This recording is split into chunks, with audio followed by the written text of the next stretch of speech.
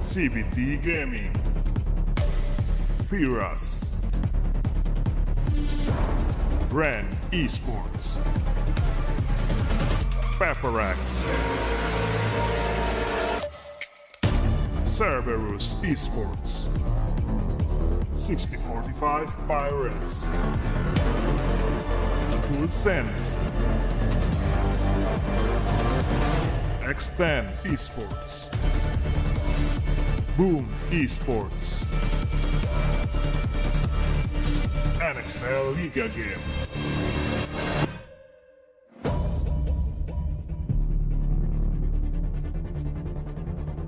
Are you ready?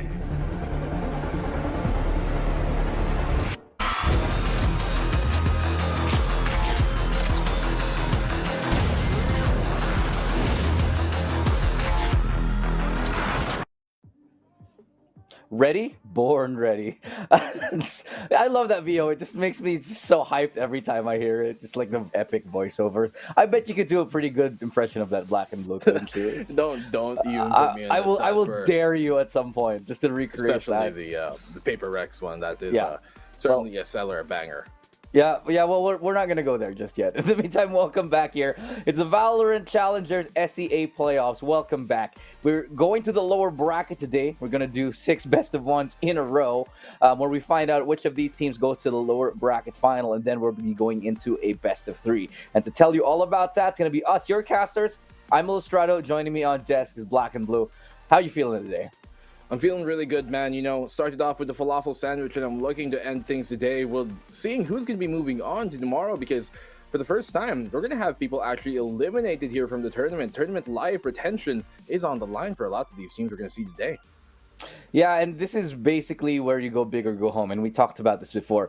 The lower bracket is best of ones, and this is a scary prospect for every single team, because as we know, in best of ones, anything can happen. When a lot of these teams have the same best map, when a lot of these teams kind of are middling on the maps that will be left over, you can't really be sure about your performance. Let's say you're all better, because that's how the logistics of it work. In the best of 3, you ban out your best map, your worst maps, or maybe the opponent's best map, and then you fight over what's left. And if you have more better maps, maybe you win the game.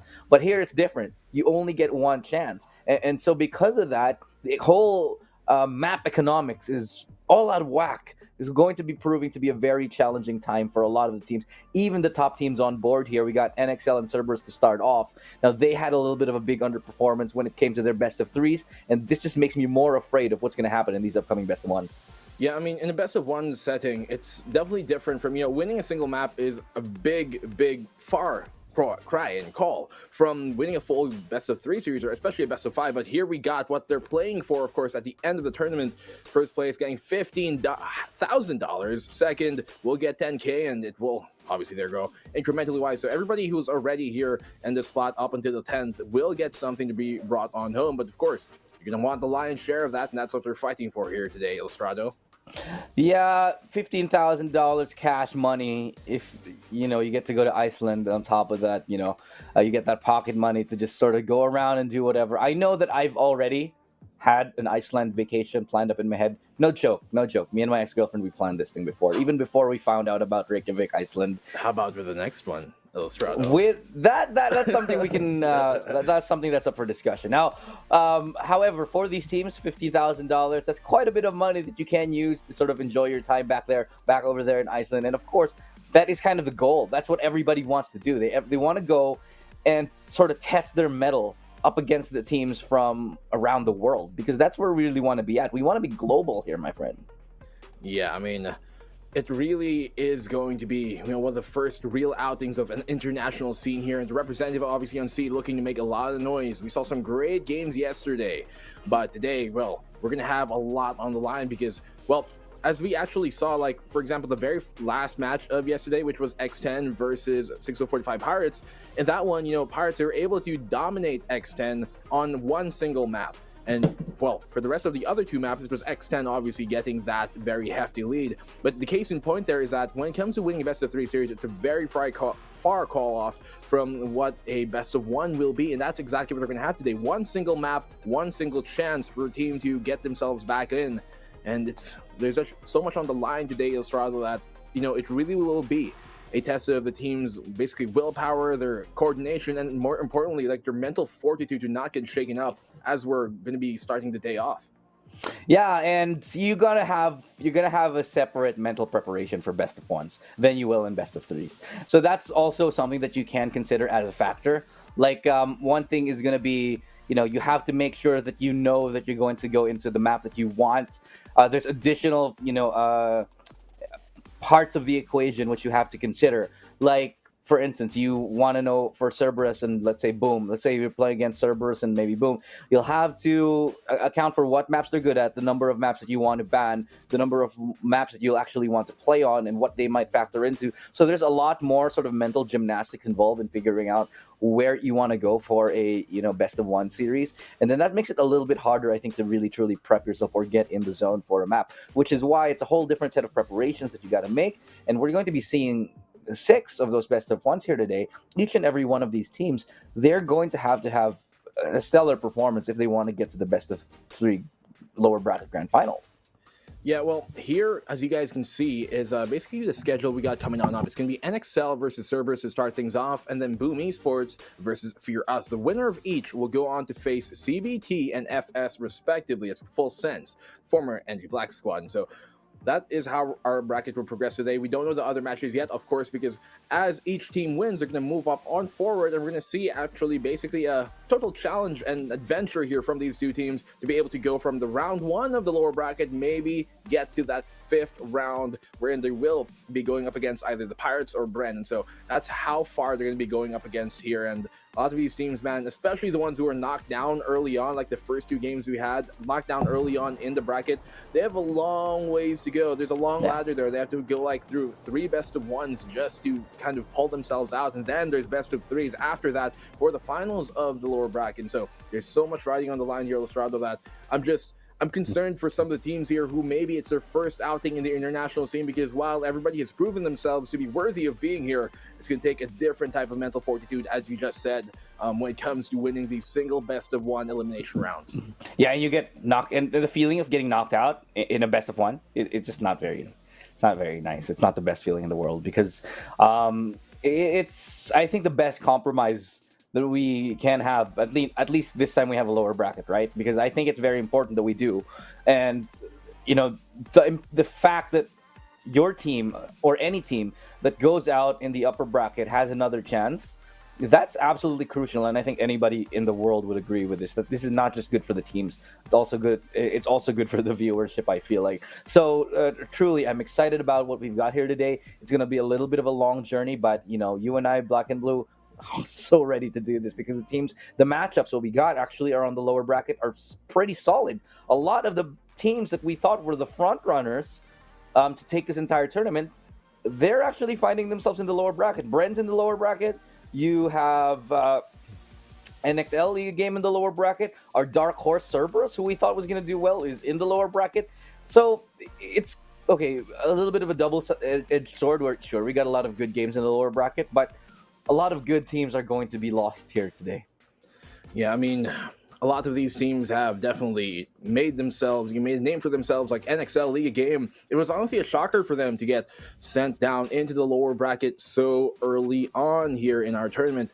Obviously, as they were moving into it, the team that actually did send them to that lower bracket was 6045 Pirates, who won that series 2-0. And that was for lack of a better term, it was an upset victory, because 6045 Pirates, by all means, they were the underdogs coming into that, of course. And that's not a knock on them, because they have proven themselves to be one of, actually, literally the top 4 in terms of that upper bracket. They were able to get there with Bren yesterday, obviously being sent down by X10. But yeah, they're still a very valiant team, and for NXL to be sent down by them, that definitely has to be a blow. But knowing just the veteran prowess and experience these guys have, I'm sure they're going to try and make it come on back, as they're going to move into their first game in a bit. And that's versus Boom Esports, who we were also quite surprised to go down into that lower bracket so early on.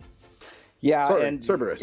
Yeah, Cerberus, who, well, we are going to be seeing Boom later a little, but Yeah. Cerberus is who we're looking at first here. They're the new squad on the block.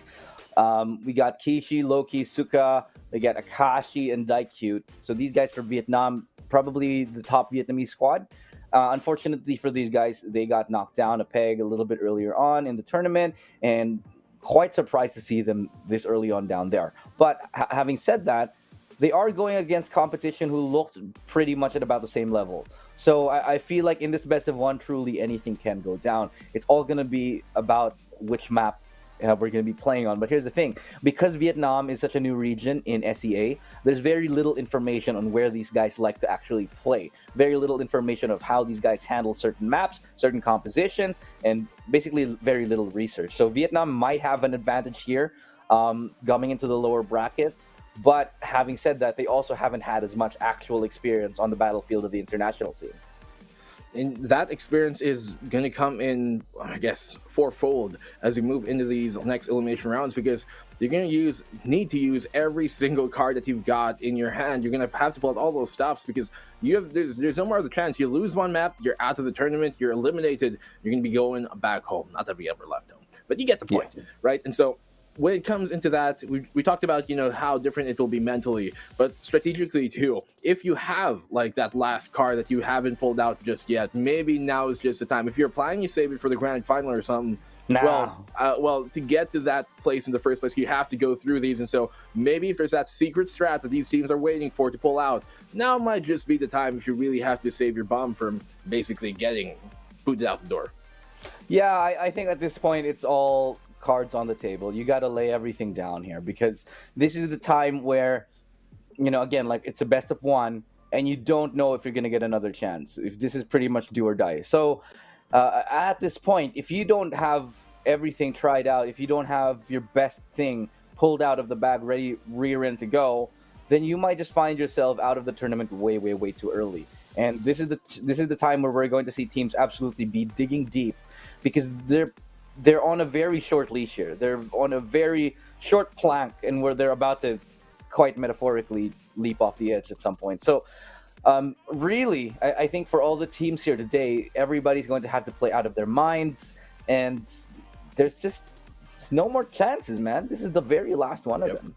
Not only that, not only the whole team play thing, but individually, players are going to have to step up today, right? Big-time players make big-time plays in big-time moments. And, well, there isn't a bigger moment so far yet than this for these C teams. It is the Challengers Finals.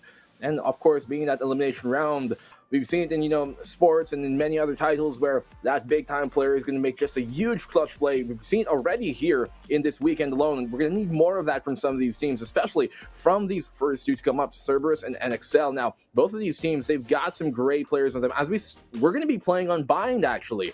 And that is quite curious, because Bind is actually a map that NXL are okay at, but for the side of Cerberus, when it comes into Bind, it's actually their best map. And so Cerberus here, they do have a shot to get this, especially since they're starting on the defensive side. Now, as I said, both teams quite apt on this, but we're looking for big-time players. Like from NXL, we're looking at Flipsider here to make a play. And from the side of Cerberus, Kishi and Akashi, those guys are going to have to bring the heat. Yeah, definitely. We look at the individual players and say, these guys, they've got the form, they've got the talent, they've got the aim and the skills, the hard work, the dedication, whatever. They have all of it ready. But whether this can transpire into a victory, whether they can convert this into a victory on a map like Vine against a team that's been around for much longer, I don't know. I think it's going to be a little bit of a struggle here for Cerberus, especially because the team that they're going up against is one of the strongest in Indonesia. You're talking about, Thailand. You're talking about NXL. Oh, sorry, excuse me, Indonesia. Yeah. You're talking about NXL, who's one of the strongest teams in their country. And you're going up against Vietnam's sort of best team. And they have sort of not been having the best performance either. They've kind of been middling. You have a couple of players have stepped up. You got Akechi, who has had a couple of glorious moments, especially with the Sova ult and everything, but everybody else kind of having quiet series, kind of having a little bit of a slower start here, and they just can't afford to do that today. Yeah, I mean, well, there is no slow start that can be actually accompanied for here. For teams that have historically kind of started off slow in a maybe best of 3 series, typically dropping map number 1 and maybe making that comeback in map number 2 and 3. Well, there's only one map, so you have to come out of the gates here, well, sprinting really, because if you start with that slow start, you're just, I don't know, sometimes when that lead just gets too insurmountable and you think like, okay, let's make a comeback map 2, there's no map 2. It's one and done, and in this deal, well, it will be a short-handed one. You might pull that short end of the stick if you can't come out of the gates racing. And so, well, when it's come to race A, you better be sure that you're fully gassed up, you're fully tanked on up, you've got obviously every single card that you had in your hand on the table, as you do say, and no more time for poker faces now, because you're really going to have to play every single ace up your sleeve. And for these teams, especially Cerberus and NXL, they have a long ways to go. Going down into the lower brackets so early on in our tournament in day 1, that was such a big hit for these teams, and they're going to really have to crawl their way out of this. If this was that movie where that guy gets trapped in like a, what was like 200 something hour or whatever it was, where Dave Franco gets trapped in he gets like trapped in that crevasse. It was like James Franco or something. Whatever it was, like 48 hours or something like that. Something like that. Yeah. They have a whole rock on their leg right now, because these guys have a lot of weightlifting to do to get out of this lower bracket. All right, well, we get to take a look at the picks now, because we're just about to get into bind here. So you got Akachi on that Sova, Kishi on the Rays. Let's see. I like the lineup here for the defending squad. Little bit aggressive, quite aggressive here, in fact, and I do like it. Not a lot of hard entry here. They do have only two flashes rather. Well, technically 3. You got Daikute and Loki's flash, and on the other side, on the attacking squad, I like the fact that they brought out that Sage here, and it's a very defensive-sided squad lineup that they have. So they're going to, I feel like NXL, they're going to struggle a little bit on the attacking side, but once they get to the defensive side, they're going to have a little bit more of a field day, a little bit of a better performance here. Yeah, it is a bit more sustained focus. They have that Phoenix, obviously, which the other side, they got the Raid and they got the Rays, and so a bit more, as you said, aggressive focus. They also have Paranoia to kind of support that with the Leer. For the other end of things, the curveball is all they really got in terms of flashes, so they're going to try and make the full use of that, but they do have that Battle Sage, I believe, to come on in, and with that Sage coming on, that gives him sustainability. And as we talked about, sometimes your Sage, your Sentinel, Killjoy type player, they can be basically like your main rifler, second, third on in after that, duelists do open up that space. And so oftentimes they might be top fragging because of that fact. And as we move into our map number 1, well, really, there's only a single map here. We're going to go 3 best of 1s in a row, guys. And for the first one to get things going, Bind, well, as I said, it's quite a curious map for both these teams. Yeah, well, here we go, guys. It is game number 1 of the day itself here. So welcome, ladies and gentlemen, the SEA VALORANT playoffs, and we're just about to find out which teams go home and which team is actually going to get closer and closer to joining in the tundras of Iceland. And we're going to start off, of course, hot here on Bind, in the city of Morocco, or one of the cities in Morocco, rather. You know that it was based upon Morocco? I did not. Yeah, so this is based on the homeland of Cypher, Morocco. Oh. Yeah. I think it's really cool that Cypher's homeland, like where he's from, is Morocco. It really makes him even that much more cooler. Yeah. Let's start the round off here, let's rather than going for a quick hit push. Yeah, Saibo is going to get slowed down here, but not until he gets actually taken down. Quick frags, leaving us into a clean, fairly, A take. And as I say, that Suka drops as well. That's a Sentinel gone on Cerberus' side. Big pick to find, and it's going to be a 3v4 retake. Not a lot of real estate here for both of these squads. They're all sort of stuck in lamps here. They got 2 players and around the short area, so a pretty standard retake, but it's going to be a matter of who can hit the shots first. Noisy Boy will land 2! Third kill for him. The jumping tap from Loki is able to secure him another, and look, Loki is just doing fine with a classic in his hand. He's got more than enough, but he turns his back, turns the wrong way. Flipsider not expecting Flipsider to be lurking out in that smoke, and Flipsider comes from the back, assassinates him, and NXL get the first round. Very deceptive there, Loki. With just a classic in hand, doing lots of work. Still, well, wasn't enough at the end of things. NXL, their advantage was, I guess, too insurmountable by that point here coming from Loki, because they just flooded on the site, got the opening picks, while Sayo kind of got caught there initially towards that like U-Haul's position, still able to bring it on back. And NXL, they're going to start this one off strong. That's super important considering we're in a single best of one elimination.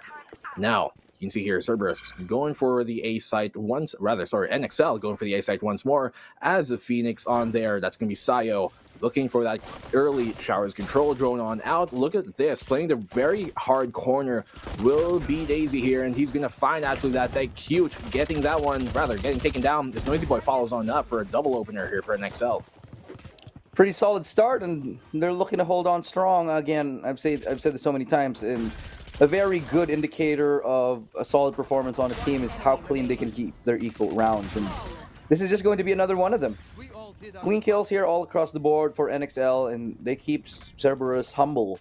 Force them to eat some humble pie at the very beginning of the game. But the true test will now obviously begin as the rifles will now come on for Cerberus. But they'll be on bonus here because they've kept everyone alive. So again, it's just going to be all about economic damage here for NXL. Yeah, and basically dipping that economy for the opposing team is going to be huge here. No comebacks allowed, and Cerberus, they're looking to start theirs off strong too. Finally, guns abound, and they're looking to make a play here towards this B long position. You see early smoke on an aggressive one, trying to take control. That recon ball will give their position away. Flipsider will be spotted on out, but here comes a flash from Sayu going on very aggressive, but a great cross here on the hold from Akashi. That's a double from him. Loki will swing on back. He's going to find one, not more. Budmeister shutting it down. It's still a 2v3. They can get the plant off here as they do have most of control of the site, but he is quite low too. Fortunately, Sage is right close by to get that heal on. Yeah, we're going to be starting off with this retake now with a little bit of, I'd say, a disadvantage, and especially because they're trapped onto tin. They're going to fall one after the other here. The positioning just doesn't work for me. And they were trapped before they could even get a chance to truly reposition.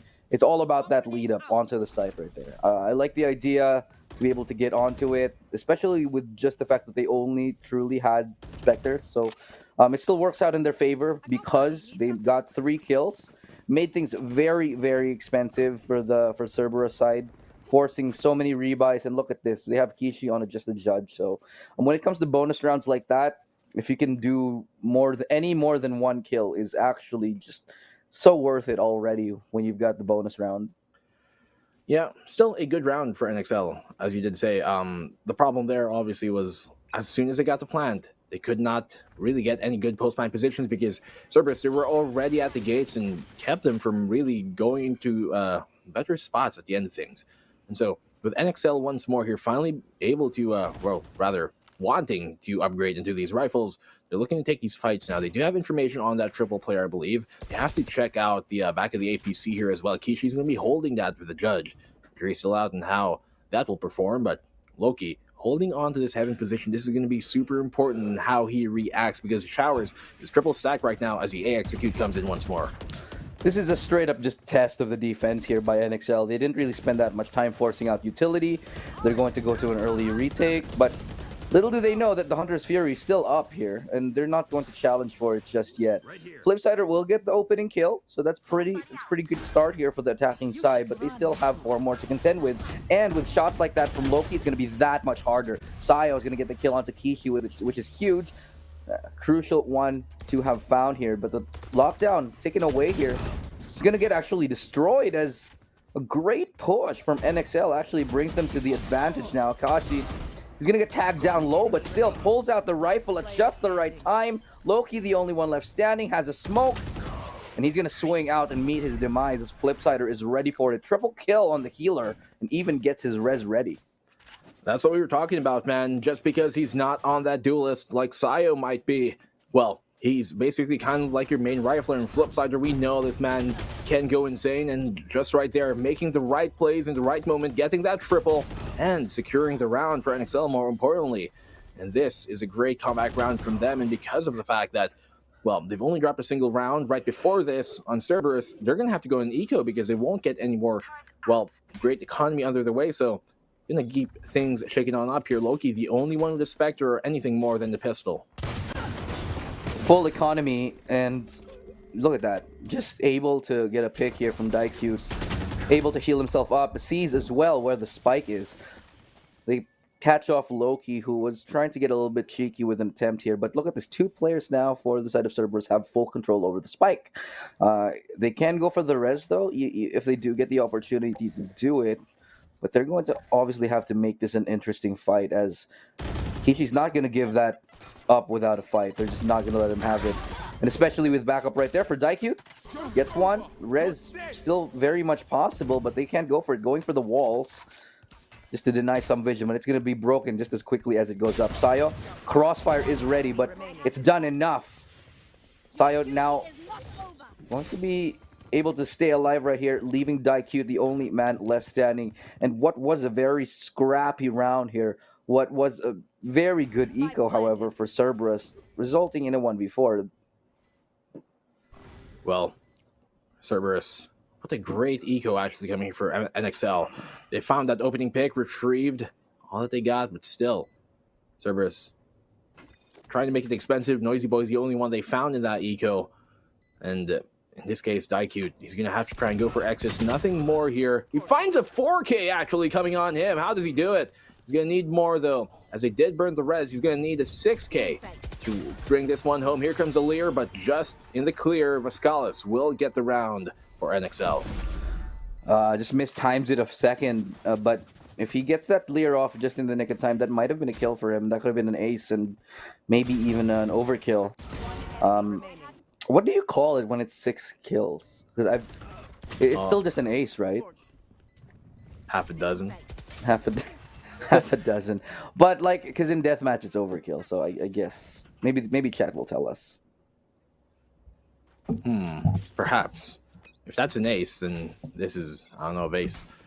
Well, sixth round getting off here. Both rifles abound.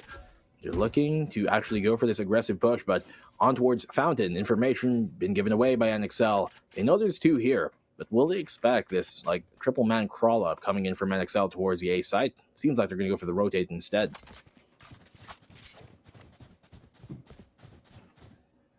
It's a slow, steady push, and just an approach here to B, where they want to go. Just getting some information off as NXL. They need to sort of make these rounds as clean as humanly possible.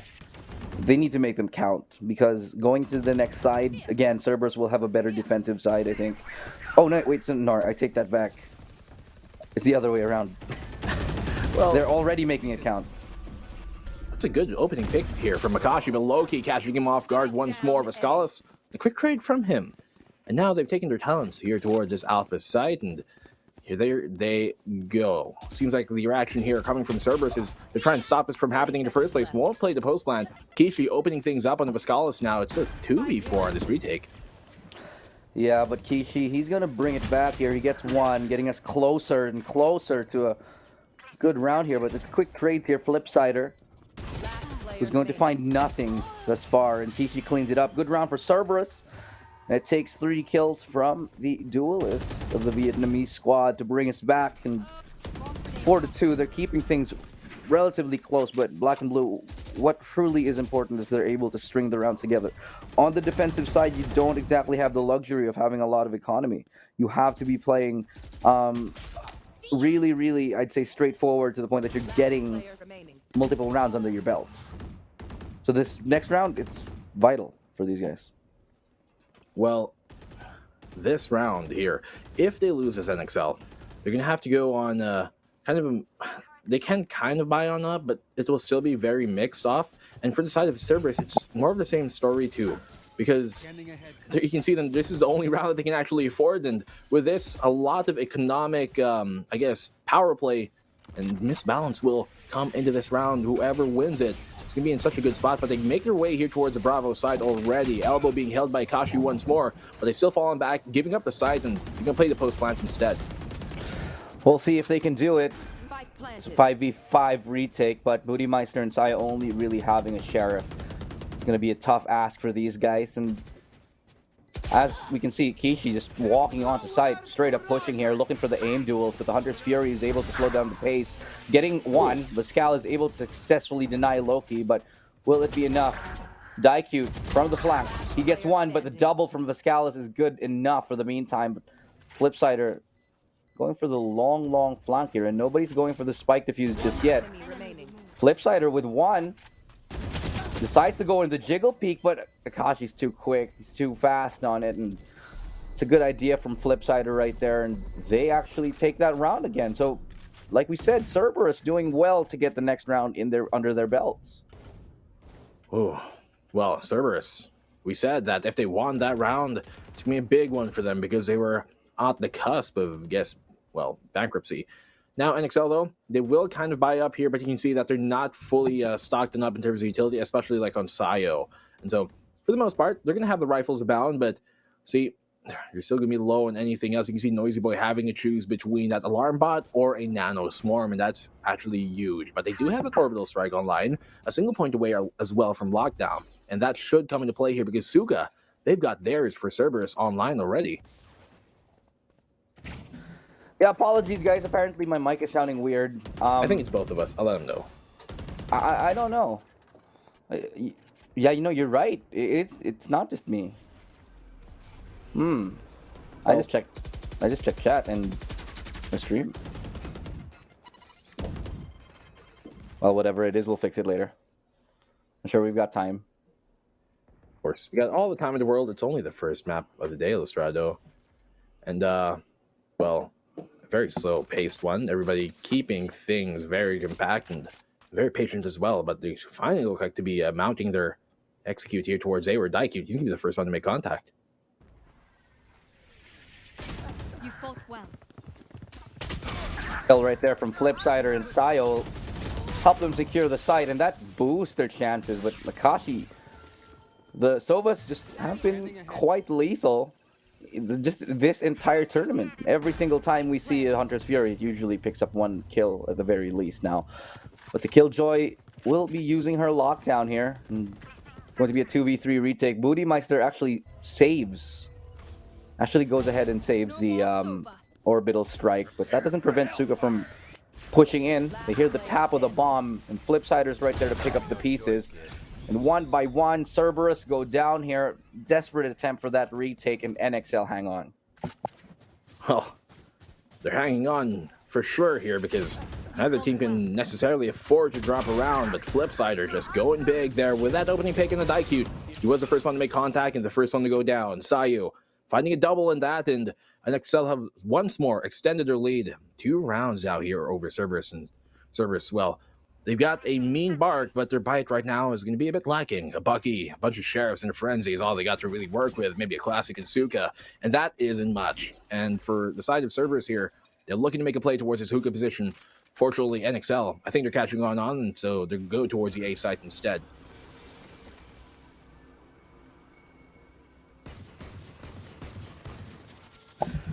Just hanging on to map control on NXL side, but this might be really bad for them because look at this triple flank for Cerberus.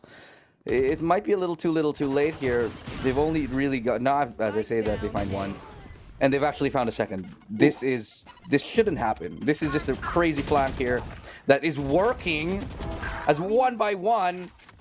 NXL have just dropped. Fortunately, they're able to bring things back for NXL by winning the individual aim duels, but this is much more expensive than they wanted it to be. They have to force a res as well on this eco, so this is already good progress right now. Kishi will get spotted. They have information where both, but Daikyu lines up 2. He gets a 3rd kill. Kishi can pick up a Vandal here. If he wins this aim duel like we think he can, it's going to be a 5-4, and what a round, a thrifty win here for the side of Cerberus. Oh dear, Kishi, do you love me? Are you riding? Because they're on this pain train, and what a great eco round coming from Cerberus to bring it on back. Now, it's only a single round between them and tying things on up, and that was all found by that double opening pick, and not to mention, they also burned the res here on Flipsider, so an extra value Cerberus round here from that eco. That's exactly the type of play you need to see in such a, scripted situation like this. And they bring it on back, and now it's NXL on that kind of light by eco situation, and they've just completely flipped things on their head. Yeah, so we're going to be seeing a technical pause for the meantime, just to have everybody kind of on the same page, on the same level. I feel like we might be seeing a little bit of struggle for NXL side. I can't exactly confirm who it is right now, but it's going to be hanging on. Either way, it's eco round and a technical pause, excuse me, that both teams can actually use to just sort of recenter themselves, especially NXL after losing an eco like that. That's going to throw you off for sure.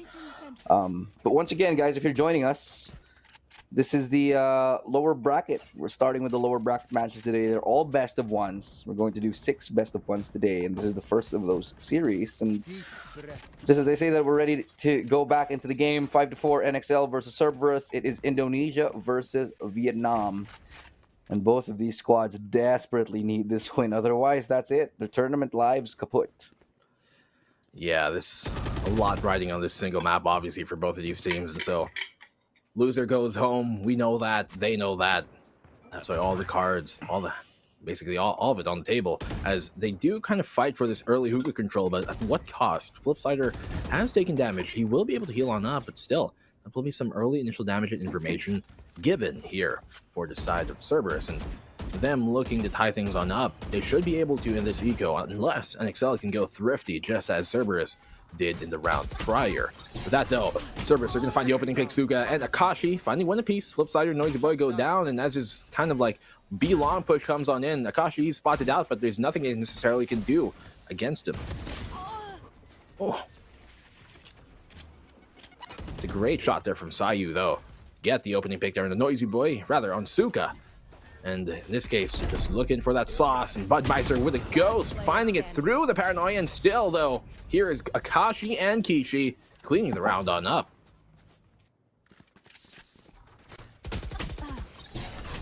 Good round to find, and Suka and Akashi really keeping their team up ahead. Just the teamwork, the crossfires, pretty solid for Cerberus. They actually tie up the scoreline. This is a fantastic way to come back into this. Just when you thought NXL were starting to kind of run away with it, kind of run away with the game, Cerberus, they win equal round, and now it seems like the momentum just shifts completely in their favor, and this is something that might be so difficult to deal with. The pendulum has certainly swung their way, and Cerberus are looking to use that momentum here on this B-long crawl up, but Sayu's going to find the opener, and that's going to be the second for him. Suka being taken down. That's B-side right for the taking, but look at his flank as well, coming on this A main side. So they both went for a flank towards B and A, and Pascal, he's going to hold on to flank because he knows that they're going to be coming his way. The Daikute, a great opening pick from him. Here comes a 4v3 on the site, and they should be able to get plant on the C tier side because Kishi's holding his hookah position down, and that is actually going to keep the NXL plant at bay for now. Yeah. And so Kishi, he's missing that opportunity, catching them all on rotation. They've been bamboozled. 3 men going through. Where have you ever seen this? 3 players, and no, they're going back. They're going back. But Kishi's ready. He's waiting just in case they do. Now they can't decide. Where do we go? Wait, are we the defenders now? Yes. Kind of. Swap? Rolls? Yeah. What? Oh. What? Yin Yang. Everything.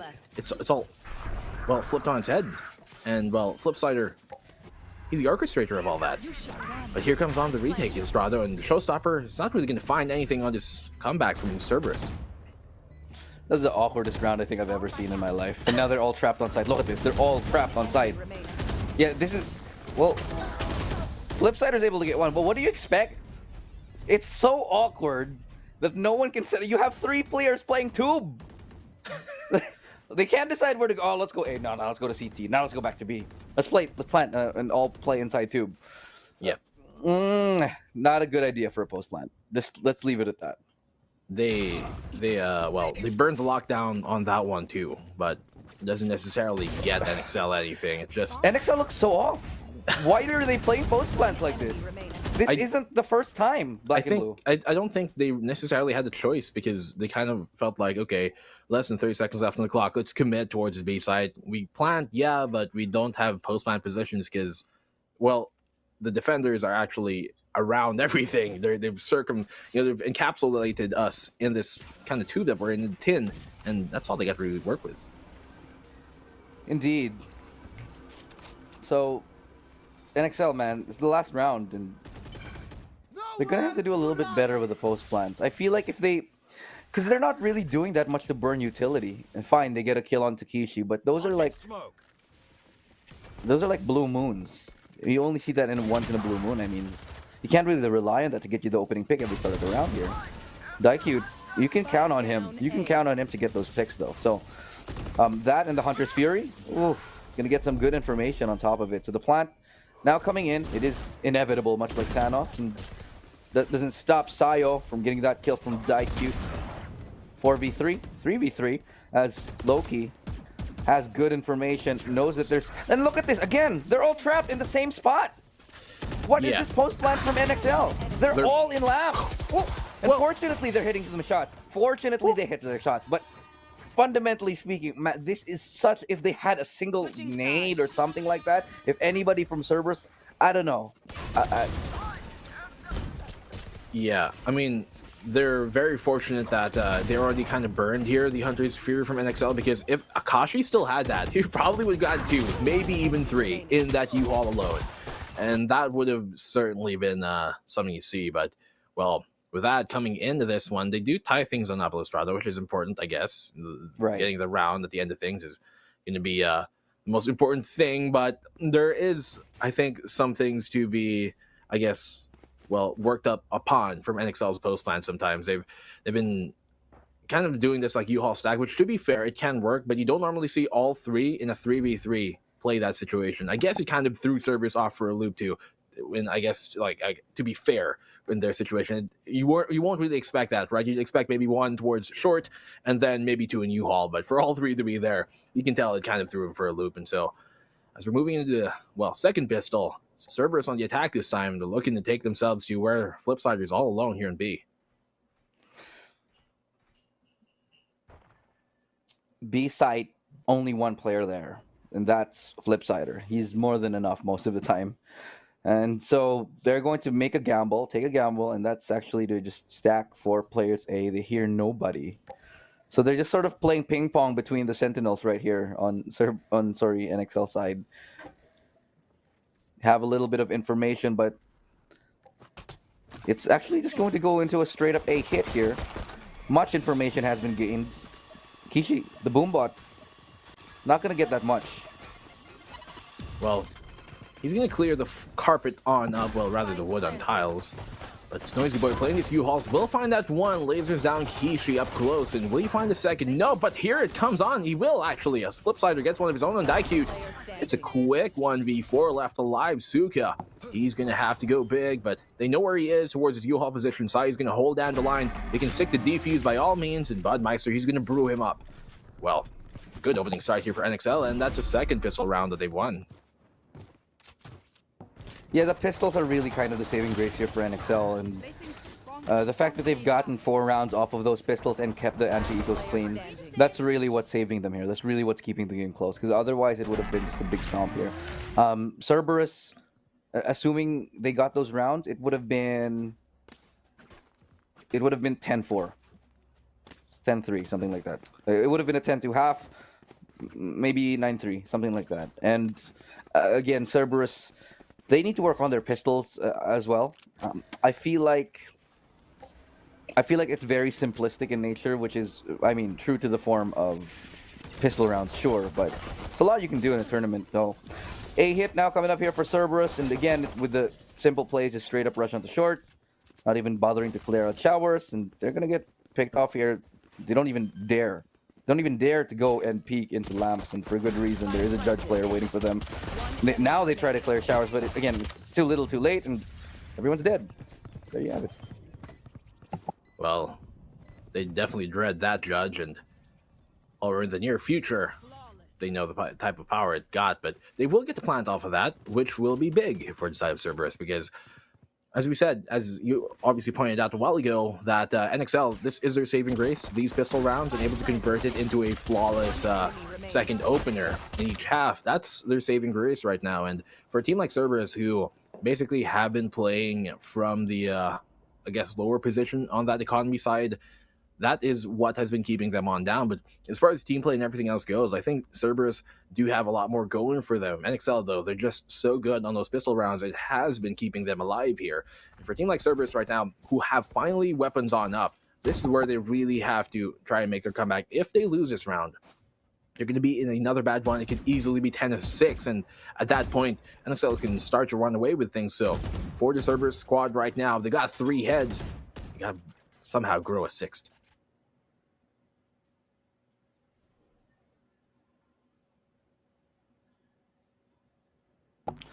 Just another slow approach here towards A. And I like the fact that Cerberus is now actually playing it a little bit slower and trying to burn out utility. Just like this, because this is how you do it, right? You take a couple of peeks, take a couple of shots, and then you can maybe force out some utility. And so that when it comes to post-plant, you have a lot more chances of claiming the site and as well as holding onto it. So they've only managed to force a couple out, so not too much of a big deal here. But the approach is now going to be to head towards B. A little bit uncertain about leaving Suka all on his own to take Hookah. But I guess they're going to let him peek last. Yeah, no, they spot out one. And so they're going to be aware that there is one player onto Hookah. So going to be beginning with it as the take coming in from Kishi. Not going to land that shot. Flipsider actually takes him down from Hookah because they still haven't failed. They have failed to address with the player in Hookah as one by one. Bootymeister getting the picks with a judge. 3 kills with a judge for Bootymeister. And what a round from him. He totally bruised them a mug in that one. And as he said, because of that, now Cerberus are in a very awkward situation economically. They can kind of force these rifles on up, but you can see not fully stacked in terms of everything else. You can see like Akashi gonna go for that sheriff instead, and that's a problem when you have maybe like a judge or any type of close range dealing damage weapon, is that you can take those fights up close. You got the rifles, you gotta give yourself some space, and right now here with Cerberus down 3 rounds, cannot let this get the 4th. They're gonna be moving their sights here towards the A site. Seems to be the AO for now, the area of operation here, where we're gonna be actually getting things going. Budmeister, he has a big job to do once more. Going to play this contact for Noisy Boy. When he does swing on wide, Noisy Boy is going to look for that trade, and that's what the Cerberus squad have to be wary of on this push. As Delir comes on now, that's going to bait it, and Sir, look at that. Noisy Boy capitalizes on that space given. Yeah, one flash isn't going to be enough to clear that crossfire, and Bootymeister is going to help with that. 2 kills on this young man here, as he's been the saving grace of NXL for a while now. Definitely a star, and the classic NXL starting to shine through. 3 rounds before they take this and eliminate Cerberus, making Cerberus start to get a little bit worried now. I would be worried a bit if I was Cerberus. Obviously, mental fortitude, I should stop saying that word much, but mental fortitude is going to be a big factor here, and you cannot let it shake you on up. They will be able to finally buy up on here, but if they lose another, well, I don't know, man. This should be like the last stop on this pain train, because it's chugging on through, and as it's Oscar Mike onto the zone. For right now, NXL, they're only 2 away from that match point, and anyone who loses this will get eliminated, mind you guys, again, from the SEA Challengers Finals. So everything riding on this line. Yeah, it's a good call for Cerberus to go ahead and strike up that tactical pause right now, because this is approaching dangerous territory. It is dangerous territory. They're 4 rounds behind. NXL have 10 rounds, and if they basically give this up, it is basically match point. If they lose this round, it's basically match point for NXL. So in terms of the rounds, Cerberus, they absolutely need this. I feel like this is literally the most crucial round that they need to pick up here, and they cannot make a mistake on it. Fortunately, they have 2 big ticket ultis in their squad. They've got the lockdown on the Killjoy. They also have the Hunter's Fury on Akashi. So if they can string these rounds together, use this advantage, maybe pick up this round, it'll give them a little bit of a better chance of coming back here. Well, but look at this. Oh my gosh, here comes the push on in. Sayu's going to find one Flipsider on that trade. Akashi will get one, but not anymore. And he finds a second, actually, for the side of NXL here. Coming in, Muscalis, a triple kill somehow. They all line up for him, and he shows him the way out. Getting an 11th round here for NXL. Well, that's one way to secure a round, though, isn't it? Surely. No. Whoa. Look at this. And the dragon strikes. This, well, fortunately, okay, there's still enough money to buy. Cerberus has lost enough rounds that the round loss bonus is enough to get them 5 rifles. So that's, I guess, the silver lining here. And I was kind of wrong saying that this is the last chance. Now this is the last chance because the round loss bonus. Oh no. Okay, that was what a great work. What a great job right there, forcing them to dance and picking off those on the dance floor. Cerberus now will be in a 2-man advantage. Daikyu playing with fire here, over peaking when he's low on HP, and that they're at a man advantage. I'm not too much a fan of this here. Should be playing just a little bit more safe, but could be the tilt. As Bootymeister finding one, best believe Daikyu could go down here if he still commits to this angle. But it's going to be one after the other. I take that back. Daikyu gets a trade, gets traded himself, and then Kishi with a 4K. Kishi's just spectacular. He's just a spectacular player. He gets 4 kills, 3 kills, multi-kills every single time. Well, he's going to need that to help get them over this hump. Well, there it goes. Very convenient for them. 7-11 on the board. NXL. They're actually Cerberus. They're so fortunate, honestly, that they did not lose a round, or rather, they did not win a round until that last one. Otherwise, the round loss bonus would have reset, and they wouldn't have to been able to buy up all those times. So now, with them being down here 4 rounds, that's a good opening pick from Budmeister once more towards this Shower's position. Falls on back, and there's nothing Cerberus can do about that. But Flipsider on this, he can actually shoot his way out of this, but Suka will get him through the wall.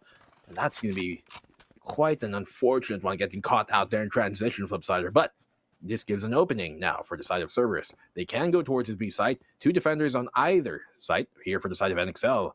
And with them having this 4-man push, they can definitely overrun things. But the thing on is, that's a Phoenix and a Sova. It's a lot of information gathering here on their side, but it's, I think, a better option than going A, where the Killjoy is already set on up. Here comes out the information. Ping, Hunter's Fury out. Will he find anything? Fishing for something. He will get that tag, but nothing else more.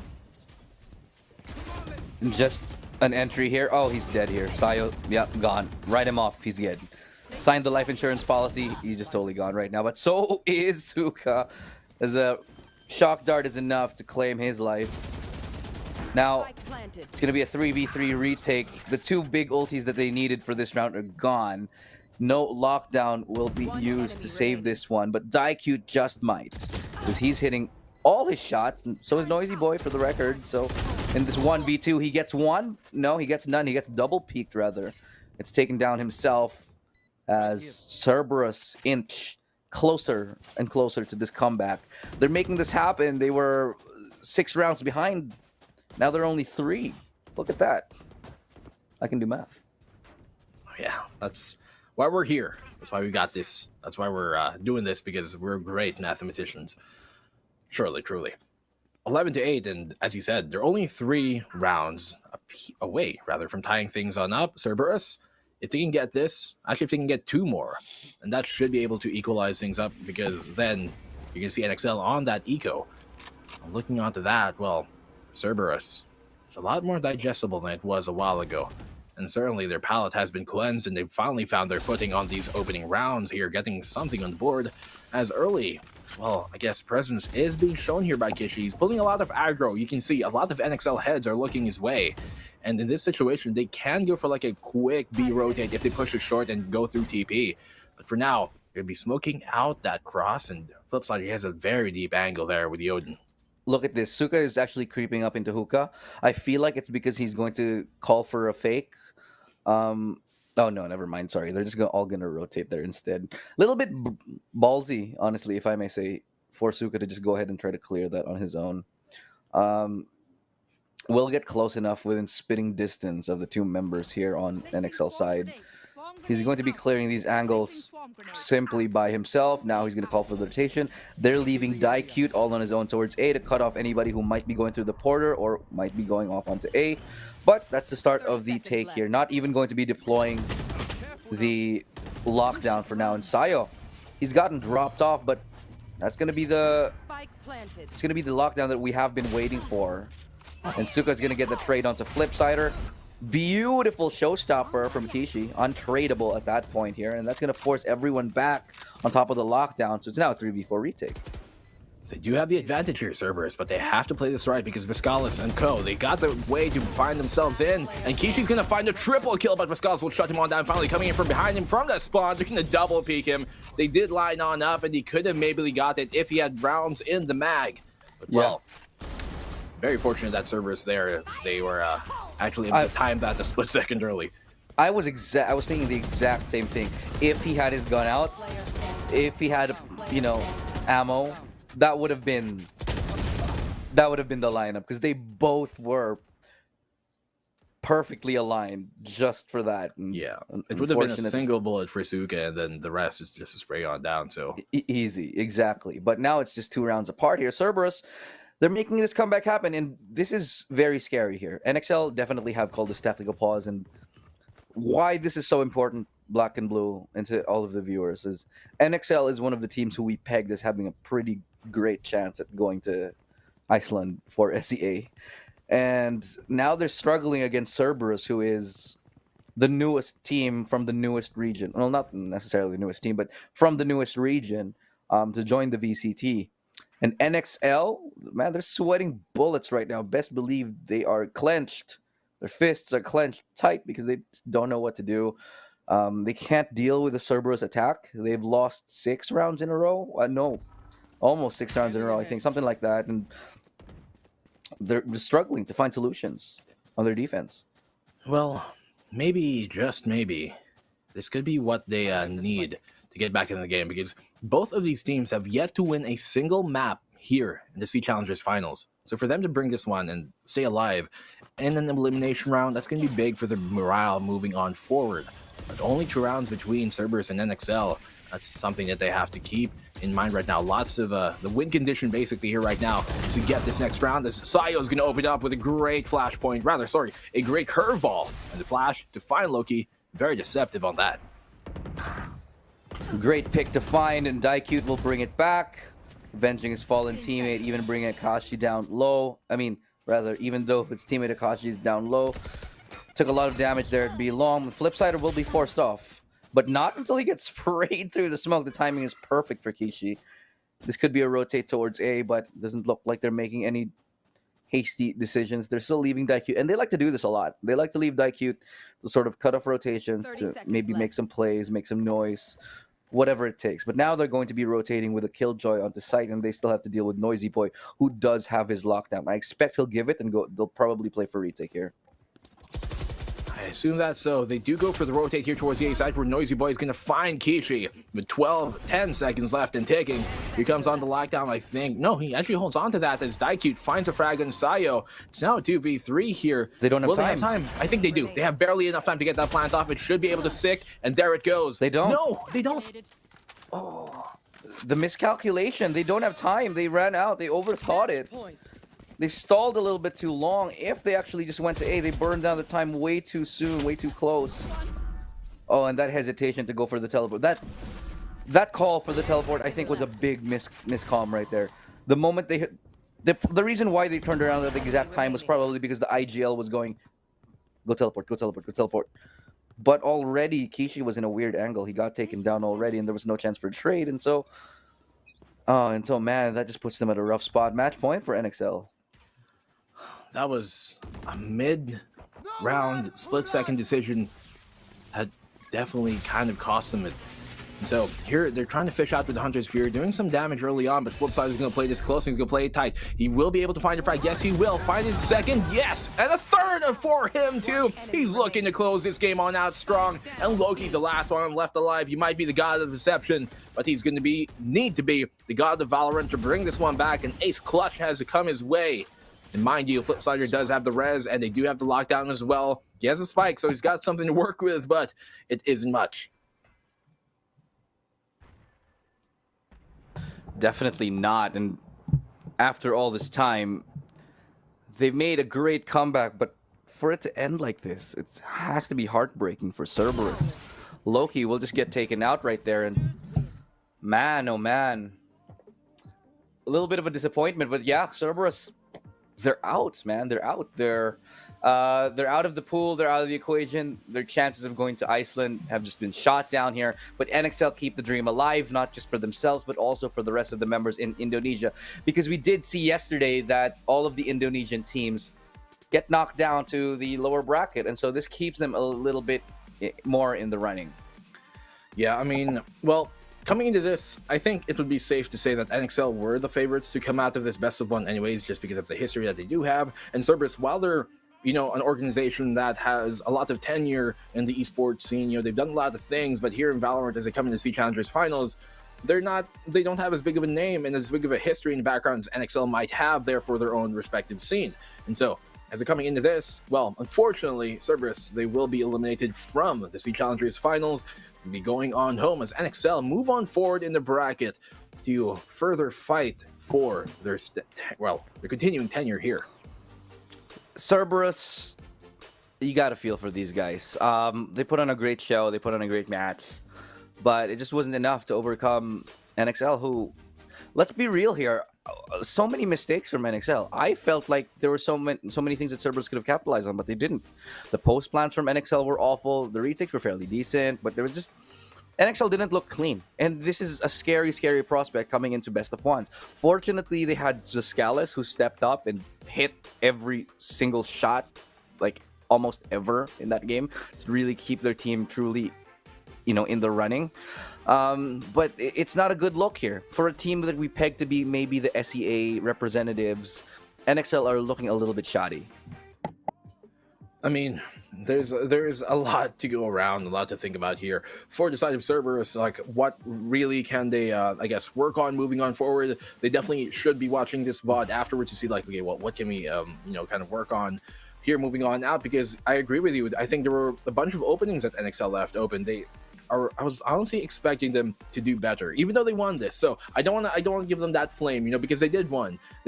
And while their post plans maybe weren't always great, they won most of them, which is the most important thing. But still, I think there are some things to be refined here for the side of NXL as they're moving on forward, and they have to, since every single match is a single elim for them now on, unless they get to the finals of the lower bracket, which will be a best of 3. But for the meantime, there is some things I think, once again, should be refined to them, namely these post plants. I mean, if they had the Hunter's Fury here where Akashi just burned, then it would have been in for a bad time. But I also will take to note that maybe NXL knew that, and they knew they didn't have the Hunter's Fury, and if they did have that on, maybe they'd play somewhere else. Yeah, but the next match coming up here, we got Boom Esports versus Fieras. That's the next Indonesian squad here. So the one Indonesian squad, they advance. They're going up against CBT, and then whoever wins the following match, Boom Esports versus Fieras, they're going up on to face Full Sense. Face. Why did I turn Australian for a second? To face Full Sense. So this might be another sort of resurgence of the Indonesian squad. It could be the comeback. Having said that, it could just be the converse for the Filipino squads, who started the day off really, really strong yesterday and now are all in the lower bracket here. So what's interesting to me right now, what's happening is it looks like the Filipinos are gatekeeping the lower bracket teams, because as you can see, Bren Esports and 6045 Pirates, they're in lower bracket round 3. So there will, it seems like there's a great wall of Pinoys just blocking everybody here. I think trying to get to the grand final of the best of 3, and that's what I'm looking forward to seeing. That a great wall of Pinoys. Yeah, I mean, what we saw yesterday was actually 2 in a row. It was 2 teams wherein they're both from the Philippines. Yes, one, and they were kind of trying to get retribution here, because when Paper Rex sent Bren Esports down, and obviously, Paper Rex kind of representing the Singaporean region, and the Filipinos, they both got sent down to the lower bracket. What's going to happen on moving forward now in this next match, just like the one right prior, it's going to be an Indonesian squad once more versus a Vietnamese team, as we're moving into Boom Esports coming up against Fieras here. And so it will be kind of that story once more of, like, will they be able to get retribution for their fellow countrymen here? Will they be able to get that revenge for Cerberus Fieras? That job is on them, but we're going to find out how that will turn out as we come back from the break, guys. I'm Black and Blue. With me is Illustrado. We'll be back in a hair.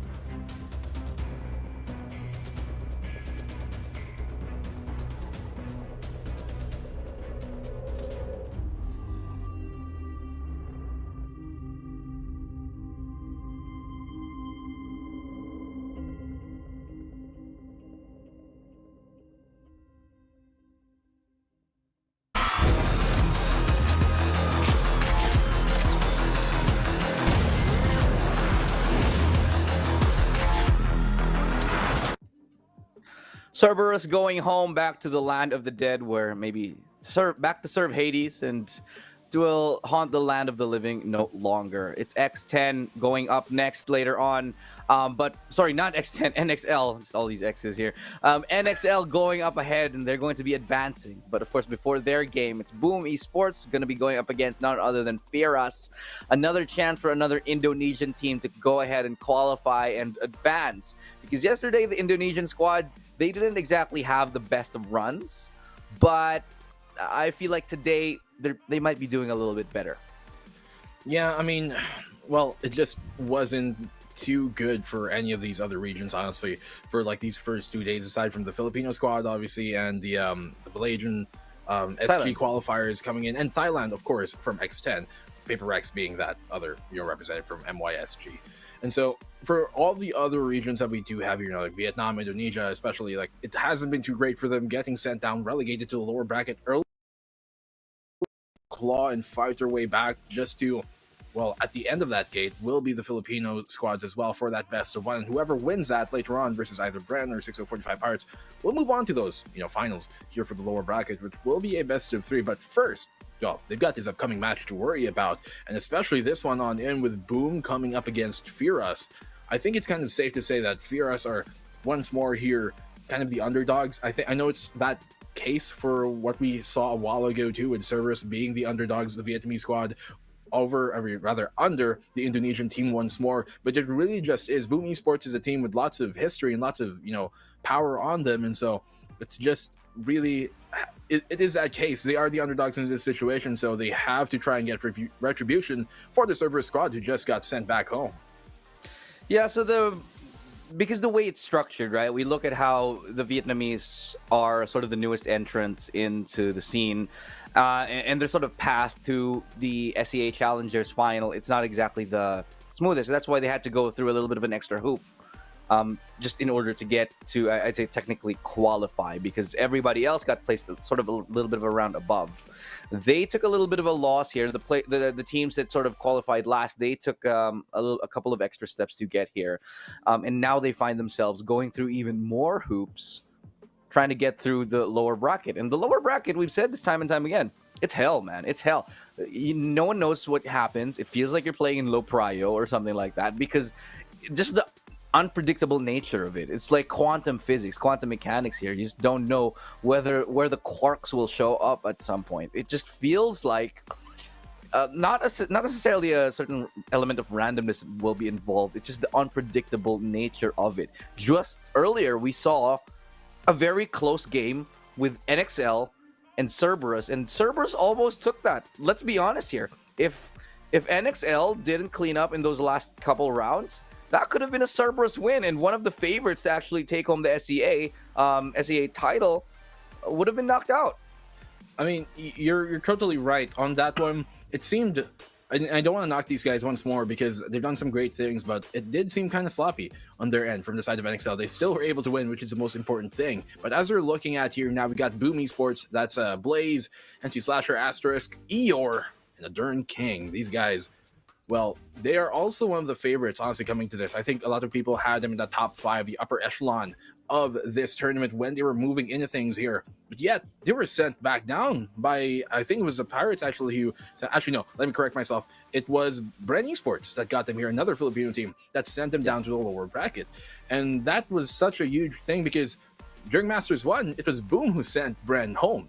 And for Bren to basically return the favor in swift fashion 2-0. It was a sweet victory for them, but, well, they're also in the lower bracket right now. Maybe, just maybe, if they can get past this match, will they be gate-kept once again? That's the question. And the Pinoy gatekeepers are definitely ready and waiting for them. Both Pinoys are, words are weird today. Both Filipino squads are waiting in round number 3 just to figure out who actually can get into the grand final itself here. But let's take a look at Fearus.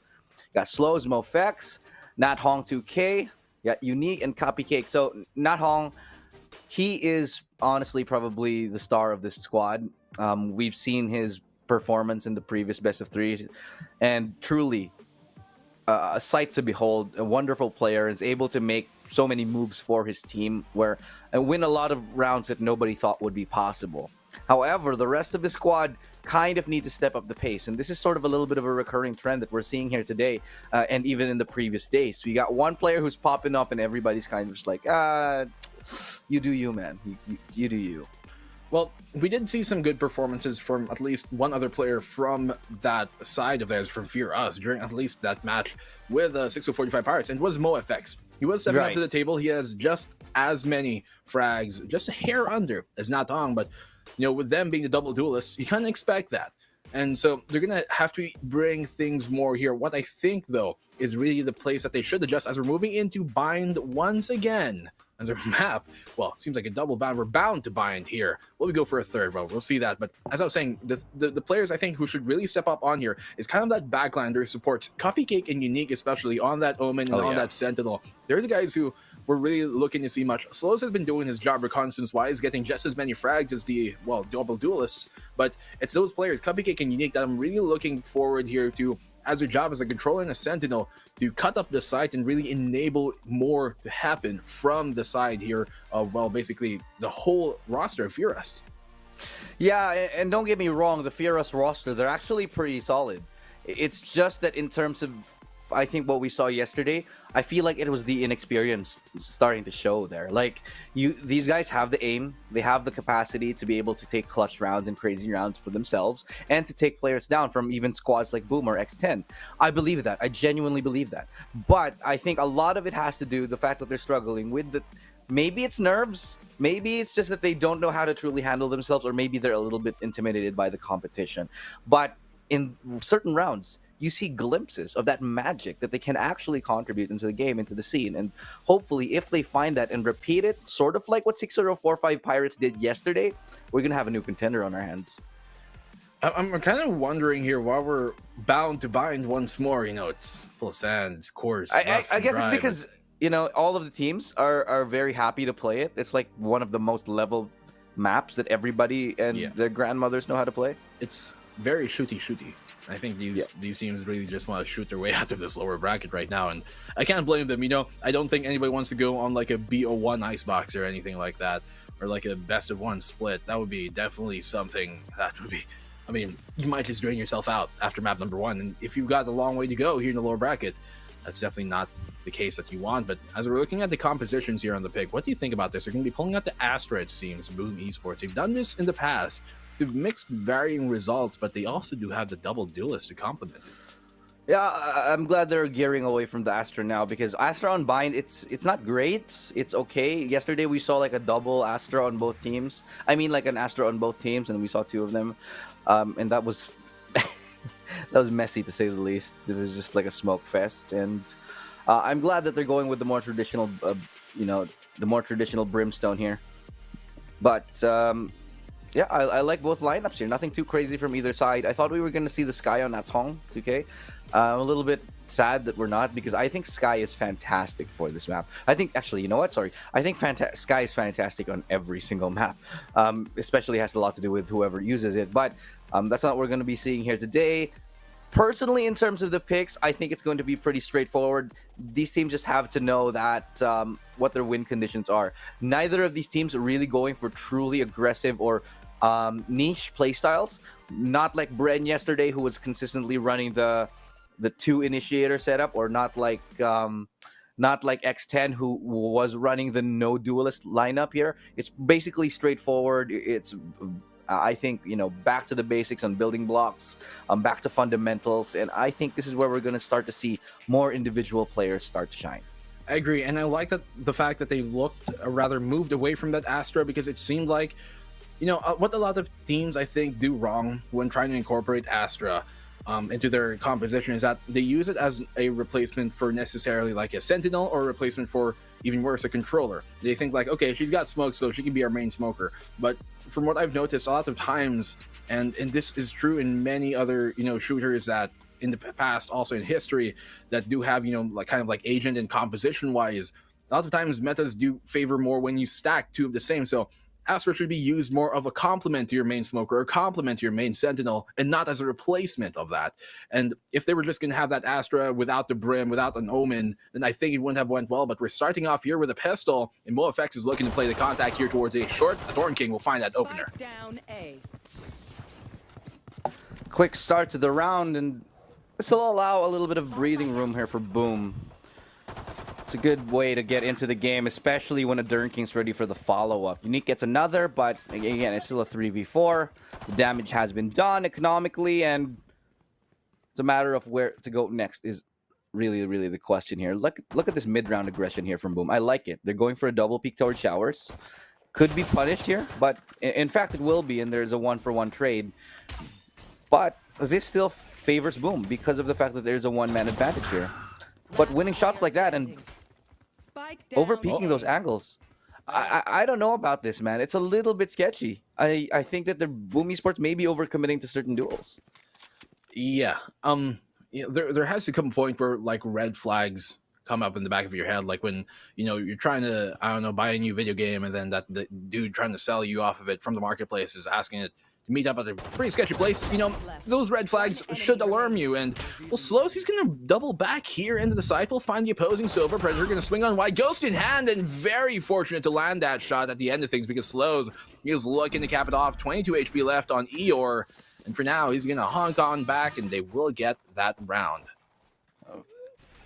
That round was much closer than it actually should have been. But yeah, they're just... I don't know. I'm trying to make sense of it right now, because I feel like there were just a couple of duels that didn't need to happen. I mean, Boom were happy to take the duels and play aggressive because they want to assert their dominance in the first round, right? And even because of the fact that they had a one-player advantage, they can play for those trades. But fundamentally speaking, remember that one-for-one trades always favor the attacking side. Almost. Actually, you know what? Sorry, always favor the attacking side one-to-one trades. Unless it's a very niche situation like a retake or something like that. But yeah, a Boom Esports, they showing a little bit of carelessness, I think, in that round. Fortunately, they were able to win it. Yeah, that was a great play, though, by Eeyore. And individual plays, they can't rely on that too much, because it's not the best way to win a series, but it can be a great way to win a map sometimes and just get you one on the board here. But here goes MoFX opening that thing up at Asterisk. He's going to put a mark on that. 2 opening picks for him to hold off on the side, a triple, and the Dorn King will get the final one. So going now here into a 2-0 start for Boom, trying to build up this lead, but they're honestly, for the side here of Fierus, they're keeping it close economically because they're doing quite a bit of damage. They only found 2 in that, but they brought it to a 1v1 at the end of the first one, so Asterisk, put a star on that one. Eeyore going a little bit too gung-ho in that one, and he pays the price. Look at this. Because of that play on the he didn't get anything, and because of that play on the bonus round, he's going to be only on a Sheriff, and Blaze is going to just be on a frenzy. So truly, it's just going to be about economic damage if they can do any. This is a crucial round here for Fierus. If they can get the clean round, they can solidify their economy in the upcoming 2 rounds here. So they need to keep this as humanly clean as possible. But of course, having said that, easier said than done when Boom's on the other side. They're going to have to be surgical here completely. Robot Wars! Robot Wars! To crush gear battle here towards a shower position. Natong 2K will find one. Slows will keep things going here. Durn King taken down. Let's see a site right for the taking. They should be able to get a plant off. Asterisk has something to say about that, but MoFX will answer him back to find Blaze. And it's a 2v4. Though Natong very low. Slows will get that. That's a double for either. And they finally get around here, actually, for the side of Fierus. Yeah, so only 1 kill on the bonus round. That's not something that Boom will be happy about, but well, they'll take it anyway. So they're going to have enough to buy in this upcoming round no matter what. Fierus, he's going to be a little bit shy of some money, but... Fierus might be a little bit shy on some money, as Unique actually is pretty low on it. He's going to get dropped, however, by Slows, so it's going to be all right here. And in terms of ult economy, only a Durn King has his up, so I'm expecting him to go for an aggressive play. And speaking of aggressive plays, yeah, quick pick right there from Hookah. This is something that is a true identifier of how Boom plays. They love to go for the early picks, just like this one. And if you're Fierus, you need to not fall into those traps, because Boom will run over you with the aim. They definitely don't want to get trampled right now, because that Boom train certainly is going to keep on chugging if they cannot divert its attention anywhere. else. Fear Us on the 3v5. It's not a done deal just yet, but it's a very difficult round for them to bring on back, especially with 4 defenders waiting here on the A site. They're walking into a trap, and I don't know if they even realize that. Becomes a boom bot out. MoFX finding that opening pick here for Fira, so that's huge. That's going to be able to at least equalize things up on the site itself. But here comes a Cypher on that long rotate from Eeyore. Adarnkin going to find one Nancy Slasher, one of his own. That Tong will not find any more. He needed, well, a 4K clutch to get that one. Still, here comes Boom, a 3rd round for them.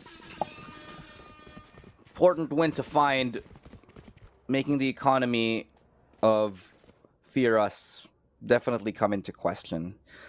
They do have the Blade Storm onto MoFX, and so he could still drop for a team and just go for the naked Blade Storm, but it might just be the call here for a full save, and that might be the more prudent thing to do, I think. And we're going to be happy to just play it back, just run it a little bit slower, use this opportunity to maybe get a couple of ultimate orbs and take this time to use it as a tactical timeout. So this is something that a lot of teams can do. When you're forced on an eco, just go ahead, play your game, use it as a sort of quasi tactical pause. Or you can actually win the round when your jet hits all of the shots. That's a thing. That it is definitely viable. They have the Blade Storm too, which is definitely something to work with. And as you come on here, the Showstopper has been burned coming from Nat Hong. He's not going to find anything though, because they've completely given up the site here, not wanting to give up a pick on that. And I think it's the right move to do. Delays the last one perfectly, and the Predator will strike on the prey. The alien this time is MoFX and takes him out. Yeah, well said here. Last player remaining. It's going to be another quick set of kills for Boom, and the round retake. Perfectly done. Well placed. Well, a 4th round there from Boom Esports, and there we go. And, well, almost a comeback round there coming in from Fear Us. They went with that Eco Blade Storm on up to get that opening pick, and then they also, had the Showstopper on that, but a good adjustment coming there from the side of Boom. They realized, okay, Showstopper out. There's only one player to actually hold on to the B side. That means it's just fall back. It's give it up. We don't have to contest this. They're on an eco. We can definitely win that post-planned retake, and that's exactly what they did. So a great adjustment here and great call from Boom Esports to play that a bit less aggressively, and it really secured them that round as we're going into the 6th here with Boom. I think the directors cut to our faces just because they wanted to flex our pretty faces for a second. For true. That's just the only reason. They're like, these guys look they look good today. I'm going to make sure they get some extra camera time. Thank you, producers, for... You can check out our social media pages. Yeah, you can see the at there in the bottom, but what they have to check out right now is his B-side because the action's happening on it. I'm all about that action, man, but the recon bolt will slow them down for a second. And Fear Us, they're going to have a little bit of trouble getting onto the site. They have a one-man advantage, though, so this is a big deal, especially coming into a B. But, oh, look at that. He lines up one. He gets it. Well played right there for Slows. Able to keep things clean. Orbital Strike is a little bit misplaced, but NC Slasher, that crosshair, not misplaced at all, as he almost finds another. Unique, he's just gasping for air here. Put him in the ICU because he's almost done for. 2 players still alive here. Asterisk has an op on the Brimstone. That's not something you see every day. But NC Slasher has already worked his way up onto the boxes. He's not able to make that adjustment. A little bit too awkward for him. So they're going to save this op here on Asterisk and mosey on out. Look at this. Nat Hong and Unique are both very low here for Fear Us, and so a single bullet would have done them on in, but Asterisk, he realizes, okay, I got the Clutch Pop Cyberpunk operator in my hands. Let's try and save it for now and bring it over to the next. Will he stick on that, though? As you said, it's not something you normally see every day, to have your big, burly, bearded man be the, I guess, guy equipping that operator sniper rifle in hand, and so depends how they try and apply this, though. They were playing him closer there, and so towards this, like, a heaven site is where they're going to be playing him now, and it can definitely do some damage. He's playing that backline for the Rays, who is NC Slasher, still, it is quite unique. What is unique is Asterisk really staying on that operator. I mean, we know he can, and that's because he's a Jet player who normally plays Jet and ops alongside it. Just not so much on a Brimstone. I'm not too much of a fan. I'm not too much a fan of it because, you know, Brim, he has to be setting up smokes and everything for his team. How are you gonna hold an operator and hold angles for your team while you're setting up smokes? You just can't. And exactly. Instead of throwing out supportive smokes here, he's taking shots with the op. Oh, He almost dies though, 2 HP. My God, and he survives for the meantime.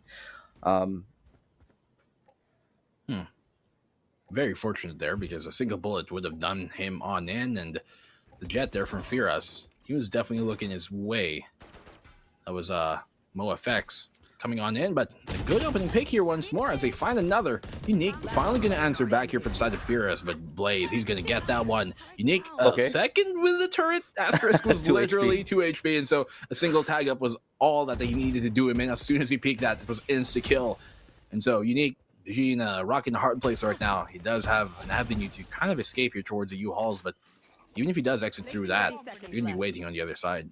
I mean, he could go for the TP play. It's risky as hell, but it's one of the only ways I can see him getting out of this situation here. And they're not really hard peeking him anyway. And that, if he actually pulls that up, that might get him an out onto the. This is so awkward. Unique needs to make a decision, and he's just gonna save it. I think here 10 at this seconds point, left. it's not worth it. They're just trapping him, locking him on the side. Give up. You are surrounded. And he's also quite dead, my friend. Ooh. Well, 2-5, and Fear Us. They're definitely going to need to, I guess, kind of earn that title of being feared in the first place. Because Boom Esports up on this round 3, and Asterisk making it happen with that operator once more. He reinvests into it. So he's looking to kind of replicate that success. Fortunately, hopefully not go down to another turret here. TF2NGs would be proud. But as we're going into round number 8, look at this heavy-handed hold here coming on that short side from Firas. Lots of contact towards the fountain. And well, the water shall fall.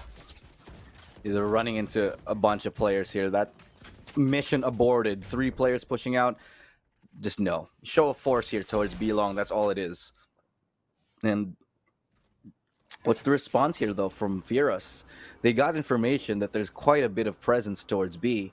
There has to be a decisive call on top of it. And it kind of looks like they're a little bit like deer in the headlights. They're going to let them re-aggress here. And they're doing it again. See, boom, they're like, okay, we've showed our hand. Let's do it again, guys. Let's go again. We got caught off last time. Maybe they won't catch us this time. And in fact, they don't. They've left the angle here. A Dernking's crept up all the way. And Asterisk, he's not going to miss a sitter of a shot like that. Easy for him any day. Well, MoFX, he extends his toe. That was enough for, well, Boom to get the dough. That one, opening pick coming from Asterisk. A big risk for them to take on that one. 30 seconds Try and challenge the angle, but he's able to back on off. Even without any movement ability, he's able to back on off with the operator. And so, that's another shot ring on out, holding a shower position. He has to land those. He cannot let them come on by. He finds a second. Zensi Slasher there denying the plant as well. Coming on, and they find a third. A great move from Asterisk. Missing the shots early on, but he hits the one that counts. And Unique still finding a triple. It's now a 1v1. Time remaining, very little. He has to stick this plant. No, he has to go for the frags. There's no way he's going to get this plant on off. Fakes it. He thinks he's short, but the Dorn King playing the time perfectly. We'll find the frag at the end, but it's a done deal. They get the round here. Boom. Little bit awkward. And I just have to say, Fierce, they're running down the time way too much. It seems like they're spending the first 30 seconds of the round like deer caught in headlights, just waiting for something to happen. And while that's great against a team like Boom who likes to play aggressively, that's fundamentally sound. That is a mark of a good team. It drags on too long. You can do that for a while, but that time you're spending waiting, you have to use it to get other parts of the map control, under your control, excuse me. And you can wait like this exactly because boom, they'll push up every single time. They're pushing up short, they push up B long, they push up mid, just like what we're seeing now. And the response is a good response is yes, let them push and wait for them, but you have to do something on top of it, which is maybe, I don't know, go to H just like now, but it's just not happening. Well, what has to happen here is MoFX open things up, but still, NC Slasher, they do have that weapons advantage, and it's another one. They do start off strong on their side. Of course, Furious on that eco side, Unique, the only rifle in hand. So Furious, they had their work cut out for them. But they've been in this situation before, and they have been able to shoot themselves out of it. But in this case, Cupcake, well, he's lost a bit of icing and confectionery on top because he's down to 20 HP. It's not much to work with here. Definitely. It's basically just going to be hoping for picks for Fierce right now. There's nothing they can really... Oh. Okay. That's a shot from Cupcake. We expected him to wake up and do a little bit better for his team, and they're going to make this round a little bit expensive, but we're approaching this point in the game where it doesn't matter how much economic damage you do. It doesn't matter if you get Boom Esports to one player every round or not. What matters is you win the round. And at 2-7, Boom doesn't care if they lose 4 people to win the round. They'll take it. They'll take it and they'll run with it. Because this is the point in time where it's just too scary. They're losing too many players. And, I mean, they're losing too many rounds for Fierce. And they're not getting the wins. We need to see a change of pace for Fierce. I would love to see them go for just a straight hit or a full walk-up contact play, instead of starting the same old default strat every round. They're running the same default and finding very little success with it because Boom is countering them on other parts of the map, namely B. And so what has to happen here is Fierce, on top of this tactical pause that they've just called, which is very smart, start to play a little bit differently, to a different pace, a different momentum. Because Boom, even though they're on the defending side, Boom are controlling all of the tempo of this game.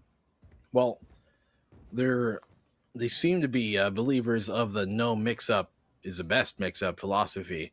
Oh, yeah. But, I mean, you're down 5. You got to try something now. If they try and do that default once more and it doesn't work, that's going to be a sure sign to try things a bit differently. But now they're going for this B push once more. Triple hookah, double long. We're in. You can see here, Adern King and Eeyore is going to be both holding on to this long position. All the way on the back of the site, though, will be him. And so here comes on the push. They do have a curveball ready for the contact. Information going to be gathered here. Tripwire as well. And here comes out the flash. He's going to be dodged, or a great dodge coming in there. And he's going to punish Adern King on that. But Blaze, a double from him, but not Tong with the showstopper. We'll find one. A double, though, for Asterisk. And so what a very confusing round. It's been a back and forth, but still at the end of things, Boom will come out of it on top. One more round they have secured here on top of the clever plays. It's hard to start playing those plays like that, those contact plays, those full wait and execute for like a minute when you have a Adern King straight up walking up and flashing B and getting kills every single time. There has to be some element of flushing him out first. You have to flush them out. You know, there is a Sova. You can use the Owl Drone and the Recon Darts to force him back. There's a lot of utility that they can use, but they're just not using it. See, look how confident he is. Adern King, almost every single round, 100% of the time, will be peeking, will be looking for information, and he gets it. Not only does he get information, but he gets the kills. It's very reminiscent of how Fur back in SK Gaming used to play, and they're just making it happen every single time. They're forcing Fierce into such awkward positions simply because of how consistently aggressive they are. You saw Eeyore there just completely deleted by the Hunter's Fury coming in from Fierce, and so it will be their only pick. But Blaze here finding another. He's been completely ablaze on this round and this map specifically. He's been doing so many good things here for the side of Boom Esports, and well, Asterisk, he's done great things too on the Operator, on the Brimstone, rifle in hand, no matter what weapon you give this guy. Been doing good work with that, and so only pick coming out from that round was that Hunter's Fury from Slows on the side of Fierce, and it's not a good sign. They're looking to run away with this, honestly, Estrado. It's a 9-2 as we move into the final round of the half. This could easily be 10. Yeah. NC Slasher is now going to be picking up the op. Asterisk is done with it. I'm not feeling it. It's not my flavor here today. Having said that, though, Asterisk is actually on 15-6, so he is being nutty and hitting all of his shots. So I guess he just wants to take a more proactive approach to the game. This is a good start here for Fierus. One way to get the round in your favor is to punish the early peaks by Boom, which is something they do all the time. And they're still doing it. Look, Ears all the way here. He's almost at market. And the setups they're forced to make them so passive from the anti-flankers because they know they're going to be flanked eventually. No matter how many times it happens, they will get flanked. And so what is the play here? Do they leave the flanker and go to a stacked site? Or do they try to kill the flanker and go to a potentially empty site and buy time for rotation? So what they're going to do now is try to deal with the flanker, Eeyore, and that's exactly the right call for the situation. That on top of from the shadows was the most perfect play that that Fierus could have actually called. One of the best rounds that they've had this far. Now they have to hit their shots, and that's a different story. Here comes on out that paranoia. Well, the recon will get them information. Blaze capitalizing on that. MoFX taken down. He comes on the swing. Information given out during the back to side, but they're getting peppered and bombarded here with all the utility. Nat Hong will find that on the Dorn King. That's a triple kill for him, and Cupcake will cap it all off, a cherry on top. And they will finally get a round here for their side, but still, it's a 9-3 here. 6-round lead between them, and it's gonna be a lot to come back into. They're gonna need this opening second half pistol. I'm gonna attribute that again to Fierus on the great decision making on the mid-round call right there. They know that they're getting flanked. It took them too long to adjust to how Boom plays this map on the defensive side, but eventually they got the call right. They know that they like to get pushed from the back, and what's the call? Yeah, get everybody together, fight the people flanking mid-round, and then use that because the side is most likely going to be empty because there's an advanced player. That's what they did that round. They held on. They were able to hit their shots. They caught Boom off guard, and it just goes to show Boom, they have quite a lot of flaws. This is a very risky playstyle that they do. If they can exploit this, then Fierus, they can definitely stand a much better chance at qualifying.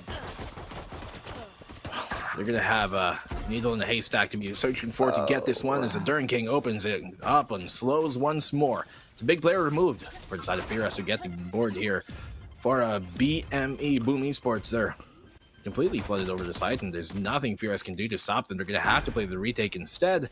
And there's good positioning here for the most part from Boom. There's nobody towards the upper ground, but still, Asterisk will find that pick and cuppy cake.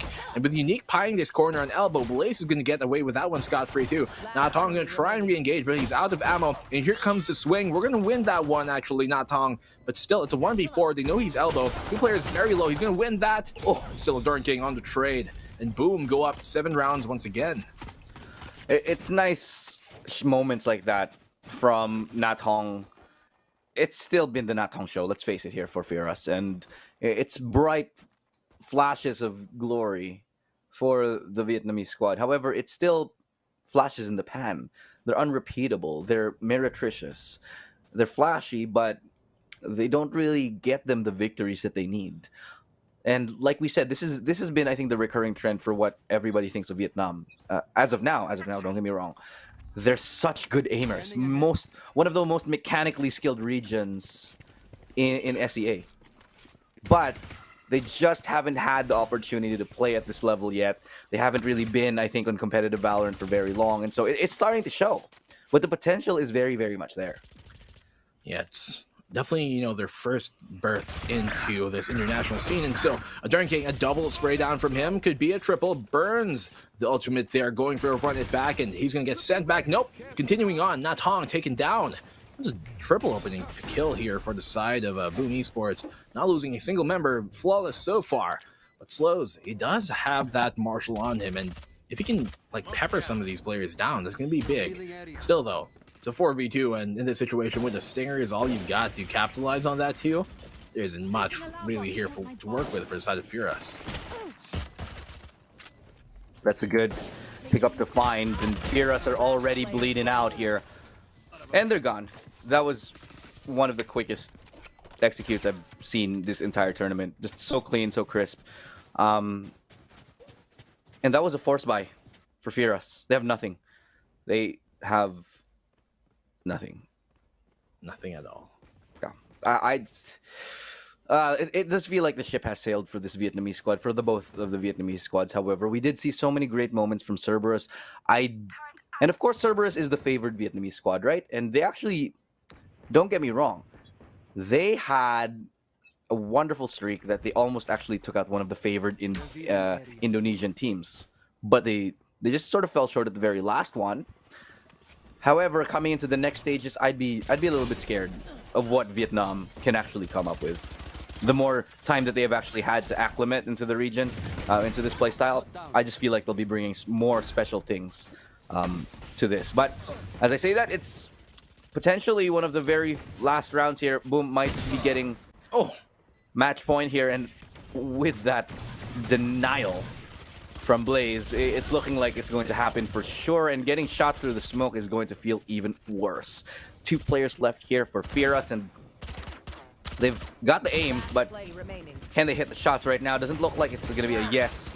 And from each and every angle on all fronts, Cupcake just gets battered down. He's no longer a cupcake, more like a smash cake, pound cake. Cookie. Got pounded in that one, a cookie. Yeah. Well, things have been torn asunder here for the side of Firas. 3-12 rather. They're finally going to be able to buy up at match point though. You have 9 rounds to come back into, play every single one perfectly. Possible? Yes, of course. It's Valorant. Probable? Highly unlikely. But we're looking to see what they can bring here. I'm thinking maybe they're going to get this round at the very least. You know, bring it to at least 4, and maybe Boom will close it out on after. But I'm looking for Firas to really bring all they got, because if they lose this, mind you, they're out of the tournament. And that's going to be, another Vietnamese squad sent on home. And so Cupcake here on the swing. They have no qualms about taking this one on early. And NC Slasher is going to get that frag as well with the Sheriff on hand. They want to end this quick, and, well, they brought to a 3v3. That was a wall bang shot, just praying that it makes a connection, and it does. The Valorant gods say, ask and you shall receive. Damn, and they pick up the weapons as well. Man, Firas, they're going to be livid after that here, and they're going to start making that rotation now towards that site, towards B. Only one person here from Firas slows. Can he slow them down long enough to buy time for a rotation? Does have an Aldrone and a Recon Dart. A little bit curious as to why he's not using it. Maybe saving it for a retake. And he's going to make a beautiful lineup there onto NC Slasher and Eeyore. Catches them completely looking in the wrong way, but so will he. So will he. Blaze does have time, has 18 seconds left, actually. Going to go for that safest of plants.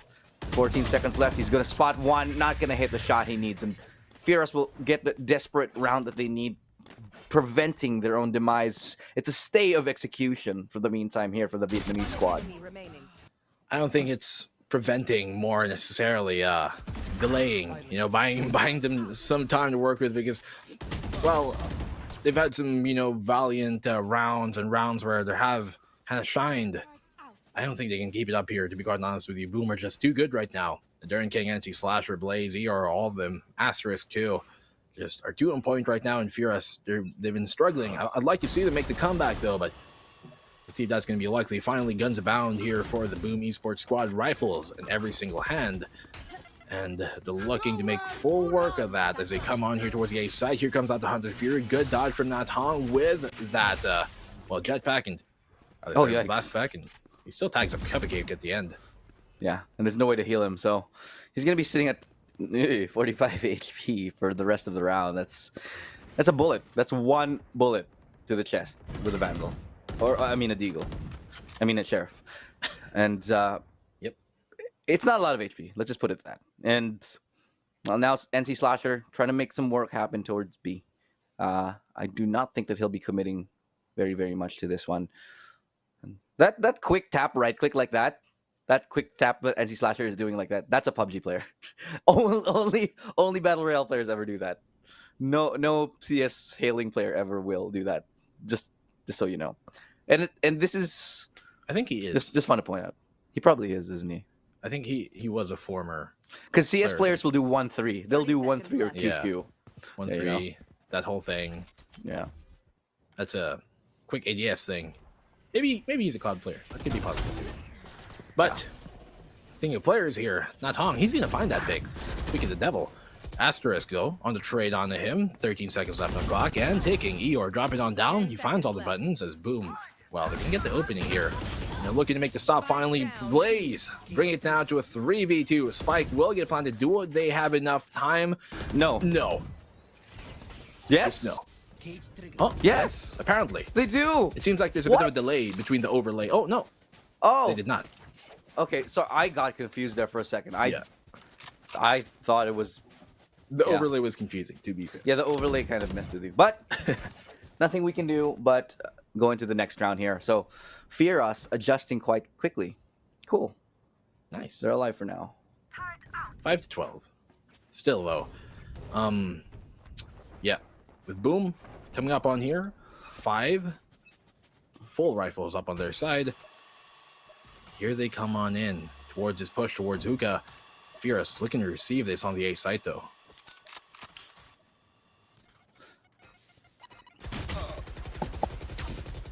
Out of charges.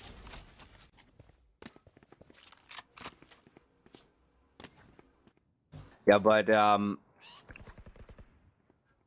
little bit of patience play coming up for both of these squads. And they kind of just are struggling at the moment right now. Fear Us to get any play in. They're playing very passively, like they're just digging themselves deep into sight. And as you can see here, MoFX, sure he gets a kill, and that's a really great way to start a round. He will be backed up, however, by slows. He's too far removed from the situation to actually make a meaningful trade. The crossfires are a little bit questionable here, if you ask me. And that just sort of allows Boom to get actually Last into the player site. standing. And this was the weirdest of rounds, that they all sort of just Seconds left. die. Spike planted. Well, that's it. That's it, Illo. Quick. Yeah. I mean, a very, I guess, if the crescendo you'd normally expect it, towards that end, a big, great clutch, a very, how do you say this, uneventful end to that round. And, well, unfortunately, that's both the Vietnamese squads going home Right. early here in the lower bracket. None of them able to win a map, and it's such a... It will be a heartbreaking defeat for their squad, for their region as a whole, but I don't think they should be too dissuaded just yet, because obviously as this continues on, as they get more experience in their own Right. scene and internationally in other tournaments, maybe, that will hopefully lift their scene up as a whole, because they've got the mechanics to do it. They're just lacking the team play that the other regions so far have dialed on in. Okay, so one reason I'm so hopeful for Vietnam as a region is, let's look at the growth of Vietnam historically. I mean, because you and me and a lot of our other talents have been tracking the Vietnamese squads for quite a while right now. Their growth in esports has been amazing. One of the best ecosystems and really great crowds. If you've ever been in a Vietnamese esports tournament, it's so much fun. There's the interest is there, but on top of that, specifically towards FPS games, you look at the trend here. They were always strong in battle royale games. They're always strong in first-person shooter games, given a certain amount of time. Right now, Vietnamese squads are actually some of the best in the region that can hold actually a candle up to international squads in other battle royale games. Talking about PUBG. And I fully expect, I 100% fully expect Vietnam to come into the picture and start making Thailand have a run for their money. Because if we talk about other titles, it's Thailand versus Vietnam for some games as the best in SEA. Philippines is barely there. So now, when it comes to VALORANT itself, I just feel like these things are going to go hand in hand. I feel like these things are going to come hand in hand, where a lot of these teams are just going to be upping the ante, increasing their power levels every single time they get into a regional tournament. Yeah, I mean, those power levels, it's going to increase every single month to give these guys more to play. It's going to keep on going on up, and that's going to be a scary thought. If we ever come back to this and do the next, finals of this like Sea Challengers region, it's going to be such a huge thing to think about, because Vietnam, as we said, they've got the mechanics on the point. We see players like NC Slasher, we see players like Nat Hong, respectively, who have been doing such great work, but the rest of them, as a team as a whole, it is a team game, and that is really where they have to dial in and get, I guess, kind of focus on, to work on here, because that was basically how Boom Esports were able to beat them, not necessarily off of the peaks, off the duels, but it's more the timing of everything and just how their team play does coordinate. And with that, they will be sent on down, and Boom Esports are going to be moving up the bracket to go face Full Sense. And well, that's going to be a match I look forward to. The winner of that will go on to fight the 45 Pirates, and the winner of the lower round 3, which is CBT versus NXL, will go on to fight Bren. So winner of those will obviously go to the not the grand final, but the lower bracket final, to try and play for it. And as we're looking into things here, Anti-Slasher, so much good work from him on the Boom side. Asterisk too, very unprecedented on that operator, but he made it work. Yeah, he did. And going back to the point, CBT versus NXL, that's going to be the next game that we're talking about here. I very much am excited for that, simply for the reason that I feel like CBT got a little bit of a unfortunate start going up against the number 1 team in the region, but they did well. They got a 2-1 against X10, and they're looking to continue that. CBT, they strike me as a team with just so much potential. It's a little bit unfortunate that they got seeded against CBT, and I expected a 2-0 in there, but that's not actually what happened. It feels like this next game with NXL, it could actually go either way. Very much a potential here to be an upset. I feel like NXL, they're not exactly looking in like they have the cleanest form right now. And so I'm fully expecting this maybe to go to... I'm going to make a bold prediction. Actually, I think CBT might win this one, the next one. I mean, it can really go either way. Both of these teams are, well, kind of the favorites for their respective regions to get far. But the thing is, CBT, they just brought such a great performance against the defending champs, against X10. So we're going to look into that after the break. We're going to go on a short one, guys. We'll be back in a second. Don't go anywhere. The VCT Challenger Finals shall return.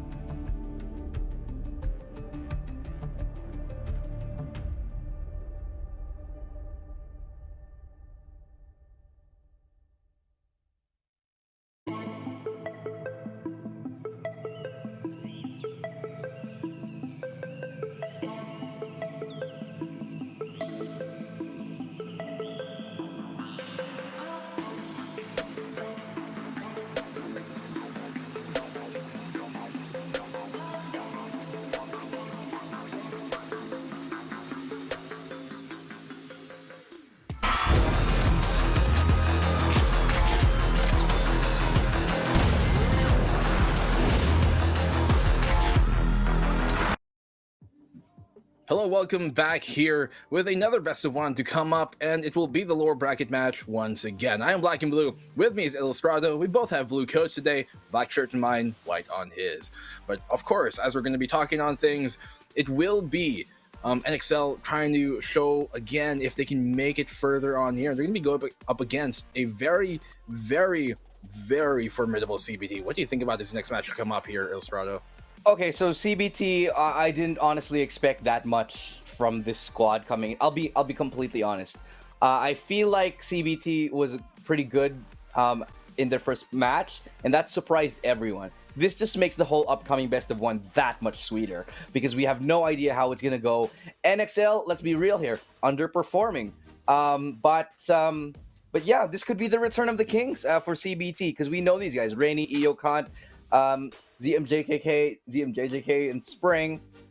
These guys, formerly known as AHQ, used to dominate the scene, used to be one of the top Valorant teams in the region. And now they've sort of fallen off the top here to teams like X10, to teams like Team SMG, and sort of they haven't really gotten, I'd say, the clout, the steam that they used to. Now, however, I feel like this might be their chance to shine because in a very long time, we haven't seen them play in big tournaments like this in a long time. The fact that they're here yet again is already a statement that who knows, these guys are coming back. That is definitely true, but you guys have to remember, while they're in the lower bracket, the team that sent them are the current reigning champs, which is X10. And so, they've got a lot to prove. They brought them to a very, very close 3-map series at the end of things, with X10 coming on that, but they're taking a map away from them. That's huge. But now, NXL, as we look at it here, we saw them a while ago in their very first match actually of the day, beating Cerberus out the Vietnamese squad 13-9, and moving on forward up in the bracket to now face CBT. Now, we both kind of did agree that in that match, there were some, I guess, discrepancies and openings that NXL was leaving open for the side of Cerberus to kind of hound on. But Cerberus, they weren't necessarily able to kind of capitalize on that. But going up against a team like CBT, former AHQ, a team that is so experienced in playing, versus many multitudes of playstyles from the region and from other regions now coming on this with this veteran experience, they can't let these same, I guess, mishaps open for them because they're going to slip on that and CBT, they're just going to pounce on it. Yeah, CBT, these guys, they've been known to be really, really good coming into the later stages of the game. They take a while to warm up. And when you have players like Kant, who can pick up really virtually any agent, we've seen him before on the Brim, and then he was absolutely phenomenal as a Brim/Bucky player back in the day. I feel like CBT could definitely throw a curveball to NXL because their playstyle may be a little bit, I wouldn't say antiquated, wouldn't say outdated, just a little bit, I think, behind the curve. And this might actually work in their favor. Now, I want to know what map we're heading on. This is going to tell the tale for me. If we end up on Split, CBT might actually take this. If we end up on any other map that's probably not Haven, where teams like NXL shine, it's going to be a straightforward win here. But it's again, we have no information on that just yet. And either way, I'm just happy to be seeing CBT playing again, man. It just feels like it's so refreshing to get these familiar faces back in the scene. It really is. And so I'm looking to see if we're going to play once more another bind map. We had two already today to start the game to start the day off here on day number 3.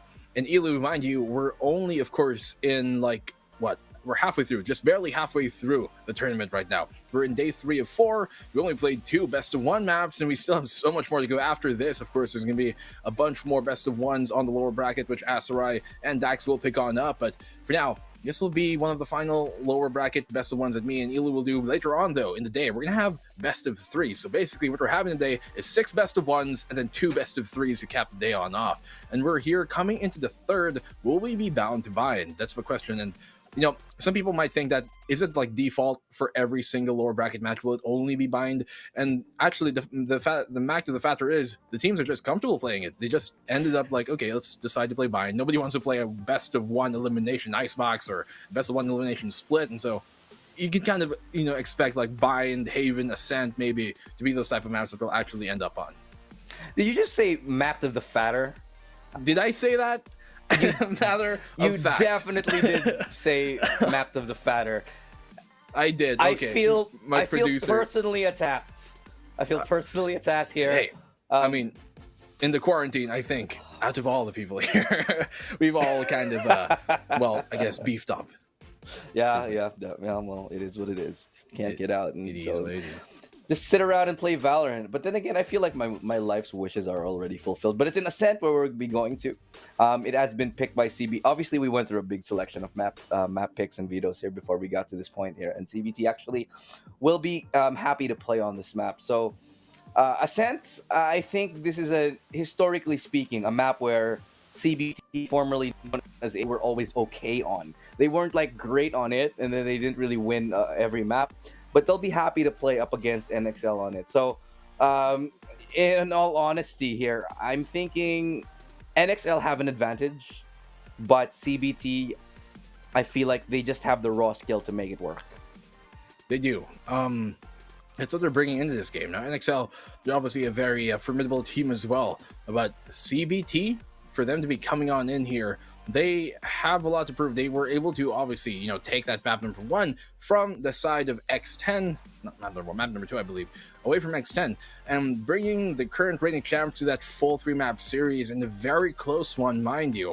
Is definitely an achievement of its own. But they're going to have to shoot their way out of this one. They definitely have the skills to do so, this former AHQ squad. But for them being out of the international scene for a while and coming up here, a resurgence from them, they do have lots to prove. But the thing is, you only got one chance to do that exactly. All cards on the table, on hands on deck, because single BO1 elimination, you lose this, you're out, you win this, you have to fight your way out still, continuously on. The gauntlet is just never ending here. And lower and best of ones are, as we said, they're so unpredictable. It's hard to tell whether how that's going to happen, how it's going to play out, and so it's kind of a scary thought going into these lower bracket matches. Now, however, having said that, we have seen some exciting matches, and we can see some upsets. Upsets are truly what best of ones were made for. I feel like they just go hand in hand, which is kind of what makes it all the more exciting. And I know it's such a bad thing to say, like, Estrado, you're the worst. Why would you say something like that? But it's exciting. You see, first of all, we saw Pirates, who we never thought we would even qualify on VCT Philippines. Then they made it almost all the way through, only taking a loss at the end. And once we go into this lower bracket these lower brackets, sure, we're seeing a little bit of expected storylines, but I feel like the later we go on to the day, when we see Bren come up, when we see NXL really come up here, once we see Boom play out here, this is when we're going to start to see the real crazy stuff happen. Yeah, I mean, lots of craziness abound, and we're on that crazy train right now. The thing is, who's going to hop off first? Will it be NXL? Will it be CBT? Both of these teams, they've fought so hard to get here, qualifying at the top slot of their own respective regions qualifiers. Of course, for the CBT side, there's only one qualifying slot, mind you, and so, much like Paper Rex, it was that only they're the only representative for them, so a lot riding on their name. They lose this, then that whole HK/Taiwan region representative, is gone. And so they are the sole flag here being, waved upon by this region, and they have a lot riding on their shoulders. For the side here of NXL, well, of course, both squads from their region, they were actually both able to move on, Boom and NXL, so they're both still very strong here in the game. But I mean, in a single elim, anything can go, and sometimes even the team that's the underdog can just throw you for a loop. Yeah, I agree with you. And, like I said, it's exciting times here. Whoever wins this one is going to face off against Bren later on. And whoever wins the Full Sense / Boom Esports will be facing up against Pirates. So it's, like I said, it's a Pinoy wall in the lower bracket. They're going to be facing two gatekeepers here in the Filipino squads, and they're looking both very strong, because the Pinoy squads that are actually gatekeeping right now, they actually had a pretty good run. Pirates took out NXL. Bren actually took out Boom, and we're most likely, I feel like we're most likely going to see a rematch over here in the lower brackets. But still, later on, when we move into the upper brackets, we still have one more. We'll be seeing that, I think, later on, where it's going to be Paper Rex versus X10 Esports. Today is going to be a crazy day, and I just could not be more excited about it. Yeah, I mean, well, it is the first day we're actually going to see people lose, like actually lose and get kicked out of the tournament, right? Sent back home. Here's the boot. Here's your passport. Well, figuratively, nobody actually traveled anywhere for this.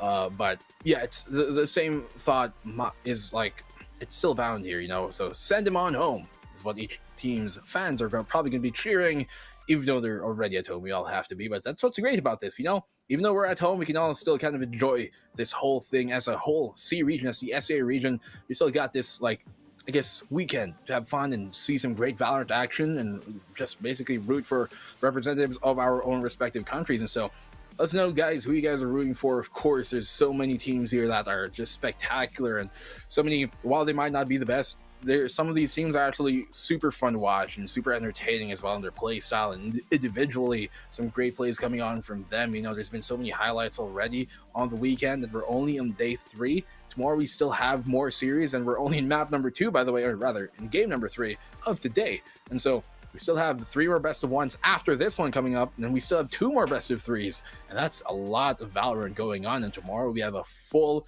day of just the grand finals and everything else, the upper bracket, the lower bracket finals, everything going on, a show match too.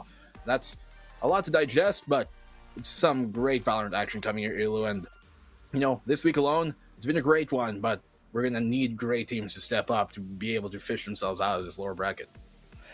Yeah, and like I said, it's going to be, I think, pretty unpredictable, because let's take a little bit of a look at how things are going. If I'm looking at the bracket, and I'm doing that right now, and I'm hoping the viewers at home are doing the same. We got NXL, who is at the bottom right now. They're barely in it. We got Boom Esports, who is also a favorite, sitting at the very bottom as well, looking to go ahead and place in the lower bracket. We have Bren, and also CBT. Then these guys, we fully expected them to sort of do a little bit better. And actually, not even that. Full Sense, a team who we on Thailand, former NG Black. You guys know Full Sense, right? Former NG Black team. These guys were some of the top contenders.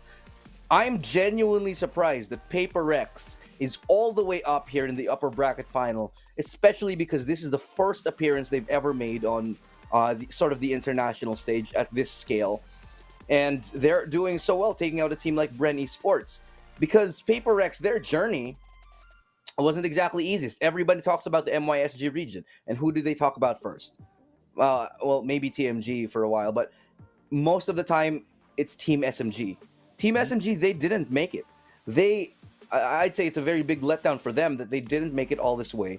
But Paper Rex, they're carrying the banner of their team. They beat a team like Full Sense. They beat a team like Bren Esports. And they're going up against X10. So right now, and I think this is one of the things that we can truly focus on, the rise of Malaysia SG teams here. Could they be the next dominant force in SEA Valorant?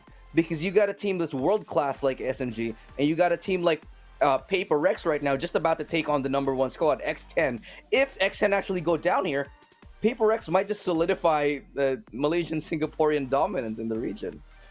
I mean, you put it right on the money. Paper Rex as a team, they're going to be one of the gatekeepers here, along with X10, and especially in the lower bracket. One of them is going to have to lose that upper bracket final, and they're going to be sent on over. So whoever's going to face up against them, they're in for a rough time. Fortunately, it is a best of 3, which actually, now that I think about it, for the underdog, it's kind of an unfortunate thing for that to actually be a best of 3. It makes it a lot harder to beat them in the series. And you said it, Paper Rex, they beat Team SMG, who was, by the way, the second placers of the SEA Masters 1. The only team that beat them was X10 during the grand finals. And for Paper Rex to do that to that Team SMG squad, that's huge for them. And so they're looking to be the usurpers here of the throne. But before we get to all that action on the upper bracket, before we get to like the prime dogs right now and who necessarily is, I guess, the biggest beasts in this cave, well, we're gonna have to look at some of the smaller creatures that walking on around, suffering through this like fauna that we have here, because the field that they're playing in right now is so unforgiving. Being a best of 1 only in a single elimination, it's do or die. It really is. It's like You know that game Wipeout, that like course game where they run through like the water mazes and stuff, and there's like traps and stuff, and you get knocked off once, and that's all. You're out of the tournament. It's pretty much like that. You can't slip, even though it might be a slippery slide. You can't slip on that. You can't. You need a strong grip, otherwise you're done for. Man, your age is showing. The fact that you know what that game is. That I love goes it. way. I love that show. Oh, sorry. I thought we were talking about the Wipeout game where it was like the wakeboard. Oh, that one. The wakeboard game on Dreamcast. Was it wakeboarding or like something like that? Yeah. Yeah, like you're pulled or. Yeah, you're pulled by like a jet ski, and then if you fall, you're dead. But Yeah. the heyday of those sports games, man. It was. It's come a long way That from games like SSX Tricky to here that in and like Valorant. snowmobile games, right? Those Oh, are a dude. thing too. back then. Indeed. But yeah, pardon us, by the way, for the little intrusion. We're experiencing a little bit of a technical issue. We will be getting back into the game very, very shortly. And very soon we're going to find out which of these teams are getting closer and closer to Iceland. And what about you, Black and Blue? I'm going to touch on this real quick. Any team that you're particularly fond of that you want to see in action face off against their local squads? Because I'll be real here. I want to see how good SEA fares against teams like Vision Strikers. And I think that's on everybody's mind. And how Vision Strikers can compare to like the rest of the world. We've been waiting, I think, all year thus far. And I know it's only like May. But we've been waiting this long to see how Vision Strikers will do against NA and EU. And I think we're about to find out. I don't think the competitive scene has even been out for a year, respectively. But obviously, at the start there were a lot of community tournaments keeping everything on alive. But as your question, maybe from outside of the region too, I would love to see some NA teams come up against Sentinels or FaZe Clan, how they would do against some of these C regions when we actually go into Masters. EU, well, to be honest, they've always been top dog in pretty much every single shooter ever. And so it's a far cry from that. And C, we definitely have some leveling up to get to. Now, while Southeast Asia in some other games, non-shooter titles, like some I guess like fighting games and MOBA games, and that's where we do shine. And RTSs too. We actually the Asian scene as a whole is really great at that. But yeah, but it's a mix, right? Valorant isn't exactly a straight. That is true. Shooter. But at the end of the day, a headshot is a headshot, and that's what the I don't know. region is great at. We talk about other games like say Overwatch, and it's Koreans. Koreans are amazing at it. Yeah, but then again, it isn't like Valorant when you tap somebody to dead. It's like that game had a lot more heals and bragging potential. Really, well, and you could be Valorant McCree, is. I mean, it still existed. I mean, but yeah. But the point exists that it's a little bit of a hybrid situation, It was. right? And it is a little bit of a hybrid situation with Valorant. And I also do think it's a bit of like I guess like the talent pool, like the amount of players playing it. O-Dubs, it was one of those first games that really kind of popped off as a shooter in Asia. And for Valorant, doing that same thing, I think more than ever, we as a region C in Asia, we have a shot actually against other teams internationally for the first time in a long while. Well, I agree. I feel like it'll take a minute to get there, but of course, if we look at the sort of way that the region has been progressing, we look at the growth in any FPS title here. This is the first time that this is truly, genuinely, 100%, full disclosure, first time that I feel as an FPS aficionado, as an FPS lover in SEA, that any FPS title is actually supported not just by the community but by the developer. Very important. This is a big deal. This is a very big deal because this is what we've been lacking for certain game titles in a very long time. This is what makes competitive things. You start with a grassroots tournament. You start with the approaches to smaller titles, and not the smaller titles, smaller tournaments, and sort of grow from there. This is where you start getting those big events, big players, and eventually you end up in Valorant Challengers like here. And not just here, we actually have a vibrant college scene where a lot of Valorant players actually are starting to show, because a lot of the Valorant kids, they're playing in college level as well as pro level. So this kind of diversity never existed before, which is why I feel like we have that much bigger of a shot to sort of improve and catch up to the big boys in like EU and NA. Well, I mean, we are a long shot away from that, but yeah, you're right. More than ever, we've had that support, and that's just been really great for the scene in general. It's been something that has been lacking, but finally, we do, I guess, get that backing that we were always looking for here in the Asian scene for a first-person shooter title, and that's something I guess we've all been necessarily kind of waiting for to come up here as fans of the FPS shooter genre. FPS shooter, that's kind of a double on itself, but yeah, for the FPS genre, it's been something that we've been looking for, right? And finally here we have, these set leagues, obviously the VCT on each respective region, then all culminating in a final for the C region as a whole, and then having a representative actually be part of that Masters roster when it actually goes into that whole tournament itself with a full international LAN setup. It's great here, and the fact that C has a qualifying slot is also such a big boost to the region as a whole, because that just basically, it sets like a goal, a checkpoint, and basically kind of a win condition for these teams to what they should be aiming for. There's a goal at the end of that tunnel, and well, if there wasn't, if it was just basically all open, then it can be a bit I guess intimidating, or sometimes even just it can turn some teams, organizations, and players away because they don't necessarily have that kind of like line that they can follow. But with us having a VCT SEA Challengers on here, it's just great for the scene in general. But of course, we're just waiting for the map number 3 to get going here. It'll be the third best of one for the day. Apparently we're getting a little bit of a technical issue here because of some of the server issues, but we'll sort it out. So I'm gonna cut you off there, Black and Blue. Sorry, but we got to go into a break. When we do return, it's going to be the actual third series of the day, so don't go anywhere, guys. We'll be back with a real start here for game number 3 in a minute. I'm Nostradamus, this is Black and Blue. See you in a bit.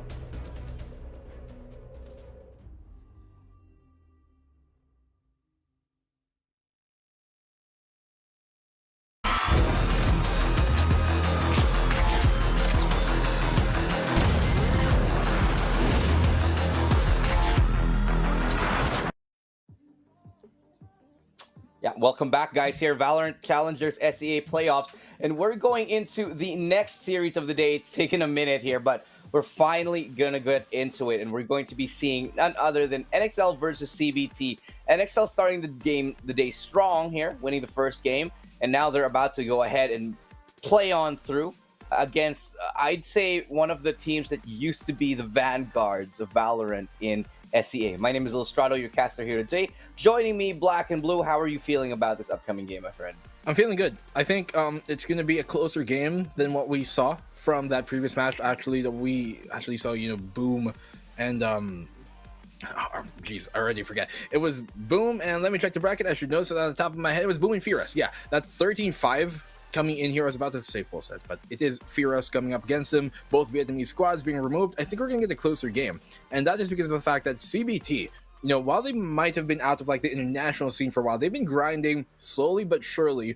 We were formerly known as AHQ, and they brought X10 to that 3 map series, and it was very close. Pirates were able to bring them to a 3-map series, yes, stomping second map Icebox, going 13-1, right, if I remember correctly. Yeah. And that was crazy. But map 1 and 3 was a stomp the other way, and they were the ones who were on the receiving end of that, the Pirates. And so for the side of CBT, it was a 3-map series. Yes, they did not necessarily stomp X10 in any single map, but it was very close every single time, and especially on that third, it came down to, I think it was like a 13-11 or something at the very final map, and it was super close at the end of things, and that's exactly why CBT, while there are other teams here who, like NXL, we kind of pegged to be in that upper echelon and the upper half of the teams, CBT, they just, after that series, shot up to near the top of my list from that one game. And, CBT, these guys are, I'd say, something of a team that we used to really look up to and be like, man, these guys, they could go the distance. And hopefully they can pick back up where they left off last time. And, continue on that trend. So here we go, guys. Game number 3 here today. It's CBT Gaming versus NXL League game. And we're finding ourselves on Ascent. Khan's going to be back on his Sova. And looking at the lineups right now, I'd say double duelist here for the defensive side. All right, pretty straightforward. The Astra's coming out yet again. So I'm a little bit unsure about that one, but a little bit more of a straightforward pick here for CBT. I want to say, NXL, just Reach? Their whole vibe and even like the logo and even their name, Liga Game, it all sounds like a football club, doesn't it?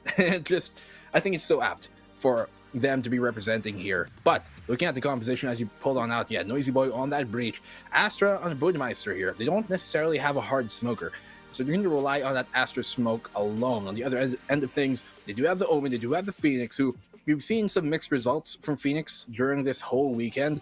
I think out of all the duelists, aside from maybe Reyna, the Phoenix has had kind of the lower success rate here during the SEA Challengers finals. Jet and Raze have been kind of dominating for most of that, but yeah, Phoenix, he's in that kind of lower middle ground right now in terms of, I think, like off the top of my head from what I've seen statistically of those duelists. But it's very curious how they're going to have the Breach and the Astra coming on here for their side, NXL. Well, I kind of like the double initiator pick here for NXL. They went with the Breach and they're going with the Sova. And, they're doing this on the defensive side start. And what this means for me is that much like what we saw Bren doing yesterday, they're going to go for early map control. That's the purpose of it. That's the point. Because you get that information and you have the utility to take it. So you take the information with the Sova drone or the Dart, and then you go ahead and use that breach to flash the corners around it. And since there's so many flashes, you can easily take down map control. And that's what I'm hoping to see from them at the start of the game. That's their win conditions here. And obviously, on the other side for CBT, it's about how they can manage that map economy, whether they give up certain areas of map control or not, or whether they go ahead and just play for retakes. You hit the nail on the head, especially for NXL there. What they're looking to do here to start the defensive off is be more proactive instead of reactive. Trying to make a play even if they're on the defensive side. Now, that can come to mixed varying results, but on a map like Ascent, I think it's just the right thing to do. We have seen time and time again that sometimes, when it comes to like stopping a bottom mid pizza push, a lot of times the defensive side, what does work out for them is going for aggressive short control, and having that double initiator to start off the round here, start off the half rather, on the defensive side, might just be the right decision to make. Now, CBT, they're going to have to be very patient in receiving some of these kind of like initiations from the side of NXL, because they're on the attacking side, and so they might be thrown off for a loop if, well, NXL start to imply some offense on their defense. Yeah, and again, dynamic defense is always something, a sign of a very well-rounded squad. Boom did it earlier. But it wasn't really dynamic, more of just like a straight up right hook to the face defense every single round. But this time I think they're going to change that pace up. They're going to make it a little bit more finesse, a little bit more nuanced, and hopefully that's going to be enough to help them clear out the victories and clear out map control here. And again, in a game where it's do or die, you just can't be so two-dimensional in your playstyle. You have to change things up, which is why I really, really like the lineup here of NXL. I feel like the double initiators, they're so strong nowadays, and I feel like you in the right hands and fit with the correct team with the right playstyle to play with it, it can be just one of the most deadly compositions out there. It can be, and that's the formidable thing here, just like a snake in the grass. If you don't expect that, it can strike you, and you're going to be none the wiser about it sometimes. And so CBT, they have a lot of that experience. We've seen from them that they're really good at making mid-round adjustments. If you do the same thing to them twice on over, they're going to catch on. They're going to realize, okay, this is what happened, this is what went wrong, this is what we need to do right. And that is something for the side of CBT that is going for them, honestly. I think here in this situation, it's pretty neck and neck between both of these teams. To make a prediction, I kind of will say that CBT should be able to come out of this. They are starting on the attacking side, which is, at least for their side, it's not necessarily super great. They're not a great team on Ascent. They are pretty serviceable, though. Bind, I would say, is probably a better map for them, and Haven by far is their best map. So far, they're like 18-1 on Haven, and that is really where they make their money. So for them to be playing on Ascent, it's an okay map for them. Same with NXL. It's both okay maps for these two teams, as we're starting off with a pistol. And once again, CBT with this default, this is how many teams actually in the C region start this. 3 B lobby, 1 high mid, 1 A main, as we get the round starting here. And so early map control now for these teams is, like I said, the double initiator. This is what it's for. They pull it off perfectly. Sayo, 2 beautiful headshots because of what they did. Like I said at the start of the game, they use the double initiators to get information, and then they go ahead and take map control. And after that, they get some kills maybe, they fall back. Even if they don't get the kills, they have map control, they have information where the attacking side is. And it works absolutely perfectly. Just masterful play at the very beginning of the game here for NXL. Oh, well, as they're coming on in, they do get that 5v3 to start things off, and that's a good start here for the side of NXL. Coming on wide, CBT. That's Zimjek finding the opening pick here, the Noisy Boy. He knows, whoa, what a great shot by Kanto. I almost thought that it was going Zimjek's way on that jump. Would have been a Kelly, rather. 3v3, and here comes on the smoke to try and deny that recon, but Flipsider making full use of that. Here comes on the triple push on the rafters. Io gonna try and receive it, finding one. Budmeister finding one of his own. At the quick shutdown from him, a double to end the round. And NXL, they take the opening pistol here off of the retake. Yeah, great work for... honestly, I'm gonna attribute that round to Sayo and Noisy Boy. Their map control towards A lobby, towards A main, getting that early pickoff, getting that early double kill, making sure that even in pistol rounds, they're looking for the early opening. And that's something that's crucial on a map like Ascent, especially when they don't really have the defensive prowess, truly. Because if you look at the lineup of NXL, they don't really have a true sentinel. What this means is they really have to avoid playing straight up holds, playing straight up crossfires on site, because they don't have that sentinel that they can bank on to truly anchor a site. And so what do they do instead? They go for early peaks, they go for early aggression, they use what they have to their advantage and try to get early round victories. That has been what is, well, working out for their side. They're going to continue for that, though, as coming into round number 2, no force from CBT. They're going to play this one very cautiously instead, going for early main control, yes, for the ult charge, but not going to get over greedy for anything more. They're going to rotate here towards B, wherein actually playing this quite passively NXL you can see there that Vascalis on that B site, not wanting to over dip, and he's going to play all the way from that spawn position with him now. The Flipsider has joined him. They're looking to stop his defense, stop his rather attack from even happening towards the B site. Yeah, definitely. But like I said, this time, even though they don't really want to play straight up holds, they're fine because they have the weapons advantage, right? And they'll be happy to just hold on here and eventually just go for the kills, knowing full well that they have the advantage in weaponry. Flipsider, the only man here towards B. Gonna be good for one. Good for almost a second though, but his teammate bails him out. I mean, makes that trade happen. Rainy with a pistol, only a classic. Sees the shoulder. He gets spotted out as well. Doesn't matter. He lands the headshot with a classic. Not the easiest kill in the world to find, and so he'll be happy with that, but not happy with the 6 HP that he has less. Has a paranoia, but he's not gonna use it. He's not gonna waste that this early on though. But I'm a little surprised that he goes and saves the Spectre. I am genuinely surprised that he goes and saves the Spectre. Because they were on the full eco. Mm-hmm. I would understand if they kind of forced into that one, but I guess he really wants to save his economy for now, and, well, he's going to be playing that Spectre instead. It doesn't make sense to me, because he should be on a Vandal now instead. I mean, I guess being that Omen, he got paranoia for $400, and so he really wants to make the most of what he's got in the pocket, try and save up as much as he can. Maybe... Yeah, but he wouldn't use it anyway.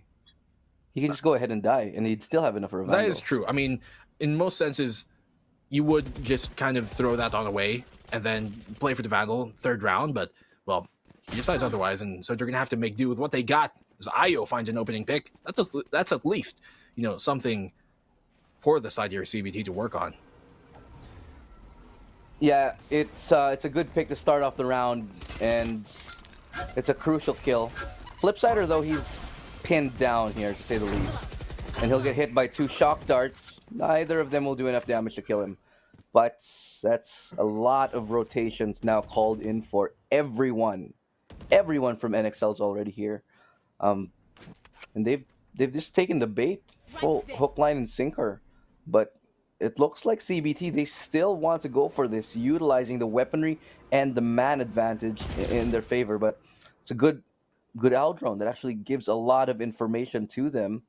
But on the other side, Flipsider, he's gotten full control over towards B. It doesn't really matter though, because it's still going to be an A hit. So Zemjek, he gets 1, but it's Vascalis with a double to truly lock down that side here. The spike does go down here. It's going to lead us into a 2v2.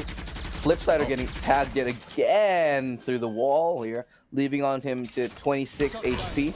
And Vascalis still has a full set of gear to go on. Well, that Nano Swarm keeps him at bay, but as he's all out of utility now, 5 seconds till that recon comes online, but Zimjek's gonna say otherwise. Though, Flipsider here, 26 HP. Io has a turret on up, and he does have the health advantage. A single bullet will do him on in, and that's all he needs. The round here, finally, for CBT, and Io finding the opening pick, finding the final one too. Now you can see he's actually gonna get by that rifle on up here coming from the Omen. Well, it was a good retake from, or at least I guess an retake attempt coming in there from NXL, but at the very low HP, what can you do as a Flipsider goes down, and that's a round here for CBT. Was quite expensive round previously, and that's going to force NXL to have a couple players on SMG. But like I said, they're going for the early map aggression. This is one of their win conditions that they need. But in the response of that is to just have Zemjek go on ahead and hope for the early picks, and that's exactly what they do. They commit 4 players to counteract the early map control. And really, it's a mental game of chess from both of these guys. They know that they need to get early map control. And so the response of CBT to commit many bodies as they can, as many as it takes in order to get the early advantage. So the playbook of NXL, it's a little bit red here. This might start to force them to doubt themselves about what to do in the upcoming rounds here. Do we keep going for the aggressive map control, or do we start to play passive despite the fact that we don't have a Sentinel? That's a big question mark that they have to answer in the upcoming rounds. Well, I think the answer there is the former, where they actually play a bit more. Well, they try to initiate a bit more and try to be more proactive. Because right now, it's not going to work for them if they just let them come on in. As Spring is going to open the site up here on Bravo. It's ripe for the taking, and they do definitely get all the fruits of their labor. Double opening pick here for the side of, well, NXL, rather, sorry, for the side of CBT, and that brings it now to 5-3 on the retake, and that's just going to be a bit of a struggle here. So Vascalis is able to find Kant with that shock dart. Great use of the utility, but will it be enough to open up things? Well, 2 doubling picks, make that the 3rd here for the side of NXL to start the retake on off. Spring will answer on back, a triple kill now for Vascalis. It's a 1v2 with both of them very low here for NXL, Estrado. Spring is the only man left standing. He has to make the shots he needs, and oh, so close. If he just made one of those bullets connect, that was definitely a heart-wrenching scenario. Very much. I felt that Doki Doki in my heart. 3-1 there to claim that round, but that trade was as efficient as it gets, utilizing the resources that they had to make the retake happen, including the Hunter's Fury. A brilliant play right here for the side of NXL. A great retake for them. It almost seemed like CBT were on the right track to securing that round. Double opening pick, coming from them. Spring opening up the B site, and NXL down to 5v3. They came back, and that was honestly a lot from the Vascalis. The recon ball, the shock dart to get things going, and then the Hunter's Fury following up with the fragging of the rifle. That was so huge, and it definitely was insurmountable in how much impact he had on that round. But here comes on the very heavy-handed push towards this mid-pizza position. They're looking to pincer the B side on in. Ooh, showstopper makes that connection onto Rainy there. And Sayo's going to get one more here. And Enemy remaining. it's just a very clean retake for NXL. Not even retake, just denial. They don't even let them plant the spike. That's just how dominant this has been for NXL here, preventing anybody from even securing that site, because they know that they have the weapons advantage, they know they have the man advantage, and so they're happy to go ahead and take these peaks up against CBT, who are currently very much struggling. They only have one round, and he gets Jiggle Peek. Kant's unable to land the headshots as well, and this round is pretty much done and dusted here. What's crucial for me is the way that CBT approaches this next round. What do they do instead? Do they go for a straight up A hit? Do they go for a little bit of mid presence, which they haven't gone before? And I feel like that might be the option here for CBT. They don't necessarily try and stop the CBT push towards that mid position, because they realize we're good on the retake here. Let's try and play that style of ours, and that has been so far, I guess, the X factor for NXL. Has been working out for them. They got the perfect concoction of timing, team play, and fragging capability to make that happen right now. And CBT, they're the ones who have to really make the adjustment, as you did say. And so maybe, just maybe, they can try their luck towards A once more. It was successful for them to get the plant off. They were not able to hold on to it in the post. But aside from that one round, though, coming there from, it was Io in that clutch situation. But CBT, they're walking their way up here towards Pizza again. Flip side, you have to be careful. He might just be the one on the receiving end of that baking session. As he pulls on back, that gives him full control of it. But I'm not sure if CBT are necessarily too eager to kind of rush on in as they did last time. They do have the lockdown onto EO here. It's a matter of whether they've done enough to get close enough to even use it. Because look at how tightly NXL are holding on to A main. They have a vice grip on it. They're committing 4 members just to holding it. They know Sayo's here. He doesn't care. He'll take the aim duel and then dash out. Booty Meister. He's right there to cover his teammates' tracks. And so this map control, this aggressive hold towards A main, it's clinical here for NXL. CBT, they don't have an answer. They did earlier on, and I like what they did. Fight for men. Bring as many people as you want and challenge it. But they didn't do it that round, and it cost them mid-round, despite the fact that they had everything they needed to actually make a successful A side take. Well, their initial call was to go towards mid and B, and they thought that, okay, we made some presence here towards mid. They're probably going to expect us to go B through market once more, and so that might have just pulled the rotation on in. So let's try our luck towards A instead. In that case, though, they're 4 stacked on A. If they just went B, like their initial decisive call was, it probably would have been the plan for them. They could have gotten the round, but now on an ego, Zimjek behind that flip side are just perfect off of the information, finding the frag onto that, and that's their only SMG down here for the side of CBT. 4v5, sheriffs in hand, and a single ghost is all they got to work with. Crawling up pizza once more, but Flipside is a chef this time. Maybe. Yes, he does get it. Pixel perfect headshot. And that's not an easy shot to hit, especially if you're not really on LAN. Those tiny angles are very, very difficult. But still, Flipsider makes it happen thrice. 3 shots in the mid. It's his ball game. It's his territory. 4 kills for the young gun here. Flipsider, he's definitely come alive here, and things are starting to look scary for CBT. They need to call the tactical timeout as soon as possible because they are stumped as to how to deal with this defense here for NXL Liga game. I mean, it is quite demoralizing to go down these 5 rounds here over NXL when they just haven't been able to find necessarily an opening for the side of CBT. You can try their default once more, 3 lobby on Link, 1 high mid, and 1 maybe holding off that A main flank, but the difference here is that NXL are great at receiving this initiation from them. The thing is though, CBT, there was only maybe 1 or 2 rounds where they actually tried to go fast, and I think it kind of turned out better for them for the most part than what is currently happening right now. But CBT, they've got a bunch of ultimates online.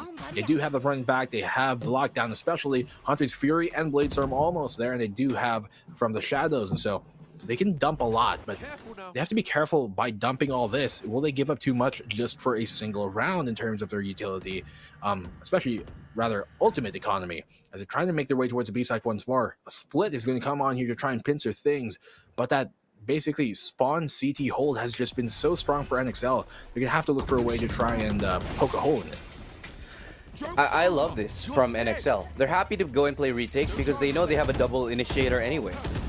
And you know, oh, okay, that's a big kill. That's a big kill to find because the double initiator is reduced to just 1. That's the recon dart gone from the equation. But as I say that, the numbers still going towards NXL. Showstopper coming to the face, connects. Flipsider is able to make things a 4v2. And despite giving up sights, they don't give up the kills. Kant, the only one left standing here, and he's isolated. Disenfranchised, just unable to have any say in this map. What a play here for NXL. They're so on point here. Just an amazing run from these Indonesians. Wow, what a round. What a round. It just, well, I mean, it was a good opening initial pick that we did see there coming from Spring. He pushed a nano swarm. He knew that he was on the run back, so it doesn't matter whatever happens to him. And he was able to get that frag on Vascalis, who did have Hunter's Fury up online, which was a big find. He did say that. He had the double initiator to try and get the retake happening, but even without that Sova, even without Vascalis online, in a way, that Astral Divide kind of bit them in the rear. Because of that, they couldn't play B main, they couldn't hold on to it to trying to fend off the push. They couldn't play the Speedway as well because the wall was basically between them and the push. And in that situation, the Astral Divide kind of worked against them, especially in that last part where it was a post-plan situation and Kant had to do something in the 1v3. I mean, Yuri, that was a great Astral Divide coming there from Budmeister to initiate that whole retake from NXL. All right. One thing that I'm really happy about on NXL side is the way that they gave up B, because they know that with the double initiators, they can easily retake sites. And honestly, and especially with Astra and whatever utility they had, they're happy to play retake on B as long as they hold on to A. And they do this every round. There's no answer right now. No answer from CBT at all.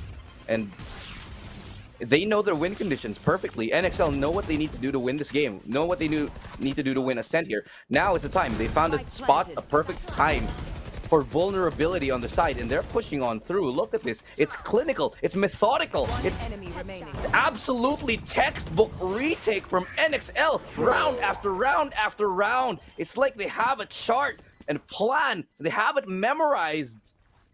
And they have a checklist of what to do to make this retake go absolutely perfect.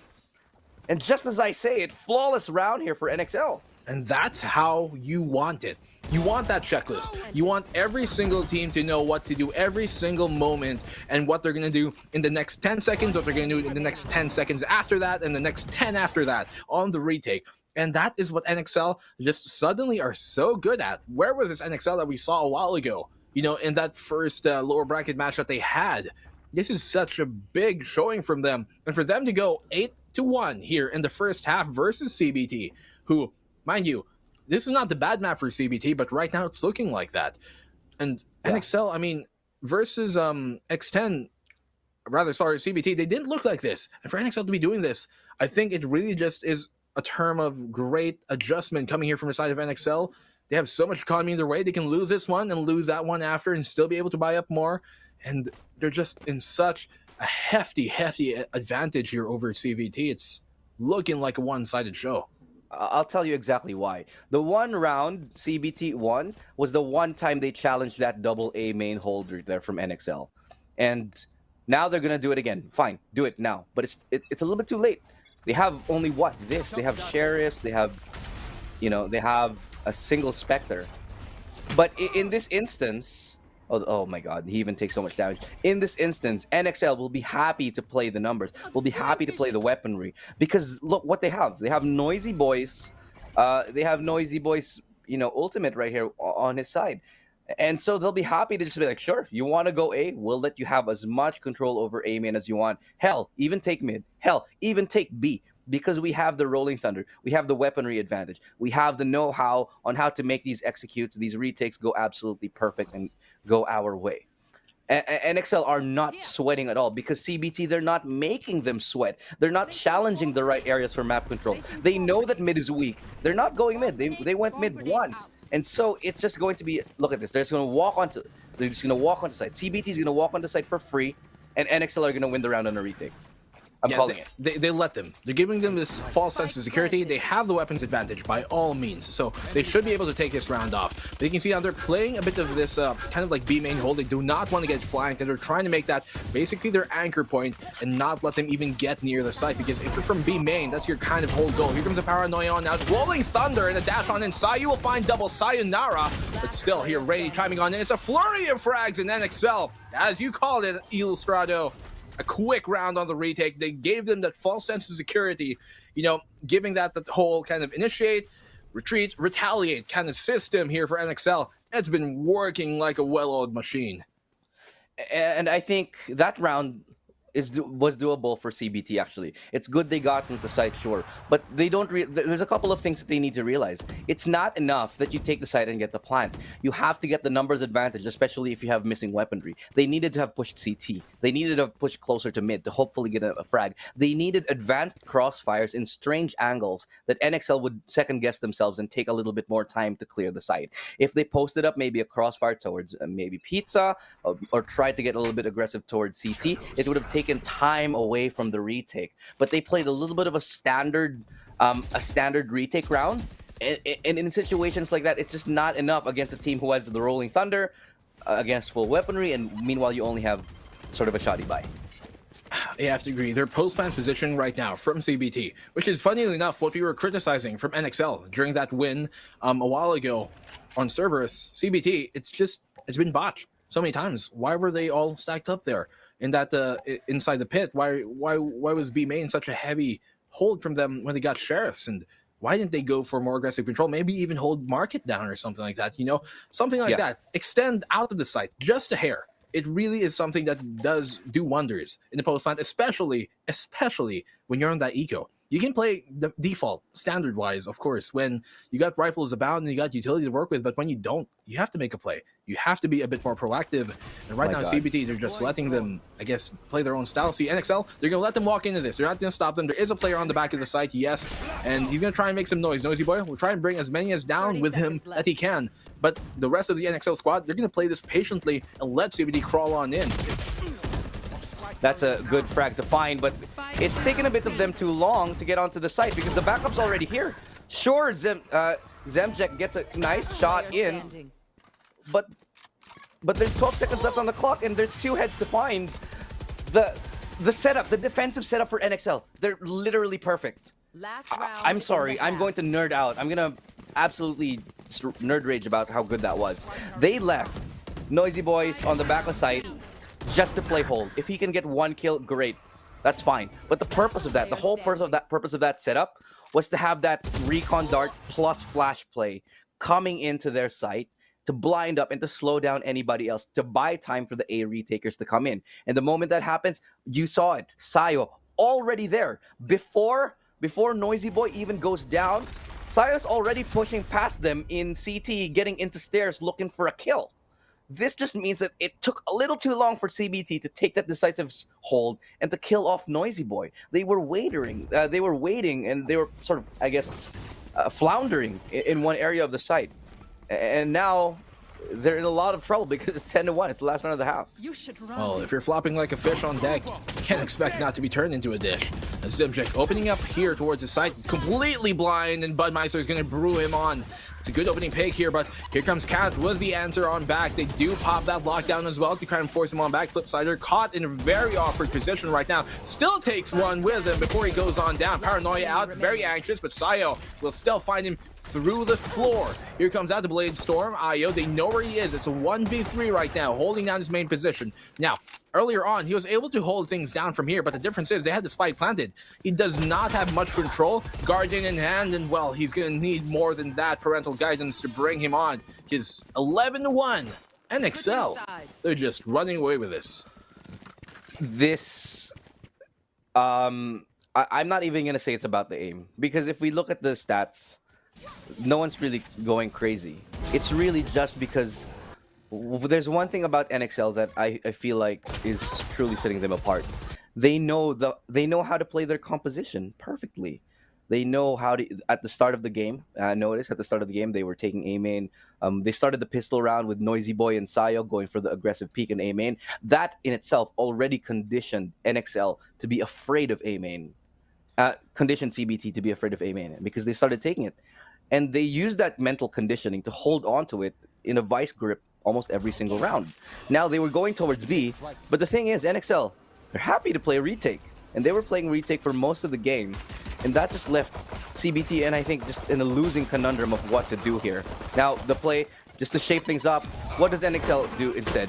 Get into their head. They rush mid, they push smokes, they don't care. They'll take any fight that they can, just as long as it's not what CBT is expecting, because they're in their heads. They're in their heads, and they're already on the site. One person here to hold off the site. Zemjek, he's gonna get flanked. And it's the cleanest round you've ever seen in your life. NXL, a masterclass is what we're seeing from these guys. A completely different NXL from what we've seen prior in this tournament, and same for CBT. But this is honestly, I think, for many people, the NXL that they were kind of expecting coming into this tournament. They're expecting this kind of strong start because NXL, they are one of the top dogs in Asia, and they are the first seed of their respective region. And for them to get on this 12-1 trade, the only other match we've seen be this dominant was Pirates versus X10 yesterday on Icebox. But NXL looking to rather do the same and, I guess, replicate that success. One round left. That's all they got to find. One more. They are, NXL just cruising here. And what do? They know that CBT is desperate. It's going to play it slow. Going to hope somebody pushes into him. Just wait for CBT to make a mistake. Because the tension, it's through the roof. It's palpable at this point that CBT could just make a mistake at any point here, and they're just going to wait for that time for CBT to make a mistake. They have so many rounds to play with, so many rounds to give away, and NXL, they're just happy to bite. And look at what they're doing right now. Exactly. They're forcing so many rotations. They had the right read earlier, but just from waiting and doing nothing, they've already forced off one the wrong spot. Oh, Sayo, he's able to win that fight actually there. Oh, that's so unfortunate. You have to make the most out of the situation, and Zimjik just not able to get the confirmation, and that Spring is going to turn the clock here to his season. But Noisy Boy, as he goes down, it's a big player. Noisy Boy has made a lot of noise, and they will actually bring it to a 4-4. Sayo very, very low on HP. Look at this triple hold here from Hell. to try and bring them on down, but you're gonna wait for the rotate here. Reinforcements have arrived, and here comes the retake. You know why I love this triple under hell? Because there's no real way to flush them out. I mean, the nano swarms are already probably gone, and then sure you have Spring, but he's dead, and they won't be able to flush him out. It's just impossible. Look at this. It's clean, perfect game for NXL. This is the big look. I'm just saying, this is one of the biggest brain games I've ever seen by any team in Valorant, like in this entire SEA region. Just the amount of concise, disciplined, nuanced play that they brought to the table in that one best of 3. Mind-blowing here. Even to the last, just holding 3 under hell. Because they had no way of flushing them out. They had no way of getting information. NXL knew what's up. And I would be afraid if I were facing them. Any team that's going to be facing NXL right now in this form should be worried. I mean, they definitely will be, and the team that is actually going to be facing them is Bren Esports, and so they've got a lot of the work cut out for them. Of course, the earlier matchup that we did see early on in the bracket, it was Bren who sent Boom on down, so they're going to be looking to get that retribution for their fellow countrymen. But NXL, wow, just wow. This is the NXL we were kind of expecting to come into that tournament on day 1. And it might have taken them a bit of a start. It might have taken them losing, to the Pirates. It might have taken them winning one single lower bracket match. But finally, after that one win a while ago that they had over Cerberus, already looking so much better. They finally seem to have caught some wind in their sails. They're going to need to continue to ride that wave, though, if they want to make it out of the lower bracket here. But 13-1, whoo! What a great map here for NXL. Wow, well played. And honestly, if we take a look, CBT, a little bit of an underperforming roster. 0.7 is the highest out of everyone on CBT side. That's a little bit of a bitter pill to swallow. Flip side are on a 3.9. My God, and there's 2 players with 3.7. It's just on 4. Wait, did Vascalis have 4.8? Did I see that right? I couldn't have caught it, but I think so, guys. Chat, tell me if I'm right, but I think Vascalis has a 4.8 KDA. That's the highest we've seen all tournament long. Those are not human stats. Those are pug stats. That is not a stat we'll see in a professional. Oh my God, I am actually scared for Bren right now. I'm actually scared for Bren right now because this NXL is what we've been waiting for this whole tournament. I think actually I'm checking the stats right now. I think it was a 3.8 considering he had 16 frags and 5 deaths. So 5, 10, 15 should be like 3.8. Yeah. It was 4.8. 4.8. No, are you serious? I'm getting confirmation it's 4.8. Oh, okay. Well, speaking of stats, Yikes. Look at this. ADR for Flipsider 243 average damage per round. That's great. That's great coming in here from NXL. Man, I'll say it. It's scary. It's scary to go up against his team. They're the top dogs. I mean, they came into this looking like a top 4 team, and while people are expecting that of them, they didn't start off on it in the tournament. But now, after that win versus CBT, woo, they're looking to challenge the throne and maybe take this whole tournament away from XN or Paper Rex at the end of things. And I was, man, we were just graced, honestly, with one of the cleanest retakes I've ever seen in my whole life. Look at that. Oh my God, just perfection. It's not even chef's kiss right now. I'd give it like a chef's French kiss if I could. Just a French chef's kiss. All of them. All of the kisses. Each and every. I mean, like, because French is really good food. Don't make this weird. That is true. Don't make this weird, man. Come on. Yeah. Much tasty. Much tasty. Very, very hot cuisine. Just, oh my God. I'm sorry. We got to slow down the pace because. Let's, well, as we're moving on to things, many kisses all around. You get that tasty deliciousness because that was certainly a masterclass in how you put it in retakes, in defense, and in many ways just how you play the post plant. I think aside from what NXL did, there is a lot to learn too from what CBT were kind of doing erroneously. In their post plant situations, that's basically a whole example on how you don't want to play some of these post plants, especially on that eco one. That it definitely could have been one that they can take away. We've seen some eco rounds here be thrown for a loop, and some eco rounds that have actually netted teams wins that have flipped the tables and gotten them that momentum to make such an insurmountable comeback actually happen here during the finals. But, well, we're going to see if NX are going to make that comeback versus Bren, if the other teams are going to make their comeback into the lower bracket as well after we come back from the break. For now, though, I am Black and Blue. With me is Illustrado. We'll see you guys in a bit. It's going to be Asteroid and Dax picking it on up. Guys, don't go away. VCT shall be back.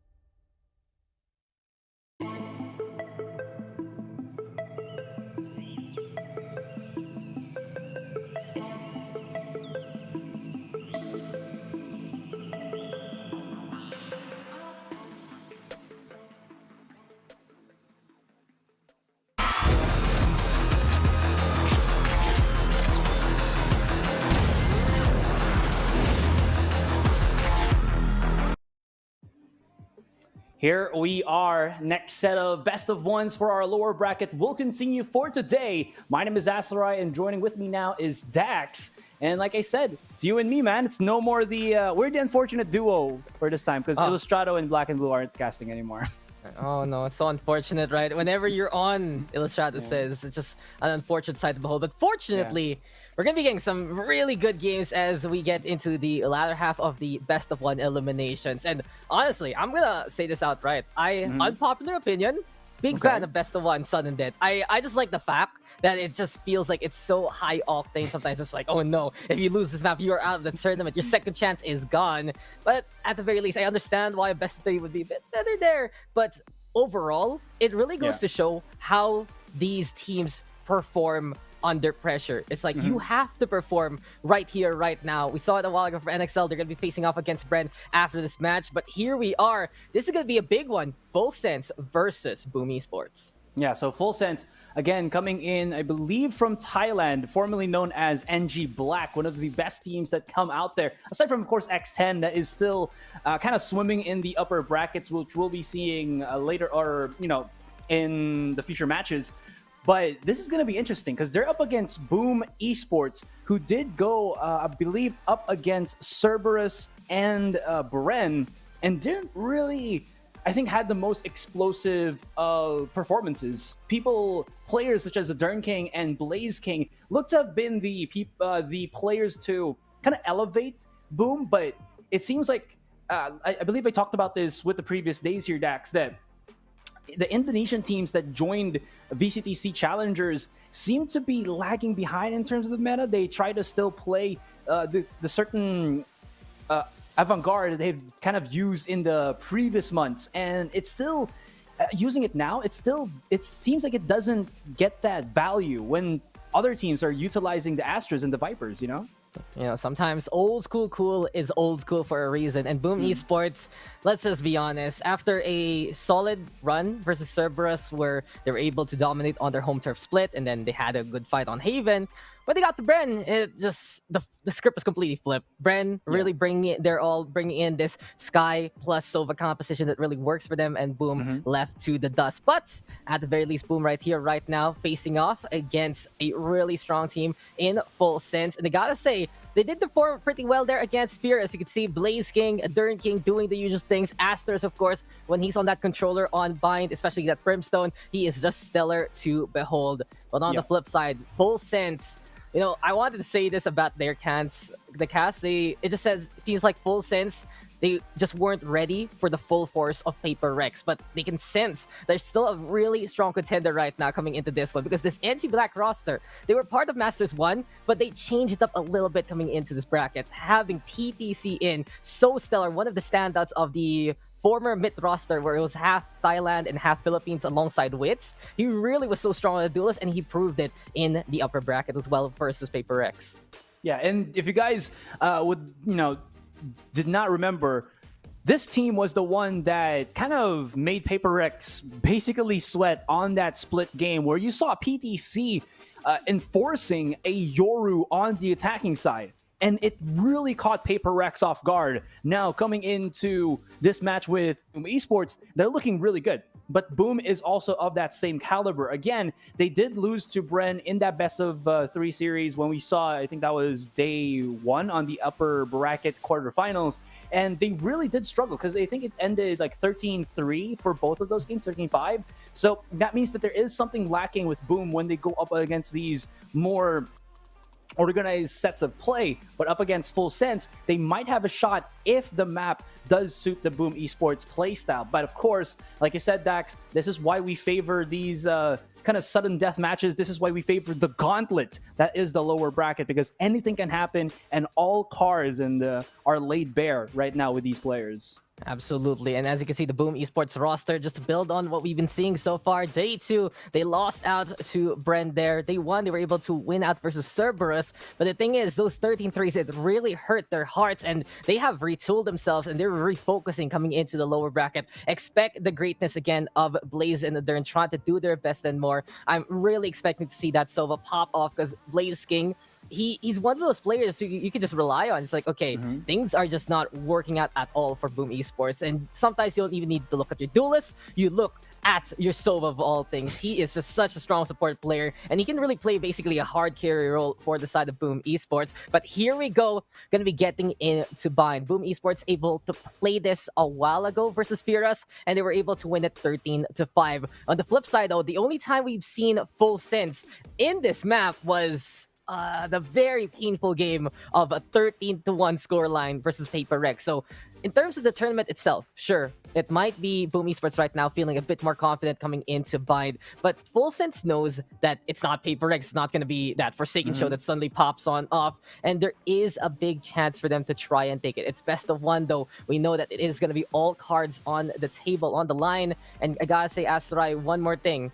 The last time these two teams have met, at the start of the year, it was Full Sense taking a best-of-3 series 2-1 against Boom. There is going to be competition, but Full Sense has that history. Yeah, at least they do know somewhat the play style here of each other, but the evolution, the transition of how you play the game with the addition of the new agents really do allow these teams to have more options, to elevate their understanding, to try new things with teams that they did face off before, where, you know, again, with new agents means new utilities and new ways to try to enforce your style of play. And this could catch off maybe Boom Esports, because again, we talk about how it seems like the Indonesian teams seem to lag behind in terms of the kind of state of play. But that doesn't go and take away from the fact that Indonesians, they're very gung-ho. They really love to go for those aggressive plays, and maybe, just maybe, that is up against Full Sense. But like you said, Dax, PTC, he's been proving himself to be such a committed, how do you say this, a reliable entry fragger as well as defender for Full Sense, and he's shown his stock here, man. Yeah, and here we are as we are going to get into the game. If I were to give a definition to PTC, it has to be something like prove the clutch, because he is just the proof. He is really so stellar at playing that duelist, and you can see him right now going to be playing that Jet. Boom Esports, though, in the meantime, back to their tried and tested competition. Adern going to be sticking on to that Phoenix. We got Ear on the Cypher, Blaze on to the Sova, Asterisk on the Brimstone, and NC Slasher on the Raze. So for Boom Esports, we mentioned it so many times, the Indonesian teams, they're so good at what they do. But right now, you know, there's so much of a different meta. You got Astra on the board, you get Viper, you get Sky, you can get that Breach on, you get Sage coming back online. So it really has to be you playing your playstyle the best against everyone else who does the same thing, and the best against people who don't do the same thing, right? That's what SEA is all about. So many different cultures, so many different things, so much melting pots and stuff. And it's funny because sometimes I'm gonna try to say an idiom or something, and then it's like, is it gonna mean something else to someone? Is it gonna be another name? And that really just is how SEA works. We're all so different, and our playstyles are also different. We really are, I'd say, a palette of the whole world right now coming into the Valorant scene. And here we are, gonna be getting a taste of Bind Asterai as we get into one of our final best of ones. Man, every single match that we have today is do or die. There is no try. All you can do is win or lose. And this is where we do get forced, or this is where we'll see these teams get their hands forced open. Now, as we do start this one quite quickly, let's see where the attackers are going to be settling their sights on. It's a quick little spread out here, as information first and maybe rotations later.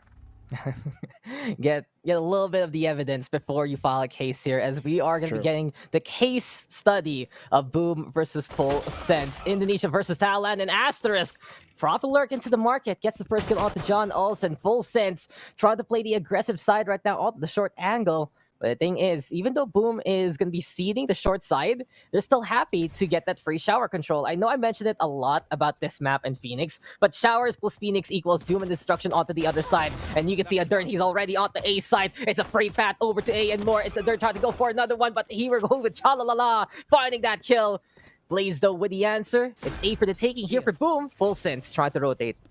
Man, Boom here, starting off with a quick little bang. Loving the movement there from a Dern King. Lammy Snacks now starting off with his Dog there starts to go in quickly with the information. I think they did spot like 2 on U-Haul, but they have to respect that Blaze is going to be preparing his recon dart. He's already at triple. The spike is somewhere on APC, and Blaze is about to get committed. Pulse will connect onto Zelen, which does expose him for a little bit.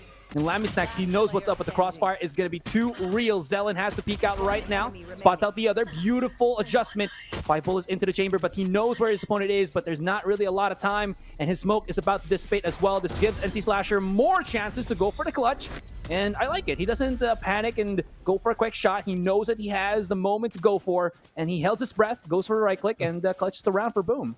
Yeah, pretty much that decay, even though it gives you that insta 50 damage that you can get back by coming out of the poison, if the Viper is the one defusing, then you have the time and you have the space to get that kill. And Zelen, he really tried his best, peeking closer and closer to the opposition, but NC Slasher kept it cool, calm, and collected. And this is a really big test for Boom, I'd honestly say, because last time in the upper bracket versus Bren, they were taken aback by the shiny newness of their roster. And Full Sense, this is a team that is so willing to innovate as well. They're running Viper plus Brimstone right now, plus the Sky. In the upper bracket, they were the only team willing to play Yoru of all things, and it worked on the first map versus Paper Rex. So I gotta give it to Full Sense, loving that innovation. Boom Esports, though, it's all about refinement, but Zelen and Lammy Snacks will shut this one down. It's gonna be 2 for 2, though. Asterisk on the board, and you know how potent this guy can be. It's 3 right now for the Spectre there, but John Olsen getting a bit of retribution, but no, it's a quad already for Asterisk, and Chalalala, the Sheriff to get the taps. What a clutch there from the Brimstone of Full Sense, tying it all up in a slobber knocker of a round.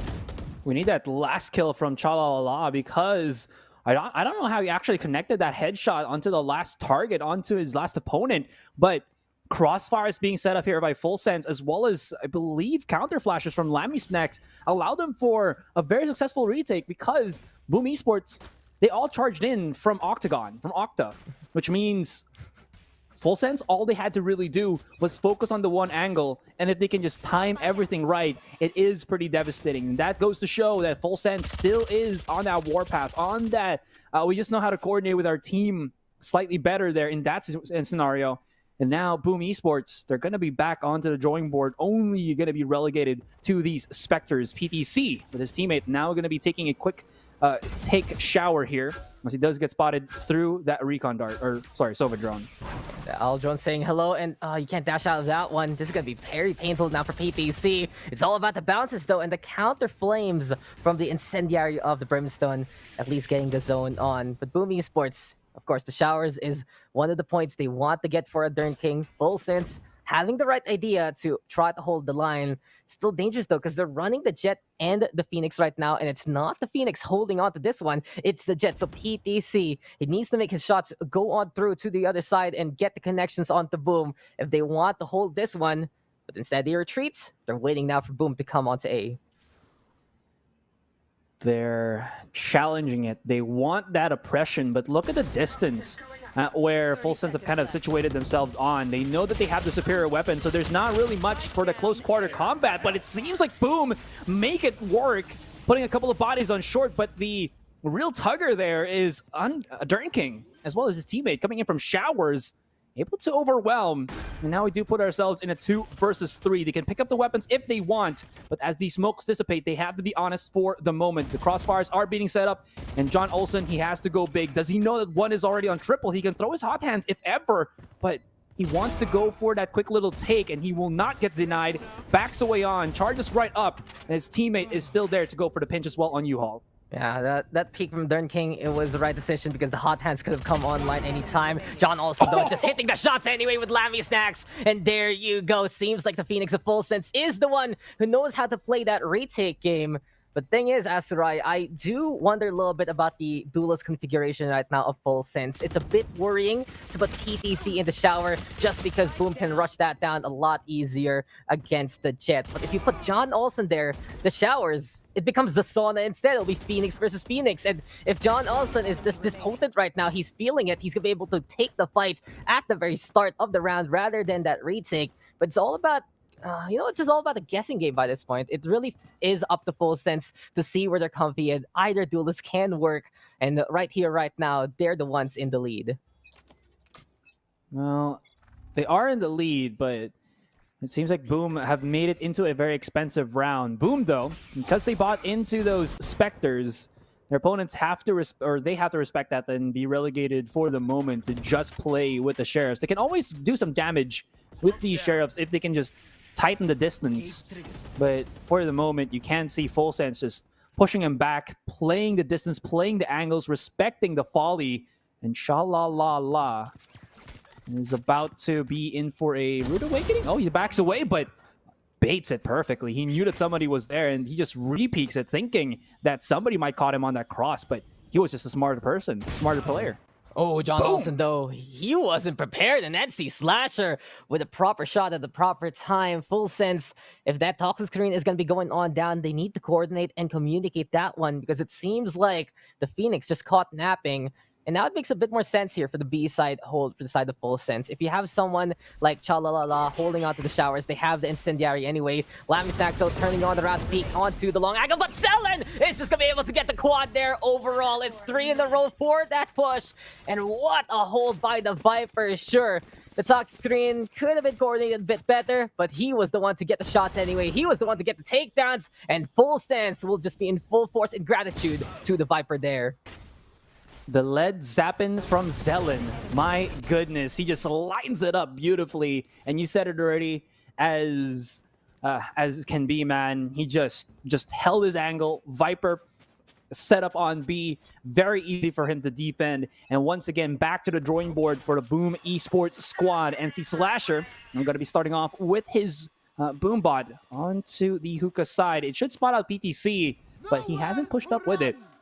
Masters, though, does have this weird one-way angle, but it's the connection, the contact between NC Slasher and PTC that is going to be the starter of this round, as PTC goes back to the drawing board down in this round. Yeah, he's gone for the game, and NC Slasher with a kill. Not only that, Showstoppers available. Gonna be so good to flush out the competition here. Lammy Snacks, though, with a peek, and NC Slasher gonna fall there.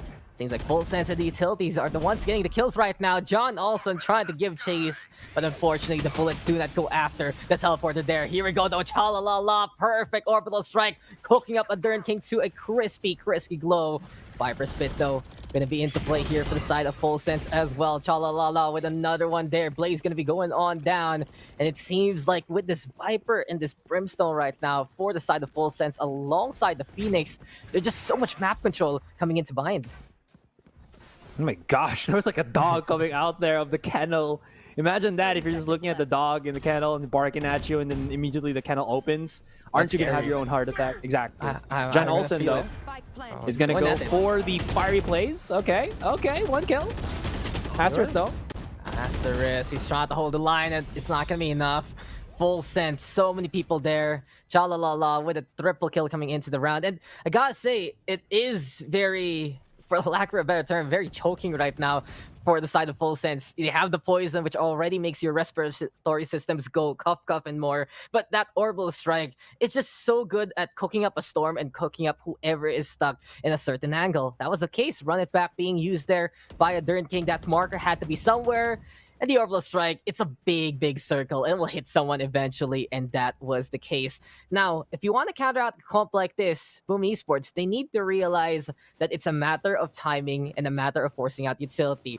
If the incendiary is gone, if the smokes are gone from the Brimstone, plus you time it right where the toxic green runs out of gas, that is the one weakness right now that Full Sense will have under their belt. So if Boom can, at the very least, go for a bit of that poke and prod gameplay, it will help them out in the long run as we get into a tactical pause. It's 1-4 though, and Full Sense showing again why innovation matters in a game like this. Their coordination makes them into such a scary team.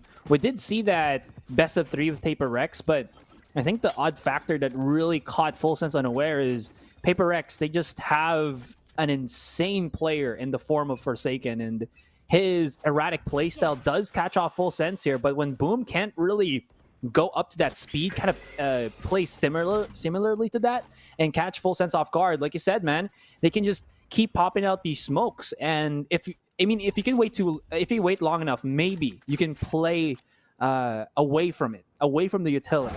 But even then, that's a 5 versus 5, and you know that Full Sense will be able to just counteract. And with these flash plays as well, it could provide to be a bit fatal. John Olsen, though, still gets a kill with his nice little hot hands there.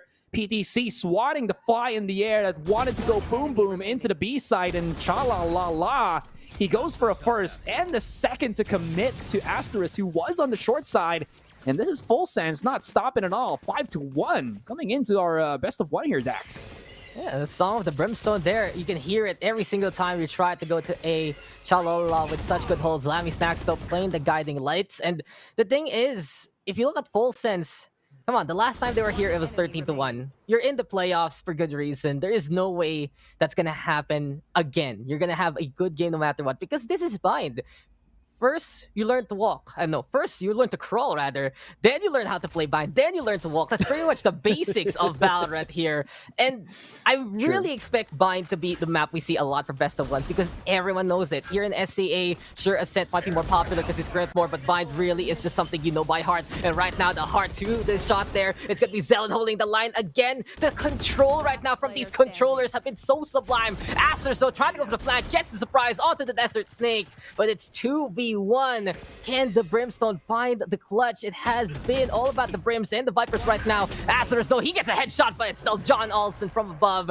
And it does feel like if John Olsen comes in last, then he will come in first, basically, at the end of it. Full Sense now up by 5. That's a minute detail there, but I like how John Olsen did not drop down and chased Asterisk. Because if he did, that would have given Asterisk time to reposition around triple and maybe even an opportunity to clutch the round. But he stood at heaven knowing that he could still swing wide onto the right on his POV and still get the kill there. The refrag immediately, so the Asterisk could not really react. Just these kind of little steps that give much credit or give much advantage for Full Sense here. Asterisk, though, crack of a shot, but still not going to be enough. This is where the problem is for Boom.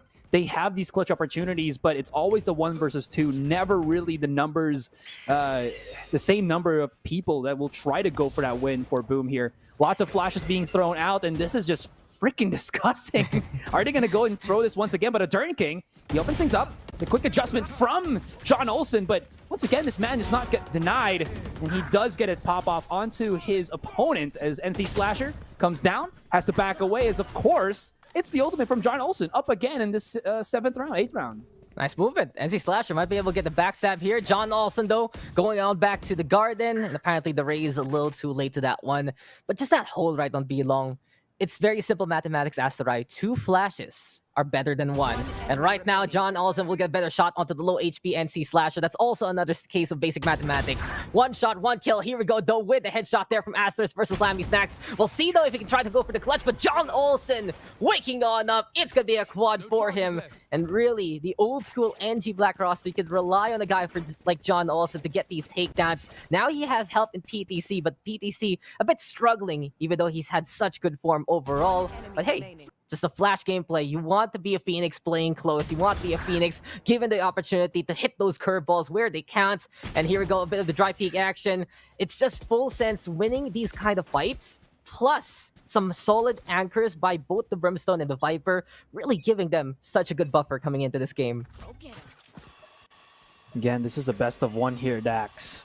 This is not an easy take, because if you lose, well, there's no more chance for you. That's the obvious thing here, but you can feel the pressure already for Boom to try to make something happen. The triple peak to take out Lammy Snacks. That's a big body to take away from the board right now. But John Olsen is holding the site. He will be using his utility to delay for a moment. Hot hands to stop them in their tracks. And the quick TP to go for the A. There's still 1 defending. This is Zelen. And you know, because he's a Viper, and his opponents aren't really on the best of terms with their shields, it's going to be very difficult to push. Just pierce through this. Turn King, though, tries to go in, but Zelen shoots through the smoke and gets a connection. The small timing there between the sky smoke dropping on down it was enough for Zelen to know exactly where his opponent was and to get that takedown. Great eyes there onto the Viper. You know, the Viper, I'd say, is one of the best people who can emulate coming into real life. She has a mask on all the time and she doesn't complain about it whatsoever. And you can really see it doesn't affect any kind of shots here. Full sense. They 30 really seconds have left. gotten such good anchors between the two controllers. We said it before, we say it again. But this is a good chance here for Boom, but Chalalala, he's already going to be putting one more nail to this coffin. The Dirt can go on down. Blaze though with a good flush out, but he wants to go for another shotgun. A bit too ambitious there. Aster's now with 5 HP. The battle of the smokers here, and now who can get the cup on who first? Who can actually get the kill? It's John Olsen lighting it up, getting in the way, and full sense. 8-1. They said, you know, we lost in such bad fashion on Bind last time we were here. Why not? We victimize another team the same way. And Asterisk was just a few shots away from getting the takedown onto Zelen, who was very low at that back of A site. And unfortunate for Blaze there, he wanted to get the kill with his shock dart, but did not expect that Asterisk would just, or not Asterisk rather, but Shalalala is just gonna chime on in and go for a wide swing just to keep himself alive from that utility.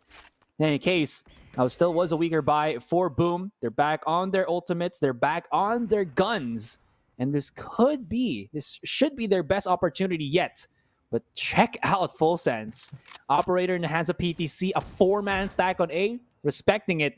And Lammy Snacks, he's got to be careful. He could actually get caught. He does have his utility, his flashes to keep him safe, and his teammates' wall to also stop them. So they're basically betting on the fact that Lammy Snacks can hold the site by himself, and this utility will at least get that info. And he backs away as he calls for his teammate to put that wall up.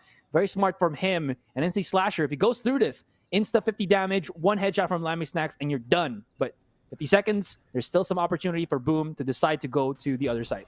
Yeah, very interesting call there from Full Sense to put only the sky there. Is Lammy Snacks getting dared to try and solo defend? But for now, NC Slasher pushing on forward with the hops, the skips, and the jumps. Showstopper though, doesn't get too much though, and it's going to be high time for Boom to finally force a post plan. So Full Sense on the rotation. They have the operator. It's going to be a bit difficult to try and make this one work. Curveball though into play, but ER bringing the protection, and that's going to be John Olsen going on down. Zelen though with 2 so far. Eodor with 2 as well, but Zelen, he's got a triple. Asterisk though, still with a hard carry there, getting that takedown. PTC don't win the blades, but Asterisk is the exclamation point coming into the round. Boom Esports, they were given a reprieve. They got the right call to go to B, and that rotation from Full Sense, it cost them the round. So unfortunate. And you know, Lammy Snacks, he tried. Zelen, an incredible effort with the Viper, but it's still Asterisk on the board. You know how potent this guy can be on a map like this. 12 kills to his name, and top fragging for Boom Esports. It's kind of scary to think about it, because there was PTC who was already looking at Asterisk. I think he had a split second more. He could have actually gotten a right click with the Blade Storm, if I'm mistaken. But in any case, that is still a really nice take there from Asterisk. And you're right. It seems like the challenge of Boom to go through the smoke and wait at least for Viper's utility to be depleted for a temporary moment allowed them to just rush into the site. And Full Sense, with that 4-stack on A, they kind of bit themselves in the behind there, but at least for now, that is going to be the round win for them. Every ultimate utilized. And that's not what you want to happen, but Asterisk, where does he find these kills? Just staying in the utility or in that Viper pit for a very long time. Like, he had a full HP and it was down to like 50. So 1 bullet could have actually taken him away from the board, but still gets a connection. The 4 versus 5. And now another workable moment here for Boom.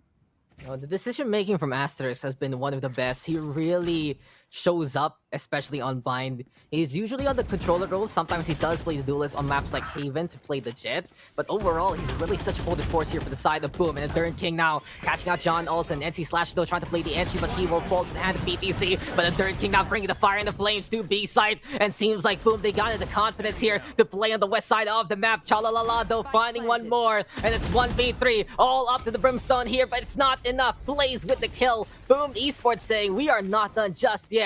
One of the best Indonesian teams trying to make it to the same round as NXL. They're still alive here, 3-8. It's doable if they can make it 4.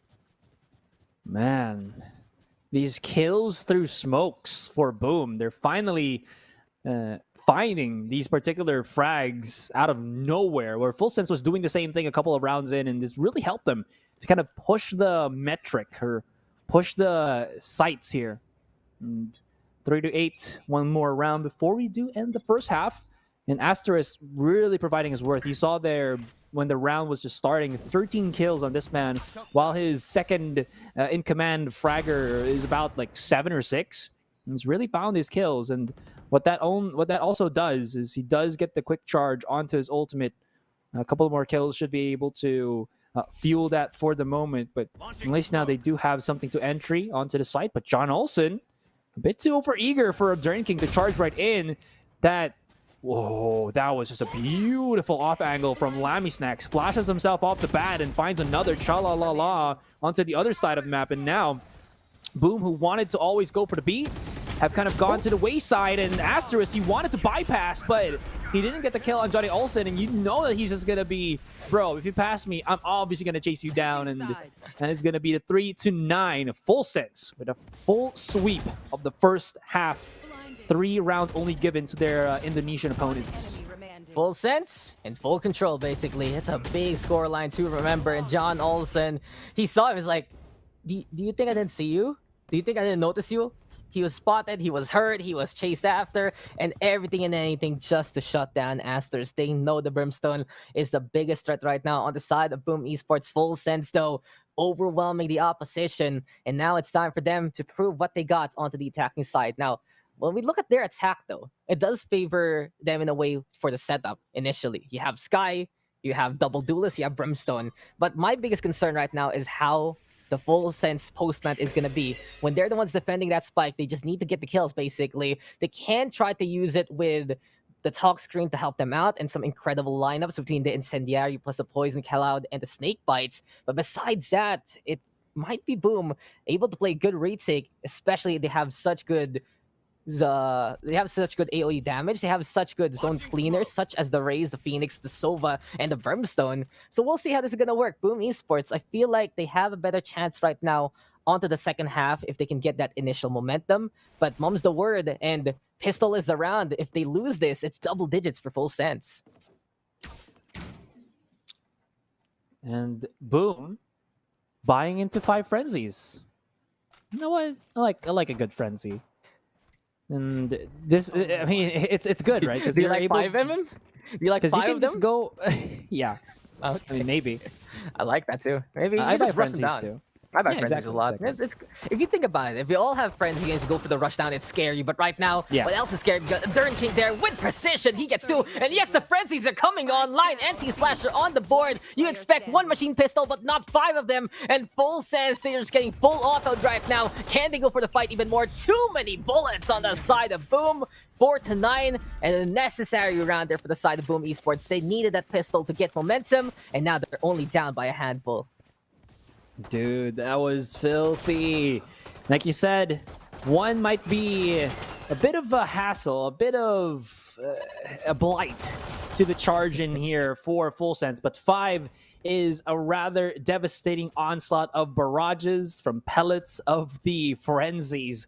And I mean, it's frenzy for a reason. You go in ham, you go in wild, and after the blood has been spilt, you'll look for the other side. NC Slasher here does have a high enough angle, finds himself with the Spectre as well, and he's waiting for a combo. Zelen peeking up into the corners, trying to challenge at these one-ways.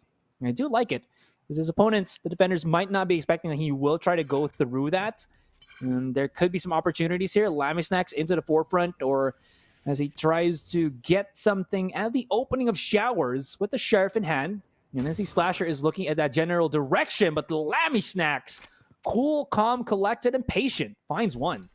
Cool, calm indeed. And I gotta say, very confident Rad Night Off for full sense, because it's not 1, not 2, but 5 sheriffs on the board. So they said, maybe if we also go onto the mono pistol route, we will win a round. But boom, they upgraded. They went for the Spectres. They said more bullets, more wins. And John Olsen right now seeing it, but NC Slasher on the other side.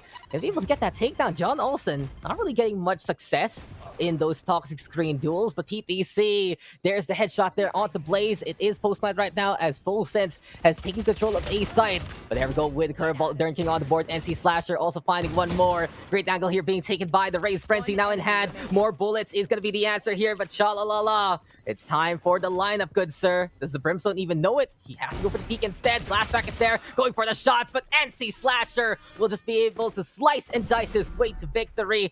It really is one credo right now for Boom Esports Asarai. More bullets, less problems on the other side. And it works in the end. NC Slasher just holding an angle and really keeping his positioning here. Gets a nice little kill through the distance. But this is the problem, at least now for Boom, that I can foretell, is they don't have a bonus anymore. I mean, it could be better because they can buy the Vandals. But as I say that, look at what they do purchase. It's still going to be the Spectres for them, where Full Sense are on the rifles. This is them playing a bit more on the safer side, I would say, because they still, I think it does give them still some economy coming to that next round. But this is where it becomes very, very hairy, because if you try to just challenge at that distance, at that range, Spectre to the Vandal, it's not going to be looking too good. They put PTC on that perspective where he's going to go for the lurk. He's going to go for the solo plays because he has that mobility. As a jet player, just deal some damage. Durn King doesn't have his curveball set up. Now he does. Beautiful Peekins. Has to run away as he gets charged, but they were too hungry for the kill, and now they get devoured themselves. A bit of a mistake there, and now Full Sense, they have 2 kills out of nothing. Tag team there. Dynamic duo of the duelists coming together. PTC, John Olsing, covering each other's backs basically, and a great save by the Phoenix to open up this potential B take. So Boom now down by 2. This is a bonus round for them as the guns are online for Full Sense. Thing is though, it isn't perfect for Full Sense. They don't have all the utilities, or they don't have the armor. It really is going to be a bit difficult if they have to go for the elongated firefight. So having that man advantage is stellar right now, and for Boom, they're all going to stack onto A. Full Sense will take B. And I'm wondering, is Boom going to be saving these Spectres? They should rotate here. Yeah, they might. I don't think they have that much money as well coming into the next round, but oh, they're going for it. Yeah, they're going to try to go for that TP real quick here, but it's the Brimstone of Full Sense to just go in full ham, and cha-la-la-la gives the flawless to his team in the 3K2 himself. This is actually good that the Brimstone gets all those kills, because he's just 1 charge away from a Brim ult, and that's always a nice thing to have. That was just a 1-tap from PTC, and this man's, I would say, awareness of what could be happening around him keeps him alive in those type of very tense moments, because you're going to the corner, you don't know what's there, but he knew what could happen. And right now, if you ever need to stop a boat, you call Full Sense. The anchor gameplay has been so strong between the Brim and the Viper. Cha-la-la-la. It's not Do-Re-Mi that you need to know. It is just la-la-la if you want to sing a song of success. And of course, Zelen, especially on the defensive side, doing so much on those holds. Smoke criminals and just so smooth at getting the shots anyway. Full Sense now is up by 5. And for Boom Esports, it's not even the best buys here, Asarai. It's 2 Spectres, 3 rifles. They went on in for the TP play, expecting they could just rush down whoever was playing onto the hookah, but they just all died so very quickly. And now, Full Sense, not only do they have the gun advantage here, while PTC is quite low, it's 1 away from an orbital strike. So, cha-la-la-la, if he puts that spike down, it's probably just going to be a win for Full Sense if the Brim and the Viper can get away from that spike. And cha-la-la-la, he wants to get the kill right now. He's hungry for a takedown to get that laser on, but Boom isn't buying it. Well, that is some info gathered. They're going to be rotating around. They might have wanted to go straight up full onto the A site, but they decided to go otherwise. Maybe this Viper wall will be utilized to kind of fake an A take. And as there's more bodies already on hookah, this could be devastating. Well, they know lineups will be shared. PTC is on to the full front. Wait for his team. Oh, unfortunate for Eeyore. He was waiting for a flash to come out, and PTC out of nowhere dunks on the one onto Murder Hole. And he's not done just yet. Operates onto the side. Clinical, surgical from this man. Maybe put him into the medical degree, because PTC is somebody who can just open up the site with pure precision. As maybe that's the P to his name as well. Yeah, we can just make so many ways about it. Precision, the clutch, PTC. Oh, Precision to PTC. clutch, exactly. Yeah, prove the clutch. Precision is such. It's just so strong in how he plays that entry, and it really feels like it's such a good pickup for Full Sense. Having him onto the roster, it's really been the story of the top two Thai teams by this point, as NC Slasher and Asters are just basically together right now, holding hands, singing Kumbaya into the lamps. But if you think about it, right, X10 swapping out for Palipan, who came from Full Sense actually before Full Sense picked up the NG Black roster, and PTC coming in from mid. So it just goes to show that extra infusion has really allowed these Thai teams to get even better. Now, last stand there onto the Alamo, not gonna basically pan out whatsoever since they ran out of time. Full Sense now 2 away from getting the victory, but PTC, it's a 1-2 kerfuffle. Break that tripwire, break the face of the Cypher, and break everyone else along the way. At least they do keep these Vandals for the next. But it's only 2 more rounds, Stacks. Oh my lord, it's only 2 more rounds. I do like how Boom was one of the more entertaining teams that we had coming into SEA Masters.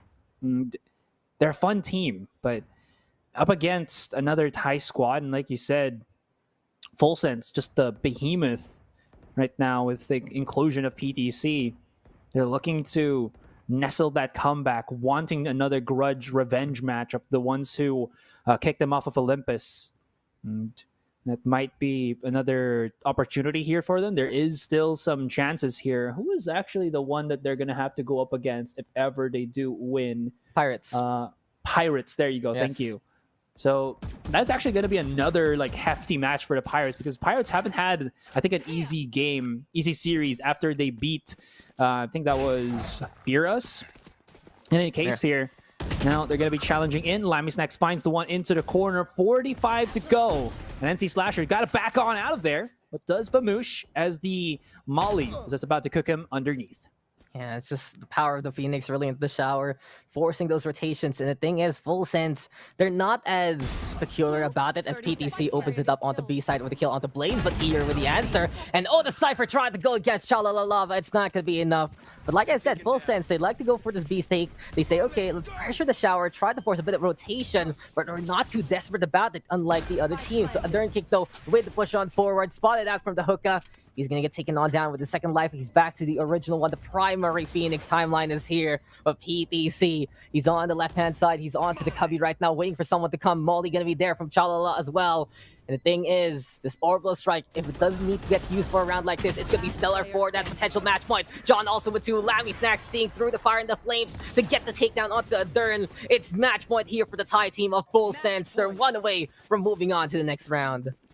I like how Chalalala doesn't go and leave his teammates to basically wait for that post plant. He puts himself near the angle because they know that they have the bodies. Why are they afraid to not challenge it? Which they actually do. And there's just more contact plays for them in this post plant. And that Molly just made it easier for them because it lasts 16, 20 seconds if I'm not mistaken, right? So is it that long? I think it's like 10 seconds. Maybe I'm confusing it with the smoke. But anyways, because it lasts such a long time, it forces the rest of Boom to either take damage and try to catch them off guard. But because they have to run through that, there's audio cues. So where else do they go? Elbow. Very easy for Full Sense to just lock their sights in onto the one corner of exit from the opposing team.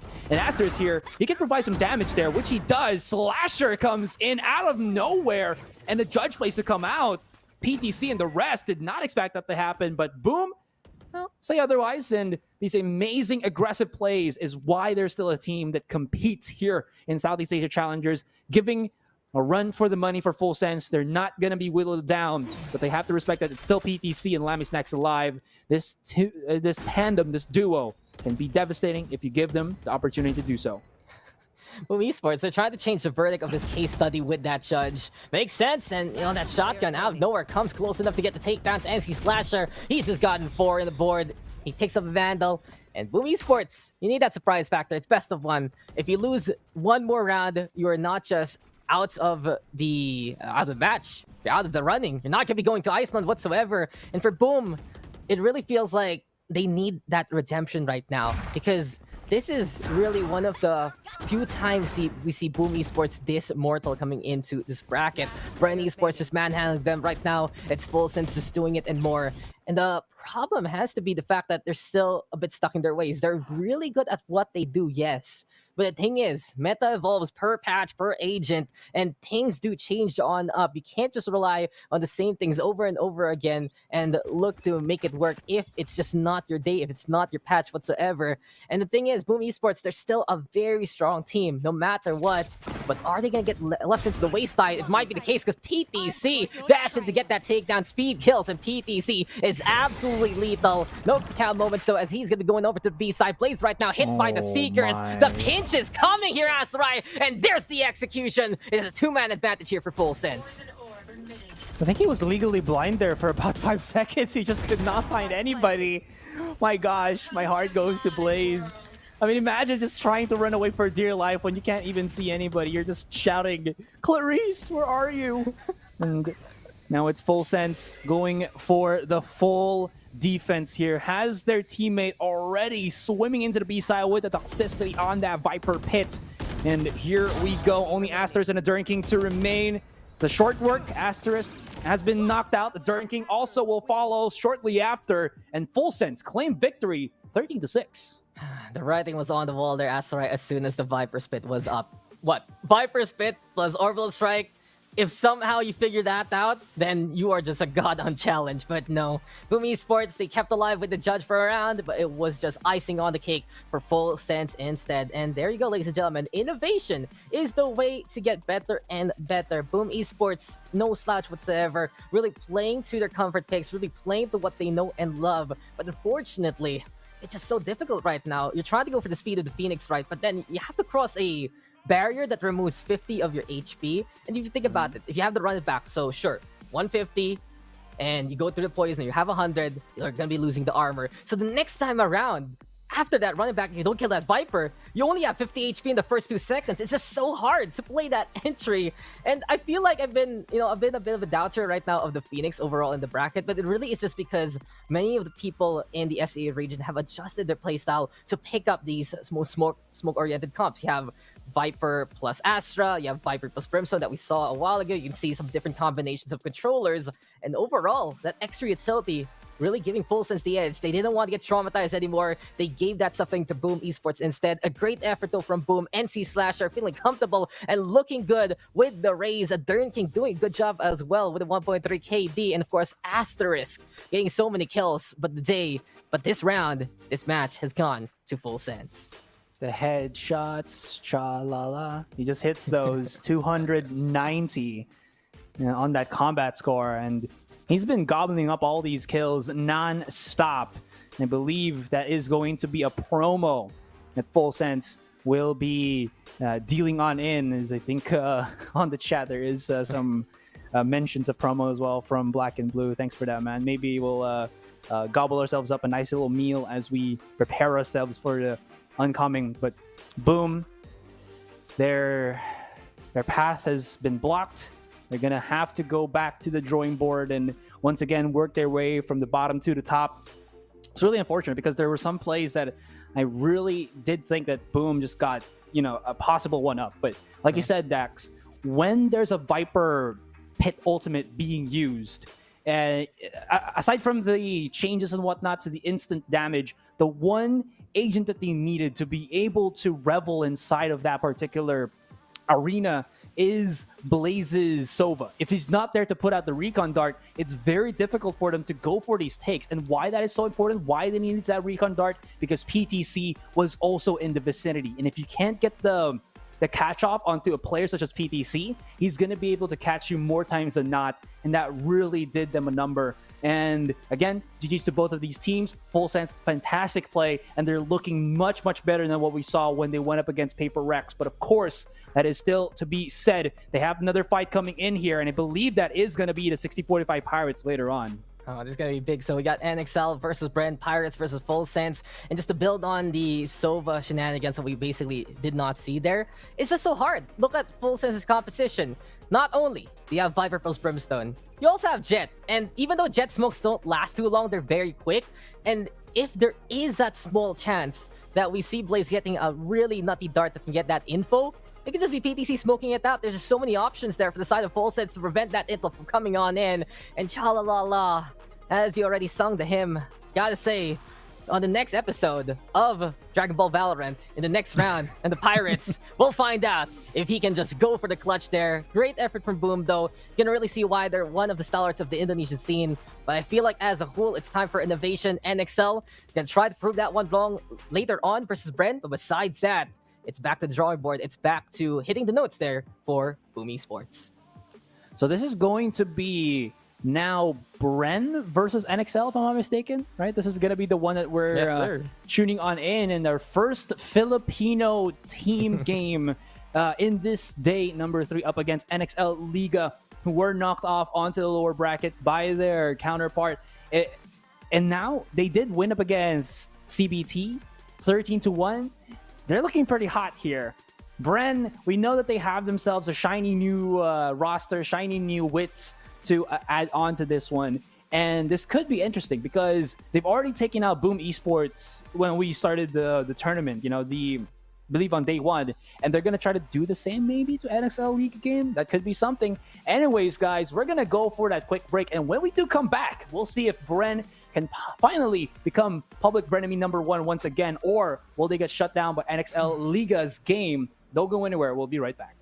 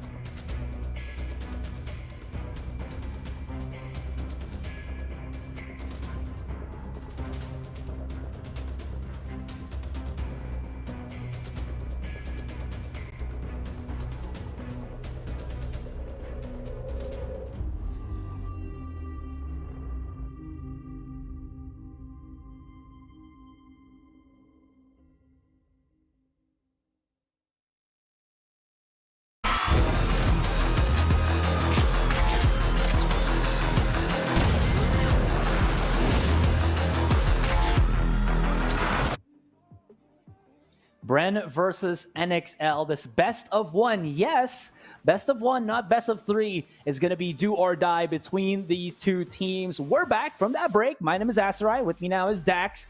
And there you go. Generic intro as much as I can. No more awkwardness from me, but I'll try to keep it as awkward as I can, guys. Yeah.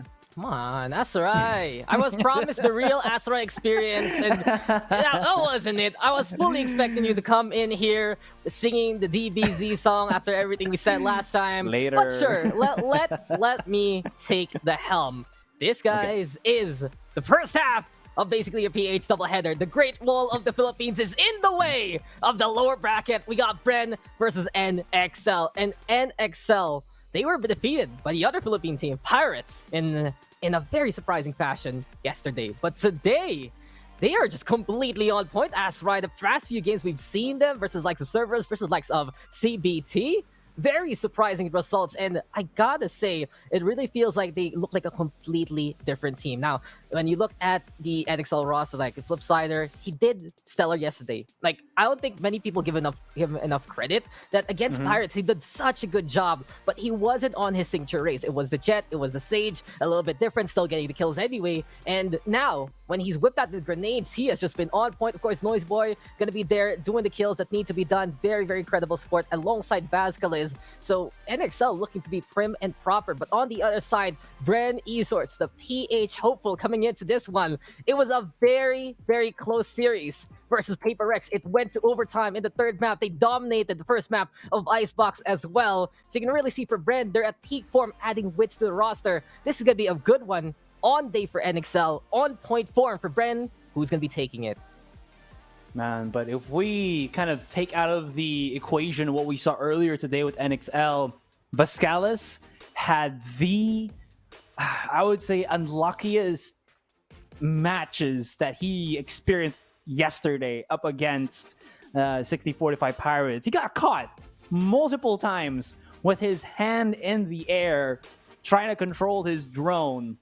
And maybe he needs to take some pointers from Iron Man, because that guy can just multitask because of Jarvis. But maybe Silva needs maybe Silva needs an AI. But you know what? Maybe he needs a suit. You think about it, that's right, to protect him. But we just saw the Bren roster, right? And what do you think? Wits in. This has been such a good form for them. It does allow, I think, more flexibility for Bren here, because again, not to take away from their previous roster with Humi. Humi was a fantastic support player as the signature or as the dedicated controller for Bren, but his ability to clutch and lurk really was somewhat lacking. And now putting Borkum in that role and putting Wits on something of an initiator role or a Jet, it does allow for a lot more flexibility here, because you know Borkum, he loves to go for those aggressive plays, and he is able to translate that in kills. And it does show from the playstyle what we saw with Bren when they went up against Paper Rex. So many good matches from this Bren team. Of course, Paper Rex, though, they have key players in that regard. There were some really filthy setups that they were able to also well utilize, as well as Forsaken just being a damn crack of a shot. And Bren, just going back to the Bren things, when they're a bit more caught unawares, they tend to over peak and kind of generic peak angles where they get caught, and that was seen multiple times as well yesterday. Maybe that could happen today. Maybe that's something that NXL have to force Bren into. But the problem with that here, Dax, is you have to put more stress in the rounds to put Bren in that type of mindset. And if not, you're going to be in for a rude awakening. This is only going to be a one-shot, one-kill. Icebox is all we have. And this is where it all boils down. Well, not really boiled down, but maybe is, I guess, frozen in. It'll freeze on over, right? It's going to be permafrost coming our way. And I got to say, this is a very ballsy pick by the likes of NXL. Now, let's not let's not underestimate NXL at all. They have such a good win rate on Icebox. They love playing something like a double Sentinel composition with the Sage and the Killjoy usually, then you add in the Raze. So it really has that mix of comfort and innovation. And that's the thing about NXL. They're not afraid to change it up, as we were able to see their roster. And the thing is, besides the dynamism between Flipsider and Sayu on usually those duelists, Vascal is playing something like Sova. Noisy Boy, whatever he plays, he's so strong on supporting your team as much as possible. The last time we saw them, which was like an hour ago, right, versus CBT, he had 4 kills, but 18 assists. Assist King, Noisy Boy, making the noise, Booty Meister, willing to play something like an Astra as well. So I think for NXL, they do have some of the things that Boom Esports didn't really show us in this bracket. They're like, okay, we're going to be trying something a bit different. They're going to be looking to do something else. And as we are going to be getting into the game, Bren Esports, though, they have had that history of getting that success on Icebox in the local and the international scene. They beat Paper Rex in such dominant fashion yesterday in the upper bracket. But is this for real for NXL? Is this gonna be a Yoru coming into play? We've seen a Yoru before, though. That's the thing, but I would be very surprised right now to see this, fully expecting that to be something like the Sage instead. Yeah, Booty Meister.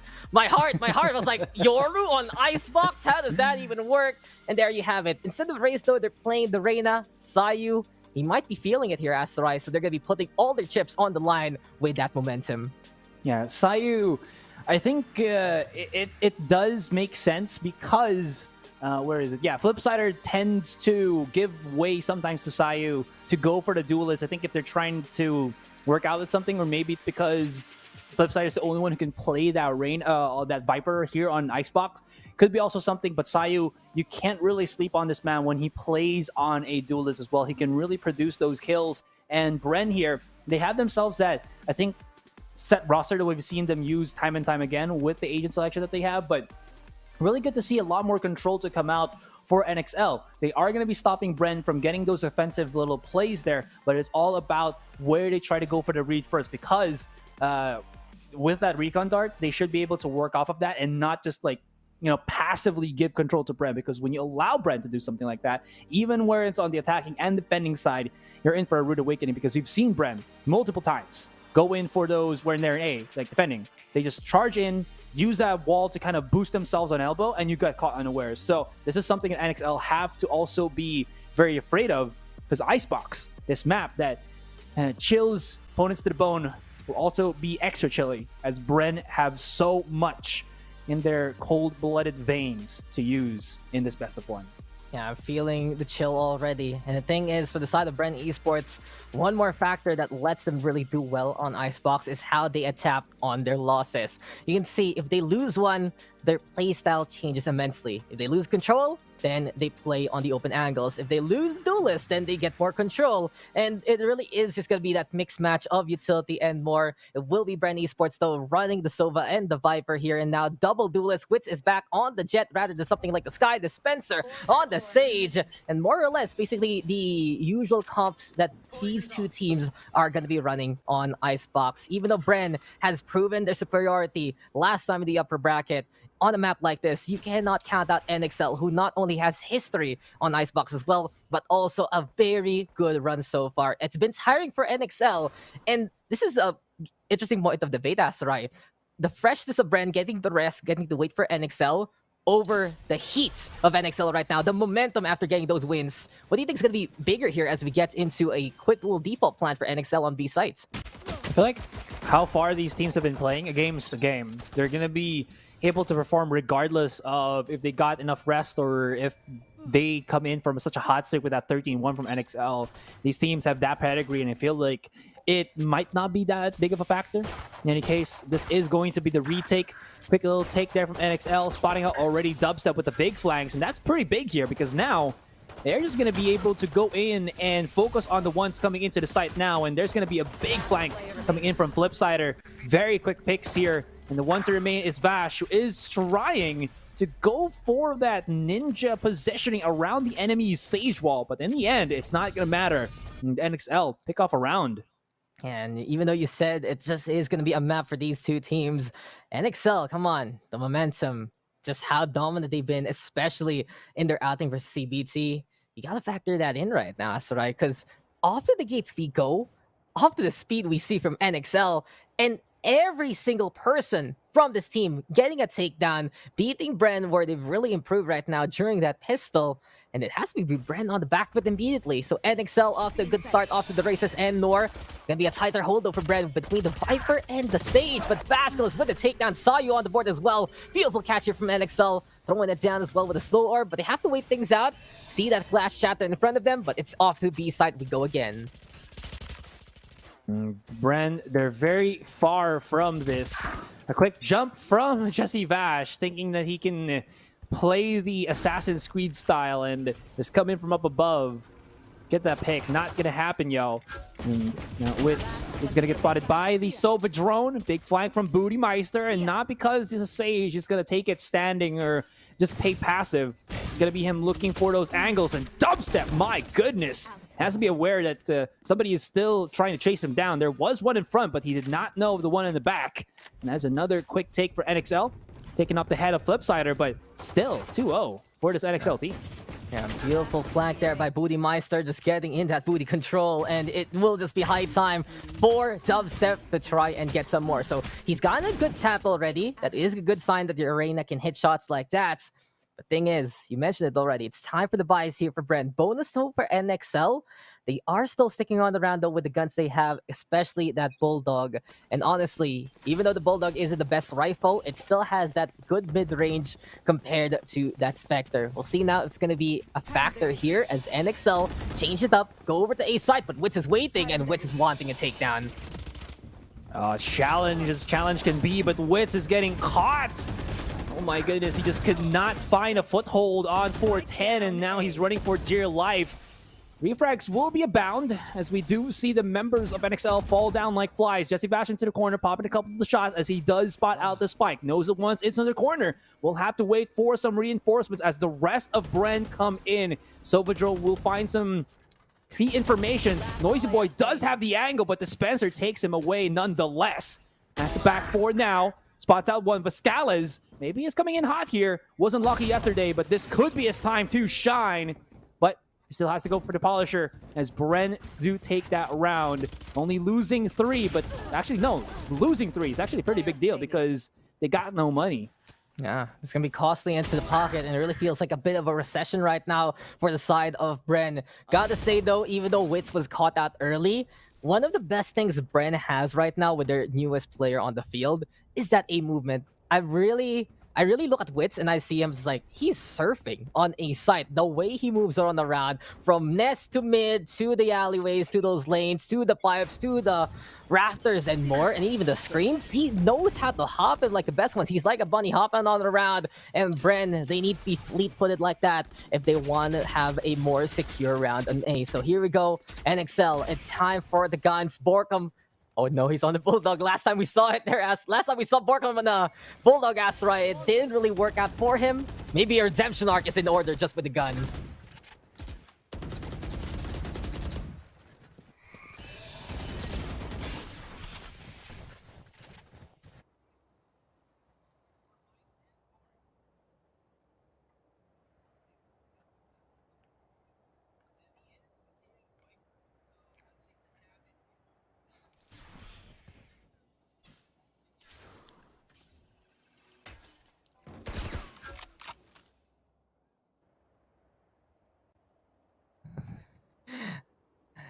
Oh, Mr. Asarai. Mr. Asarai is missing. Spencer, though, with that shot, with the second one. Yellow there. And NXL answering back 2 for 2. Booty Meister, though, with the resurrection. And it seems like NXL tipping the scales in their favor. Thing is, though, they have to back on out and take it away, Mr. Asarai. There's the wall coming on up. Oh my goodness, where am I going? But where is Dubstep coming from? That is going to be the one kill. Cannot find the connection to stop down that spike being planted down. And Witz, oh, are you going to have the opportunity to get your target coming out? The nice little dash there. Knew where the opponent was going to be coming from, or at least wanted to go for that quick rape possession, but still not able to connect the shots. And my God, if you cannot connect the shots, I cannot connect my voice. Unfortunate, but you know what? It's NXL still getting more rounds in, and it was risky here, Dax, right? Yeah, it was risky. I just want to request real quick. What was the line Spider-Man said to Tony Stark? Say it to me real quick. When he got snapped. Pizza time? Oh my God, no, you. Okay, the Acid Cringe is back, and I'm loving it. So 3-1. Never mind my request. Let's get back into the game. This is why everyone loves you, Asteroid. All your locks, all your loaded statements, and ooh, default shock darts there going over to the green lane. But speaking of green, there's a big cloud in the way. Sayudo throwing down the leer. And the thing is, as Borkum gets a face full of lead, it's just pistols right now for the side of Bren Esports. They're forced to go on the economy again and excel in cruise control right now. Well, that is one of the, I think, well enough features for a car if you're going to be investing on something, but I think maybe more for first world countries because of, the smoother roads. Here in the Philippines, not as good, but who is as good is Flipsider. He's going to do some substantial damage onto Dubstep. Backs away for the moment, but they were just kind of swinging together, a couple of swingers here and there, and Jesse Bash wants to co-swing. Not going to work out in the end as Vascalis comes out on top. A top player nonetheless. Noisy Boy creating some sound into the spawn itself, and NXL once again. Bren struggling, and this is not looking good at all for the Bren squad. I mean, yeah, they are on the weaker weapons, but they've been relegated to play for these weaker weapons more times than not, and NXL on top of their game. Yeah, on top of the game, on top of the crates, and on top on dimensions right now on a map like this. And what's the word? Verticality. Icebox is all about going for those second floors, third floors even, if you can. And it really feels like that when you're dueling with people here on Icebox, you also have to look on up, especially if there's things like the Omens, things like the Jets. In that case, Glow, it was just a standard hold up top, the green container, and NXL now changing it up with a push into mid. I like the control being taken here by the side of Flipsider, but he's quite low already. I believe he's been spotted, hit by that Hunter's Fury, and an interesting Viper Spit here for NXL. They're controlling the east side of the B side, and Borkum walks in just to die. Noisy Boy is there, and apparently it's just a big distraction. It's like fireworks here. Everyone's looking on up, or everyone's looking to the side, but the real statement and the real force here for the side of NXL is rotating toward A. I think that's actually a lot of created opportunity here from Flipsider, who still walks out alive, down to 30 HP, yes, but he still is an extra body for his teammates here. I think what that does is you get a lot of options to actually create, like you said, distraction first, but it also stops the rotation from Bren because they have to respect that the Viper Spit is, well, a pretty difficult ultimate to traverse into. Imagine just running, on muddy waters or on the beach, but your feet are slightly submerged on the water and try to walk. That's how it is going into the Viper's pit, Very, very difficult. And it seems like Bren, they're going to have to go once again and just save their weaponries and recede into the other side of the map because they got nothing right now to retake this. And I like the call for Bren. Eco-res onto Dubstep. It allows him to save a gun, but not only that, Dispenser feels like he can get a bit of orb control or at least get a bit of the contest, so he doesn't want to be sitting on that res for too long. It's already 5-1 as Dubstep gets a good exit there as Noisy Boy makes a journey over to the west side of the map. And we're halfway through the first half, and NXL is proving why they have picked this map. Not only are they getting value with that Viper with Flipsider, he has 5 kills and 7 assists, but Vascal is loving the open sidelines right now. Noisy Boy is there again, and it really goes to show that no matter what agent Flipsider plays, he is just so potent at it. I know for a fact that he can play the Viper. I believe this is the map where he plays it in the first place, and he's not just a raise one trick. He knows how to flex on over. He's one of the most potent forces of NXL, and that's what really makes NXL such a strong team, Master, right? They made it to Indonesia, to Challengers 2. They were the first ones in over the likes of Boom, over the likes of a team as strong as Alter Ego. So it really goes to show right now, NXL is no slouch. I have to say that yesterday was just the day of the Pirates, really surprising NXL. And NXL looking a little bit off on everyone else because it was just basically the flip side of the show. But now, this is the NXL we expected. And Bren Esports, they need to be back into yesterday's form. They need to show us what they've really accomplished from the upper bracket to stand a chance against this Indonesian team. There hasn't been a match in our official tourneys here where NXL and Bren have kind of faced, but we did see them. They struggled to Boom a couple of months in, and NXL, with I think the standings that they have, is technically a better team than Boom here. Maybe this is the hope that the Indonesians, fans could maybe go for something. But Wits and Dubstep, here is their quick little take. Noisy Boy does activate the ultimate, and Bren have to respect that their Bamoosh is going to be coming in, but hits the drive-by from Flipsider out of nowhere, and Bash immediately gets taken away from the board. But it's now a 2 versus 1. Noisy Boy got not much in terms of utility, and this is Dispenser and Borkum, the combination for days.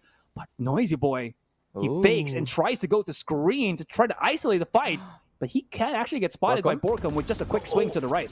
Oh, Dispenser does it though. And Noisy Boy, great player, especially great support. But Assist King needs a player, needs a teammate to get more assists on the board. So there you have it, Bren. Able to finally get around back. Still though, it's been a bit costly for them. And this is just not the day of Borkum. He is sitting on an egg right now, Asarai, and it's waiting to hatch. We know Borkum, really one of the best controllers in the scene. And just to build on your point a while ago, yeah, NXL, debatably, they have to be the best team in Indonesia. They can really the best the likes of Boom, the likes of Alter Ego, and it does seem like that they're at the top of the food chain right now.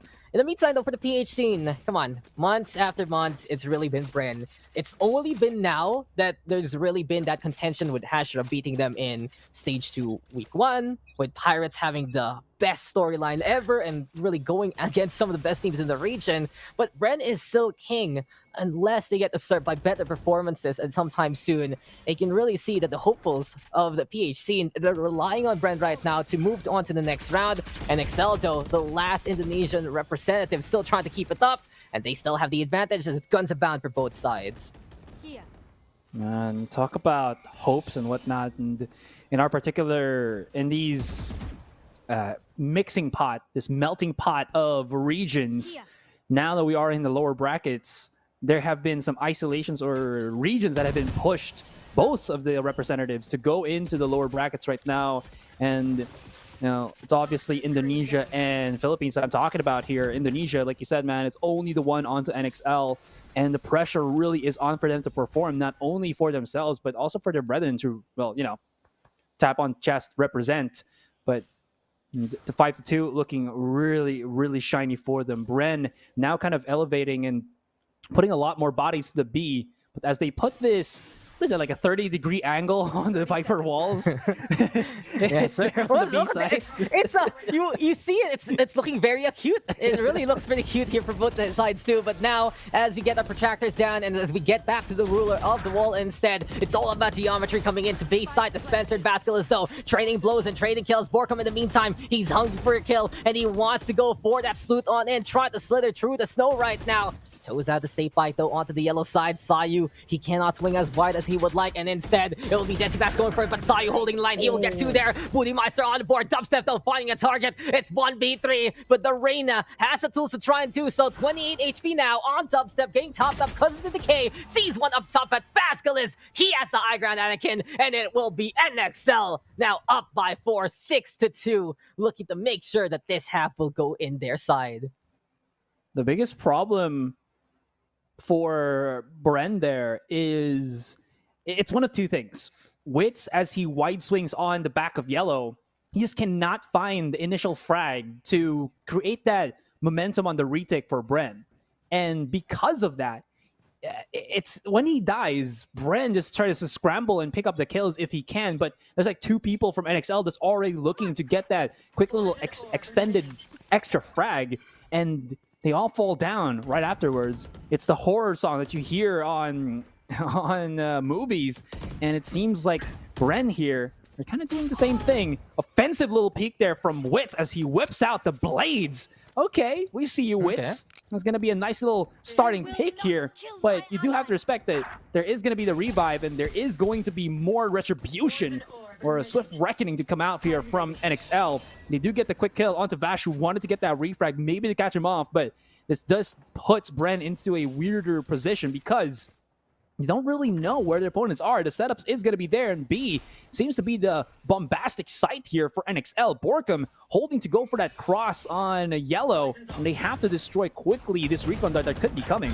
Yeah, Hero Guardian on top, and Borkum, there we go with the dig that he's looking for. Another one for Borkum, and it seems like it's time for him to heat on up, but we're not done. Wits, he's the only hopeful right now for the side of Bren. He has the blades available, he has whipped it out, but Noisy Boy, well, this might be basically a double-edged sword here for the side of NXL. If they expose their position against Wits, it should be reckless abandon here from the Jet. Oh, he's backing on away. I'd love to see Wits play the hero right now in this time bank. And Wits, will you make it? This is gonna be very, very close. Into the corner you go. Stand there, disciplined right now by the side of NXL. But it is gonna be time now to play that post plant. Wits is there, trying to creep on forward. It's gonna be very sneaky for him, Asterai, as NXL is on the other side of this green box. Here they come. Upsider, catching him out. So unfortunate. I think Bren right now, they're feeling the pressure here, Asterai. It's a best of one. They know that. And playing it safe on an eco round like that, just go for it. Go for the Blade Storm and show us the Wits gameplay. Show us the witty Wits. But I think the problem, more so than not, even though this was looking to be a promising eco, and Borkum stepping up to the plate with those just filthy taps. They talk about his one taps, right? But the problem now is whenever NXL are being dwindled down in terms of the numbers, they will always have Flipsider alive, and his setups, his post-plant lineups with this Viper wall, or with his Viper, has been so detrimental for Bren, because even if they can maybe tap the spike, they can't destroy the smoke of Viper. It's gonna just remove their HP, so that forces them to go into this long alleyway that is B long, and they just die because they don't really have the time to make anything work out in the end. Borkum gonna try to go for some parkour movements, has to back away for that moment as he gets walled off by Dispenser, forced to use his ultimate then and there, but he's done the damage now, and this is where it looks much, much better because they stopped the post plant possibility from NXL because they get the kill onto Sayo, pushing into the 4 versus 5. But this doesn't stop the fact NXL also have a filthy A-side take, and as Noisy Boy starts to creep on up here, it's gonna be down to Wits and Borkum, Dubstep, to make this defense happen. A bit heartbreaking for Borkum, wishing there was a parkour function in this game, but Wits right now on the high ground there, catching up Booty Monster, but Noisy Boy with the answer. Dubstep though on the board, and as Flipsider drops down to try to play that close contact, he's gonna get one, but Jesse Bash is there for the trade. Noisy Boy though making some noise, bringing in the party onto A site. Thing is though, it's Bren right now having an angle onto the spike. It has to be the Killjoy walking forward. Here we go with the higher ground for Borkum, and finally the rotation is there. Finally Borkum able to move to the place that he would like, and Bren Esports, they know they have to survive this asteroid. They have to make it at least 7-5 to stand a really good chance against NXL right now. And the thing is, in terms of this format, this is the last set of best of ones. After this and the match between Full Sense and Pirates, whoever the winners of these ones will be facing off in the best of 3. Before that though, of course, we're going to be having X10 versus the side of Paper Rex. You're going to be seeing many parts of the bracket being fulfilled right now. Eliminations will happen in the lower bracket. Dreams will be crushed, but the ticket to Iceland going to get booked very, very soon as we are into the weekend. And now Dispenser and Booty Meister ending each other's lives by now. Noisy Boy, though, on the board. It's NXL with advantage. Wait, how did they get boosted up there? Oh, the fast wall from Booty Meister. So if there's going to be a wall to block out for the one-way, if you're on the low ground, why not go for the high ground? Very, very smart in that regard. But Scalus whips out his ult, gets the tag, I believe, onto Dubstep, who has to back away for now. He does have the Empress up, but he needs to translate this in terms of the kills. And there is going to be the hero play for Jesse Bash. Does not get the takedown, but Wits does find an opening here. Does get a second, and this could be the beautiful pinch. The Duelist, my friend, they just come in unawares, and Wits, he finds the opening as Jesse Bash with the martyrdom. And that is going to swing for Bren, the 7-4. No, he wants to at least get the reset or maybe even give the option for Wits to have his ultimate up, but very good coordination and pinch coming in from Bren. When you play against Wits on Icebox, his jet, his positioning, you are basically at your wits' end. You have to figure out the conundrum of where the hell Wits is on this map. And you know what happens there? Because you're looking at all these different angles instead of just looking in front of you or at the sides. It's a 360 motion. You have to look everywhere. Sometimes you even need to look at the ground just in case maybe that jet is there. And Dubstep, he takes advantage. It's like, where are you guys looking? He's a crack shot. He hits two immediately. And immediately, execution from the duelist. Bren Esports, they're not out of it yet. They want to make that PH hopeful dream still alive. You know, many people in the PH really clamoring for both Bren and Pirates to move on to that best of 3 and have that civil war. But on the Indonesian side, this is NXL representing their hopes and dreams. And they are really carrying the banner right now in today's games. This is NXL. It looks so strong right now. And I feel like Asura, as we get onto A site, it's NXL preparing for all of the usual suspects. And it seems like they were just ill-prepared for a new face in Pirates yesterday. Could be. Pirates' playstyle very different from Bren's. If you think about it, Bren's all about those setups and whatnot. They do have the explosiveness of Wit, but that could be something else different. Dubstep, though, comes down hard on the rest of the members here of NXL. Noisy Boy and Flipsider to remain. The recon dart from Jesse Bash is good. And Flipsider, he has one above him. He has one above him, but he still survives. Plays around his ultimate, but it's not enough to reach in the back of the site. And that will just keep him contained for now. Do spot him into the corner, and Vash will not miss a chance to make sure that his teammates' location gathering, spotting out the last, will be the last connection as well on that Hunter's Fury, which jettisons Bren into the 7-5. NXL still have the advantage, but Bren claw it back, and it's not looking too distance heavy right now, and it's much more digestible for the Bren team. You know, the bread cargo, just bringing in the bread, bringing in the butter. And I gotta say, you know, yesterday, it's been something that's been circulating in the PH community. Jesse Bash was like, he woke up really early in the morning and he said he was on fire. He felt it. And it showed from the get-go. But since Bren has a later start, it's like, it's about 6 p.m. already, Asarai. Our time is like maybe supper time. It might be night time for Bren. But all jokes aside, Bren Esports, they did wake up later into that first half. They finally found their footing.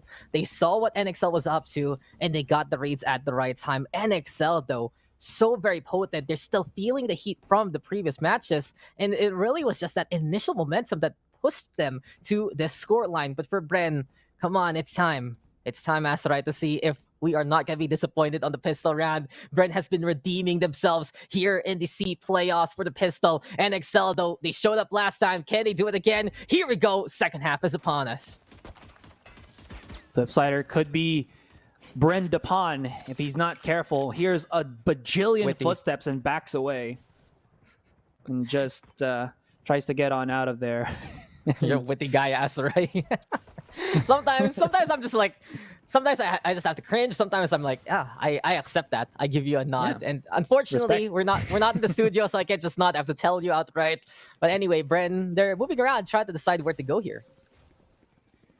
No, they're still working. Oh, Wits, though. He's going to be charging the pack here, and he does see the wall. It's going to stop them for a moment, but you know what? Walls are meant to be broken, like buildings or people. And Wits is going to be the one to start it off because of his mobility. Maybe the setups are there, but it could be the double fake around. But Flipsider, as he does spot out the lurking Borkum, this could be a nod to go for that B site. And this could be also looking mighty bad for them. We'll see how that works out. Yeah, onto the boiler we go. Vasquez trying to keep the heat up, but Dubstep, he showed up with the pistols a while ago, and same place, he got a share tap onto the second round, the first half there. He does so right now into the second half first round, and Bren Esports are just going at it. Booty Meister, he has a frenzy, a bit hard though to control from afar, and Dubstep is there tapping heads, tapping shoulders, and tapping people like candy. It's now Bren Esports taking the pistol. They show us they are not weak at it whatsoever. One away from tying things up. This is... Man, they lost Borkum, but they still made it work. You don't really see that many teams respecting the orange control, and I do say this multiple times on Icebox. A main and B main, those are okay placements, but when you can have a solid setup and when you're comfortable enough to try to go through that murder hole that is under tube and just be able to stretch your legs from orange going on to B, it gives so much space for you. And I don't think NXL was prepared for that. And speaking of unpreparedness, that is going to be Flipsider, who thought that he can get the one up. I think he only had a shorty, but his wall would actually make that shorty very, very deadly. But in the end, Bren just working at the numbers. Sometimes, if you can't do the calculations, just throw everything that you have at it. You know, it's kind of like that old adage where just throw money to the problem. But it seems like Bren, their money is their numbers. But oh no, Sayu with a beautiful catch there onto Wits. If you catch out a very wily fox, then you are going to be able to make a pelt out of it. And Wits right now skinned alive by the side of NXL, but Flipsider has fallen as well. So it's 4v4 for now. Not much smokes in the side of NXL that we'll have to rely on seeing whatever Bren can see. And that's the thing, Borkum can control the battlefield, but Basculus and that's Noisy Boy getting on the board. Jesse Vash though making the shock darts count. Here comes Borkum with the snake bite as well. It's all about post plant right now for Bren. They've had some casualties though, so it's not the best sign for them. And NXL now trying to go for those wings, goes for those peaks, goes for the double on up. But Jesse Vash finds the time to go for the 1v1s instead. It's 3 on the board for Vash. He had the rifle in hand, but still NXL making it a bit costly versus Bren. How does that even work out?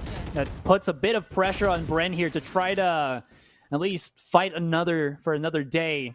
I mean, it seems like NXL, when the tables are turned against them, when they're in that situation where they have to go for the post-plant on B, it seems like even with the weaker weapons, they know what to do. Or Bootymeister's that is just that crack of a shot. In any case here, that does make the members of Bren a bit honest in terms of their weaponry and wits. He's going to play Minesweeper here for the moment as he clears the utility, but Dubstep clears the people in the back of the site. And this is working well. If there's no utility, there's no people. I mean, obviously the site is there for them to take in. That one-way smoke, though, from With actually catching, well, his teammate off guard, and Bootymeister spots out the 410. That's looking pretty good. Knows that one is onto the screen, and this wall just breaks down. My goodness, where was this made? In the plastic store, because it got melted through. And this just leaves it in a 2 versus 2, but the spike finally planted in, and this gives an opportunity. But Flipsider, he has the wall. He has the opportunity to go for that defuse, but there's the recon dart. Can he get the pulse in? No, he doesn't. Somebody has to kill now. No He way. does not. NXL, they just sneak one by and get it there. Even though Bren Esports, it was so unfortunate for the round, I'd say. Wits had the right idea, just the wrong ping at the wrong time, and NXL able to steal it away. But I gotta say, Asarai, Bren Esports, they weren't really meant to win that round. If they did, that was going to be the script completely flipped and in favor of Bren. NXL just making sure they had one back, but it was costly for them as well. So Bren Esports, NXL, if you take either on the date, you are going to get a very fat check at the very end. And it really feels like that this is what this match is all about. An actualized NXL versus a Bren at peak form. Who can get the win on who? It's going to be full rifles right now for the side of Bren. NXL though with 2 Spectres. And here we go into another round. I mean, they're still not on the best form in terms of money. And this does give some hope for Bren, but look at the positioning. Loving the placement of Sayo here, because people don't really check this particular angle. And because he's on Arena, if he can get a shot in, this is such a detrimental position for him. But Bren finally puts more bodies for that quote-unquote lurk as they do get the kill onto Vascalis. This does open up some things for Bren, but they still want to at least enforce some bodies here. Borkum is holding the flank for the moment. It's going to be the Flipsider show, but Flipsider does get spotted out. That's going to be a trades in. The crossfires to remain. Spike still in the hands of Bren. They do have the time to go for the B site, and they will try to punish for this. Dispenser brings Dubstep back to life, and is it going to be, can be seen. Sayo, though, with the frag and immediately backs away onto the back of the site as well. Sayo to Sayonara quickly there, but the thing is, he is just all alone. You know, it's gonna be a lone wolf, man on mission. Sayo right now, trying to see if he can count to 4 in Japanese by this point, because it really feels like it's such a big effort for him. Time is running out. Bren should get the plant down on the B site. Very good call for the rotations. And the thing is right now, Asarai, since we do have time while we're watching Sayu have his journey, have his warrior's path basically cut out in front of him. Bren Esports, they're hitting the shots, like, to keep it very basic. They hit those now. It took them a while. They couldn't make it happen whatsoever, but Jesse Vash, case in point, he's awake alongside the rest of Bren Esports. NXL, they dominated the start, and they showed us a great dimension on the attacking side. But here for Bren, it really will be that smoke control. Vipers are going to be essential right now, and I feel like whoever loses the Viper first coming into a round, it's going to be so detrimental, because Borkum, he's a master of controlling that toxic screen. We've seen Flipsider, he's so potent at basically playing the lurk, hitting the shots, and some great poison clouds as well. So much strength right now on the control, and it's all tied up 8-8. A very neck and neck fight here. Looking so damn deadly. They spot out the one already, and Flipsider just has to concede this B main for the moment. Dispenser. Wait, didn't he just get a revive last round, but he's already halfway more than done to another revive. How many kills has this man had? He's looking pretty damn spicy here. Dispenser, definitely one of the star players of Bren. I mean, everybody's a star player, but I feel like Dispenser really is one of those guys who can just elevate the clutch momentum for this team. If Dubstep is a clutcherist, Dispenser is also of that same make. In any case here, seems like NXL will have to fight for the B side. Flipsider has to concede once again. He does have some setups here. I do like that he puts the smoke underneath a tube because that does allow for a bit more control so he doesn't get flanked around. Noisy Boy's going to come here, and if he hits a shot through that Spectre, I will just have to go and quit because that's something that Borkum has to connect in. And here comes the bodies coming in, but the slow orbs from Dispenser, keeping them honest for the moment. Yeah, flip side with a great kill. Brendo in the meantime over to the high ground. And here we go again between Borkum and Vash plus Dispenser. This is going to be so difficult for NXL to even touch that spike. Not only that, the guns are not in their favor whatsoever. And NXL, they might need to make hard decisions here, Asteroid. Do they run into their demise? Yes, they do to Dispenser. And you were asking for it, and you shall receive. He has the rest again. He's ready for it, Asteroid. Medication from Bren is just looking to be on point. And they have taken the lead in this game. And when you take the lead, it's something that at least give you that, that mental confidence to keep the ball rolling. And they do give a lot more fuel to the fire here of Bren because they're charging up the ultimates on single players, because we've seen like 3Ks, 4Ks come out from Dubstep and Dispenser, and it has allowed them to get the Empress as well as, I think more importantly, the Resurrect to come up. But now NXL, they have 4 big ults to utilize into this one to stop the momentum of Bren. And quickly, as I say that, Flipsider activates his own. Dubstep is hoping for dear life that he can connect a shot here, but he does have to swim a little bit in the toxicity. He has to be careful. Flipsider, does he know that Dubstep is lurking into that corner, the small crevice at the edge of his ult? He could see this. He should be able to see this. He hears the footstep as well, but can't really find ways. He goes around the corner, and now they activate the ultimates here. Now Bren goes in. Dubstep finally finds Flipsider there, and that will stop the smoke, the Viper's pit, from just corroding the rest of the B main side as Vash, it doesn't actually do anything to Bootymeister. They don't know that he's here, and this could actually be such a beautiful position for him if you don't peek the left side. No, they know Asteroid and Jesse Vash. He went for the shock dart, now went for the swing to get that kill. Vascal is though with the takedown in response, but Dubstep, he's popped the Empress. Dispenser with the resurrection, and Bren right now trying to build that momentum. The sea of green there from NXL was a good call, but unfortunately Flipsider, he had the moment to actually cut down Wits from up top, and it really was a missed opportunity. Luckily though, Bootymeister there on the other side to get that takedown. Now we have the lockdown into play, and NXL, they're setting up to nothing. They're like, where's Bren? They disappeared. They bamboozled us. They fooled us. They're going for the rotations. And this is one thing that Bren has been so eager to do compared to NXL. Move from B to A so quickly and so decisively. NXL now, they have to decide, is it the save? Is it a try? Borkum though, fighting Noisy Boy. And there's a chance now for NXL. Well, let's hear it for Noisy Boy as he does find that nice little frag there. Starts off onto the fight for Sayo.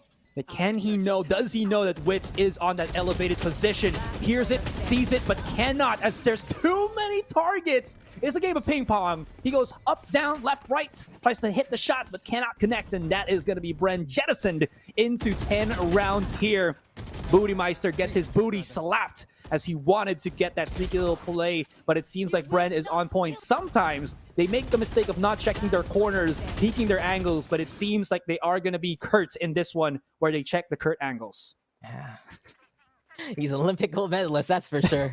But NXL, okay, besides just saying, chanting to the anthem, NXL and Bren, this whole series, it's been a game of missed opportunities, and Bren, they're missing opportunities a while ago. Now it's NXL, unfortunately, having that same problem. Good taps still on the Wits, but thing is, Dispenser, he's not only your killer, he's also your healer. So it gives him a top up, 100 HP now back to him. And NXL, they're on the back foot again here, Asteroid. This team, they really showed off their form here in this lower bracket. They really woke on up, especially as soon as they saw it was best of once. But now they're a bit on the back foot, and where was the momentum that they were looking for? It has to be just a slice and dice action yet again. It really will rely on Sayu right now to pop off because, honestly, Flipsider, he's incredible, but he's on a Viper. can only do so much, and it's up to him to control the battlefield rather than playing the entries. Noisy Boy also the assist king. And flip side there, he's been MVP for NXL, but right now he's going to be the very first person gone from the round. Dispenser, no one saw you. He's waking on up. That's what he said. Noisy Boy comes close, and it's not just assists for him. It's takedowns instead. 2 in a row for the Killjoy. Vascal is getting the Sheriffs, and we've seen this before. Bren, are they going to get ecoed again? It's going to be the situation. Sheriffs are pretty much the Achilles heel of Bren Esports. NXL will steal it away from the P8 squadron. Sheriffs create the rifts because there's no whiffs. My God, Noisy Boy, how do you do this? How do you connect those? We need to see his POV once again now. Replay and Sayo. Ooh, what a shot. Oh, no. This is like the issue for Bren. We've seen this, what was it, like yesterday, if I'm not mistaken? Yes, it felt like so long exactly. ago. But hot diggity damn, dude. How does that even transpire? My God. Yeah, as it was time to rhyme, it's just pretty simple. Superman has Kryptonite, and Bren has Sheriff. So there you go, guys. You want to be the best PH team? Go to any kind of training range, play the Sheriff, and then you'll just surprise Bren time after time. NXL, that was crucial. They needed a thrifty win just to have a good economy in the past few rounds, and now it is going to be Vascal is right now going for the Hunter's Fury from up top, that boiler. A bit of that mid control. I like it. NXL did unleash it. Even though it didn't really get too much, it still says to the side of Bren that they're waiting. And Dubstep, he tried to be cheeky alongside Dispenser, but Noisy Boy with the read. 2 HP though on this Killjoy. Needs some heal. Shockers trying to go for the chase down into the takedown, but Jesse Vash cashing out Flipsider instead after kill on Borkum. The Vipers are gone. The toxic screens aren't going to be there, and it's up to Bren to watch their flanks because they're looking to play post plant again. This is where it becomes very brutal because you can see Bren, they're kind of just splitting themselves apart for the moment, and they now bring Flipsider back to life. And as Wits drops down, it's left to this hands, capable hands maybe of Dispenser here. There's so many people for him to tag down, and how many shots did Jesse Bash just hit as he was trying to run his way through the smoke. A madman nonetheless to create the space for Dispenser, but that is not going to... How do I say this? Just shake the confidence, shake the retake of NXL. And Bren, they got equalized 10-10. From eco to equalize, come on. The basics of ease versus Bren Esports. Gotta say though, so unfortunate for them because, you know, the D&D connection, they love to do that. Dispenser and Dubstep, they're so cheeky. He's like, I trust you. Come on, wall me up. I'm gonna go for the kill. And honestly, that should have worked. But Noisy Boy, he shrugged it off. 2 HP. That was that close. And if Bren Esports only got that kill, that would have been them securing the round because they wouldn't need to just go desperately to try and catch out that Killjoy instead. 1 domino falls and the rest follow suit. NXL able to tie it up. We are back to an even game, ladies and gentlemen. It looked like NXL had it in the first half, and then in the second half, it was all Bren all day. But NXL is back on the board. Dubstep tried to go through the Nano Swarm, and Bren Esports, apparently the answer right now is Reckless Abandon plus the Viper Spit. Aldro, though, gonna get broken. It's all about danger close right now here for the side of Bren, and they're backing on away. They play the smokes though. They'll be cheeky here for Borkum because there's a small angle they can hop in and out, and it's advantage now for Bren.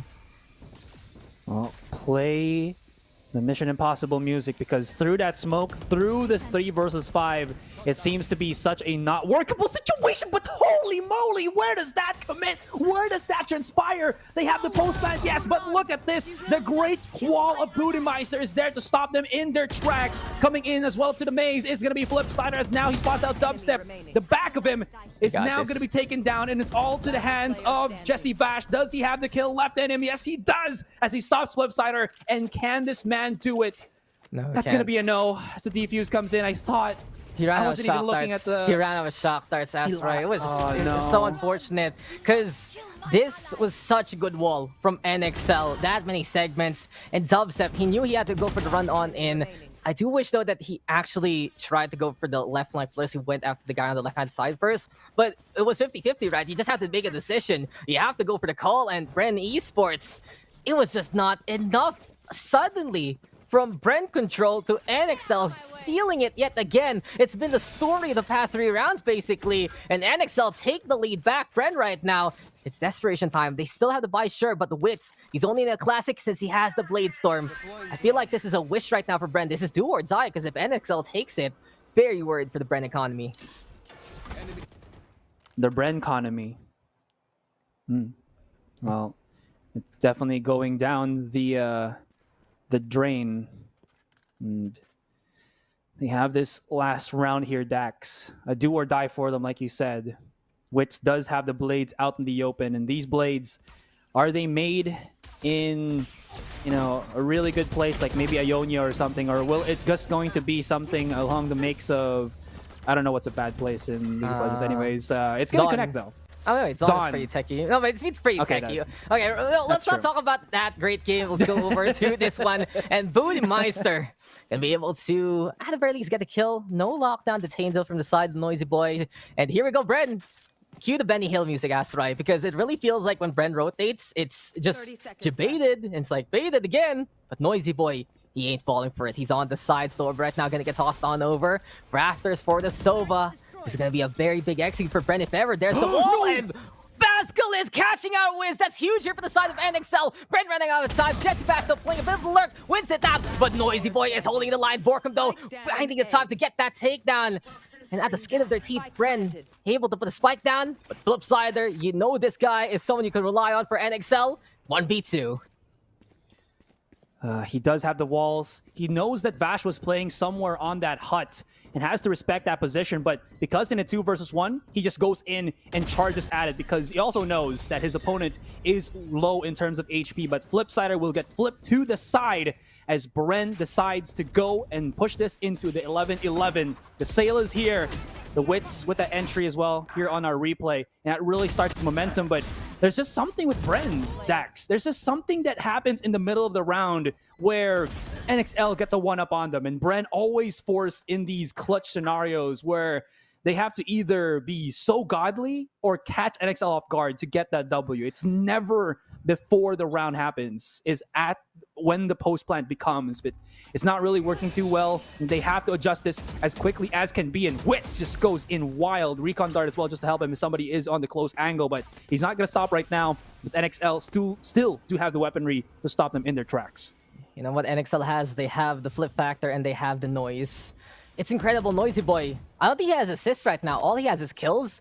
And a while ago, he was just all assists in that game versus CBT. So he said, it's my time to shine, guys. I'm going to be the one getting the kills. And he's been so instrumental here for NXL to stay alive, especially in the second half. Without Noisy Boy right now, alongside Boodmeister, this defense would have collapsed at the seams versus the side of Bren. But just the angles that these guys are taking, the Sentinels really on point. Make the Witch PH Indonesia sides. You guys got to get the game. And NXL, they already get the advantage.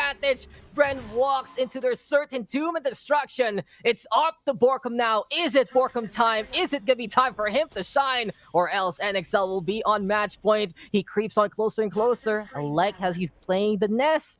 Might be the angle that NXL doesn't expect. And he's looking around, that's right. Will he get spotted? He finds a kill out the Basculus though. Backs on the way with 72 HP. And next on the list might be Sayu. Another 1v1 perhaps. And Borkum does it again. He still has some time. 20 seconds is not a lot of breathing space, but there is an opening here. There is a moment for him, but can he spot out the one? He knows that somebody is onto the corner now. He lines it up with the take, but he didn't know that Flipsider was just coming in from behind. And NXL, one more to push. This Bren doesn't even have the economy to make that happen. And just going back to this replay, I just want to say, Dax, that was so smart for NXL. If they know that they're going to get pushed up already, why not just concede the entirety of the site and just multi-stack onto the one angle where Bren is about to push and put in a wall? It's so good. Form a firing squad, get the execution. And honestly, Borkum there, he did everything he could in that round. Unless he gets the headshot onto the Sage into the res 180s to get the kill behind him, there was no way they're gonna do it. NXL played it so smart against Borkum as soon as they lost to it. Like, it was questionable that they wanted to go for the duels. They had so many people, right, to try and go for the fight against the Viper, but maybe they just got a bit afraid. And Borkum, he stepped it up after such a terrible start. He's now on the triple-double here. He has 15 kills and 10 assists, and you can see how strong he is on that control. Overall, Bren Esports, they've really upped their game. They're getting the kills right now. Same case though for NXL. No one really a weak link whatsoever. It really feels like everyone is doing their part and more. Sure, there can be improvement on both sides, but NXL is the one rather with the 1-up. They're on match point, and Bren, they need to win this round or they're done for this tournament. Man, just A lot more control here from Bren onto the B-Long. If they can take this, they will have the ultimate coming out. Flipsider, is he brave enough? Yes, he is. And he takes 2 shots. 3, make that into the hat trick. My God, he just starts it off for NXL. And like a bombastic bombardier, he just comes in and gets all of them taken away from the board. Dubstep does have the angle here, but he needs to connect the shots. Know that one is on the back of the side, and it's all left into the hands of Wits, who does get taken down through the smoke, through all of it. And that just stops and halters Bren from having a chance to make something happen here at SEA Challengers. What a game from NXL, what a clutch, and what a play from Flipsider. Call him Mr. Bootymeister, as he is just going to make you call him sir in the end. The Sage there showing on up, especially in that second half, alongside the incredible efforts of Noisy Boy. But come on, it starts and ends with Flipsider, and that was the show. Bren Esports, so crucial to have 3 distinct people alive, and they were the ones who first fell. The Sage had the res, the Viper had the pits, and they could have gotten the Hunter's Fury on. When the going got tough, it was up to the duelists. They didn't have their ults anymore after they committed it in the last round. And Bren Esports, they stumble when they needed to really perform at the very best. So unfortunate for the first PH hopeful right now. And it seems like the PH blockade has already been shattered in half by the side of NXL. NXL looking nigh unbeatable right now, as they had such a strong start and such a good way to answer back. Noisy Boy, though, give it to this guy. He got the kills this time, ladies and gentlemen. He's no longer the assist king. He is the participation king. Every little bit that NXL needed from him, he did so and more. And every single time that Bren had control, somehow, some way, the Sentinels of NXL will find the perfect angle to strike and take them down. Well, that's the real steal of Noisy Boy, able to metal himself in the clutches of situations. And we saw there was an incredible amount of performance to come in from this man. Noted on the Sheriff that he just got, Sheriff highlight that he got on the weaker buy, on the eco buy for NXL here. And they keep the dream alive for the Indonesia region. So their fans will be damn well happy. What a well-deserved victory for them. Bren did all of what they can do, but it seems like they were just one off. You knew the Spencer, he wanted to get the orb for maybe an aggressive peak there, but he did not respect that Flipsider is just that crack of a shot, or somebody from NXL is that crack of a shot, and that's got taken down. He was hoping that maybe his teammate will be able to get that refrag quickly enough, but I think when Dispenser and Dubstep are the ones to get the highest frags, maybe just try to have your teammate do that for you, and you're the one who hits the shots. But in any case, that was a gamble that they were willing to take, and it's a gamble that did not pay off in the end. And with that in mind, this is going to be the final downfall of Bren, as they are now out of VCT Southeast Asia Challengers. We're looking at the highlights here, Dax, and we can only reminisce for the Filipino fans. But this isn't over. 64-5 Pirates are still here, and once again, NXL with a well-deserved victory.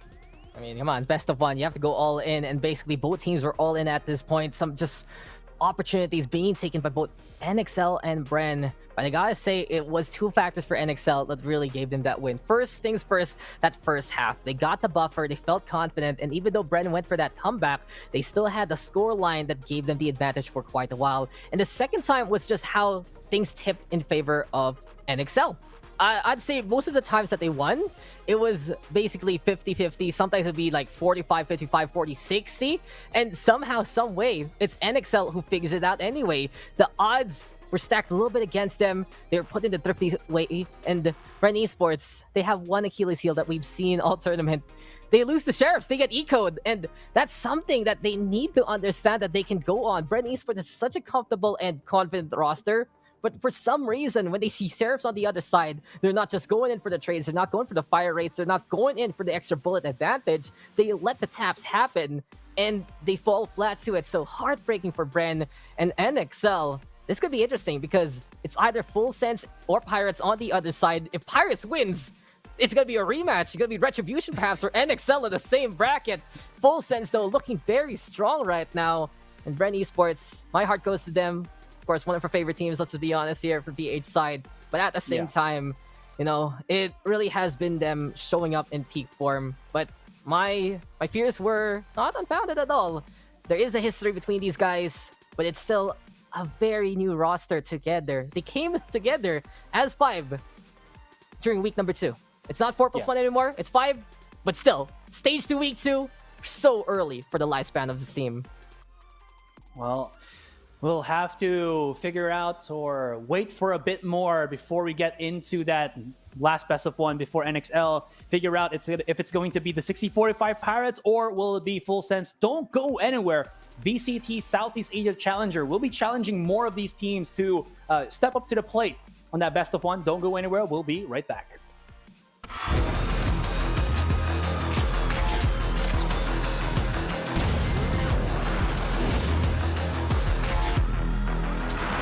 Pay attention. Might learn something. Following the Molly, I like this. There's going to be a faster push from Team Liquid, dashing out towards the site.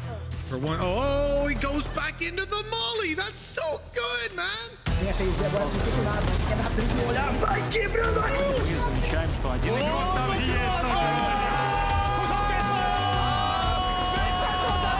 Welcome to the Headshot, where we break down all the latest and greatest from the VALORANT Champions Tour. First up, we've got some of the best plays from last week's Challengers event.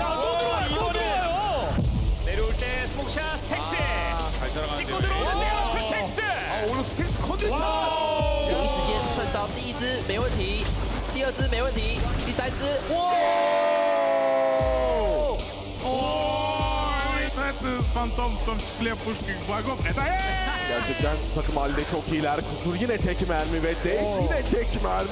Yine ends up getting two at the same time. Could complete it with an ace. Spectre still out. Reload. Chegando com os números aqui em cima, bem atropelando, mas nas costas chegou a vida cima, já limpando os jogadores, meu amigo. Let's take a look at the standings after last week's Challengers main events. It's a return to form for two giants in the EU scene, Fnatic and Team Liquid. They took the top 2 places at last week's Challengers main event, qualifying them both into the EMEA Challengers finals. Fnatic's roster formerly played under the name Summon FC and had great results in 2020, finishing 2nd place in First Strike. 2021 has been a shaky year for them up until now, where they finally took the win over Team Liquid. A Magnum swing, and he gets the ace. PPGL is back on top in Turkey. After a few weeks of rough results, they took the win at the Challengers Week 2 main event.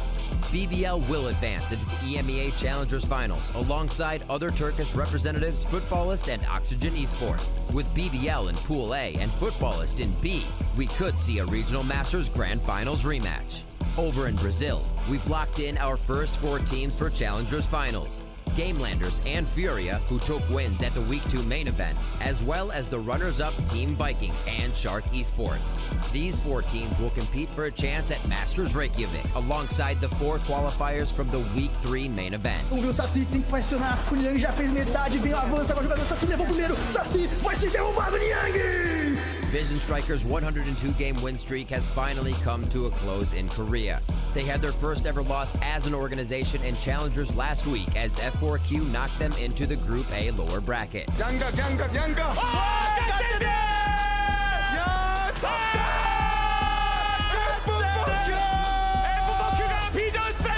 Vision Strikers now must defeat I Need Girlfriend this week in order to qualify into their regional playoffs. Gambit Esports took the win in Challengers CIS Week 2 main event, securing their spot in the EMEA Challengers Finals. As CIS's most constant and dominant team, they'll definitely be ones to watch this event. Все, ребят, здесь можно констатировать факт, что VALORANT играют все, а побеждают Gambit. Most of SEA played Challengers main events as well, with a couple more teams qualifying into SEA Challengers Finals. Bren Esports from the Philippines and Team NXL from Indonesia. CBT Gaming took the win in Hong Kong, Taiwan, and Paper Rex did the same in Malaysia, Singapore. Both teams will advance into Challengers 3 to fight for a chance at the SEA Challengers Finals. For more results from other regions and open qualifiers, head on over to ValorantEsports.com. Let's head over to NA to see who will be our team to watch this week. At long last, fan favorites TSM have qualified into another Challengers main event. 2021 has been a difficult year for the TSM squad. They were once regarded as NA's best team, but they've struggled to live up to that title so far in the VCT. They've only qualified into one other Challengers main event, where they finished 6th place. After a disappointing Stage 1, TSM made the ambitious move of signing Brax as their 6th player. TSM played with Brax in Stage 2 Week 1 and then swapped back to Hayes for Week 2. But in the end, it was the off-god Wardell who stepped it up with an amazing performance for the Week 2 Open qualifier. Highlight reel at the end of this game is going to be just Wardell, and then more Wardell. He put up a whopping 28 kills against Gen G on Ascent, landing himself a peak average combat score of 381 on that one map alone. They're peeking up, it's too easy for him. TSM made a bold bet on a 6-man roster with hopes of being the most versatile team at Masters Reykjavik, the VCT's first international LAN event. Stopping him, it's the Wardell show. Will this move pay off for them? Can they defeat powerhouse teams like Sentinels and Immortals to earn their spot at Masters? Tune in this weekend to find out. TSM look to close it out on the retake. The paranoia goes through all 5 members. Sabrosa cuts down 2 inside garage. Wardell to find another, and this could be it. As Kusna opts up, Sabrosa finds a 3K on the round. Make it for the Hunter's Fury as the cherry on top. And TSM closes out 2-0 fashion. Before we wrap things up, we've got a special announcement for you. Let's have some fun. Masters Reykjavik will also debut Valorant's newest map, Breeze, in competitive play. With 6 maps in rotation, we'll be introducing a new map veto and selection process that will take place ahead of each match. I'm impressed. Be sure to tune in on May 24th to watch all the best pro teams from around the world competing on Breeze for the first time ever. The competition in Iceland is going to blow you away. Which team do you think will dominate Breeze when it drops? Let us know in the comments, and be sure to subscribe so you don't miss out on any of the action. Thanks for watching The Headshot. For upcoming matches and schedules, check out ValorantEsports.com. We'll see you next week for more updates on all things Valorant Champions Tour.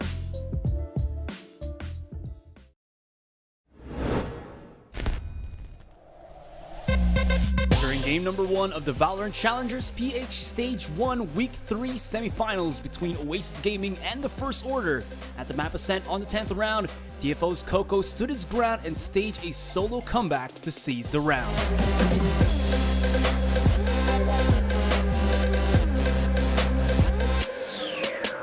The grit, the grind, and of course the creativity. The fuel to fire these top-notch plays during these high-level competitions. Ever wonder what's going on in a pro's mind as such moments unfold? My name is Asarai, and this is Galawang Pro Gaming. Let's rewind a little bit. We're having an almost back-and-forth action from both teams, with Oasis Gaming the crowd favorites to win this matchup. This came out of a round victory to put themselves ahead of the First Order, 5-4. Now, on to the 10th round. The First Order goes for a divide-and-conquer approach towards both A and B sites of Ascent. But as the round opened, they were once again lured into the trap laid by the defenders, and now they find themselves 2 squad mates short for the attack. Now, with the rest of TFO moving to Courtyard, slowly towards the A site, they managed to get in the position to spike up, but at the expense of 2 more TFO bodies on the floor. And for this moment, we turn our eyes to the First Order's Omar Coco Lopez, the Sentinel player and the man of the hour himself. I'm Omar Lopez, aka Coco from the First Order. Cool info, si Papi Chulo ng Bren, siya yung dati kong team, yung una-una kong team, naging kampi ko siya. His prior FPS experience notwithstanding, it looks like his agent of choice, Killjoy, is a key component to his laid-back but impactful playstyle. Sa akin, maganda talaga siyang gamitin kasi yung mga abilities niya, kaya magbigay ng info. Kung mag-killjoy ka, dapat yung abilities niya magamit mo ng maayos para yung maximize ng abilities niya is magamit mo. Going back to the game, after Zerb plants the spike, he got peeped by the opposing Omen. Short numbers and a very precarious position and situation, Coco needs to come up with something and he needs to do it fast. Alam kong nasa A-main yung Omen, kaya nilapag ko yung turret ko, tapos minoli ko siya. Inaantay ko siya na pumik. And exactly as he predicted, Ripper peeked towards the A site after he took down Zerb from A main, and he met the waiting eyes and cold barrel of Coco for the frag. Yun, buti pumik siya, napatay ko siya. Kasi kailangan ko mapatay yung A-main dahil yung position ko, lilipat ako, titingin ako sa heaven, ma-open ako sa A-main. Kasi yung dalawa manggagaling ng heaven. Kaya nung napatay ko yung Omen, mas napadali. Relying on his intel and his good read on the situation, Coco turns his sights on the rafters of heaven in full anticipation of Oasis Gaming's retaliation. From being the hunted, now the hunter, Coco avoided the incoming 2v1 trade skirmish and brought the engagement into separate 1v1 duels where he is at the winning advantage. Anong pagkapatay ko sa Omen, pumik ako, napatay ko yung Sova. Nag-fallback agad ako para hindi ako ma-trade nung Killjoy. Nag-iba ako ng position, lumipat ako sa kaliwa, tapos pinik ko siya. Sakto, napatay ko naman siya. And that was Coco going absolute loco to wrap up that clutch of a round. Overflowing with the blood of his opponents, but Coco gonna be able to hold yet again. 1v2 scenario, and that's gonna be Sova going on down. Coco right now looking absolutely loco, and there you go, he is insane in the membrane. The triple kill for TFO to clutch it out. The VCT Stage 2 Challengers Philippines is still ongoing, with the stakes going higher and the competition getting better. How will you face this evolution? As a team, syempre, everyday kami dapat mag-practice, gumawa ng bagong strat kasi hindi naman pwedeng paulit-ulit lang. Tapos, kailangan everyday may natututunan kami kasi hindi lang kami yung nag-i-improve, pati din yung ibang team. Gumagaling din sila. Your road to the Masters starts here at the Stage 2 of 2021 VALORANT Challengers. Welcome to the evolution. Good luck and have fun and enjoy the game. Don't forget to like and follow the PPGL page so you don't miss out on the updates related to the VALORANT Challengers. My name is Asarai. See you on the next episode of Galawang Pro Game.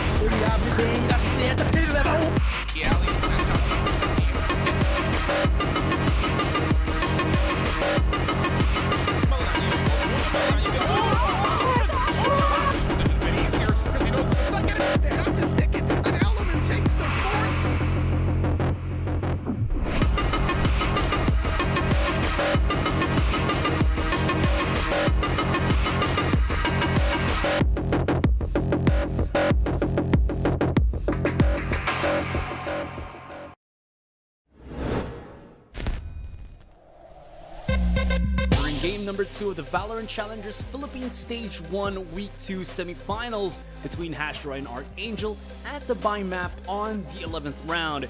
Hashira's Hatred swept down 4 enemy agents with a pump action shotgun to end the round with a literal bang.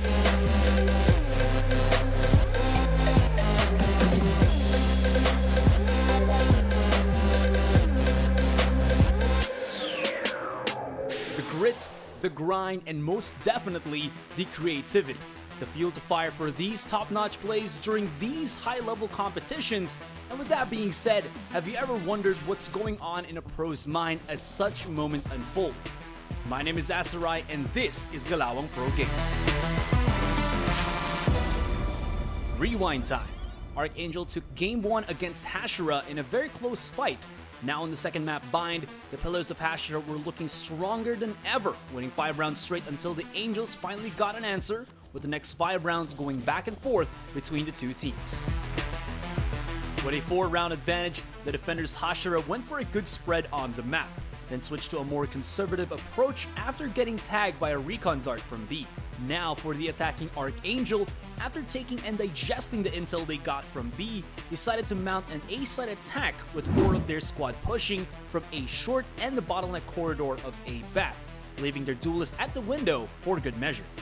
One Omen TP from Hashira and a Phoenix ult from Archangel later, the pace started to pick up with the majority of Archangel now moving to the cubby, seemingly unprepared on the ass whooping they're about to get from A-Labs.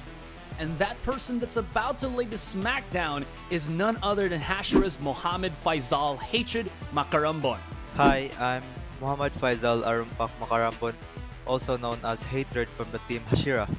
I have been playing FPS games for 7 years now, and I moved to Valorant since the first act of Episode 1.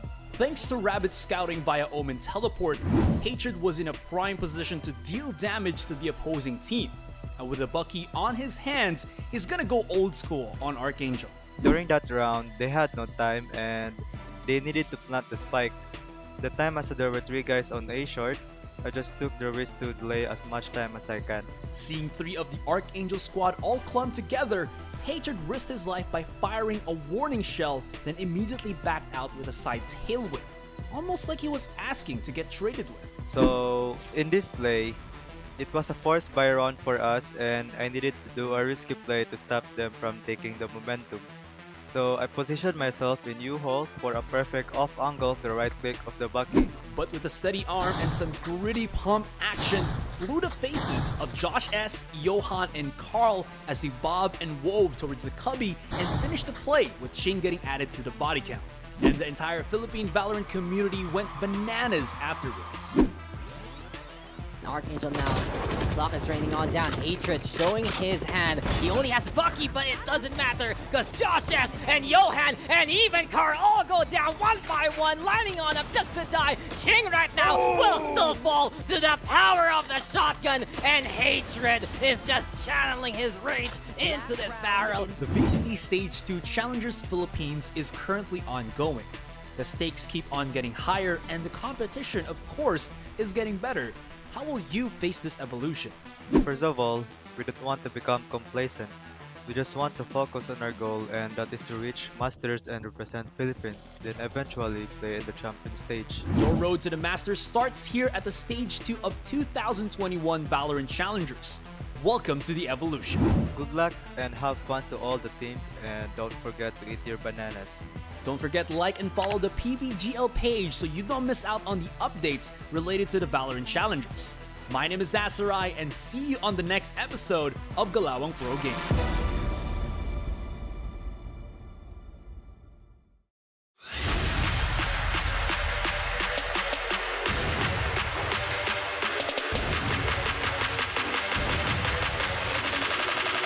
Count that big pan. Welcome to Decoded, where we break down all the best strats and plays from the VALORANT Champions Tour to help you in your ranked games. Today we're going to be specifically looking at the operator and how to couple that with your agent's abilities. So, while listening to me, let's see how the pros do it. Ever notice how the Jet player on pro teams is usually the one with the operator? That's because her unique movement abilities pair perfectly with the gun to safely create openings and get those entry picks. Her tailwind dash can interrupt the post-fire cocking animation after you take that operator shot. Use this to immediately dash behind cover after you take your shots to ensure the opponents can't trade back in or punish. Jet's updraft is another great tool when it comes to operating. Use this ability to reach higher vantage points on the map where opponents are less likely to expect you. This small roof on Bind, B-site, is a great example of a sightline that updraft allows you to hold.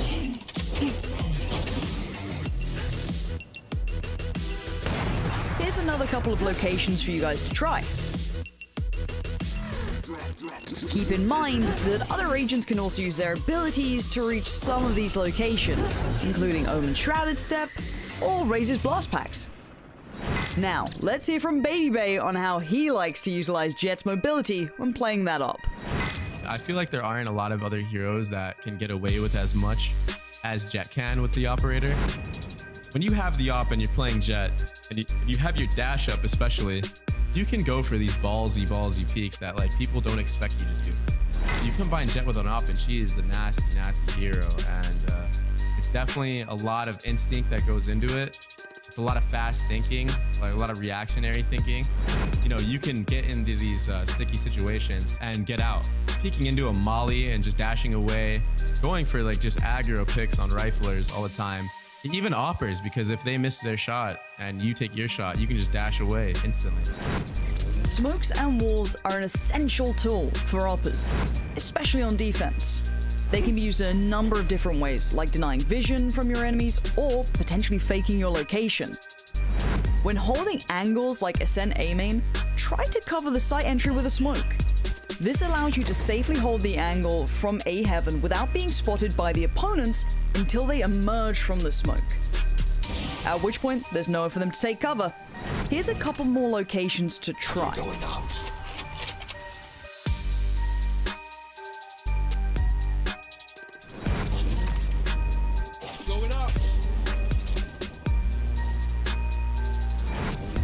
Launching smoke. You can also use your smokes as a bait.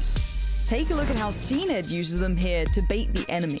As soon as he gets the first pick, the enemy team knows he's got an operator this round. At this point, most AWPers would smoke off and try and retreat to a safer vantage point. But CNED's built a little different. This is where he goes for the bait.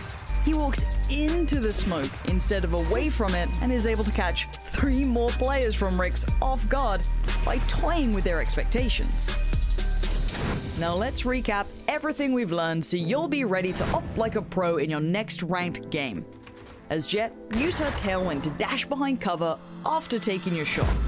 Use her updraft to reach unique vantage points and sightlines. As any agent with a smoke or passable wall, cover key site entrances to hold risky angles more safely. Or use the smokes to fake your location and catch enemies off guard. Try incorporating these pro op strats into your play and see how your rank improves. Thank you for tuning into Decoded. Be sure to tune into the VCT to learn more pro strats to bring into your rank games. No excuses now. And again, for all that information you may need, the matches that are upcoming or maybe the schedule, head on over to ValorantEsports.com. Nice and easy. And again, we'll be seeing you next time for more tips and tricks direct from those VCT pros.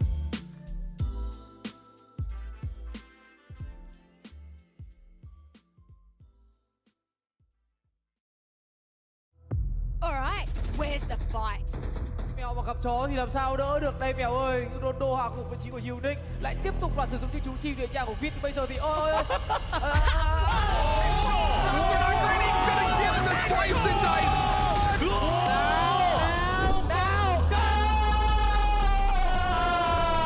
Welcome to the Headshot, where we catch you up on all the latest news from the VALORANT Champions Tour. Are you kidding? First up, we've got the top plays from last week's Challengers events. Ocean scrambling to find it. He's not controlling Mas o BND chega, o Dimas consegue mais uma eliminação, leva o terceiro dele na rodada, Dimas! This flank coming in actually from Senior Carl is going to be huge. He should get that free pick on the rabbit, and he does. He's going to find a second on the NV, a third, give him a fourth, and he does the eighth!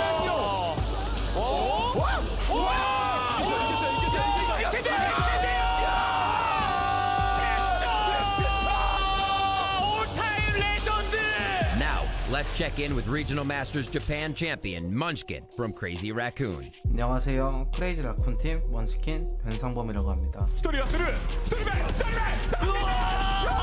한국 클라우드9에서 일본 크레이지 라쿤을 이적했을 때 플레이 스타일보다 가장 힘들었던 부분이 이제 커뮤니케이션이었습니다. 이제 제가 한국 클라우드9에서 이제 커뮤니케이션을 기반으로 게임을 했었기 때문에 이제 일본 크레이지 라쿤 왔을 때 커뮤니케이션이 이제 원활하지 못해가지고 이제 제가 오더를 하는데 많은 실수들이 많이 나왔었습니다. 이제 또 그거에 비해서 이제 한국 클라우드9은 이제 2명은 이제 어느 정도 공격적이고 이제 나머지들은 이제 플레이 스타일을 이제 수비적으로 맞춰주면서 이제 팀적으로 좀 합이 이제 맞았었는데 일본 크레이지 라쿤에 왔을 때는 이제 모두가 공격적인 성향을 가지고 있었기 때문에 이제 그 플레이 스타일을 어떻게 맞추느냐가 이제 성적을 낼 수 있는 포인트였지 않나 싶습니다. 제가 생각했을 때는 이제 한국은 일본에 비해 이제 전략적이고 팀 플레이를 많이 추구한다고 생각을 해요. 근데 일본은 그에 비해 이제 피지컬을 많이 중시해서 플레이를 하고 있고 이제 그것 때문에 저는 아직 한국이 더 강하지 않나 싶습니다. Time to check in on the standings after last week's events. Sentinels are back on top in North America. They took the win at the Challengers Week 2 main event over Cloud9 Blue, who have been showing major improvements since adding Floppy to their roster. Both Sentinels and Cloud9 Blue have qualified into the regional finals, alongside runners-up Energy and Ambox. No way. In LATAM North, Border Monsters took their first ever victory at the Challengers Week 2 main event, qualifying them into Challengers LATAM Finals alongside second place team 6 Karma. In LATAM South, Atropolados took first place and Metagaming took second, qualifying them both into finals as well. The Challengers 2 main event also came to a close in Japan, with these 4 teams advancing into Challengers Finals. This was the first major win for FAV Gaming, who have been making steady progress in the region since the start of the VCT. かかってこい3人目天才のカバー武器を持ち帰ってフェイスか俺が行く Brazil completed their Challengers 3 main event, with these teams taking the win, qualifying all of them into Challenger Finals. É o Donsa que vai levar o terceiro dele. The last stage 2 events for Challengers were played across SEA as well. Here are the top teams that will be advancing into Challengers SEA Finals. Full Sense in Thailand, Cerberus and Fierce in Vietnam, Boom Esports in Indonesia, 6045 Pirates in the Philippines, CBT Gaming in Hong Kong, Taiwan, and Paper Rex in Malaysia, Singapore. For more results from other regions and events, head on over to VALORANTesports.com. Whoa, what link is that? It's the first. It's the second as well. My God. With Regional Challengers Finals kicking off, we've got a massive weekend for Reykjavik qualification. Here are the headlines from around the world. Sentinels appear to be the team to beat this weekend over in NA, but Energy and Anbox were looking strong in last week's event. Europe, Turkey, and CIS are grouped up for the Challengers EMEA Finals. EU is looking on top of their game, but anything can happen in the VCT. We're at the top 8 for Korea's Challenger Finals. Will Vision Strikers reclaim their throne, or will F4Q shut them down once again? Brazil is looking to be a fiery double elimination, with teams like Gamelanders, Viking, and Furia competing for their 2 Reykjavik spots. LATAM is already underway, with the North and South facing off this weekend. Only one team can represent the region in Reykjavik. Will it be LATAM North or South? Absolute Jupiter is looking for revenge in Japan after falling short to Crazy Raccoon in Stage 1. Could we see a rematch for their Challenger Finals? And in SEA, we've got one giant bracket where some of the best teams in the region will face off for the first time ever, but only one can represent in Reykjavik. Which team do you think will take Challenger Finals in your region? Let us know in the comments, and be sure to subscribe so you don't miss out on any of the action. Thanks for watching The Headshot. For upcoming matches and schedules, check out VALORANTesports.com. We'll see you next week for more updates on all things Valorant Champions Tour.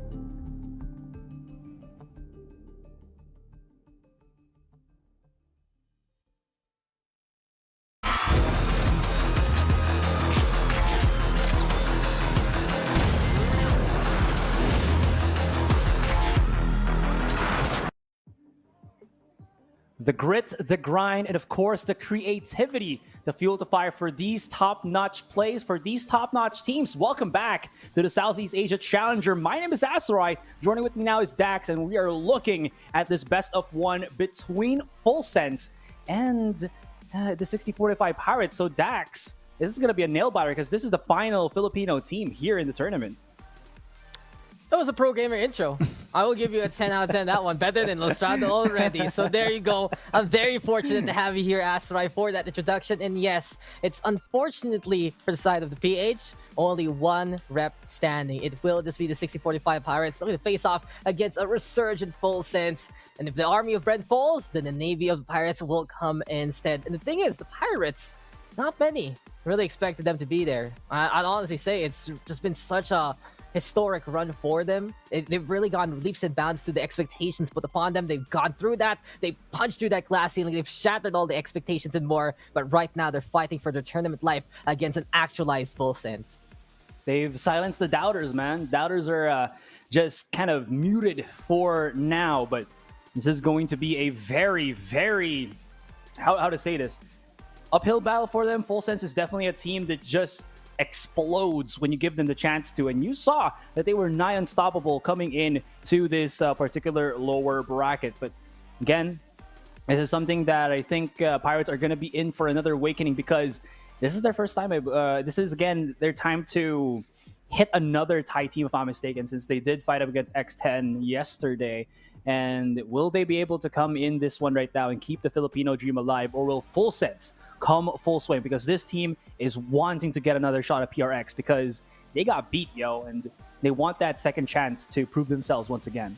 Yeah, they just want to go full circle and make it all the way to the grand finals. Thing is, though, first impressions matter, Asarai, and right now the Pirates have made such a mark against every single team they've gone through so far. Fira's falling to them, NXL falling to them in quite dominant fashion even, and X10, they lost a map against Pirates in such a commanding way. The Pirates really showing up on Icebox there against the series versus the defending champions. So you already know that everyone has Pirates on their radar, but at the same time, it's like, who are these guys? How do they play? And even though we've seen snippets, we've seen them play right now, it's still so different from experience of the first time. Many in the SEA region, they're like, okay, you got the usual suspects, Bren's gonna be there, Boom's gonna be there, NXL, you got Full Sense, which is NG Black, you got X10, of course, and it really just goes to show right now that here for the side of Pirates, it's time for them to prove what they got.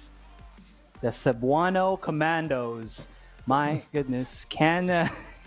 I saw a whiff of a tail there at the back. You know it. It seemed...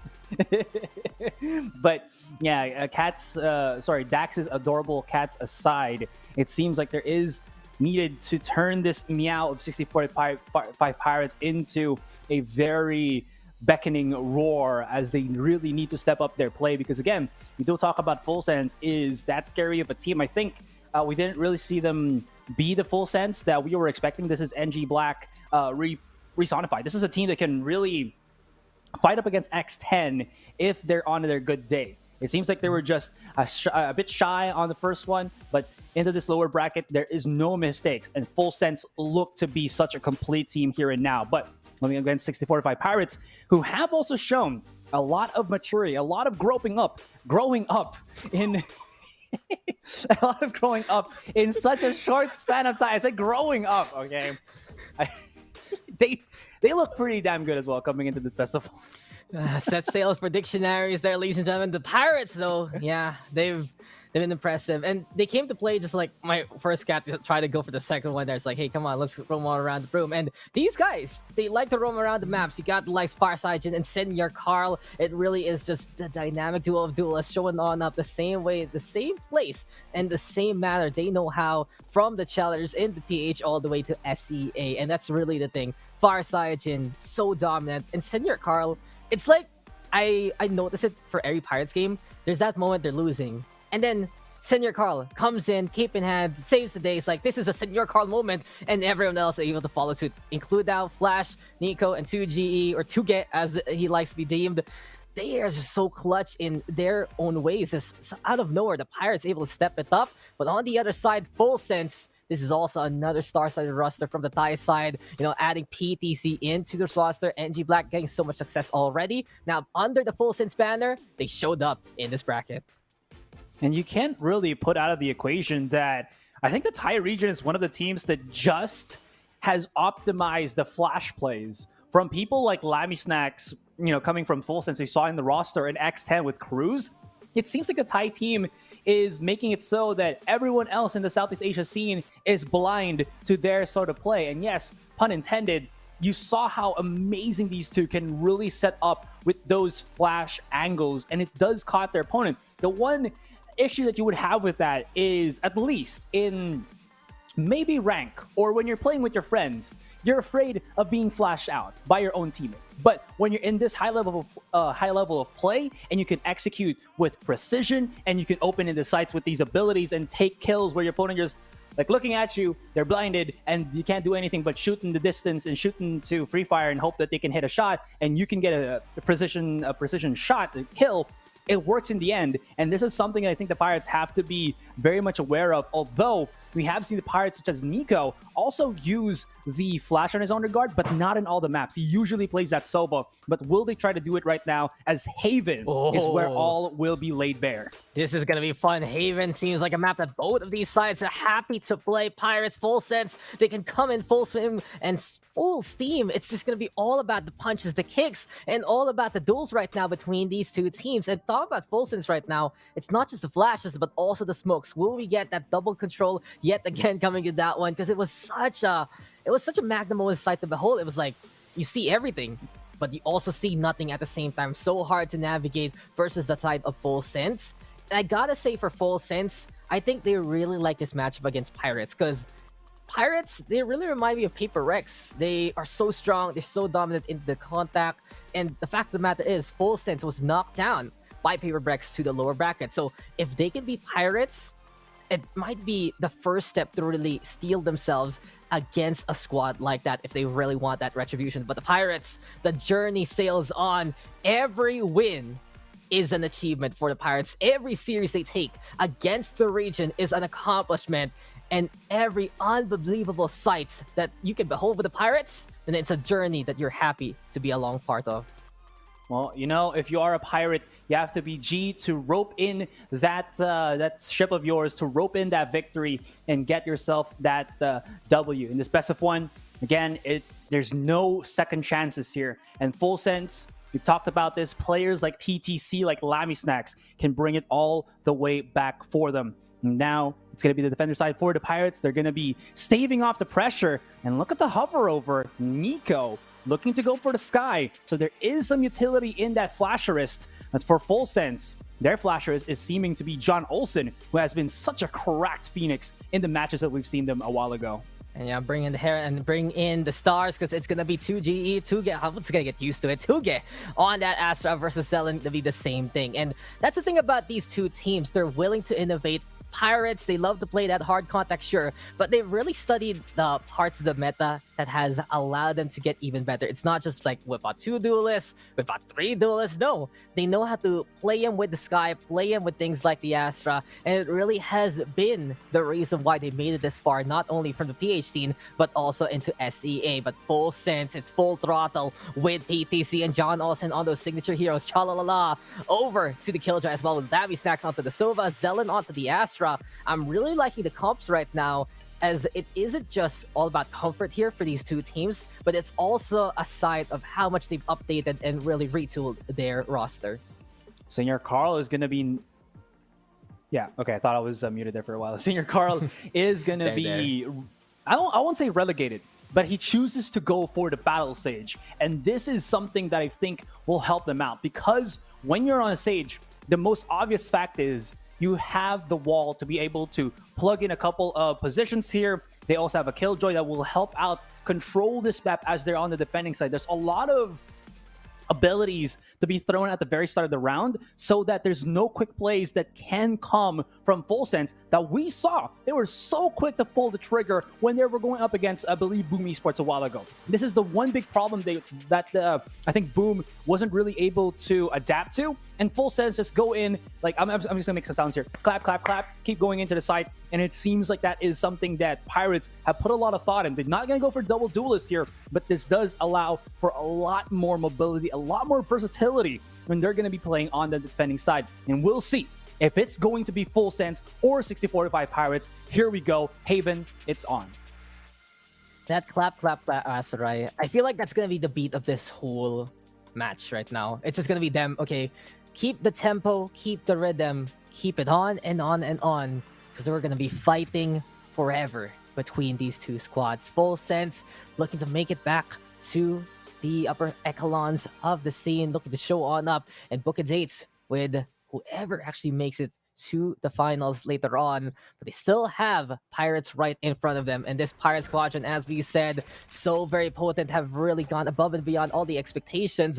And one thing to note, actually, Pirates, they follow the script of the Thai scene right now as PTC goes for the entry onto B side. They technically have swapped on over for a new duelist with Senior Carl hopping on in later on into the run and really giving them that extra edge, that extra firepower alongside Far Sargent. But John Olsen, PTC, looking to be a one-up right now. Flash in the meantime with the takedown. It's 4v3 though. The Pirates right now trying to hold the line, but Lammy Snack says hello. Far Sargent though saying goodbye through the nebula. 3v2. It's Full Sense though with the advantage. Is Far Sargent online?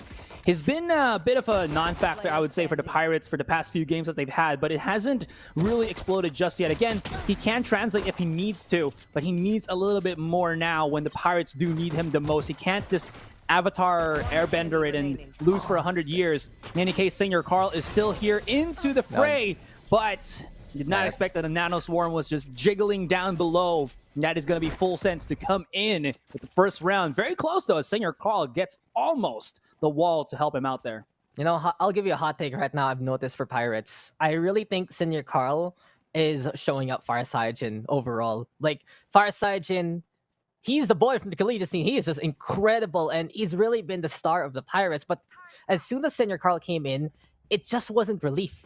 It was a hard carry, and it really is the linchpin of Pirates right now when they're really in a bad spot.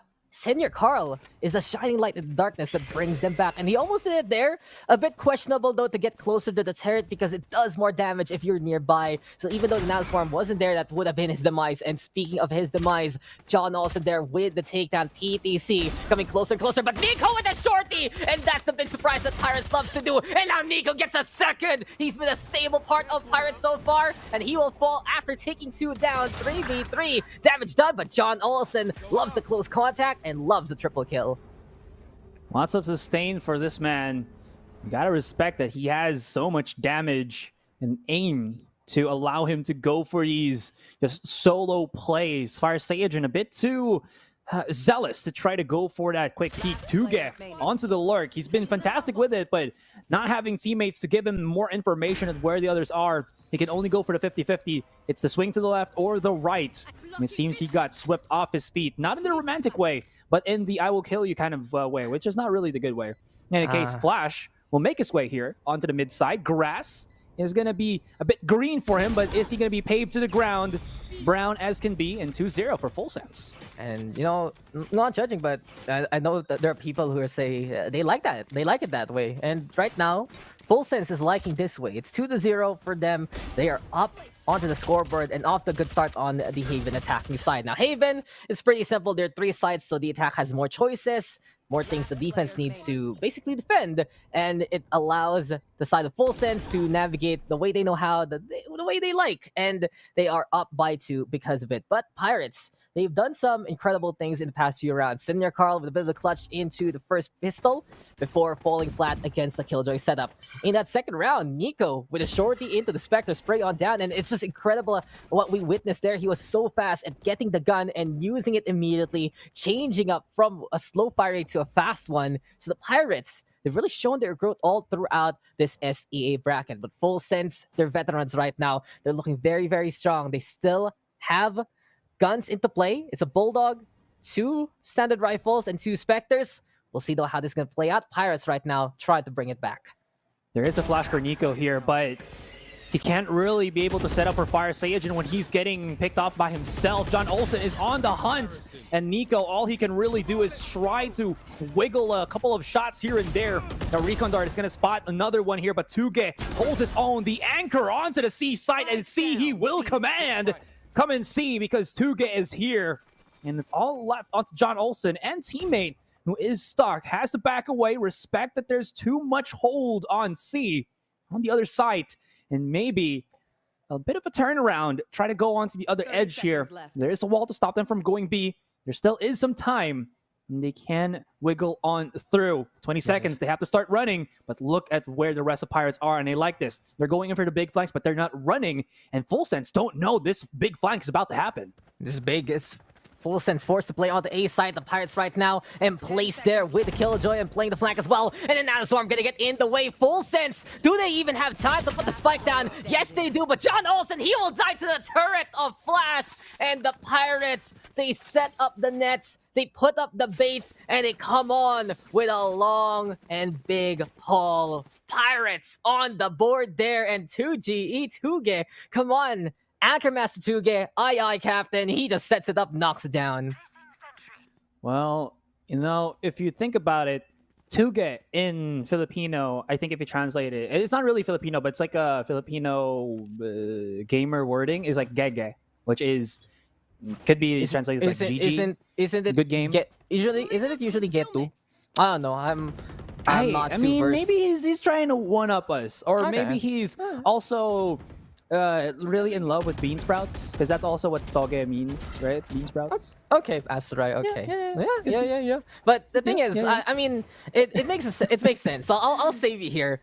These guys from the comp shop to the region, come on, that's the dream, right? From the comp shop to Iceland, if it happens there for the Pirates, it's not just a Cinderella story anymore. You have to make a fairy tale. You have to tuck in your children at night 15 years from now and tell the tale of the Pirate Squad. So here we go. But Full Sense, they're the ones looking to be the one in the way. And the thing is, they have 3 rifles right now, 2 sheriffs in hand. Farside Jin, though, hanging on around by the double doors, and the Full Sense squadron pulling it slow and steady.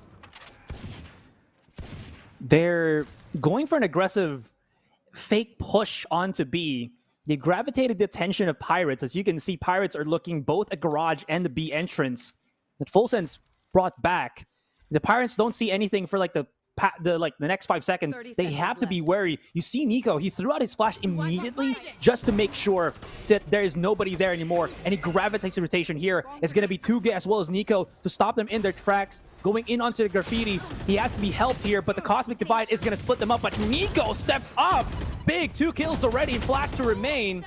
He's going to have to anchor the site for the moment, but Senor Caught and the rest come pouring in. And what a defense from the Pirates. Sorry, it was not Tuge, but Flash. But you know what? In the end, it's still a Pirates round win. 2-2, Full Sense. They got everything in their hands. They got the read. They got the fake. But that one guiding light gave the information, so Nico went for that quick rotate, and his guess was right. Yeah, Full Sense, they were right there. And that's the thing, the Pirates right now, they're winning it out on the time back, right? If Full Sense plays it slow, the Pirates are just so prepared onto the other side. And now, with both Senior Carl and Flash ready for the ultimates, it's going to be even harder to siege here for the side of Full Sense. I'd rather see them go for the rushdown instead, because they have the comp to do so. You have that Jet, you have that Phoenix, and you have the Asha and the Sova to help you out. One big setup here from Full Sense, and they can smell the blood in the water, and they can smell a victory coming their way. But it's 2-2, and the Pirates have turned it around. Farside Jin right now going for the spray down. He's looking for a target or two, but he cannot hit it. Full Sense hanging on back. And like I said, a bit worrying for Full Sense, but the thing is, they're on the eco, so any pick that they can get will be essential. John Olsen, you know that he is such a crack of a shot on this Sheriff. And I don't know, man. Is it just Bren, or are Filipino teams allergic to Sheriffs? Because we've seen some amazing plays come from John Olsen and the rest here as well. I mean, they were up against Boom a while ago, but you know what I mean. In any case, PTC does whip out the Blade Storm, does go for a shot, will not connect, but he's not done just yet. The stars are being commanded, and it seems like the Zodiac sign is telling them that C could be the way to go. But there is something more solid, more tangible, and that is the kerfuffle from Nico's summons. I like to call it the summons. The jellyfish and the birds. They're just too much to handle. They do stop them in their tracks for the moment, but the rest of the Full Send squad already looking for B. The run-in. Flash does not see anything through the smoke, and this will be the spike planted down. And there we go. Spike is planted in full sense. They go full steam onto B side, and that's the thing. If they could keep it simple and play the aggression, then that might be the answer versus the Pirates. But the Pirates, they're prepared. They have the gun advantage. And far side chin catching out one. Senior Carl is there as well. There's the spray down to the takedown. And as Lammy Snacks will bring Nico to the grave with him, Senior Carl will set sail for another round. The Pirates right now gets on the board again and will take the lead away. But that's the thing, Asterite. This Pirate Squadron, they've been watched by the other teams. They've been seen by the local scene. But it's still very different whenever you're that first time, that first impression, that first experience, full sense. The thing is, this is going to be a big test for them, and that's the perfect chance right now for Full Sense. They lost to a contact-heavy team in the upper bracket as Paper Rex. Pirates is just basically the same case. So for Full Sense, if they win this is a really, really good chance for them to steal themselves over their weakness. It is going to be do or die time, though, because this is only a best of one in the lower bracket, but the Pirates right now in control for the past few rounds. There is Lammy Snacks now available with his ultimate. He could do something that we've seen from other Sovas. Rather than keep it for the post plant, you can try to use it for a quick little take, and Lammy Snacks has been known to do such things. Now, as the 2K utility has been expended quite quickly here, he backs away, has to respect that the recon dart will flush him out if he is still in the back of the site. And PTC does a good job to start everything off onto the C. It will be a 5 versus 5 on that retake. Senior Carl, he's on an operator. It's not the easiest weapon to use when you're on that retake, especially when you're on a Sage that can't really reposition quickly. And this is going to be very hard for them. They do have Killjoy's ultimate, and here they go.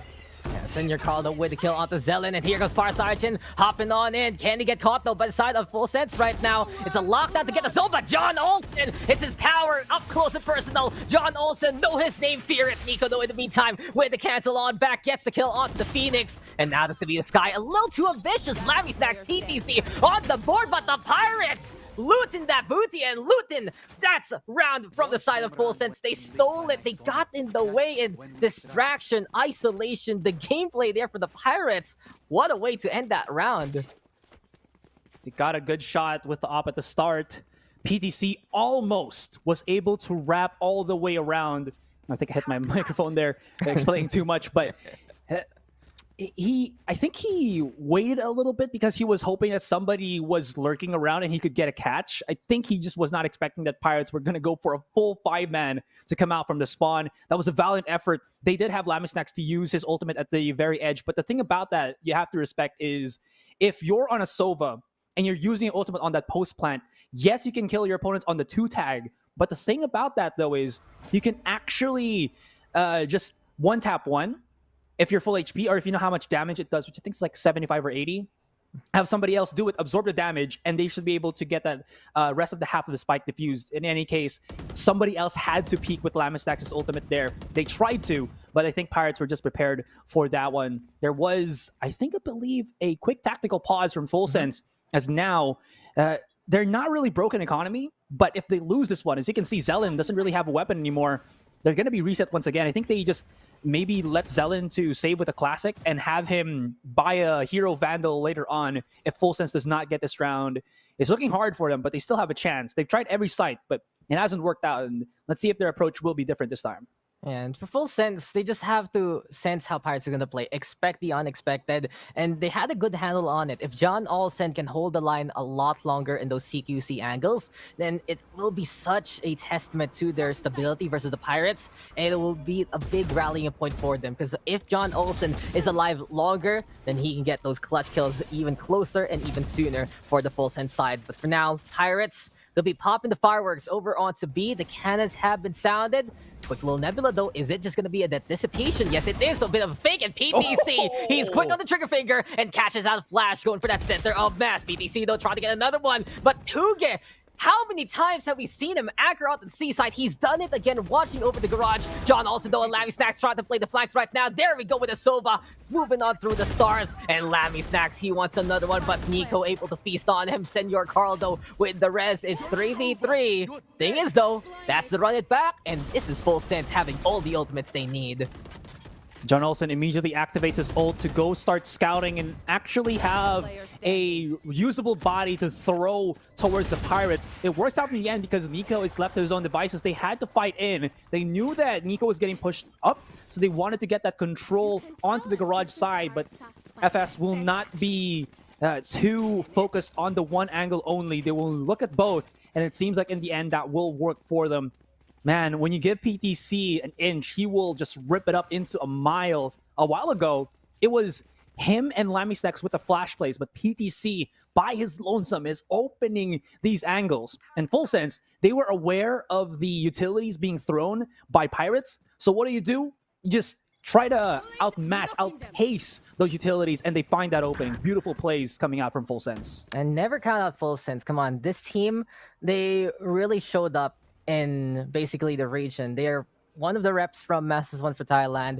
Not only that, you have PTC came in from MITS. He was really one of the stars of the show in a roster that was a bit hit or miss. So he comes on into the NG Black roster. They get picked up by Full Sense after the previous Full Sense roster moves on away. And right now, Full Sense moving over to that A side. All about the taps right now. And here for the side of the Thai squad, they want to make it 2 for 2 still in the running in terms of the nation. And look at that. They tie it up so quickly. For the rounds right now, Azurai, it really feels like it's a pendulum. Sometimes it's going to be all about Pirates. Sometimes it's going to be all about Full Sense. It's 100, 0, 0, 100. There hasn't been a 50-50 so far in this game. Man, again, Full Sense just understanding already that trying to match Pirates with their utilities is not going to work when Pirates have a solid defending game. So what do they do? Put more bodies onto the initial peaks and try to outgun the Pirates here. It's done well. Now Pirates, can they go for that adjustment? Because it seems like Full Sense are getting a grasp of this playstyle that they've kind of enforced at the start of these rounds. That's going to be a peek off onto Senior Carl. Luckily enough, he does not get taken down. Is already set up with the wall here on A long as he is waiting for some form of Mega Mondo amount of footsteps to come in. But look at the rest of the Full Sense squad as they are looking for a big little peak. The Pirates are holding off on their own. They've kind of just went around to the map here, putting Flash and Tuga to C. But if you see now onto the minimap, Full Sense are still looking towards the A, but Senior Carl goes in for the big ballsy plays to push through the A long. He's going to get spotted, and Lammy Snacks, quick on the trigger, better on the shot. Oh, Lammy Snacks, absolutely decisive there. That's the thing. When you allow Full Sense to get back their groove, they're also as dominant the same way the other team of the Pirates are. And here we have it. Right now, Asteroid, I don't think it's about the numbers here. Like, sure, the numbers are gonna absolutely matter because it's 3 sides especially, but it really will fall to the fact on who is dead first. And for things like this, Senor Carla, he's basically the clutch master of the Pirates right now. Him dying early on means there's no way to go for more charges on the res. It has to be the C-hold right now from Tuge. But this is going to be essential right now for the Pirates. They have the rifles. Full Sense, though, in the meantime, a bit of push all the way to the back of sight. A very ambitious expedition here from John Olsen. But Full Sense, they're feeling confident, and they're stationed here on the other side of the wall. What? Oh, Lammy Snacks. Oh. That was so quick. The drop down into the takedowns, but Nico, he will do the same. The window has opened up for both sides, but John Olsen, right corner in the right time. The reaction from both teams was so good. Full Sense, it seemed like they timed that really well because Lammy Snacks, he was playing the angle and suddenly got a chain of kills. But the reaction time there from Nico is like, oh, the wall's gone? Let's go for the kills. And he got 3 immediately. Unfortunately for them, though, they were just looking at the wrong angle. You cannot hear anything on the other side of that cosmic divide. And divide, Full Sense right now, up by 1. To be specific, the cosmic divide doesn't really mute the sounds. If somebody, just takes that too literally, it will be extremely muffled, but it's very difficult to figure out. Yeah, exactly. It's very difficult to figure out where they're going to be coming on. The closer they are, the easier it is, but the farther they are, the more difficult it will become. PTC with a quick little play there, sees the birdie flying, but he will swat it or at least dodge away. And Tuge, who wanted to anchor the site, will be spotted here. There is PTC to hold on as Singer Carl was feeling a bit antsy. Fire Saiyajin, let's see what he can try to do with the Sheriff. But again, it's just not going to work as his opponent had the superior weaponry. Now Flash with the Frenzy. If he tries to go through that long corridor onto the entryway on the site, he's going to get spotted and basically obliterated. So what he's going to hope for is maybe somebody is anxious enough to try to spot him out, and maybe he can even save a weapon. But in the end, it's not going to be. PTC has spotted him. He's going to run for dear life. But maybe he's still going to try to make something work with this. He hears the footsteps, but he's out of his league here. Oh my god. Peekaboo, I see your head, and you are going to be very, very dead. John Olsen finding another one. Full sense now. Capitalizing on that C site. And this is just a testament to their confidence, because how many times has Tuge answered them on C site? Multiple. But here for the past few rounds, they've been making it work. And that's the thing. Just go an inch and then run the mile. This is Full Sense right now, trying to play and trying to step on Pirates territory. And I feel like if you have that confidence and you do have a bit of that buffer, that's one of the best things you can do versus a fledgling squadron. This Pirates roster, how many times do we have to stress the fact that they are literally the newest faces in the SEA region right now? They have made it this far because of how much of a surprise factor they've been, how much of an X factor they've been, and also the performance behind it. But still, Full Sense, if they're one of the first teams to realize how to deal against the Pirates, that they can learn from this roster and use their experience, not just in the Thai scene, but also in the region, that the Pirates are in for quite the deep end. But here we go. It's rifles right now for both sides. Pirates trying to defend onto A with the Killjoy emplacements yet again. Full Sense, though, looking to siege from long. There is going to be a aggressive little take here from John Olsen.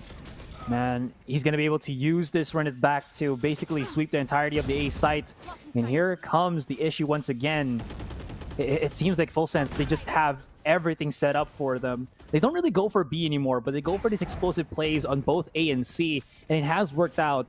And they know they can keep going for these bodies. John Olsen, it's kind of the same spell when you're on the Phoenix, is you can get a kill, die, and your charge on that ult is so quick. In any case, they're going to just try to muddle their way through all the contacts in the world. That smoke is going to be good for only a split second, but John Olsen and PTC, the connection, the ability to just punish is undeniable. And they've all but left Pirates in the dust. I mean, Pirates were able to buy multiple rounds because of the investment that they've had with the 4 straight rounds that they've gotten, but it's all been dried up. In Full Sense come in full circle. My goodness. And they're looking so good, especially with how they go in and take these particular mains. It's just so sharp here from Full Sense. You can see that they're going for complete brute force, and it's working. John Olsen, he's feeling it. He's getting what he needs. And even though I haven't been the best believer of the Phoenix in general, right now in the lower bracket, the Phoenix players, they've been able to do what they need to do. Get up close, get really personal with their kit. And that's when that double life agent really shines. And John Olsen has to be one of the best. I know for a fact he really climbs the charts. There's so many players, there's so many duelists, especially Asterai, that we've seen over the past few days. They've made it to the top 10, to the top 1 spot on the Radiant leaderboard in ABC. So it's just incredible to see them really dueling against each other, showing what they do best. And now Full Sense, they're feeling it. Pirates, they have had the combo, sure, but has it led to much? Not really in the past few rounds. Again, a big calm before the storm. Full Sense strikes swift and hard onto C. PTC in the forefront of everything, and my goodness, this man just is not gonna be stopped at all. They do throw the nade with Fire Saiyajin, but only delays the inevitable. A quick swing maybe for the flank, but it's not gonna work out. PTC has already whipped out his blaze, and Fire Saiyajin, okay, this is a kill that they need. John Olsen is still playing into his fires, but it seems like he was just blinded for a split second, and the capitalization is going to be there. Cha-la-la-la. Now left his own. He spots out the 1, but cannot go for the quick flick enough. And what a flawless round for the Pirates here to end the first half. That's going to be 7-5. I just told everyone to Full Sense sharpen their knives. And the Pirates, they bring out the swords. They bring out the cutlasses, and out of nowhere, they flip the script again. This is really, this game, Asarai, it's just that, that's just it. It's 100-0 or 0-100. There has been no round here from the first half as we get into the next one that has just been, okay, full sense Pirates, tug of war. No, it's either you go full on the glass of full sense right now or full on the grass, full on the rum of Pirates. It really is just a testament right now to both of these teams and their firepower. But the thing is, it has to be also a matter of endurance. For Full Sense, they've had a matchup before, but they're still leaning on it. They're getting that momentum. But in a game like this, where you're being tested not only in how quick you execute, but how quick your shots are, everyone has to be the sharpest in the sharpest form. And it really feels like it's getting very edgy here, but Full Sense now on the defense. And look at this. I love the challenge. I love this game. It's just a brawl. There's nothing much to analyze right now except the really long rotations, because these guys want to get up close, personal, and shoot heads like there is no tomorrow. Know that there is going to be just a excellent amount or showing of these gun rounds or gun plays that you talk about. They have Nico onto the corner that does spot out John Olsen in there. They're going to wipe him out with Tuge, but they do have to respect that he does still have the hot hands as well as that flash in, and they did not respect that there was a Ninja Turtle there on Sewer. Tuge finally shuts down Nico, or rather John Olsen with the help of Nico, and they come in. They have to come and just try to break both short and long here to at least be aware of the possible rotation or flank coming in from Full Sense. But they go in, all but abandon the A take here with 30 seconds. They look to go straight for C. But the thing about that, you see from the Pirates, they're holding on for a moment, thinking that there could be someone lurking. And it is true, but he's all the way onto Garage. And they will start go for B, but this is not easy at all because Crossfire is going to be plenty. And here we have it though. It's going to be Full Sense right now waiting on the other side. BTC though with the kill out to 2. Get there, Senor Carl with the answer. And the thing is, even though Full Sense trying to set up the stars, the Pirates, they get into the corner and it's going to be Lammy Stacks and Chalala getting on the board instead. Full Sense now coming in through the wall, through the links, and linking together to come into the middle and get that point. 8-5. It's Full Sense now with the momentum coming into the second half. They won the pistols, but of course the Pirates, they'll make sure they're casualties on the other sides. Man, Full Sense, they just showed us that they can go in for those aggressive retakes and the refrags will still net them those W's. Now, Pirates, they're not going to take this standing down, buying aggressively into the Sheriffs, while Full Sense, well, they do respect that Pirates could go about for something like this. 4 Spectres and the 1 Bulldog onto Zelen, so he really wants to go for those 80 burst taps. Lammy Stacks is about to go for a swing, spots out 2. They have to respect that he's there, but backs away immediately as they could get swarmed, but immediately gets refragged by his teammate Fire Sage and finds PTC. Backs away for on a moment. Singer Carl is to the corner. John Olsen is already for the flank, and Singer Carl has to hit the shot, which he does. But again, trades abound in Tuge alone. Oh my god! Cha-la-la-la-la! Cha-la-la in the morning! Come on! That is just incredible! A Spectre doing that, that's a sight to behold. And Full Sense, ladies and gentlemen, if you don't want to get equaled by Sheriffs, that's what you do. Go in, guns blazing, just murder them on the spot. And those are incredible shots from Full Sense. Come on. This is now looking very dicey for the Pirates. We've talked about that for the past few rounds. This has been a very quick game master, right? Let's not just beat around the bush. This has been a very fast 14 rounds, and it really feels like this 100-0 situation, it's tipping more and more to Full Sense. I'd love to see the Pirates either get it back the same way they know how, or turn around and change the pace of the game, because they still have the tools of intel for Nico. They have Flash who can play the anti-lurk, but they're walking into Full Sense, basically. They have the gun advantage, though, since this is the bonus round for Full Sense. There is a big chance for them to win it out. And Senor Carl there with the takedown of the Lammy Snacks. A good start. Nico adding 1 more corpse to the collection. 5v3. Hard times now for Full Sense. They need a perfect round here for the Pirates. A quick swing. They do know that somebody is already onto the short side. Fire Sagen will have to pay for his life, but Nico with the swift retribution.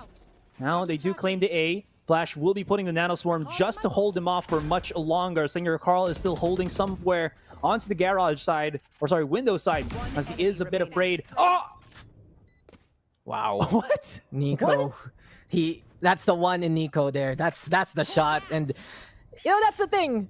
You give Full Sense gives us a wow moment. Pirates, they give us a wow moment. This game, I honestly would say that it's a bit unfortunate this is best of 1, because I feel like if this series was just like a best of 5, we won't really be seeing too much difference. It's just gonna be this, just like fight each other forever. And sometimes you have so many tactics in the world, but there are other times you just wanna, you know, a little bit of a cool off. You have a little bit of a relaxing game where everyone shoots each other. Chalala, though, he's still amazing on the Spectre, playing onto the window. He says, you know, I killed someone here a while ago, and now I'll hold the line. Pirates, though, forming up a firing squad, still allowing the Killjoy to survive. But the Pirates, there you go. I really feel like Asteroid, there's not much to say here except, what was that?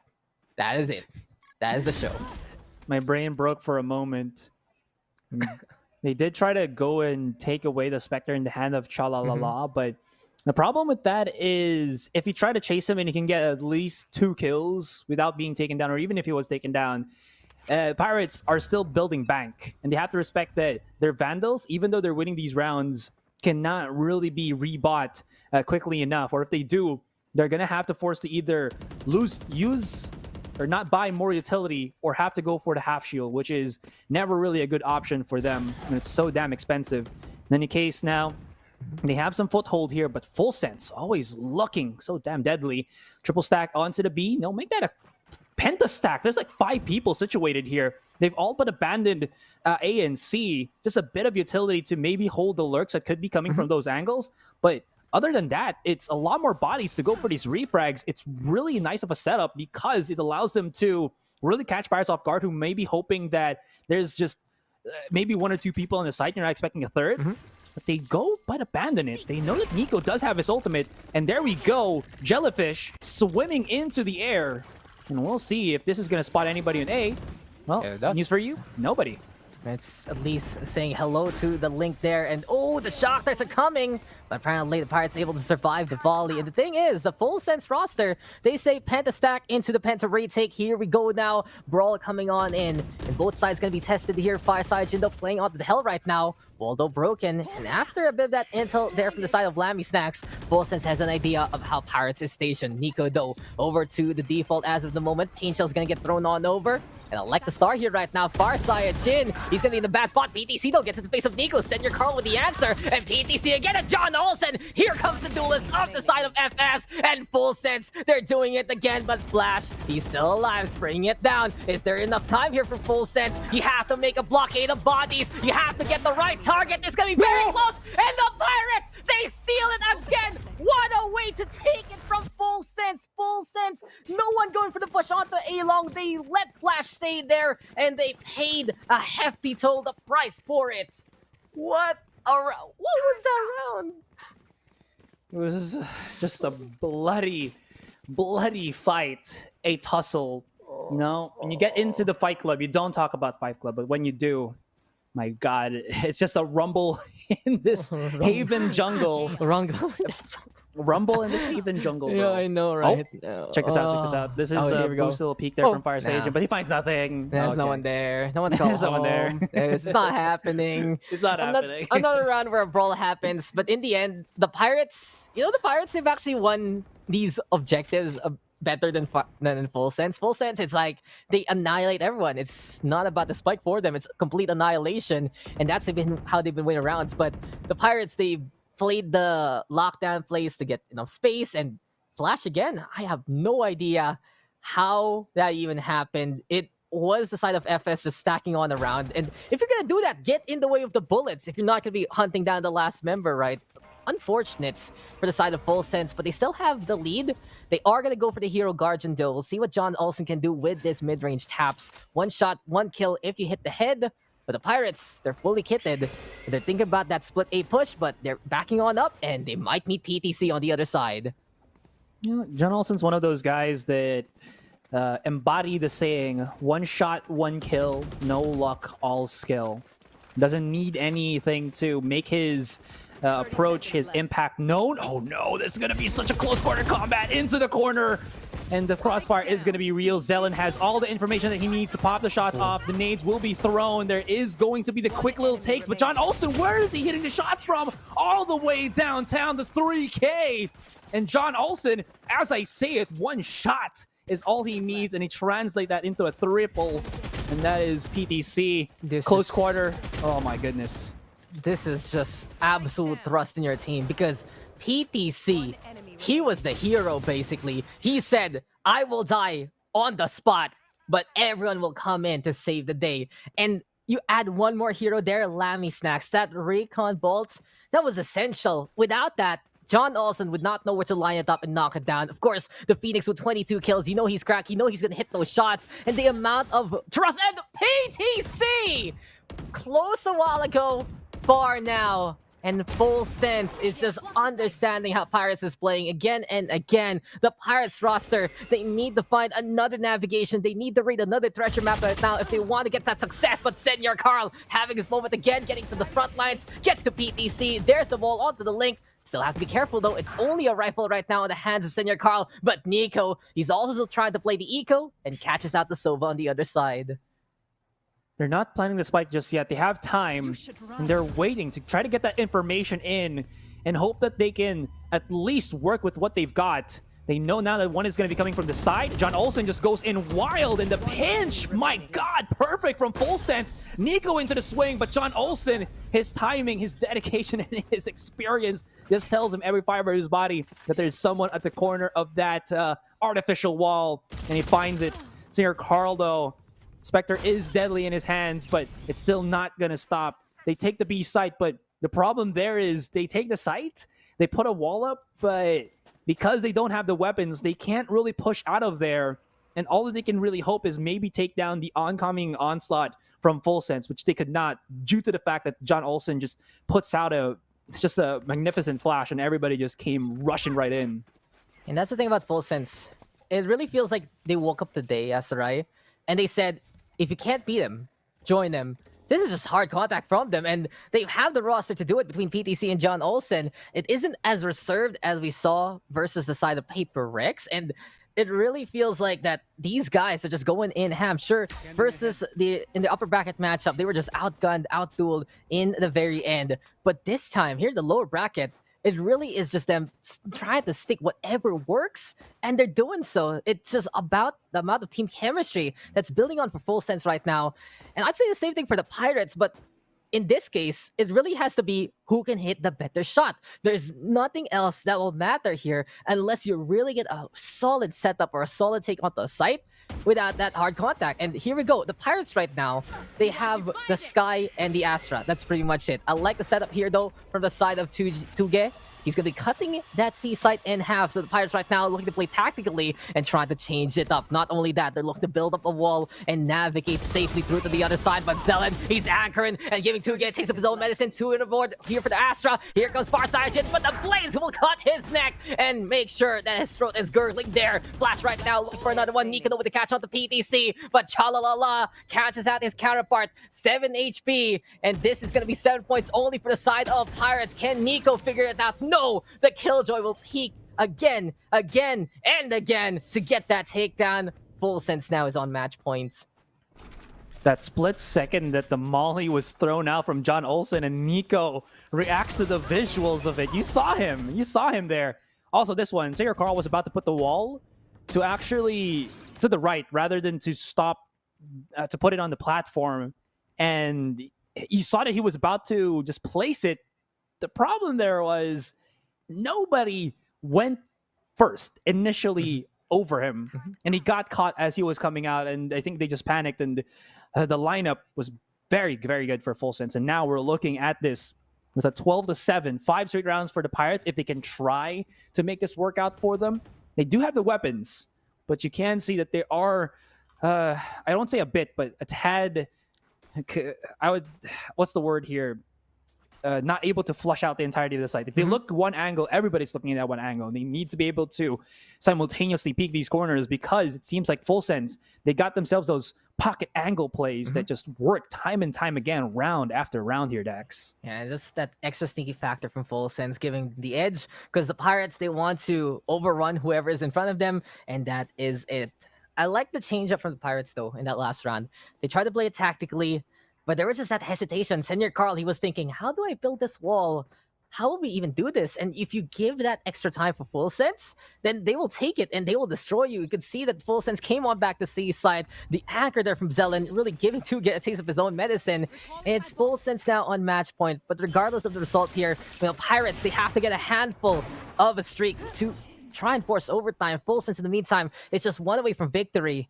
This has to be one of the hardest contact games we've ever seen in the history of this bracket. This is really just these two teams punching each other. And yes, Senior Carl, you mentioned here, he watched the Jet. He was waiting for him to look at him, but Senior Carl said, if you're going to be shrugging me off, I will shoot you in the face. And Pirates right now, clear as a whistle, going to be going over to A sites. No more utility on this man, but a quick little frag on PDC makes the Pirates a bit hopeful. They do have everything in the back, so they should know that the retake will be coming straight up all through the angles of Defender's spawn. Killjoy ultimate is going to be utilized. They're going to have to run away here, and a few will get detained. Singer Carl's going to get caught, but he only stops the one, and that is just the fake body of John Olsen. Lammy Snacks come onto fruition, but Tuke is already challenging, but his Spectre, he reloads. And now Far Sage and Aniko have to come big. This wall is going to stop them. That nade is all but not going to be actually hitting its mark. And that is going to be the final stretch for Pirates. Full Sense keep themselves alive. And they are going to be going higher into this lower bracket. Pirates, their ship has sailed, but now it has been docked, as it seems like they cannot go up against the TIE Titans that is Full Sense. Yeah, you get to see the veteranship of Full Sense there in complete action. John Olsen working with the team working with John Olsen, and that was the show. Enable your star player, enable him to do the best he can, and give him that closeness that he wants against the opposition. Congratulations, Full Sense. I love that game, Asterai. I really love that game. It was the funnest game we've ever seen. Overall, we've had so many heart-stopping moments here in SCA. We've had some back and forth. We've also seen some dominance, but it really felt like every single round, it was just a new day. But unfortunately for the side of Pirates, their calendar a bit smaller compared to the side of Full Sense. The 100 to 0, 0 to 100. Eventually, it was the cup of Full Sense being filled.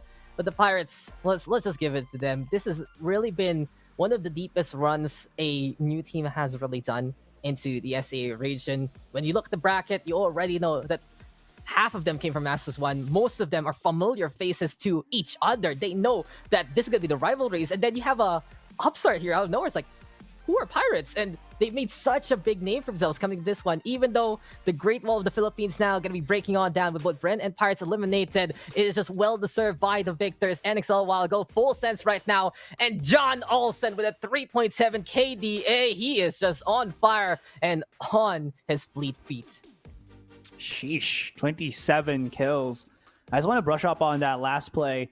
Again, just pointing out what the Pirates did. If people were wondering, why did they have to play in the detain of that lockdown? It was obvious that Singer Carr wanted to get that impact, but John Olsen, so good. And he had, because of that 27 kills, it seems like he was always able to reload his run it back and always use it to the advantage of Full Sense. It really went all the way to the final stretch, as it kind of caught the very aggressive play of Singer Carl, which just made it worse and worse and worse for the Pirates. After that, of course, they had so much utility left. There was still, I believe, the Cosmic Divide to come out, and this forced both there on short and A long to push in. The nade for Fire Sage wasn't good, and in the end, Full Sense has won the game even before, or they won the round even before they won the round, because of the utility usage that they were able to put out. And Fire Sage and the rest of the Pirates couldn't really match up to that.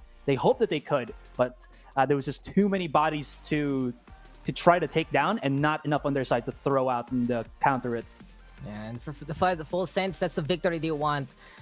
It's not only a victory in the best of one, But that's the playstyle they need, especially against some of the main rivals. They can really go toe-to-toe with the likes of NXL and X10. There's a tactics and their firepower, but the last day, right, yesterday, it was just Paper Rex showing up on the mechanical side. So if they can get that confidence mechanically, go for that hard contact, then they'll also have an answer against one of their main rivals that they really have had struggles in different kind of championships and tournaments. So our final four, we got X10, we got Paper Rex in the upper bracket right now, which will be next, and then we have a lower bracket NXL who is walking on up, and Full Sense, really a titan way to be unleashed here in the lower bracket. This is really the top the SCA scene. These teams looking to represent SCA into Iceland. And the thing is, they're still distinct from one another. You have a team that has segregated roles. You have a team who just really pops off and becomes that final four when need be. You have a team that mixes old school cool and new school stuff. And you have a team that can just find their form in the middle of everything. It really is just going to be incredible as we get into our final two best of threes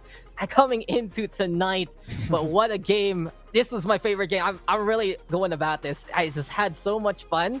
I just got to see people shoot each other. There wasn't much to analyze. It was just, it's either Pirates win or Full Sense wins. But in the end, I said Full Sense wins a few more times than the Pirates win side. Man, what a game. And now, yeah, exactly. What a game. And we end these best of ones with a bit of a banger here, Dax. And we're talking about it now. When the dust is settled, we're not done just yet. The fighting goes on, and Paper Rex and X10 are going to be butting heads soon. This is the teams that were, I think this is the only teams that are actually left on the upper brackets, and now we're going to be playing the upper bracket finals. Whoever loses this will be going to the lower bracket, and whoever, at least whoever wins the next series after that will be, who is, I think between NXL and NXL Liga game and Full Sense, will be fighting who loses the match between Paper Rex and X10 Esports. These final four are nutty, insane, correct, and have their own, I would say, unique style of play. And all we can do right now is wait for it.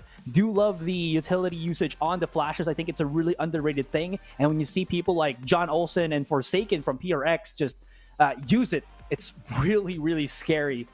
I mean, us coming from the Philippines, we saw people like Bren Borkum use it for a time, but these guys, they kind of up the ante on it by 10 times, and it's looking really mighty fine. But you know what's going to be mighty fine is that we're going to take a break, and now it's going to be Black and Blue as well as Illustrado to hold the reins for the moment before we, the not unfortunate duo, is going to be coming later on. Anyways, guys, we're going to be back for a bit, so don't go anywhere. We'll be back in a hair.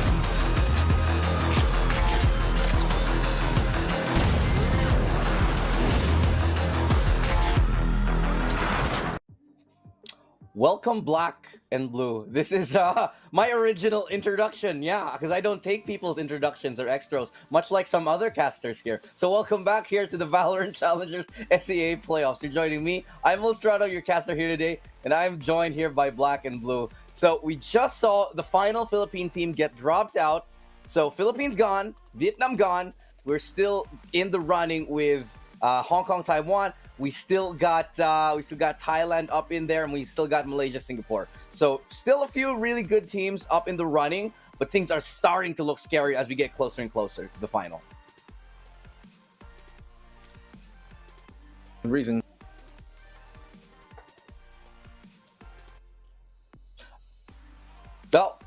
Well, we've got a little bit of a technical issue. It seems like we've been played by these the whole day. Now we're kind of sort of just coming back and making things work, just like life. You know, Hello? sometimes you just gotta take a little bit of hey there. Am I here now? Am I coming through to the I people? can hear you. I believe so. Okay, so thank you, Lustrado, for that perfectly original intro here. We of course like to keep things very, of course, you know, all natural, all coming from the heart, and that's why we speak to you guys here, because there are nothing else abound aside from great matches come up today here. We're gonna have Paper Rex versus X10. Ilu, you know what that means? We pretty much have like the preview of what could be our grand final here tonight. Yeah, if you take a look at this matchup right here, I would argue that this already kind of is reminiscent of the grand final. The last time we got to Masters 1, it was, however, SMG, not Paper Rex going up against X10. So this time it's Paper Rex looking to sort of avenge their fallen countrymen, looking to sort of take over and be the dominant region in the scene. I think this is actually going to prove one thing, if anything, right now. Mm-hmm. I genuinely feel like Malaysia, Singapore at some point should have maybe 2 slots to the regionals, just because of how good their teams are. They are a great team. The thing is, I feel like them as a scene as a whole, they're very top heavy, right? And so maybe they might not have as many teams, and maybe I'm just speculating here, of course, nothing's official, maybe that's why they only have a single slot, but it is very top heavy from them. So the good teams on their side are really good. So we got Paper Rex, we got teams like SMG. These guys can certainly win the whole thing, and who knows, man, if they win this, maybe more opportunities for them are going to line up. Of course, there's such a great region here to have in the VCT finals, and well, they've gotten this far, Paper Rex. The only thing stopping them right now from continuing a flawless run will be X10, who, well, they're the previous champions, but they beat Team SMG, who almost had their number in Masters C. Yeah. So you say only X10, like it's I don't know though. Like taking down X10, that's a tall order. The only team that came kind of close to doing it, I think it was Bren yesterday. I'm gonna double check like real quick right now. Sorry, CBT. CBT game came very close to actually taking down X10, and Bren almost actually did in Paper Rex. We've just had such a close run. Like these teams are just so neck and neck. Eventually some teams do kind of pull away. But in the end, of course, the better team does really truly prevail here. There are like a lot of questions that we have to ask with certain teams' plays. But you know, having said that, this just means at the end of the day, one thing, Black and Blue, and I think we can all appreciate this. SEA as a region, it's coming, man. Sleeping Tiger, growing so strong here. But as we talk about the region, Icebox Split and Ascent, that's where we're going to be having our matches here today. And honestly, if I'm just going to be looking straight at it, I actually think Paper Rex won here. I think Paper Rex won this map pick. They're strong on Icebox. They're not too bad on Split, actually. They can keep up.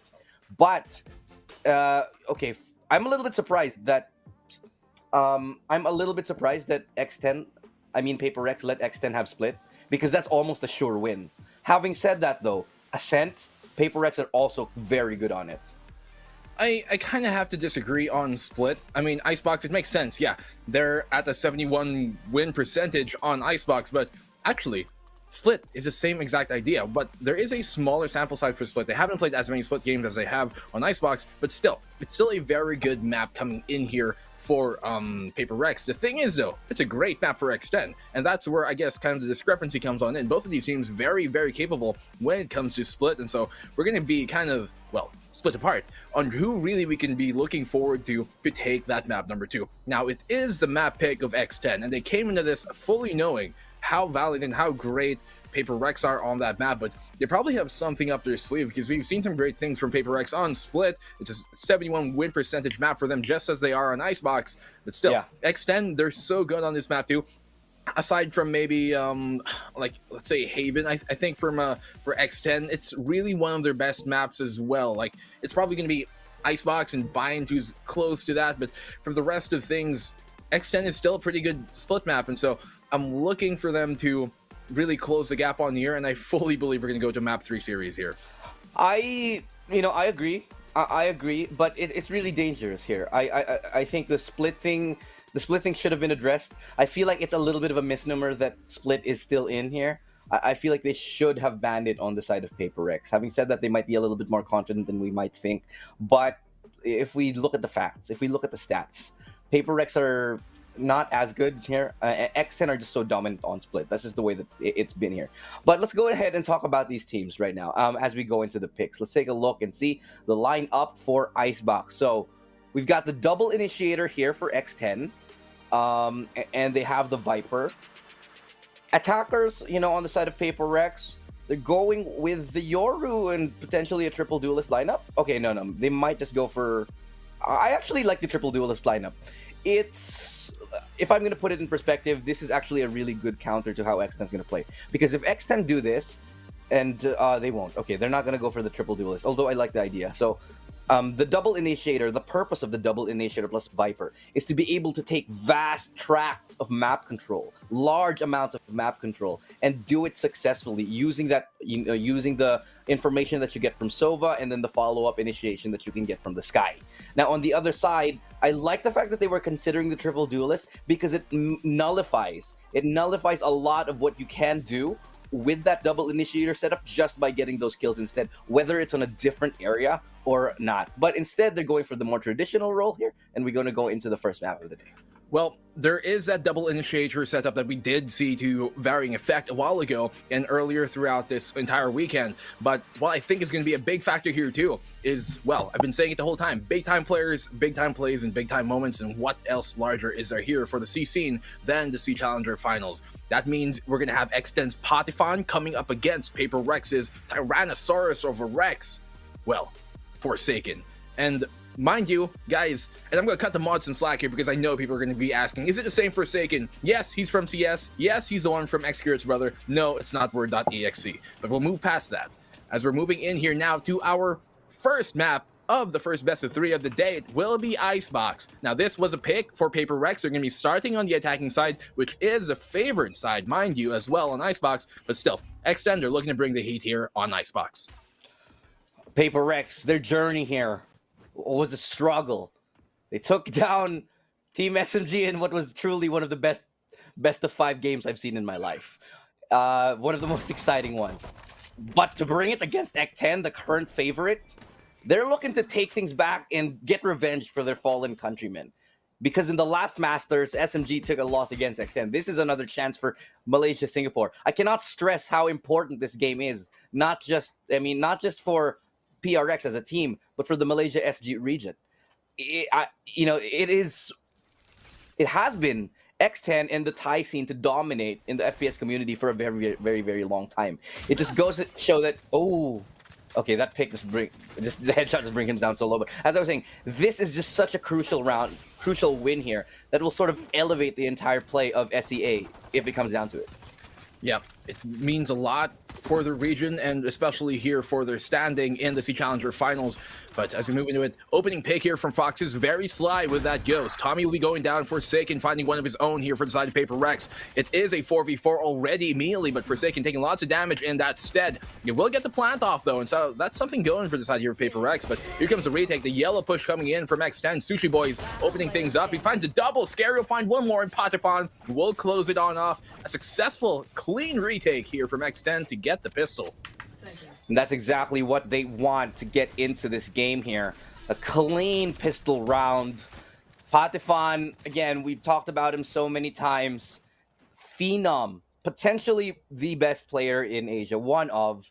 He's stepping into big boy shoes, into the boots of Poo One Tap, who is still, for some reason, a free agent. And he's doing phenomenally. He's doing well, to say the least here. And I think it just jives. It just fits here. There's still a lot of questions for me as to how this roster change did come about. I personally not in the know. But what I can see, however, at face value, is that there's just a lot of synergy that Patifon is bringing onto the table. Just a lot of chemistry that I feel might have been not have been there back when Poo One Tap was on the roster.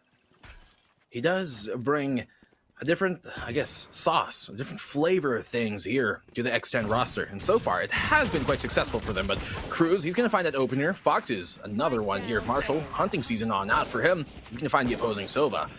Now as a V3 lead here for the side of X10. They're going for this very aggressive push towards A main, pushing the side of Paper Rex on back.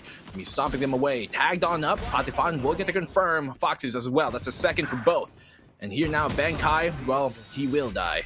Last one going down. Foxes a third. That's a second round here for X10, Elu. They only lose one player, and that's Patifon on the X10 side. And that's a fantastic thing for X10. That just means that this bonus round is going to be exactly that, a bonus round. No one having to force a lot, no one having to force too much and sort of extend themselves too much. Having said that, of course, Patifon won't be on the same level as everybody else. Okay, he was deciding whether he should go for the Vandal or not, but ends up going for the Spectre anyway. So this will be a true to form, full-on bonus round. And Paper Rex here, they have to win this. It's going to be a big reset if they don't, and it's going to be a big loss if they don't here. But as I say, that Patifon making that aggression work, and with a classic somehow demolishing Davai and Forsaken, the two top players of Paper Rex already gone in this round here, and there's no chance to get them back up. There's no replacing an instant classic, and, well, Patifon, he's brought one out, finding a double to start off the round here. That's Davai and Forsaken, both top fraggers, mind you, taken away here from Paper Rex. I'm very curious to see actually Tommy on that Reyna and not Forsaken. I'm very intrigued why Forsaken is on the Sova. I'd understand if he was maybe on like that Battle Sage, but to have one of your best players, one of your best duelists, to play that more utility-heavy role, he's going to be busy trying to go for reconnaissance instead. Very, very intricate decision, but Sushi Boys, he's going to find one. A quick trade-off here from Bankai. It's down as Forsaken will be finally removed here by Foxes and Cruz. A third here for X10. Successful bonus from them. Big win. Not only do they win the bonus round, but they keep 3 players alive and upgrade some guns here. Now they have 3 Vandals that they've seemingly have fallen out of the sky like manna from heaven. That will bolster their economy so much. 4,000 above already for 3 members here of X10. Meanwhile, Paper Rex clutching, grasping at straws. They only have the Sheriffs. They have been lethal with the Sheriffs. They've taken a number of rounds, don't get me wrong. But against a team like X10, who have just been so dominant on the defensive side, it's going to take a little bit of magic. Well, a bit of magic, a bit of luck too, but Patifon, he will never miss that. No luck needed, all skill. Forsaken taking on down. It is, of course, a Sheriff round, and Paper Rex, you've done some good things here when they've been on that eco side with Sheriff in hand, lay down a bill or two, but Foxes will find that second on the Bankai, and things are just being shut on down. Divide will get a trade off on the Foxes, yes. Thus, going to a 4v3, and that's a great shot from Mind Freak to shut Patifon down. It's all equalized up now. As I say that, Cruz will get a double adjustment onto Defy and Mind Freak. Not a chance in hell, he says. This is my site, back down. Leaving Tommy all alone, not with a Tommy gun, but with a Sheriff in his hands. 3 scalps to find. These scalps, definitely no pushovers here. Still 3 members on the X10 side. If he can make this a little bit more expensive, I think it'll be pretty okay. But no, that's all it's going to be. It's all she wrote. 2 kills, and it's going to be another round. 4-0 for X10 here, and they're starting off strong, but another gun round is 9. Well, Paper Rex, they're looking to come back from that one. They will be able to buy up on here, and while there was a sliver of hope, Cruz just, well, sent them all back, and he shut down any notions of them making a comeback on that eco. But with the economy right now, they're going to be able to buy on up, looking to extend their lead. With Patifan on that operator once more. He has been doing some damage with the sniper rifles in his hands, I tell ya, but Paper X are going to have to find an answer to this. It seems like they're going to be going towards the B main site to start things off. On B, Patifan landing that shot once again. We've seen him do this time and time. A double to start things off. Give him a triple. You cannot slow peek this man. Fox is on the third. It's a beautiful setup here. Duck hunt onto Patifan, picking out all the members of Paper Rex on their map choice, making things so difficult. The setup was fantastic. The bait and switch support right there from the back from Fox. Just landing every single shot there, and what a beautiful hold on to B long. Normally you'd want to be giving up B long. You take a shot, you fall back, but instead, no. Patifan, brazen, bold, taking repeat after repeat and winning the duels anyway. Well, he knew Foxes was there to help him on out if he ever did miss a shot, and well, he lands a first, lands a second, realized, why do I even have to fall back? There's no point. Let's continue this on. Dashes on out and repositions for the angle, and he's turned that place into Sniper's Alley. He did this exact same thing wherein he played towards that B long position versus Pirates yesterday, and Full Sense also, and CBT earlier on when they did play Icebox. He's just been holding down that B long green position, and with him and the operator in his hands, he's never going to miss those shots when you swing wide on him, nor if you swing slowly. And you're going to really have to flush him out of utility if Paper Rex feels like he's playing that other end, which this time he's going to be taking his talents towards the A site instead. Oh yeah, A site. Looking for some more with that operator here. He's found every single opening pick. And that's what I like about how Patifan plays here. He changes up. Wherever he feels the opponent might go, he looks for that first aim duel. He wants to get ahead of the competition. He's bloodthirsty like that. And that's a really good trait to have in your primary opper, because you don't want to be sitting too long and not really gaining any information with that op. It's a 5,000 credit investment. You might as well make full use of it. That's exactly what he's doing. But this time they're sitting back. They're sitting back a little bit more. They only have 2 players on site, and this has a lot to do with the fact that they know that Cruz has the ulti. He does have the Seeker, so they're going for maybe a pick. If they can get one, great. If not, they're happy to maybe play a retake or just slow them down, just like what they're doing with now. Information has already been garnered as to where they are. That might actually even be better. It forces a rotate.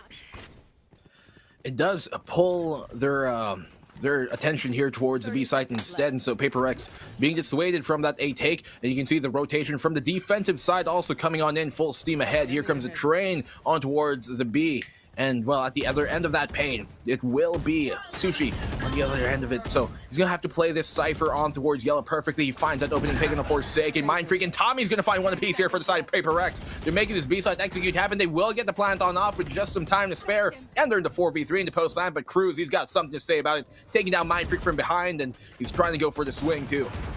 Finally, a real chance here for Paper X, but the post plant is awkward. They're caught in 2 difficult spots. Fortunately, Tommy able to pick one up. Benkai with a flick onto Patifan here is able to find one, but not good for any more. Tommy, however, able to pick up the pieces. 3 kills for him, keeping Paper X alive.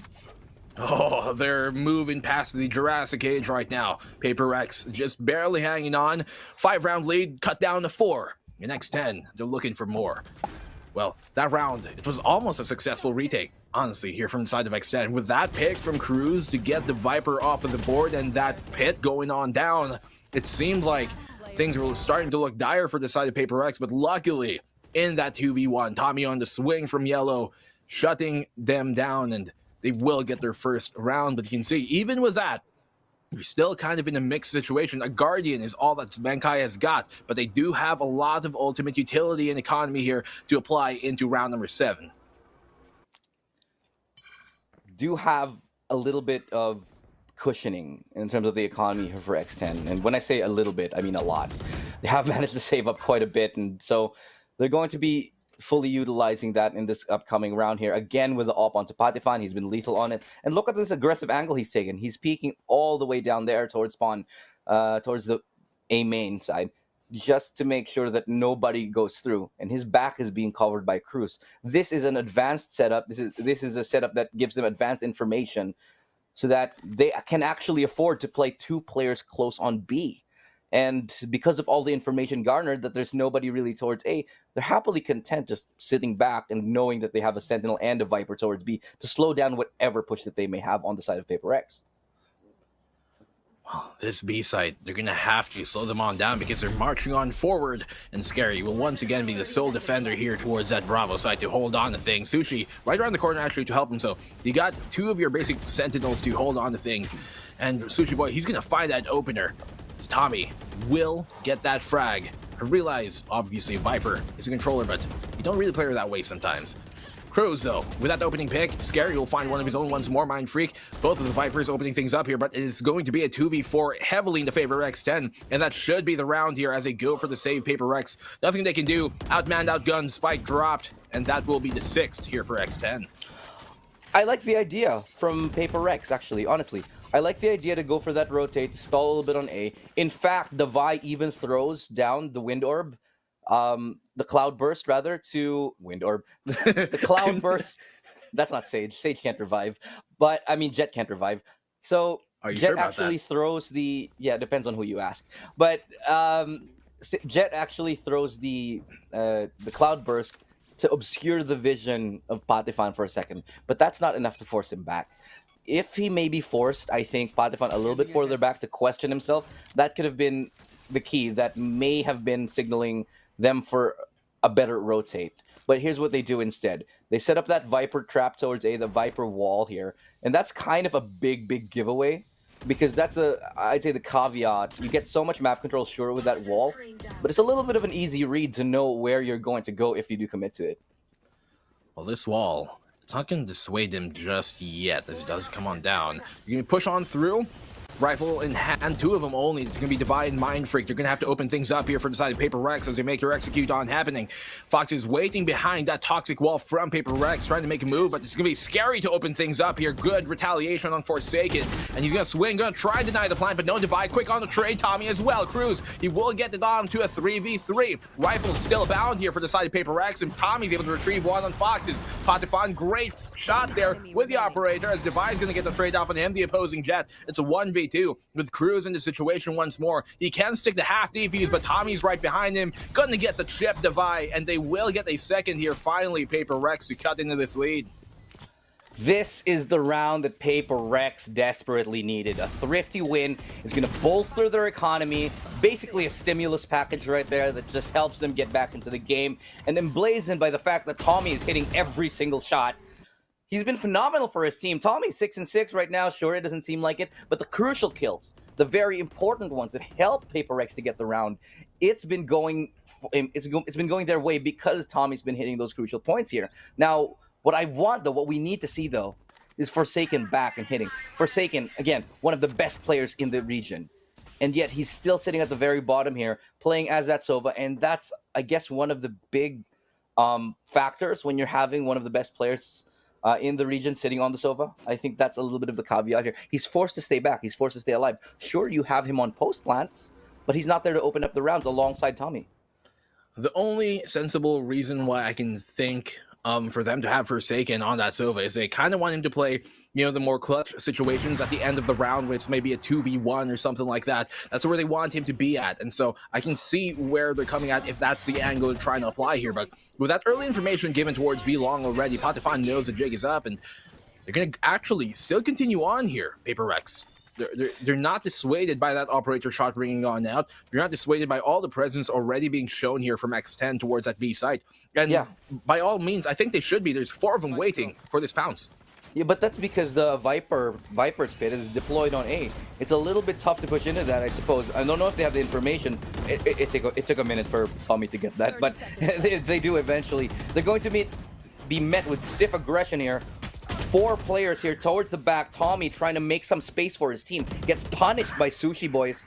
Forsaken, though, getting that kill. Crucial picks coming up here for Paper Rex. That's going to be the Hunter's Fury being deployed. Can he find anyone? Yes, he does. Forsaken with a crucial kill onto Patifan, bringing us to a 2v4. And Fox, he doesn't have anything to say after being dropped to 1 HP here. And Forsaken with a triple. Just when we're starting to question why he's on the Sova, he reminds us that he's still Forsaken. There it goes. Finding it through the wall. Great Hunter's Fury.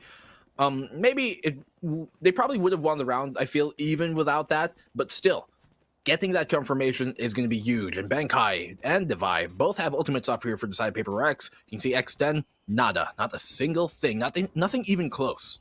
Right? They're like halfway through maybe that Hunter's Fury of theirs on the Foxes. But for the most part, Paper Rex, they have some space to work with here. If they can get this round, that means X10 will be able to buy up just one more. And then they should be able to go on the Ego. And that is really what they're playing for here. With 3 rounds remaining in round number 10, Patifan, he's just so proactive going for this flank once more. This is what I love about Patifan. This is a cool guy push. Only cool guys do this. Look at that. And he gets out. He just... What? Yeah. Okay. Cool Not a hair on his head hurt from that. Just exactly, walking away. Like... Not even looking at explosions. Cool guys don't walk away. He just straight up gets out of that. And he gets another one! Oh. On the Devi too. And they burn the res because of that. No way. Benkai goes, no way! A 4 kill from him! Will he get the 5th? Mind Freak will shut him down finally. But Illustrado, it's all in Forsaken. This is where they kind of want him to be in those clutch situations. Yes, that's why he's on the Sova. But no utility left. He's going to rely on his aim to shoot his way out of this. That Patifan! Jeez! Okay, for a second you thought the lineup Sushi Boys was on 10 HP. Doesn't matter though, Fox 10 gets the trade, and that's another round for X10 off the heroics of Patifan. 14 kills, 6 on him. Jeez. My god, highlight worthy. Digging deep for his squad. Sheesh. Patifan, okay. We see you. I mean, he needed a 6K. How do we call it nowadays? Half a dozen to be able to get to clear the whole team because they burned the res, and so he's gonna need 6 kills. But more importantly, they did burn that res, and so all they've got to work with now, to be fair, is a Viper's Pit and Devi's Blade Storm. Patifan, he has one of his own, not landing that shot, using it to dismiss the leader, I think, and he falls on back instead. He knows that he's a foremost defender here on the B side. He has to give it on up. Definitely. They're happy to play retake though, because they know they have utility. They barely burned any, and they're confident with the retaking play, especially after Scary gets a pick off with that Odin onto Benkai. Crucial. That was the spike planter. That's gonna allow them more time. And Patifan, what are you doing? He pushes for the classic. Don't care if he has an op. He gets the deny onto the plant and delays the time even further, leaving us in a 2v4. Who even does that?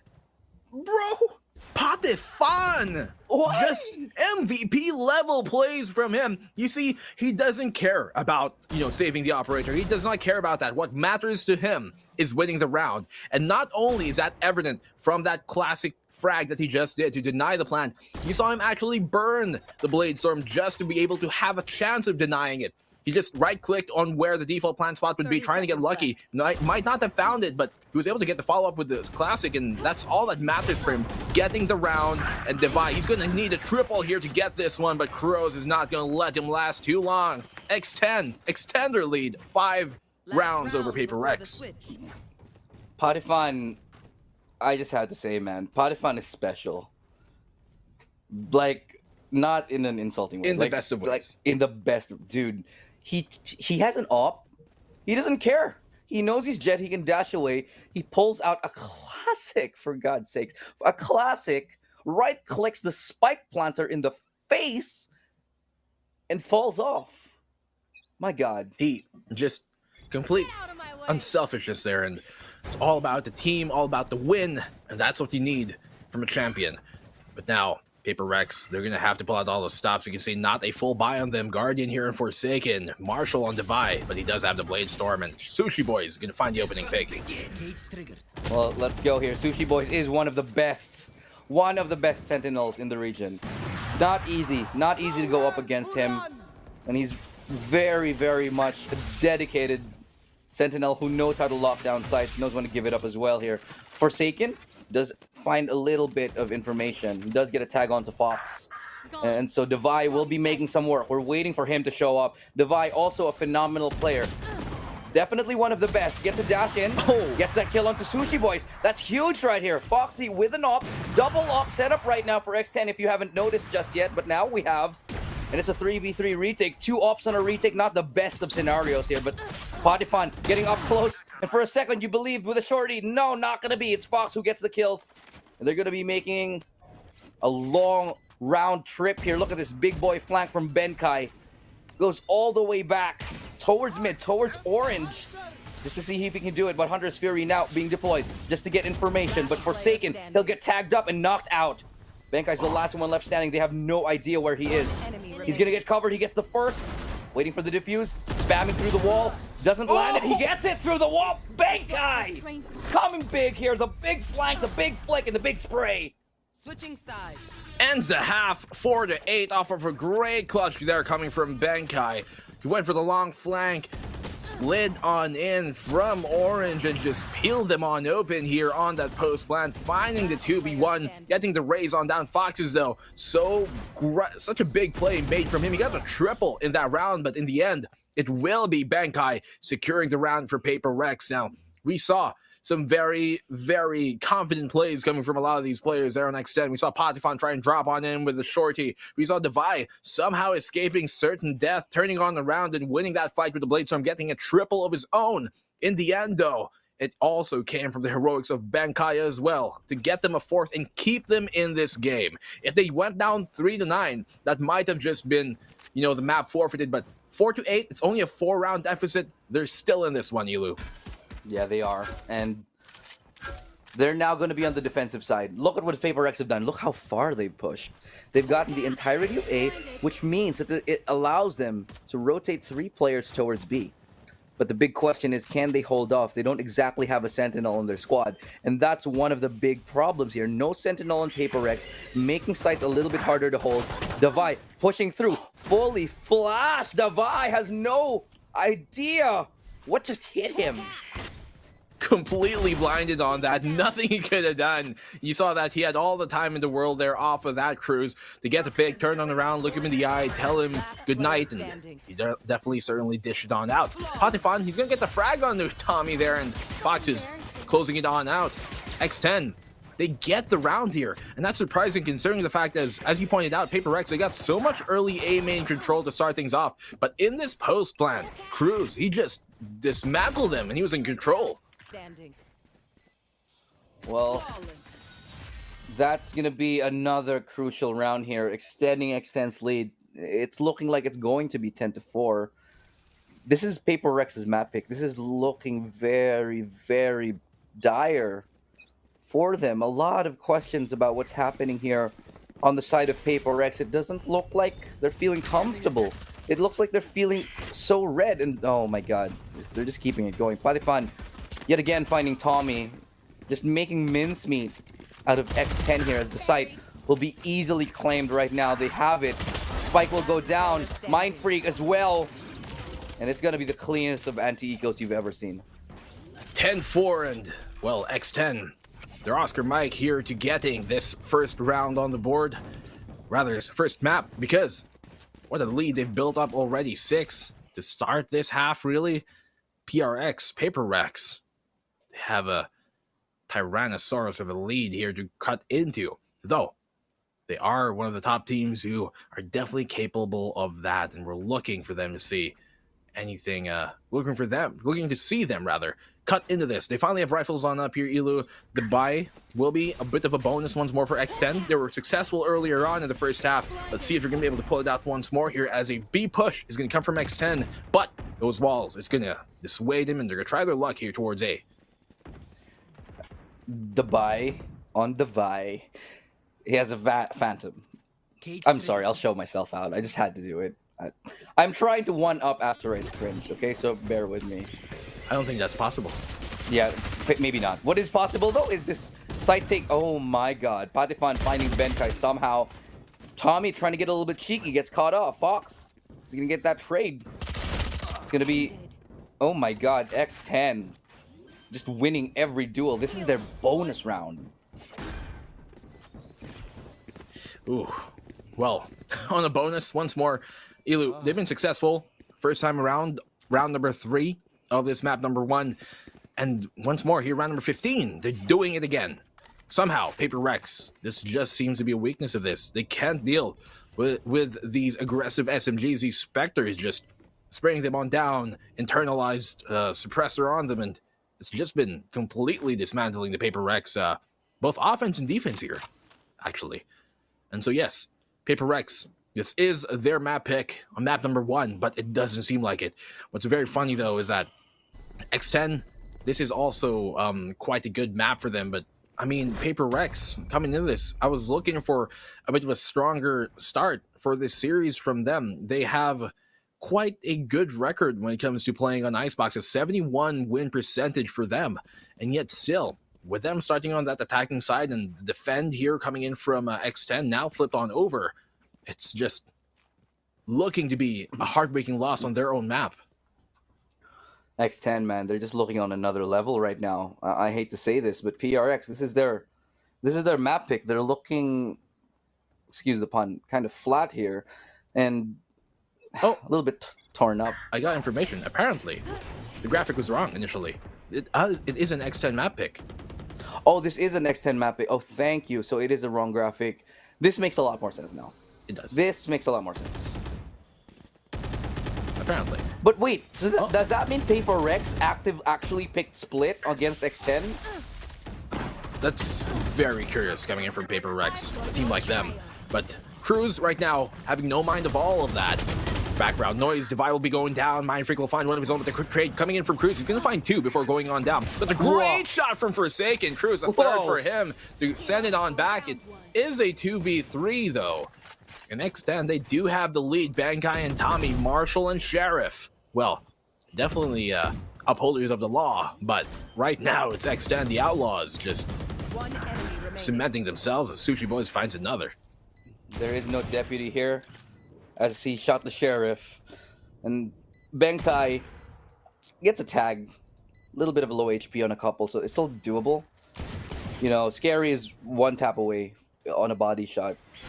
Actually, they're all kind of a little bit in a not safe HP range. But Bankai should have to be digging a little deep. As I say that, okay, I panicked for a little bit. You thought he would have had the lineup on the second, but no. This not to happen here. Match point for X10, and they're looking to solidify their lead here and the win on the series. Let me give you a stat here, Ilu. Next map is Split, which for Paper Rex is a 71 win percentage. Another round just, but I mean, going their way. And Paper Rex, they look stumped, man. They look stumped.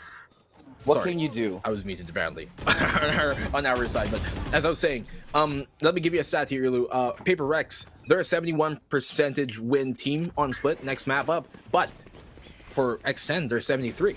And so both of these teams are very good at that, and maybe that's why they went with Split, because still though, it's very curious for Paper Rex to go with that. But what they're going to have to deal with and focus on is this round here. It might just be their last. It's 12-4, but they do go for this very interesting orange push coming here from X10. As Tommy's going to find that opening pick. Still, they do have good positions to hold on to this. Right.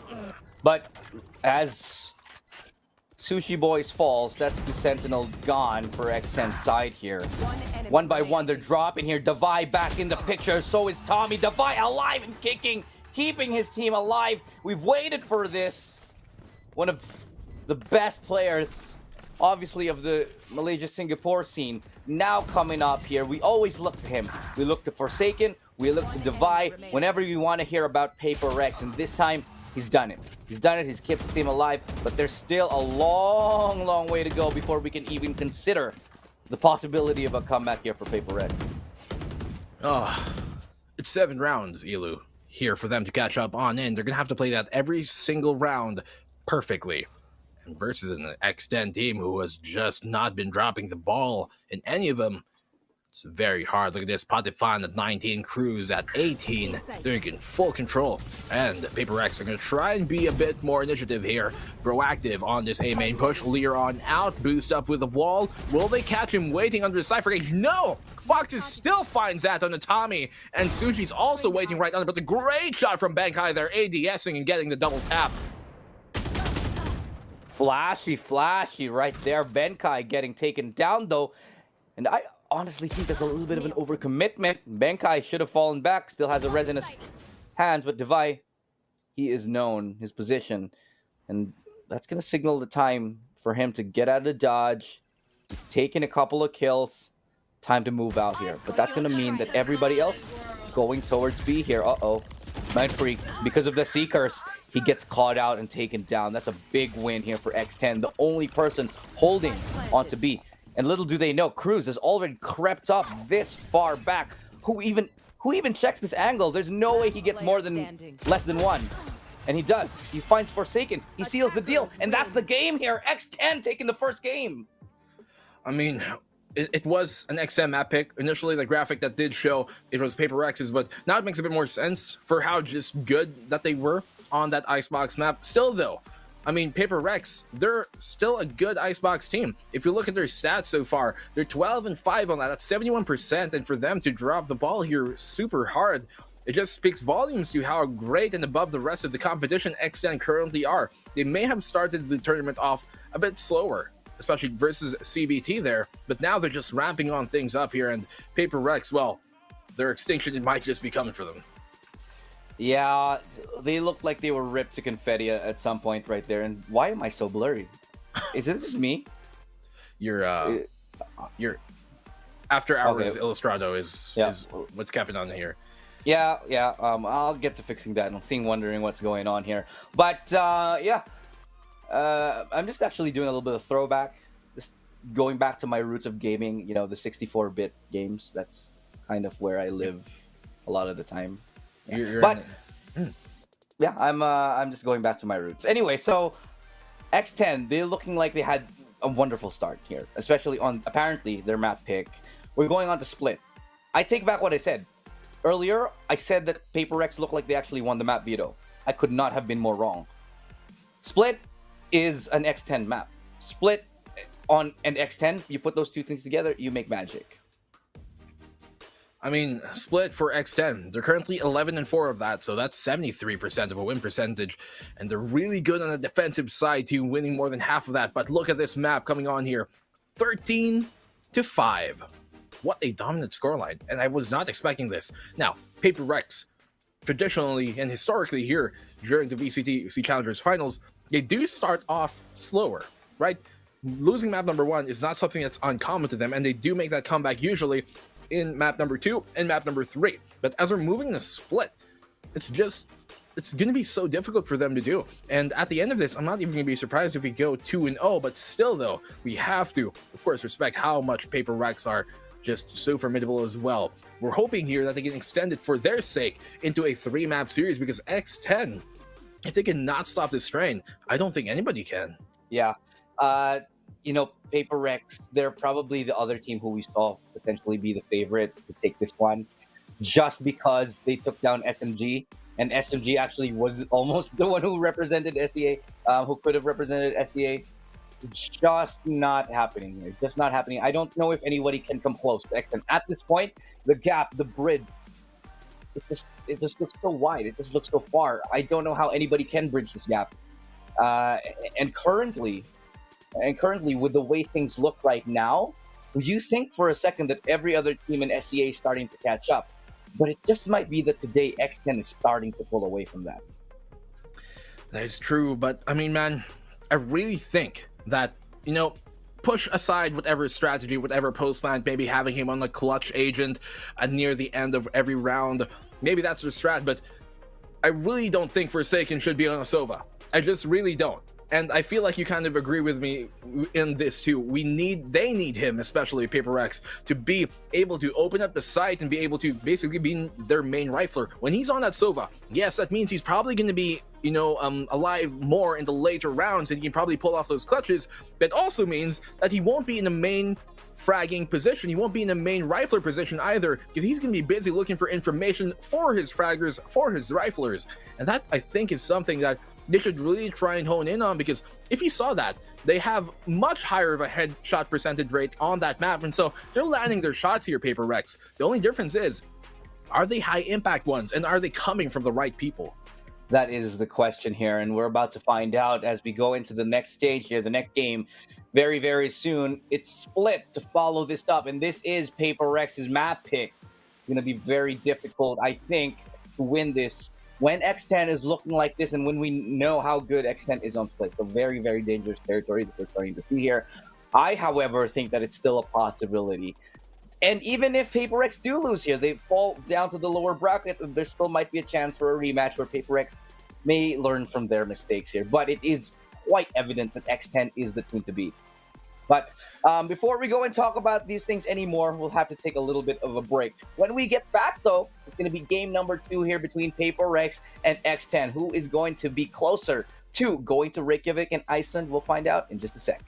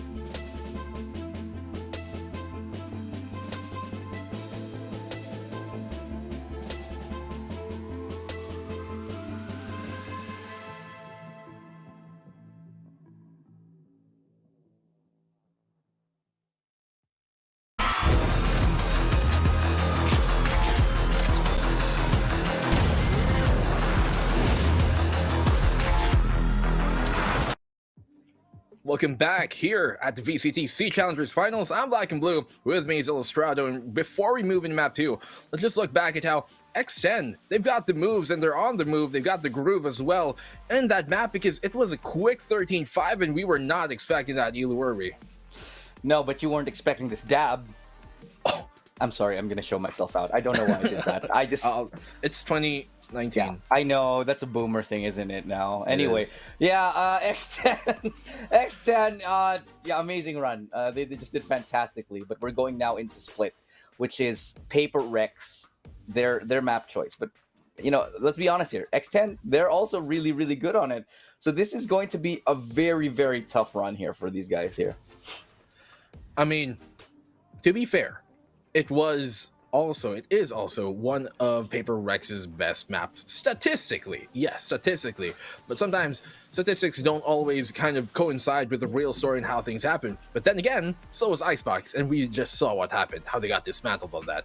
They pretty much have the same win rate, about 70 for Icebox and Split, respectively, for the side of Paper Rex. But still, as we moved into Icebox, it just seemed like complete domination from the side there of X10. And so hopefully for the side of Paper Rex, they can continue this on, because to go down here 2-0, sent to the lower bracket in what should be, or what could be rather, the preview for our grand finals match potentially, that would be very, very disheartening for them.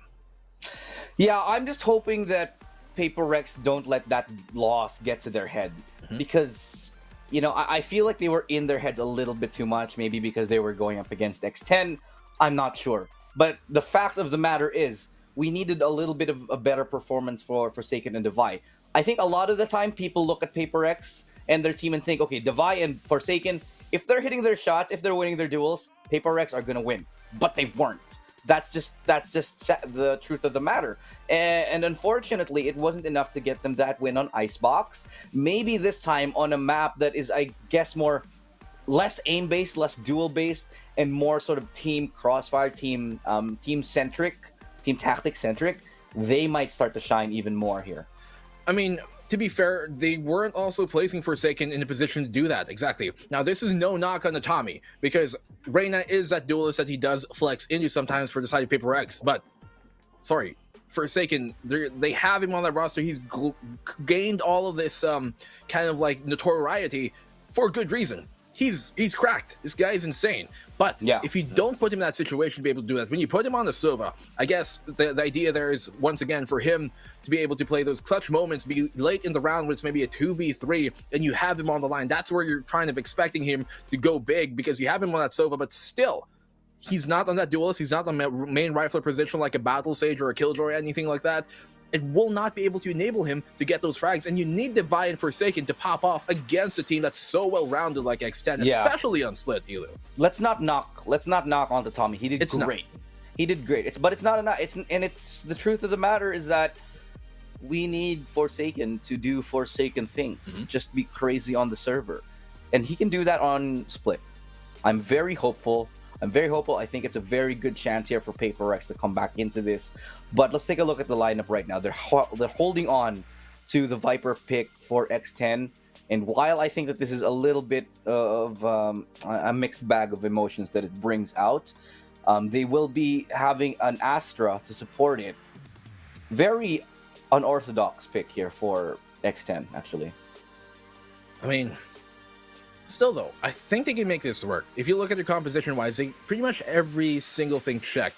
They have a way to control things. They do have that Killjoy for the Sentinel. They got Astra to supplement that Viper, and obviously the short smokes on Potifine with the Cloud Burst and flashes on the crew. So everything else considered, it is kind of a well-rounded composition that they still do have. Maybe a bit unorthodox, especially on Split. I'm not too big of a fan of Viper on Split in general. I just don't think you get as much control with like her wall. Normally, a very common wall that Vipers would use on Split, for example, was maybe player towards mail or mid, smoke a wall off mid, and continuing that into A main. But unlike Icebox, where maybe if you do that towards B main, it gains you that mid control, it gains you that green control. In Split, not as much, but teams have put it to some various effects.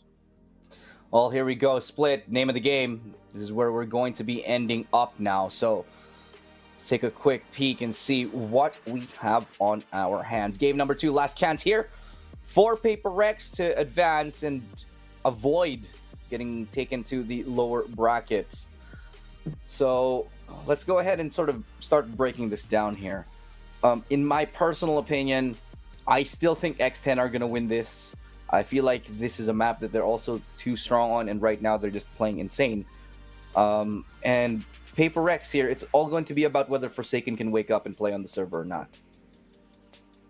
Well, X10, they've pulled out this exact same lineup quite a few times in the past. Sometimes they might have a Raze instead of that Viper. Sometimes they might have a Breach here. A Brimstone. But in this case, they'll be pulling out quite an interesting composition that they have used to various effects in the past. But here we go. Round number 1 of map number 2. Paper Rex going to hold on to upper bracket life on this map. You're going to have to take this one to bring it to a third map series for this one. And as X10 are crawling their way up here towards his B main position, they quickly back on out, realizing that, okay, we don't necessarily have to commit to this. While it's open and free, that doesn't mean it's a quick B to rush.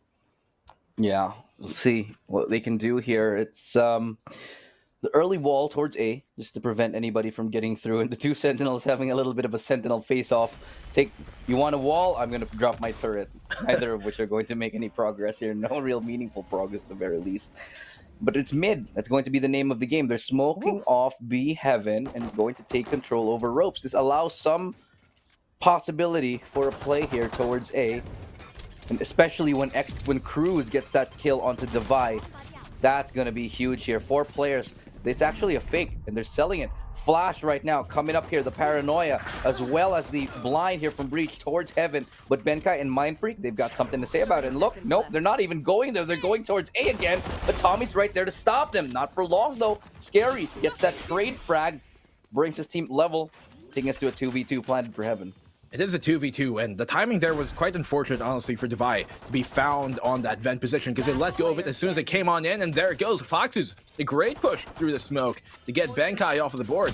Mindfreak down low will get taken down too. That is another opening pistol for X10. So far, they've won every single pistol round in this series, and part of that I guess that is part of the reason, rather, why they took such a dominant icebox map, and they're looking to replicate that success here on Split. I wouldn't be surprised if they continue this trend. Only, again, a full eco for Paper Rex, and it seems like they've been on eco more often than not. It's going to be a tall task for these boys here. What's the response? Oh, no. Unfortunate.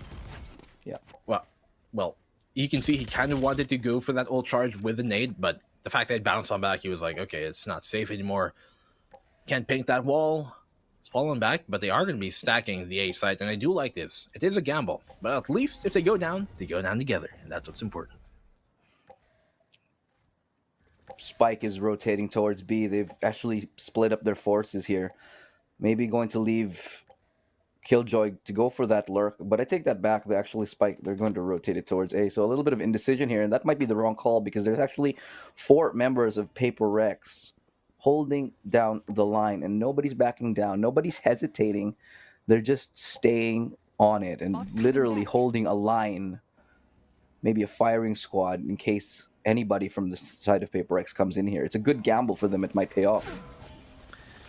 But, well, this gamble, sometimes the cards do get flipped on you, and their hand right now, they don't have 2 great cards inside Paper Rex, but they do have a crossfire to work with. Still, though, Cruz and Scary making short work of whatever's remaining in that ace on site, and Forsaken, he's going to get 1 with a classic in hand, but not anymore. Sushi and Foxes taking them on down. It's a quick plant, a quick round, and a quick take from X10 to get a 2-0.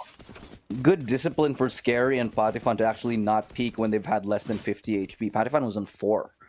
And that just means there's a big possibility that Forsaken actually could have gotten the right clicks on them, or even the left clicks, the taps onto these gentlemen here. But in the end, the discipline pays off and the better weaponry wins. They made the round a little bit expensive, though, and so it's going to force Cruz here on just a frenzy. Everybody else, still, they're going to be hanging on to those Spectres. Oh, Spectres, though. You're going to try the bonus here, X10, which so far they've been 2 for 2 on. Very successful in that, and very aggressive end take coming in from Patifan, dashing on in. No care in the world, and no fear in his heart, but he should be afraid of Forsaken right now, who just goes for a big double. Still, the Fox is on the trade, a double of his own. Very sly on this man. Here comes out the Gravity. Well, he's not going to be baiting onto that. He does spot Devi out on the other end of things, who will be rotating towards the screens instead, but what can he see? Nothing, nada. He will get the spray through that smoke as well, through 2 smokes on a Scary, and that brings it now to a 3-2 advantage here for Paper Rex, and well, Fox is equalizing things on up real quick and bails on out too. Paranoia forces him back, and Fox is very low HP, sitting on almost nothing. It's going to be a retake here for Paper Rex. Very doable.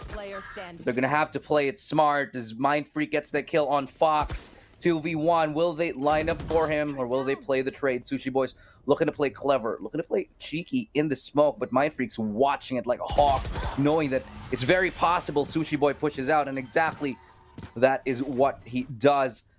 And Paper Rex here, they take the first round, their first round of the half on the defensive side on split. I'm not sure what Fox was trying to do there, aside from maybe getting off angle. He was down to, what, 14 HP with 4 rounds in the mag. Didn't even realize how little bullets he had. Could have maybe played the double stack on the elbow with Sushi Boys and tried to make a play off of that, but still, as they do go on in, they will finally get the round here, Paper Rex, and this is better than their Icebox already, because on Icebox, well, they got 4-0 to start things off. X10, they got that bonus round. This time, though, they're not going to get it. And for Paper Rex, that means that they can continue on here with their bye and not be forced on an economy disadvantage once more. You can see X10. They will be able to, get these rifles on up on the board, but Paper Rex will have a chance to make a stand. Let's see, indeed, is not the best of buys here for Paper Rex because they do have one player sitting on a Spectre, but Device, he'll be happy to play on that any day. And a little bit of a slow and steady approach here. They're just trying to get information on both sides. Patifan will be spotted and actually take down the turret here. Sushi Boys does get the frag onto Benkai, and that's a good pick to find all the way down. Way back. Sentinel against Sentinel. It's X10 who are currently demolishing the opposition here. Getting the timings perfectly. That's what they're so good at. Finding these openings and just off timing. We will find Foxes though. Tommy opening up the bag, and he has crawled his way all the way inside the B site, but what will that really necessarily gain them here on this defensive? He will fall on back. Here comes a push in though from Cruz. He could find Tommy, but Tommy's going to find him instead. Brings it down to a 3v3, equalizing the man advantage up. Devi playing the smoke on the screens very carefully. He finds another here, actually forsaken for the side of Paper Rex, and that's huge. It brings them to a 3v2. With the man advantage, they can actually make a play for this. Patifani's going to have to hold down the line because here comes a nade, here comes a plant off, and they come on in with a showstopper, stopping any hopes of Paper Rex, rather of X10, as Paper Rex get a great round. 4 wins, 4 left alive at the end of things. And a triple there coming from Forsaken. Wow, just gets a showstopper to the face. That's one way to go. Landing square on his feet right there. Perfect ulti. Actually, that wasn't even his intended target. Yeah. It works out for him anyway. It hit the screen thing, and then the spot damage off of that. Just like, well, it is what it is. It is what it is here, and Paper X secure themselves another round. A crucial round is Devi landing a 4! Where did that come from here? And Devi's not even done! Still could go for the ace here. What just happened? Be... Nah, it's not. It's gonna go to Paper Rex, but they all line up perfectly. I wish we could see the replay, the POV from that, but 4 kills here for Devi towards mid. Oh my god. All I saw was them go mid, and then a flurry of frags, the kill feed just come on down. Then it was just a complete massacre towards mid. Well, that's exactly the type of play you want from a player like Devi. He's going to be buying up the operator, so if he wants to get more of those consecutive kills, he's going to have to line them on up like a bowling pin. But for the meantime, they do have Blade Storm and From the Shadows, but X10, they've got 3 ultimates of their own, and they're very high impact ones. You Rolling Thunder, Astral Divide, and Lockdown with Blade Storm on Patifan, just a sliver of away from getting that on. And here comes on Lockdown. Benkai, he doesn't have one of his own to try and counteract this, instead they're going to have to play this perfectly to try and go away. Mindfreak going to wait patiently, and I think he's just going to try and ult his way out if ever, but he will try and bait himself here. As they come on in, he's going to try and let them walk on in and hopefully get the trade off. Sushi Boys, he's going to wait this. Oh no, will this be like another Shroud moment? He's going to find 1, going to find 2, will he find the 3rd? Yes, he will on the spray down, but not anything more. Benkai would capitalize on that for the great play. Mindfreak, big brain, insane in the brain, gets the 4th round from Paper Rex, baiting himself and getting the lead even more. He was alive for a full flash. He was alive for a full detain. And longer. Nobody checks the corner. Nobody knows he's there. And oh my. Just what they needed. Just what the doctor ordered for Paper Rex. Forcing X10 into another eco round here. And finding the success that they truly desire. But Potifon here will be on the blades. That's always a lethal prospect now. But my God, what a game. What a round. Dude, he is the end, Mind Freak. He really was on that one. Just, whew, great play coming on from him. One of the best we've seen, honestly, this whole weekend. Still, though, they're in this game, X10. They do have sheriffs, but they've been very successful on these type of eco rounds. Potifon with the Blade Storm, we know what damage he can do. Up close, Forsaken will be the first victim. Well, that's a big pick. Forsaken going down. They still have Devi on the operator, though, and Benkai does have his lockdown. They don't want to be forced to use it, but it seems like they will. They're actually committing that ulti right there. And everybody falls just one by one here. They've made it expensive, though, so... X10, all right, on an eco round, they've managed to bring it to a 2v2, making the full use of the Astro ulti completely justified. Almost enough to find them a win, but still, in the end, a very, very good eco round. Well, another round here being closed off by Mind Freak. He might not be Shroud, but he's got the hood of his own, and so, just as good. Paper Rex do get a 5th round on the board, 5-2, and they've further extending this lead over X10, who did find a good opening pick there on the Potifon with his Blade Storm, but now the Rolling Thunder is all they got. And Benkai with his lockdown, they won't have one of their own here to counter this. We're going to see how X10 are going to try and play with what little they've got. Still, though, I don't think they're out of this just yet, Ilu. It's only 3 rounds apiece, away from each other. And X10, we know they're really good at these comebacks. We've seen them do that versus a team like CBT. But with Paper Rex, now with Forsaken on that duelist, you just see the complete effect of that as a whole team. What's the play here for Paper Rex? They have such a good lead and such good momentum that they can bank on. They need to not let this slide. They need to not lose this lead. And currently their solution is to play 3 people towards heaven, being full aware that there is a Rolling Thunder. Just used completely out of nowhere, and nobody's going to be on the receiving end of that. But Tommy doing God's work from heaven, raining down justice and vengeance. But Potifon and Foxten, they've got something to say about this. Their quick turnaround, dash out here. Potifon will save the awkwardness of his team from that round here. Sushi Boys has actually made his way all the way back here. And this is a very, very crucial position that will cut off rotations. Gets the kill. Ooh. And Devi, the only one standing left in this 1v2. Great read here from X10. Now, well, he's going to have to crawl up here as they do get the plant off. X10, he can make a play, information given away. Though, Cloudburst and Updraft still online for him. No more dash to try and close that gap. He does burn his last Cloudburst here, but Sushi Boys, as he walks on it, is going to send it back to the clouds, and that will be a 3rd round here for X10, cutting into the lead. Only 2 between them and Paper Rex. Next time, they're looking on a steady march, tying things up. Paper Rex need, I'd say, if they want to have a comfortable half, I'd say they'd be okay on an 8-4. Just because.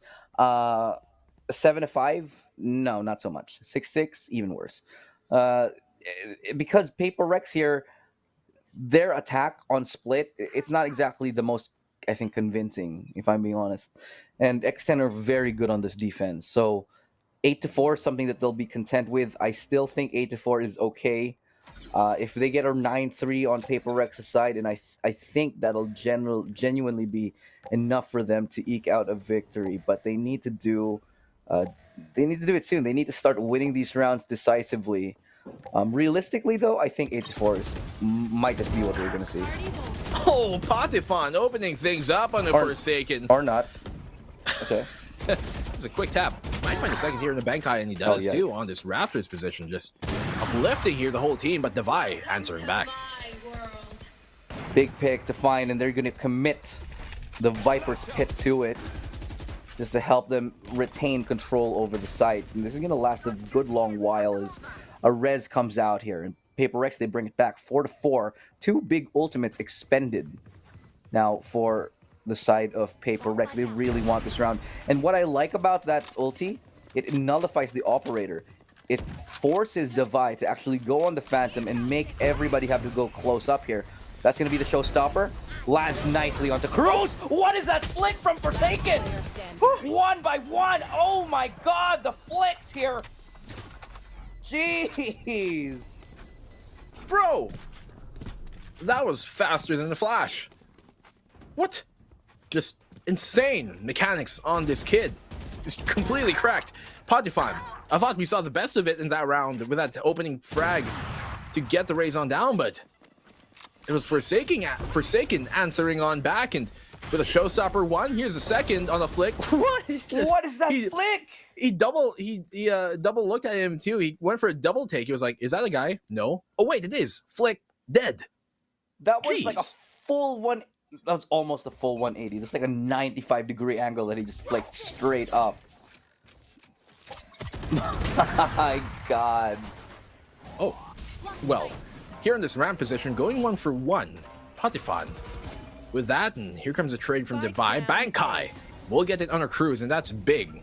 Honestly, to give them this 4v3 and Cruz being taken down, a very, very capable initiator for the side of X10. Oh, what a great swing from Devi. Finding a head, kunai to the face like butter. And Tommy, too, on the follow-up. Dude, Foxes, he's got his work cut out for him right now. These guys are nutty hitting their shots, Paper Rex. I'm just getting information on the actual sensitivity of Forsaken. He's actually at 800 DPI and 0.9. I'm gonna check and see and confirm if that's true, because if that's true, that's really high. That's really high. I dig it. Oh, you are right. Actually, that's really high. Because I mean, I think most people play at, if it's on 800 DPI, about a point, what, 5 0.3 to point, sometimes even lower, and sometimes to 0.5. I play at 0.6, and that's already quite high. The fact that someone's on 0.9 is just mind-blowing to me. That's nutty. And he's so accurate in that, too. This dude doesn't even need a large mouse pad. This Mind Freak gets that last frag, but Paper Rex, they're starting to build this lead here now, Elu, and, well, moving into this map, we were kind of worried for them, because Icebox, it wasn't a pretty show. And off of that great swing by the by the way, on the replay.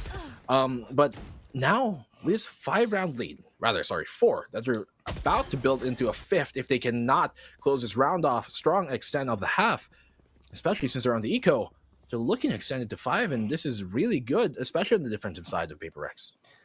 And again, going back to what I said earlier, this is the rounds that they need. 8-4 is comfortable. 8-4 is comfortable because watch out for X10. X10 is really good on the defense here. X10 on the split defense, it's quite something, quite a sight to behold. And so I think a 9-3 would really be in order here. But X10 feeling the pressure, feeling the heat. They're calling for a tactical pause.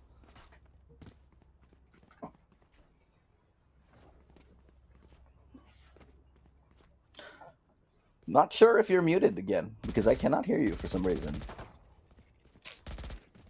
Maybe. Either way, I am now back. And I think, Mr. Black and Blue, you are actually muted indeed. So I'm gonna keep talking, I think. I'm gonna check this here. Yeah, okay, well, while I think Mr. Black and Blue is having a couple of technical issues, I'm gonna step in. Sorry, ladies and gentlemen, it's been happening the whole day for us here, but bear with us as now we go towards B here for X10. Looking like they want to go for a full hit, just a straight up hit. Potifan with the judge. It's walled off, and that's gonna, yeah, everybody shooting the wall just gives it up completely. Okay, yeah, they have full utility here on everything, and Potifan getting close and personal with a shotgun. Will he push through this smoke? Yes, he finds one! Oh, and he gets the tap on the other! Oh, man. Mind Freak is lucky that wasn't more damage. But, wow. What could have been? Well, on the 4v4 the retake, they have the operator. Maybe not the best weapon for the retake, especially against all these SMGs, but still, he's going to need to find a pick to make that full value of it. So as they come on the retake here, look at this, just shutting down the push, and X10 fend him off up close and personal. 4-7, cutting down that lead once more. As we move into the last round of the half, they're looking to bring this into 5, and that could have been another frag there on that Judge. Still though, Cruz and Co. Foxes, he finds a double on that last one. SMGs in hand, taking the fight up close, and they win every single gunfight. And that brings them now within reaching distance to end the half strong. 13 kills on Foxy. He's the best performing player right now on X10. Patifon has been okay on this map, honestly. And I think it's about time that he show up. Things are getting a little bit dangerous. We are approaching 7-4 territory, and either way, it's going to be okay for X10. Even if they do lose this round, it's still quite alright. But that just means that the pistol, it's a non-negotiable. But look at where Mind Freak is. Look at how far he's crept up. He's going to hear the footsteps coming down towards his location.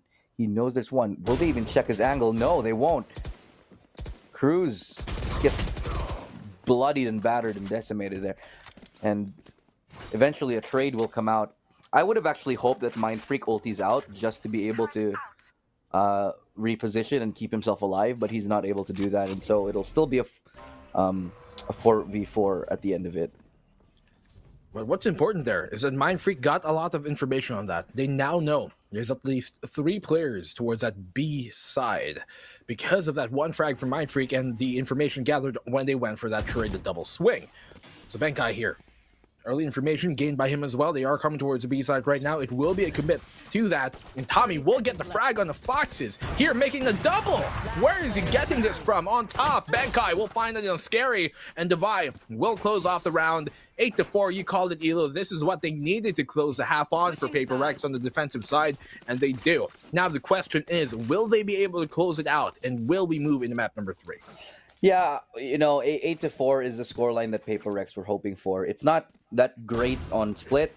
It's normally on any other map you look at 8-4 and you say, yeah, that's a pretty good one. But on a map like Split, it's kind of like, I'll take it. It's workable. And on 8-4 with X10 on the other side, now that X10's on the defense, this is still a scary thing, right? Not the player, but the team. So if they can actually win this pistol round here on the X10 squad, you're bringing it to a 2-round deficit here, and that is something that PRX have to be worried about. I mean, I would be. As they're coming on now, pistol round to start things off. X10, they need this one a lot, honestly, because right now with this 4-round lead, Devi opening things on up on the Foxes. That's a big player who's been doing really good this map, taken away. And as the Viper goes on down, that's so much control and so much fragging potential because of how Foxes has been taken down now. And Paper Rex, they have an avenue of attack here towards the B site. There is 2 defenders waiting on there. It will be Scary and Cruz to hold down the line, but still, Paper Rex, none the wiser, are going to push their luck. Yeah, but Devi is making things happen, and the double spray down with a frenzy from Scary. Patifon chiming in.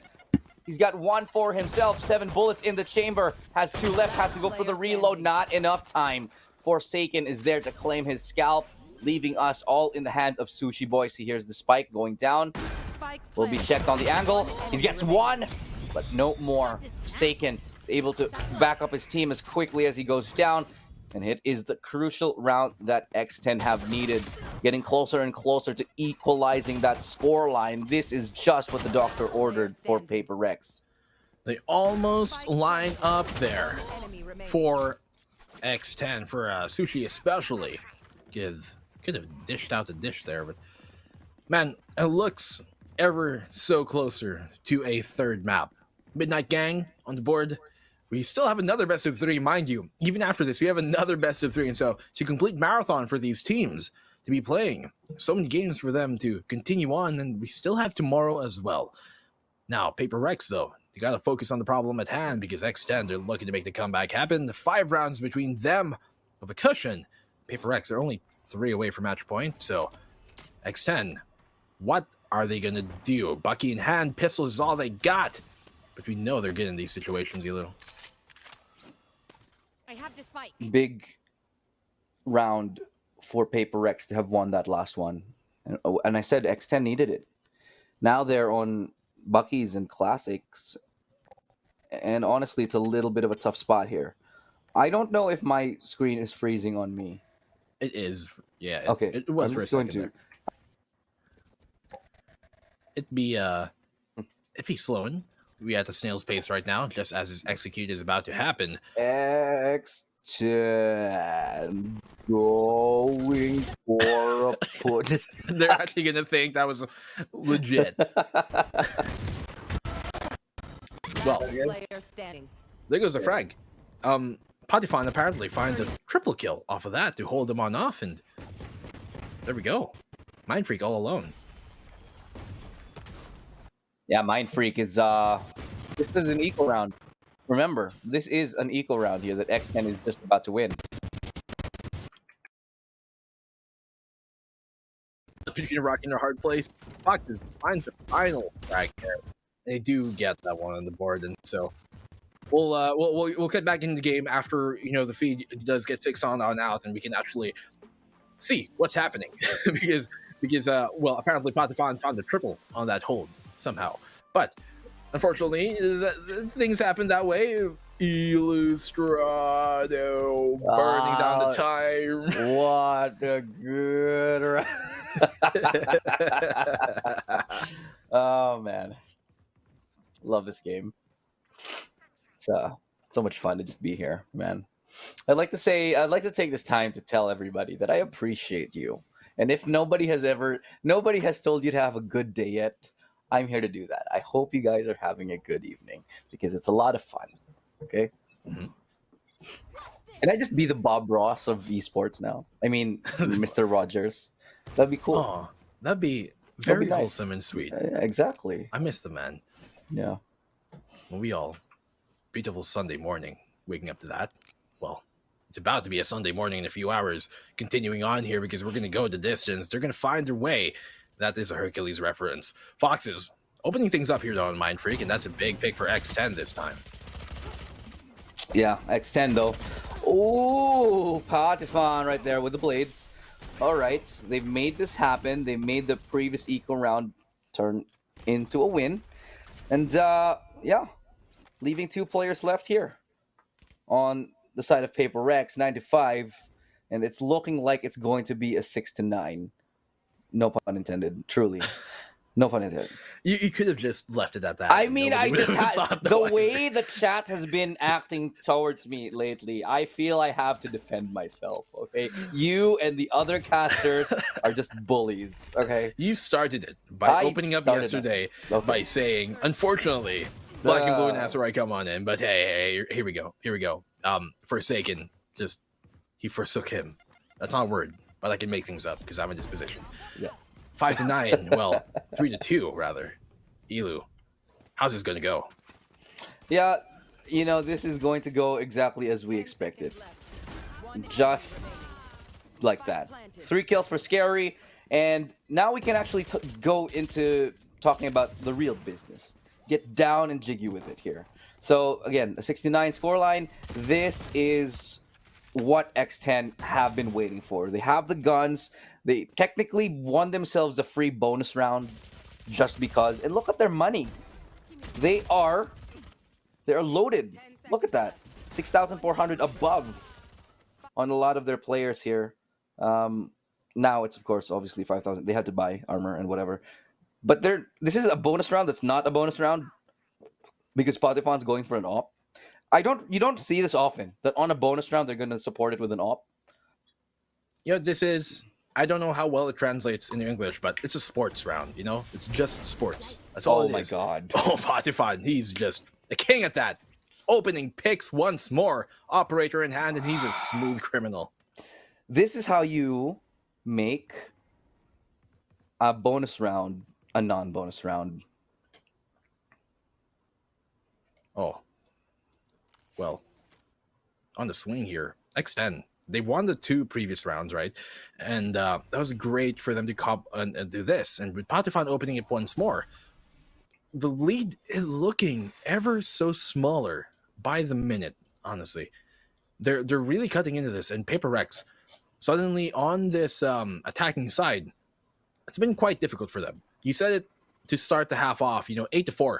That's nothing. When coming into the attacking side of Split, that's nothing.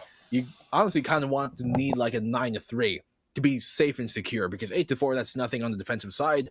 And with them here already giving up that opening pick, a lot is going to ride on this execute towards the B site. It will definitely be the B site because they're going to commit on right now. Cruz is going to fall on back here towards the pillar, and they've taken control of Heaven. Yeah, Heaven is the name of the game here. They're going to be pinching on over to these defenders, and they're committing onto the site. Cruz with nice headshots, landing them perfectly and from the close angle. Fox, he's not afraid to take the duels, and they're making this bonus round a win. X10 coming back, and I told you, man, I told you. X10 on the defensive side on Split, it's just too good. It's hard to beat them on this when they're looking this sharp. I mean, you know who else is sharp? You are. What? Oh, you're looking sharp too, my friend. Illustrato, by the way. My buddy over here. I'm so tempted. You are just pulling me in, just baiting me, but I can't. Okay, really though. Yeah. Paper Rex, they cannot find the groove. They cannot find the rhythm, and I think it has a lot to do with the fact that X10 are starting off the round with a lot of aggression every single time. They're starting off each round getting the pickoffs, and almost every single time it's a 4v5 at the very first 15 seconds. They've been struggling on this attacking side, to say the very least. They've given up 3 rounds down in a row while getting 1. They do have that Blade Storm on the Divide, and he's done some great things with that on Icebox too, and here on Split. But they're going to need a bit more, especially on this Eco. It's only Mind Freak with a rifle on in hand. Forsaken, though, he's got a showstopper, so he's looking to end this series, rather end the map strong with that. But Forsaken, with the Sheriff in hand, we know that this guy can bring on some heavy heat. Patifan, though, on that operator, man, he's just been such a nuisance here for the Paper X side. I agree. Look at this. X10, they're looking for the early picks. They're not afraid to use that operator to its fullest extent here. And they're going to try to jiggle peek here. Oh, they see it. Do they see the op? He's going to hit the shot. I'm telling you, he's going to hit the shot. If they dare jiggle peek him like that again, he's going to hit it. They're just going to walk away. Yeah. Are they? Oh. Ooh, fade away. They know he's going to get dashed, and he does. Divide with a punish onto Patifan. That's huge. Now they get onto the site with a showstopper, and Scary gets found with Forsaken. This is what we need. The Divide, the Forsaken connection here to bring their team up ahead. They pick up an operator. They pick up a Vandal, rather a Phantom. That's big help right now. The Spike is... Okay, weird place to be right now, but sure, they'll take it anyway, as right now it's going to be planted in a safe spot, but it's still a 3v4. Spike planted. It is, and with the Spike planted here, now, this is looking like a good round for Paper X. A triple aiming side hold, and Divide's like, you dare peek me! Finds a double off of that. Cruz, though, on the trade. Mind Freak getting pushed on, and he just punishes him for it. What a great flashpoint there coming in from Cruz to bring it now to a 2v1. He might just bring it to no. Just as I say that, he gets taken down. Forsaken there. That's what we need. Again, the Forsaken Divide connection. One getting the kill onto Heaven, the other getting the kill on the site. Beautiful teamwork, and that's exactly what they need. Once they bait out the shot from Patifan, once that miss comes out, it's huge. And Divide coming up strong. The picks from him, the Blade Storms. Just amazing work. That just barely caught out Divide when he dashed on it on that flashpoint. Maybe if he was like a second earlier, he probably would have passed it, and it would have been a bit far off his field of view that it wouldn't have necessarily full flashed him in that way. But Paper X, they finally get around, and that's good because X10, they've been on this like 3, almost 4 round straight run and has been cutting down into the lead of Paper X, and they can't allow that because X10, these guys, you give them some steam, they're going to make you a sauna. Indeed. Lockdown activated. It's going to be towards B. And nobody really truly rotating off of it just yet. They're convinced that it's the real thing. And so It's going to be the dash in here. Going to be slowed down for the meantime, and the beautiful work here to get the Rolling Thunder on top of it. But Paper Rex, doesn't matter if they're pushed back or not or stunned, they still win it out. And Patifan, just doesn't get the timing right here. He just doesn't hit it. This has got to be a save. This has to be a save for X10. They know that they can't afford to lose this operator. I mean, Patifan, yeah, he's been doing great things with that, but oh no, 4v2, you can't go for this. You're right. It has to be a save. They can't risk losing this. Otherwise, it can be botched economy-wise. And Benkai, he's going to give his back and get shot in it too. And so, no one retreats. You get shot in the back if you do. Patifan finding that one. It's a 2v3, but there's still going to be, I guess, saving this on up. It's the right decision to make. They can't necessarily go for this anymore initially. You can see that X10, they were kind of concerned if they were actually going for that B-side take on Paper Rex. Yes, they put on the lockdown coming in there from Benkai, but you often do see teams fake with a lockdown to try and sell that.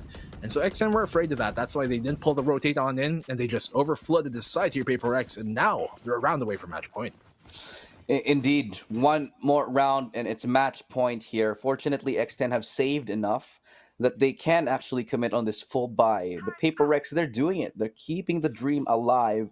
They're not giving up just yet. X10, they've lost a couple of crucial rounds here, and it's very possible that they can still turn it around. It's, 4 rounds that separates these guys? But Paper Rex, they've found success in straight up A hits or B hits. Either one. Just going for those full executes. Don't fix what's not broken. And so they're going to try the same tactic yet again. Mind Freak, however, that's a very questionable teleport though. But can they make full use of it? They still haven't cleared out Fox from inside the site though, so it's going to be a little bit of a doozy because Fox, he finds one more, and Scary's right there for the backup. The hesitation from Paper Rex, paying the price for it. That is where you see how decisive you have to be. What a great right click from Patifan to land that at range. Benkai taking down Scary, completely terrifying right now as X10. They are staying here in the game once more, not letting this get too out of hand, not giving a match point just yet. Caught with his pants down there, Mind Freak off of the teleport. And well, great capitalization on that. Scary getting a triple at the end of things. Patifan though, look at this shot. Kabam, kaboom, Scary, kadoom. Will be another round here for X10. They're keeping this within reaching distance. Indeed. Just 3 more rounds. X10, they know they can do this, and they've forced a shoddy quasi-buy here on Paper Rex. This is a great chance for them to force a true eco and bring us closer and closer to level. I'm a little bit apprehensive about this buy actually from Paper Rex, that they actually did go and decide to buy instead of just going full eco. But I suppose it's because they can buy in the round regardless. But either way, I think that last attempt on towards A, little bit shoddy. A lot of hesitation. Instead of clearing and going onto site together, they stall. They stop under heaven, and they just get picked off one by one. They tried to stall it on out, but that's a problem. You have to be decisive in this sort of situation. Otherwise, they're going to tell you, hey, this stall's closed, go to the next one. Now, Paper Rex looking to find which one they can actually open up into. Currently, walking on here in the vent. No noise made so far, but Devi is going to get taken down by Scary once more. And his nightmares are certainly going to haunt him here as another pick comes his way on this eco from Paper Rex. All right, X10. They're doing well so far, and that's all Patifan needs is the tip of the head. And he takes it down here. Crucial pick. 30 seconds needs a pixel, and he takes the entire life force from Tommy. Doesn't get that shot. A little bit of a tough one, but he'll go for the repeak. He is a repeaker, isn't he, Patifan? Sometimes it's not a good thing, but he hits the shots anyway. Keeps his team in the lead. 14 seconds left, and Paper Rex, what are you gonna do? They're gonna save. They're gonna save because they know they're on a little bit of a weak bye next round. So it's another round here. 2 more rounds that separate X10 and Paper Rex. This crawl up from Paper Rex just hasn't been working for them. The rounds that they have won on the attack is when they go full, heavy-handed, with all the commitment and all the decisiveness that they can take, and just go for the site. Those are the rounds that they actually have been winning on the attacking side. That's how they made that B site execute with a lockdown come on and happen. But for the main part, here at 11-9. Well, somebody call an ambulance because X10, they're looking to just completely murder X10 out of this, rather PRX, if they cannot get this round, because if they go and lose this, they're going to be in a quite shoddy by Paper X, and X10 can take the lead from then on forward. I just got word that Vision Strikers got eliminated, and we're not going to be seeing them in Iceland. Really? Yeah. That's a surprise. It's official. The one team that we felt as, in Asia that could go up against maybe NA or EU is gone. By who? I didn't see the match, but I know that they're eliminated now. Maybe chat can tell us here. But Chat. still, chat, Yes. help us. Yeah. But we still have to worry about the game itself. 9-11, 2 more rounds. Again, absolutely massive. I mean, Newturn was the team that beat them, apparently. Thank you, Projector. What's Projector? That's a mix of both producer and director, I guess. Yes. I make up words. It's my job. Here we go. 11-9. I should work for Merriam-Webster's. Well, what they have to make up on here is another round coming on in, because X10, they are down 2, but it's PRX who has the pressure on them. Foxes, he has a great position to kind of cut this off at the nade, but still Devi answering on back. Scary's going to find one. A trade either way. It's 2 for 2. Now they're at 3v3, but the res comes on in for Tommy on the Bankai. They will have enough time to get this plant off, but on the retake here, X10, they're very spread on out. That plant was just crucial. They actually have the time here. Paper Rex in a 3v4. Patifan knows he has to pull out the knives just to make it work. The right click, he finds a second. Oh my god, he does it! What Patifan? Within microseconds, he finds 2 kills, one after the other, and the tap Forsaken. What from that far down? Holy moly, what a way to secure map point here. Replay, please, replay. There we go. Look at that. Devi just first through the smoke, and then Patifan, a double, a 1, a 2. What? Just 2 right clicks from him. Forsaken with a third, and they know me for my 1 taps. There we go. Kapam, kapoom. Crows taken down. PRX, match point. Wow. Just one miracle play right after the other. Holy moly. Holy cow. Did you see that?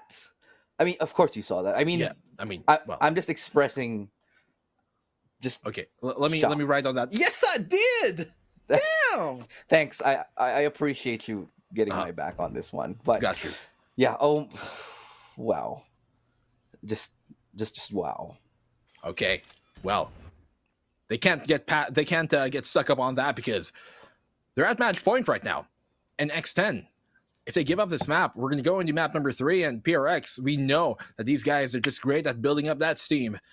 And we said, they normally do start off series kind of faltering here a bit. They might give up map 1, but they're really good on map number 2 and 3 and making that comeback happen. With Crows opening things up here in the Mind Freak towards that B main position, that's another good thing coming here for X10, one that they so desperately need.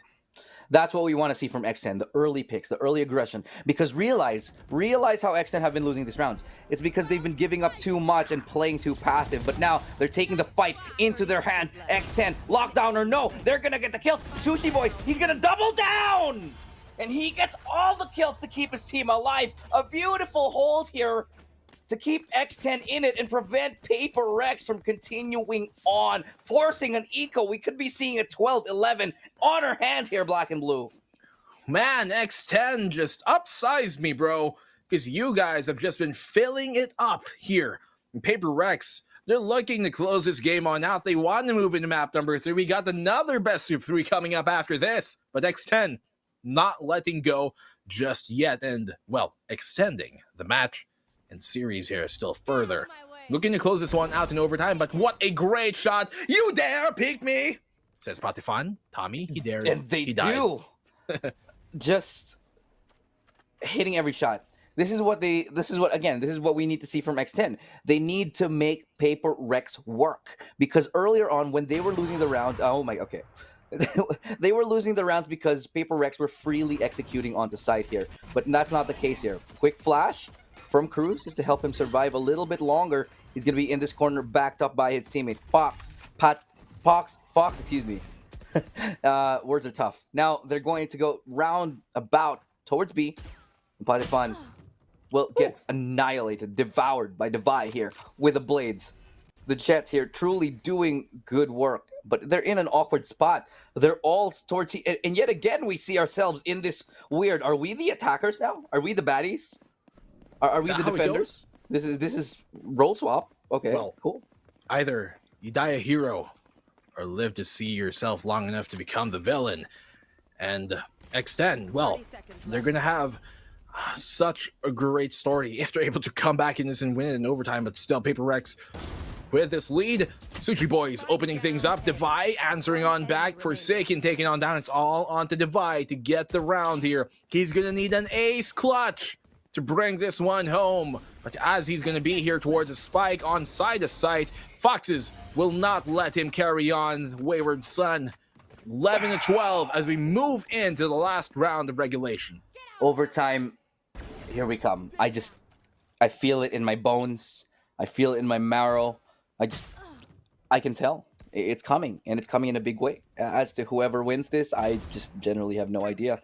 What a series of amazing plays. Look at this. Patifan, 23 kills. We could have expected no less from him. And again, it's Forsaken and Devi, the two players that we needed to show up. We mentioned this on Icebox, on Paper Rex side, who need to wake up for their team, and they have in a big way. But they need to push a little bit further. One more round is all Paper Rex need to get that much closer to going to Iceland here. One more round for X10 to get the overtime, and one for Paper Rex to close this one off. If they can do that, we're going to map number 3, where anything can happen. 50-50 judge out in that, and, well, speaking of the judge, they do have one here on the side of Foxes, so holding this very close. And so, as Paper Rex goes for this push, we've seen big-time judge plays, and the jury's still out on that once more, but I don't know. Paper Rex have to be very careful. Plus, with the decay of this and that poison just chipping away, they have to be very careful if they do actually go for that push. Yeah. It's a big factor here that prevents them, that stops them from pushing. And look at what it's doing. It's funneling them back towards A, back to the waiting arms of Patifan, who has that operator in his hands. How are they going to handle this? They don't really have. I don't think they have any flashes anymore, and the ultimate is coming out. Patifan's not biting. He doesn't care. I bet you he lands this. I bet he lands this and then repeaks it. Yeah, he does repeak. Yep. Oh. Okay, he's not going to repeak it. He dashes out. That's even better because he now gets to peek there. But the gravity well, okay, saves his life. He's such a repeaker. This is a problem here. I think if he didn't actually go for the repeak, that would have been a little bit of a better chance here, but Scary sneaks into sight. Little bit denied by the wall. And Paper Rex here. Okay, look. Fantastic start here. Cruz and Sushi Boys chiming in, one of their own. Rolling Thunder now deployed, activated. Doesn't matter, and that's it. 13-11, guys. Amazing run for these boys. As we now find ourselves going towards game number 3. Paper Rex able to catch themselves and truly bring us into the comeback that we wanted. Black and Blue, what a game. What a map. Yeah, you said it right, and it seems you've just been blown away by a strong gust of wind because of that. It came the Paper Rex storm. They roared, and it was enough for blow everything off here. But yeah, what they did kind of shave off there was a bit of rust from that map number 1. Icebox, they just seemed cold, very aptly named, but they seemed very cold on that map number 1. But for them to come back here on a split, granted, it took the very final round of regulation. That's not something to be too comforted by, but they're going to be able to move past this and look forward into a map number 3, and that's the important thing. Take that as a win, move on forward. Let's see map number 3. Man, map number 3, I'm so hyped. Doesn't matter what time it is. I'm just happy we get to see. Man, X10, Paper Rex, this is the matchup we've all been waiting for. And the fact that we get to go to a game number 3, you have no idea how this kind of makes me fanboy. I will admit, barefaced, I will admit, this is This is the stuff of dreams. The stuff of dreams here. Patifan, what a show from both their Jets here. One playing a little bit better than the other. Patifan, sure, he did a little bit better, but Paper Rex actually edged out the win here. And I do think it had a lot to do with how affirmative, how the half went, actually. The crucial rounds that truly were needed to be secured by X10 were dropped. And X10 forced to eco so many times that they weren't able to get that bank of rounds in their favor, in their sort of round bank, to keep their economy alive. I mean, dude, just we said it coming into this. It's kind of a preview of what could be the grand final, and for this to be so tightly contested already, moving into a map number 3. Of course, we're moving into map number 3. When you have these two titans of teams, when you got X10 here representing Thailand, and of course representing the MYSG region from Paper Rex, they're not gonna let this come on easy.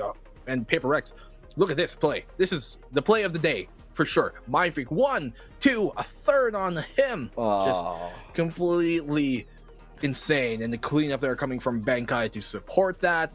Just insane from him. Patifan, though, there's a replay. That's what happened. He got the triple off of that. That was a round that kind of stuttered for us on our feed. And what a great play, apparently.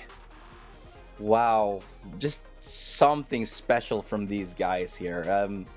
Truly. I mean, a lot of people keep giving hell towards SEA and just but honestly, look at how much we're improving. This is just such a beautiful game, a treat to watch from both of these teams, because they were, I think, playing out of their minds here.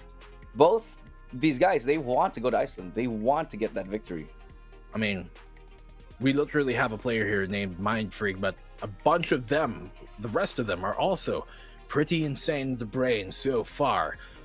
Just some great plays from both sides. We can see, like, on Paper Rex's side, there is Divide, there is Mind Freak, right? There is Forsaken, of course.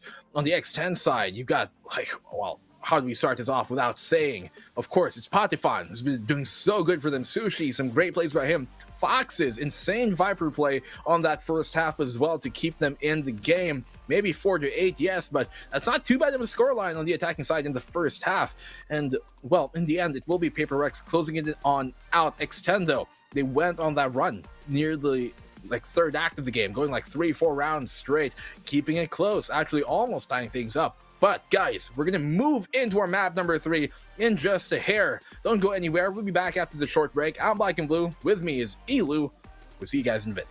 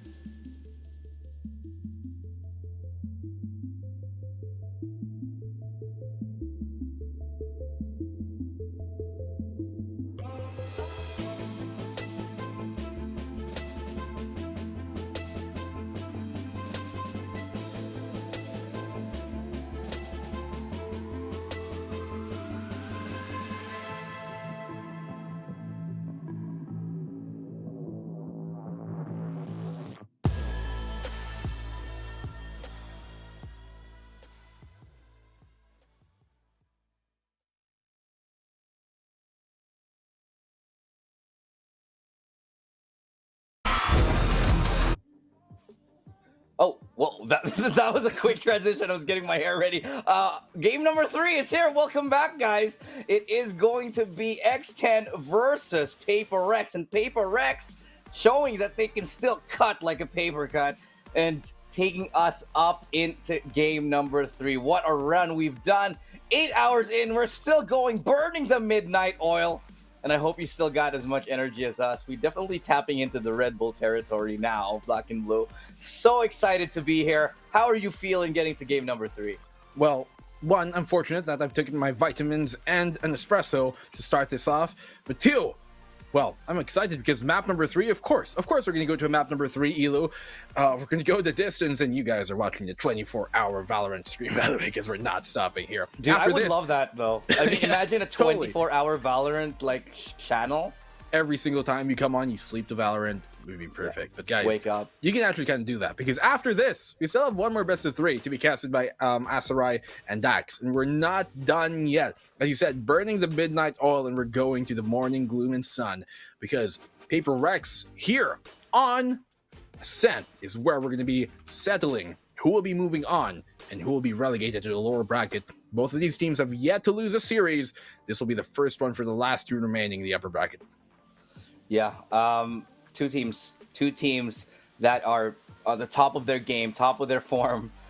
I am so happy about this result because it just means that if we see a rematch of this on the best of 5, how much better can it get when we actually get to the best of 5 here? If this is the grand final that we're seeing here, we're seeing the growth. We're seeing the growth of the region of the teams here. We talk about MYSG, that region, every single time. It usually was all about Team SMG. But now we're starting to see other teams emerge here. X10, they're looking challenged. It's no longer about Thai dominance in SEA, but now other teams, other countries are showing up and contributing their voice as well. This is the start of a region which I feel like, and I've said this before, a sleeping tiger. SEA, we're going to get there. We're here to play, and this is where we start in game number 3. You gotta ride the tiger, because while you can see his stripes, you know he's clean.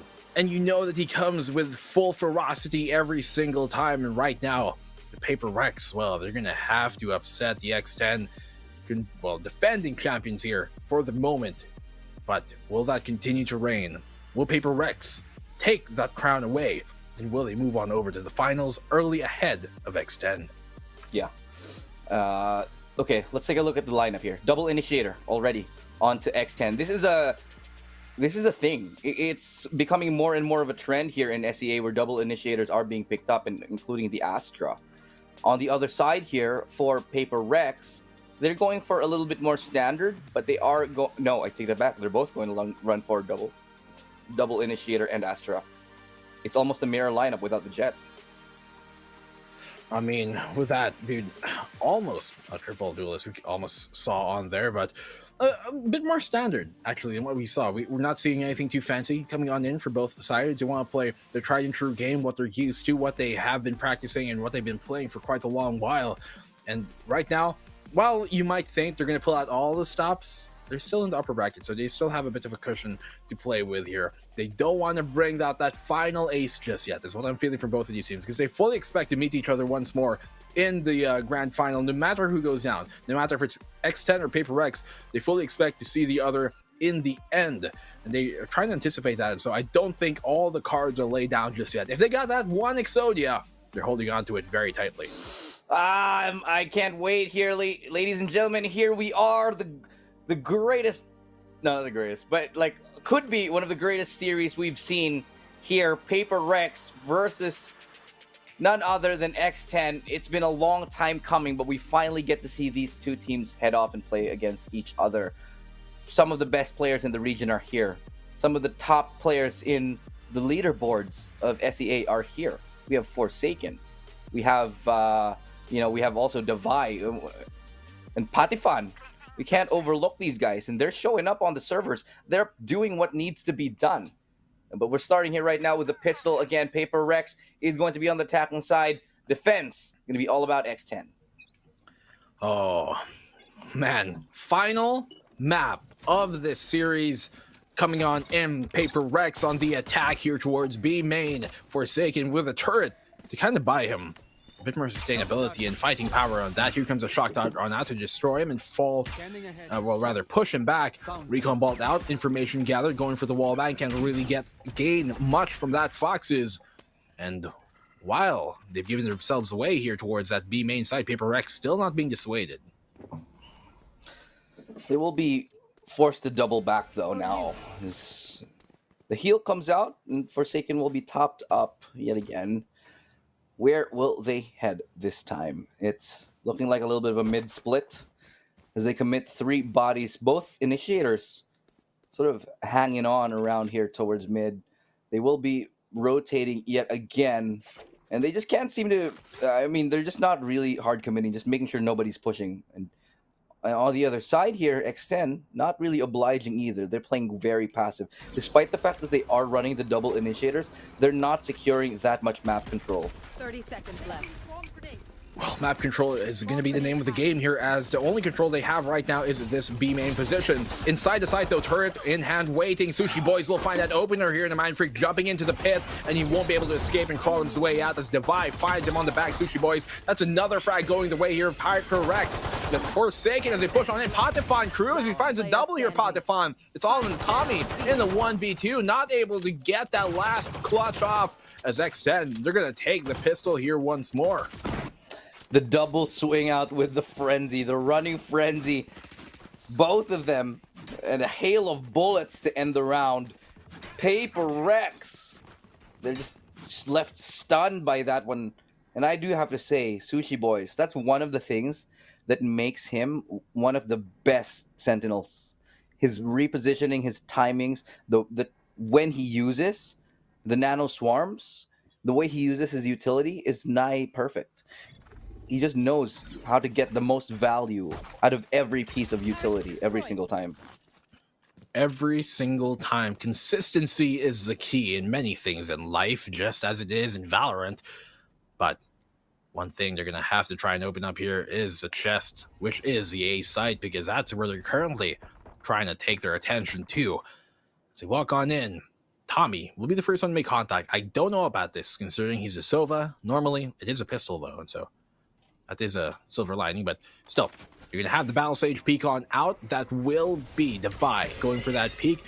And here comes a swing off of the flash. Potifon Bankai going to find that opener actually on a Cruise, and Scary is going to find the trade-off on the Forsaken. Defy finding one of his own. Potifon, that's a second kill now here for Scary. They line it all on up as they come on the Spectre swing. Scary finds the third, absolutely terrifying here for the Paper Rex side, and he's going to find the fourth. Give him the ace. Bankai last left alive. Will he actually get it? Yes, he does. Quick, clean finish. Ace is all he gets. Ace clutch too. That's another round that they need. They lost 2 members, so it's an ace. Look at that. Very, very nice and tidy like. All wrapped up and bundled in perfect gift form. Paper Rex now will be on their bye. They'll have more than enough. And on this bonus round, not looking too good for X10. What's the call here? Patifon's going to only be on the Ghost because he did die and he's saving up for the op. But what about Cruz? Is he just going to wait until he can pick up a weapon? No, he's going for the Frenzy. And this is a very shoddy quasi-buy that we're seeing here on the bonus round right now. He was dropped the Frenzy, so that's all he's got really to work with here, though. Full utility up on him. He's going to be looking to play those flashes in coordination with Sushi's Killjoy on that turret. But if you notice here, actually, for Paper Rex, they have 2 of their top fraggers on those Sentinel roles. That's Forsaken and Divide. Not a single duelist, as we did point out earlier. And so that's very interesting from them. This composition, this type of composition, we've seen actually happen in the past. We've seen it happen on, well, Ascent on here now, yes, and Icebox, it also has happened. But very curious, that does usually have some mixed results. Sometimes it can be spectacular, other times a disaster. Right now for Paper Rex, they're looking for the former to happen to them, as they're going to try their luck here towards the A side once more. Lots of utility already committed here by Sushi to hold on to things. And Paper Rex, they're going to try and get their start right here, right now. Interestingly enough, X10 actually have decided to put the 2 pistol players towards mid. And that's nobody's going to be there, so that's a little bit, I guess, unfortunately that they don't get to pick up guns. But that just means that they have 5 men available for a retake. Not that I favor their odds, especially considering the retake. But on a close range site like A, where Spectres can be very, very effective here. So go ahead and see how they do that, as the map is now split in half by that Astra ult used by Scary here. How can they make full use of it? Now, going to be diving in onto site. Fox gets above here. Sushi Boys gets one, but traded out. The Gravity Well coming in, and Paper Rex one by one, mowing them down. And a clean, not really a clean rather, but a good finish here on the buy round. X10, they're going to be very happy about that. Very, very happy about that bonus round that they have, finding 3 kills. Yeah. All things considered, it wasn't really a bad round for X10. They give up that round, yes, it gives economy to Paper Rex, but they also got 3 down. That's very important here.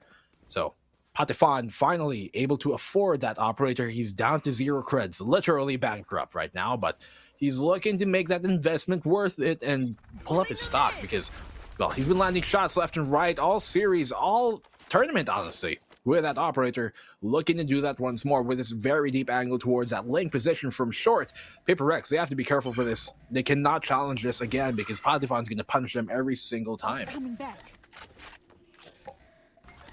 Operator, where's it going? Towards short here, going to be peeking towards link. Not finding any targets just yet though, but still quite a possibility too. But in the previous couple of rounds here, Paper Rex have been showing the tendency to just straight up go onto a site and full execute. So the likelihood of Patifon actually getting a pick, I'd say, is actually quite low here unless they willfully peek him, which I doubt. Well, we've seen Cruz. He's a master at making a pop flash for himself and capitalizing on that space. And, well, basically how they're blind when he does that. And so here comes the Hunter's Fury, and out super blind these guys on the X10 side. Only a tag on up is all he gets. Mind Freak will get the opening pick here in a Cruise. And still, Sushi Boy's waiting for this push to come on in.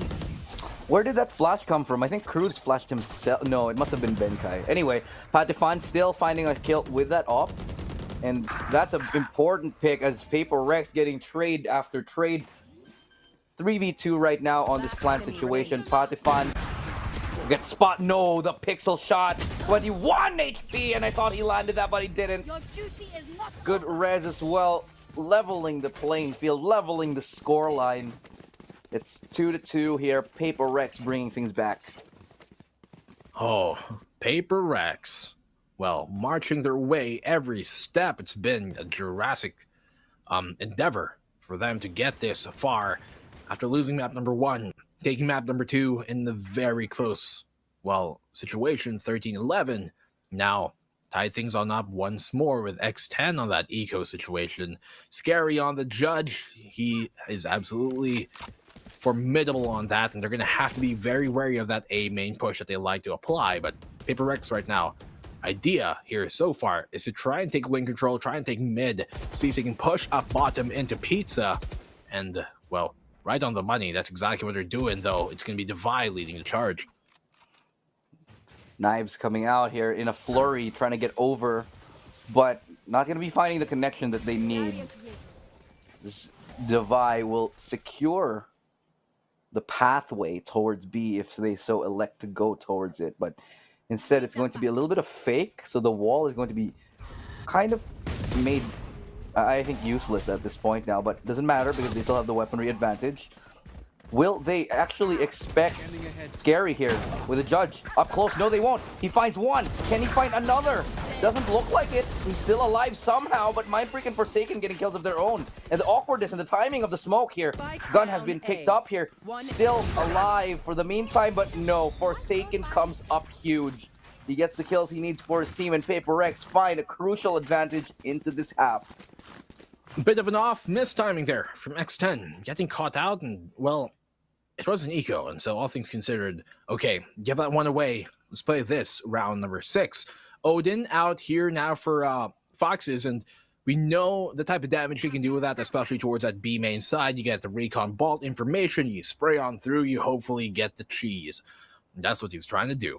X10, they're only a single round away from this, so this can definitely go either way. We could be looking at another tied game up. So all other with Foxes looking to make a play.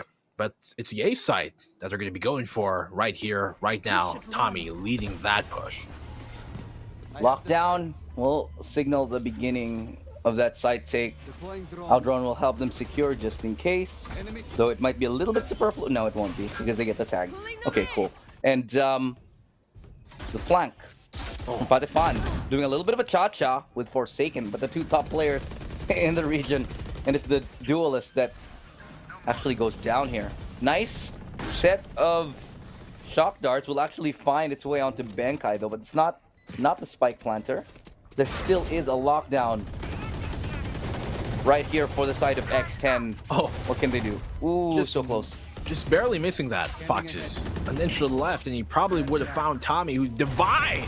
Just going completely divine on that. Going a double cruise, though. He's in control once more. Brings it to a 2v2 here. Lockdown does detain a single player. Still not able to win that fight at that range. Mindfreak will take it on home. Cruz able to bring it now to a 1v1. Mindfreak very low. Flash on out. Guiding light to show him the way. Mindfreak can go for a peek here, and he will end things. A great clutch from him. Playing the time. Very low HP on a Cruz. Very valiant effort to get those triple kill. But in the end, Paper Rex still hold on to this to extend their lead here. Finally, the largest they've had all game. Just a second longer, and he would have gotten the half and maybe gotten the peak onto Scary, who was, I think, at 10 HP. 10 HP, I think, yeah, was the number. And that could have really turned on its head so quick.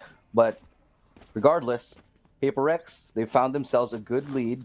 They force X10 on an eco, and this is their chance to really pull away here for X10, from X10. Patifan with a right click punishing their Mindfreak on that push, and so he's down to 60 HP. Still got some control to work with. They now know it's never going to be the A site because B, they've successfully crawled their way into this and forced it out. There will be that waiting Sushi inside, and so he knows he's keeping them at bay. The spike is not yet here still. You're kind of stuck between a rock and a hard place right now, playing this workshop site, letting them to come on in. Devi shooting that one out. The Hunter's Fury will not find anything. Actually, does keep them at bay, but that's at most all he gets. Sushi Boy's another pick here on the back side with that Sheriff. Will he find more as they're coming his way? Yes, he does. A second. Will he find a third, though? He's completely blind, and he finds the third. What a great Sentinel job. And Devi getting eaten there by the jellyfish. Stung. Superfluous too, and Scary with a judge on the end. Just what a great hold from Sushi. This is what I can't say it enough, man. Sushi Boys, if you're looking at the best Sentinels around, look no further. This guy knows how to lock it down. Somehow, some way, he manages to pull out holds like it's nothing. There's no better fit on this roster. Sushi Boy showing why he's an anchor. He's the crux of the defense here of X10. Well, on this eco right now from Paper Rex, it's them who has to try and dish out the goodness. Patifan going for the pre-fire there in case he did peek after that orb comes on down. Not finding much, but he does give away his position. They now know where the operator is currently operating. Only going to leave one player there. Oh, actually, if he fired there, he probably would have found the frag, but still. Here's hindsight, 2020, so is his vision. And he finds it anyway, as right now we're going to head towards B. They do have the Rolling Thunder here, but they again have to contend with, not Forsaken, sorry. With Sushi Boys. Turret gives him away, and Sushi Boys, he knows they're coming his way. Drops on down, but Benkai, a good opener there, and Patifan answering on back in the divide. Tommy on the Patifan, the trade comes on in. It's a 3v3. They've taken the rifles too, but Mindfreak! What? Foxes go down. That's a nice tap. That's a pretty nice tap right now. And Scary, he's going to try to work his way towards and through CT. In this corner, nice flash here, but the gravity well makes him pay. Keeping the numbers advantage non-existent right now. 2-2 here as two big ultimates actually are available for Paper Rex if they so need to use them. But Scary actually has one as well. How are they going to go ahead and use them? They have Hunter's Fury, they have Rolling Thunder, but in this situation, I don't think they're in the right spot to apply it. And X10, weapons advantage, health too. They just overrun them. Time? Get the round. They have enough time. They have enough time to get that defuse off. Just barely there. They had like maybe a second more. 0.7. It came on. A 0.7. So there, exactly. X10 do tie things on up, and Patifan, a great hold here. Great opening, though, from Paper Rex. That's a good round for them. They brought it to just 2 members remaining. And, well, they got the plant off of that. Good for them, economy-wise. Maybe not able to secure the round. By this point, you're playing for the long game. Tie here. That's what we have on our hands now. And Patifan, yet again, will be back on that operator. Going for aggressive peaks. Will get stunned up, but luckily for him, he gets out. Can get healed up. Sky with him on site. No problem. Oh. No problem at all there, because we know, especially for like Patifan, he's going to land that every single time if they try and come his way. But Paper Rex, trying to save the day here, not wanting to go down to the lower bracket after they gave up that map number 1. And so information being gathered here with the Owl drone and as well with the Tasmanian Tiger. The animals abound. They've found and sniffed them out. So Paper Rex, their position has been given away. They know what's up. Here comes on that. They have to know that you're going to be coming towards the safe side. Forsaken, making the opening entry. That gravity wall not pulling them on in, just being on the outer cusp of that. And Scary's going to start things off. A quick trade off from Tommy, and Cruz is going to find a double here. And he's immediately shut down by Tommy, though. It's still a 2v3 here in the favor of X10. Tommy's only at 2 HP. And anything could take him down, really, at this point. So he's going to have to play these angles very carefully. A headshot angle, that's what he needs. That's what he's looking for. That's why he's peeking like this. He goes up, and he doesn't miss. He doesn't hit the shots. The crucial shots. And he has to fall back and try to stay alive. But Patifan's here. He makes that connection on the first, and he lands the second. Beautiful work again from the Jet of X10 to take the lead for the Thai squad. Oh, man. Oh, man, oh, man. X10, just fully a great hold from Cruz, and you saw Tommy, just, you knew that he had an opportunity there. You knew that he could have made a play. But unfortunately, you know, with them all jumping around like I guess a headless chicken, just could not get the meal and could not seal the deal here for inside of Paper Rex. And, well, they've got 3 ultimates online. That's Tommy, Mind Freak, and Defy. Also Forsaken, a sliver away, a single point away from getting locked down here for Paper Rex. Timeout called, I think this is by Paper Rex. And X10, they're looking to further push on forward and, once again, get a larger lead. But Paper Rex, man, they're looking in a bit of trouble, I will say, coming here in Ascent.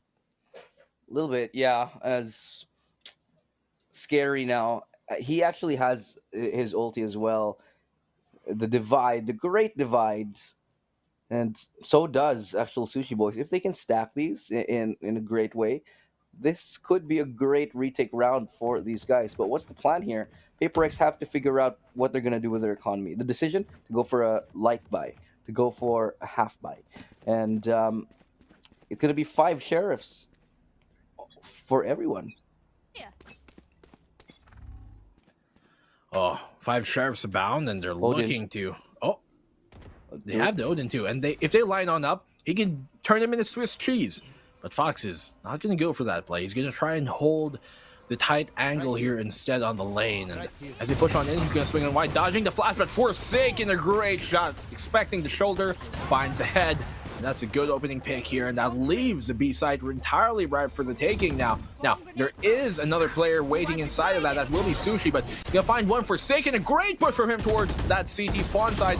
Lockdown on in, and he does find a no way he wins that. Retrieves the rifle, shoots him on the head, and they get a 4-1 advantage here. Paper Rex, what a play. What a heroic play for these guys here to take it against X10, and just when you think Sushi Boys has it, just when you think the lockdown is clear, just when you think B is going to be locked down and just held on by X10, Paper X snatched it away like a thief in the night. Oh dear. Cruz. He's gonna have to go for a save. Not much they can do. Retrieve that Odin there in Divide. I'm not sure how good it will be on the attacking execute, but it can definitely, I guess, apply some suppressive fire, which is very, very good. But for the most part, it will come in handy on that post plant for the side of Paper Rex. It is a 5-5, moving into the last 2 rounds of this half. Forsaken, look at this. Great shot from him. Spots the shoulder. Second shot lands, connects. Pushes on now. Very aggressive, taking the initiative here. Finds the Astra on a scary, retrieves that rifle, turns around, gets Sushi trying to capitalize on that information, but still wins the fight. Man, what a warrior. Yeah, just Forsaken doing Forsaken things. It's a very, very special set of shots that we've been seeing here today. Now Patifan actually gets the operator yet again after struggling with it previously. I feel like he actually hasn't been doing enough with the op. He always kind of just peeks A, but that's not really been the target. If you notice, it's actually B that's really been the target here for Paper X, and they're going there again, one more time, just a straight up hit onto it. Let's see how they handle it. These are the type of attacking rounds that do typically favor and they do typically win here, Paper X, when they just go straight into it. But Foxes has something to say about that idea. Mindfree taking on down, Astra going down. That's a huge pick here for the side of X10. But here comes on the trade. Scary finding that. There's a flurry of frags now in a 1v3. It's all in the Forsaken to bring his one back. He finds one, could not find more, as Sushi will get his revenge and get the round here for X10 to take this 6-5 as we look on to close the half. Will it be the 2-round lead for X10, or will Paper Rex tie things up? My gosh, this is the closest series that I think we've seen all tournament long. Here we see really 2 of these teams performing to the best of their abilities. And my god, dude, Forsaken, how does he consistently find those 181 tap headshots? It's inhuman. Amazing. John Wickery. What he's been doing here. Well, they're gonna need a bit more of that though for the rest of the Paper X squad to bring this one back. Patifan holding down the angle here. He can dash on out and bail if it does not work out. Here comes on in the fake to try and bait out the shot. Great strafe there coming in from Forsaken. As you can see, the stars are aligned. He's gonna have to dash on out. Fox is covering his retreat though, and he will get that frag. Looking for a reposition. Patifan goes away, but Fox, he gets a tag onto 2, gets the kill onto Tommy, and he actually has done enough damage to bring Divide low. Looking for the res, and it's a good res because he keeps his team alive. All right.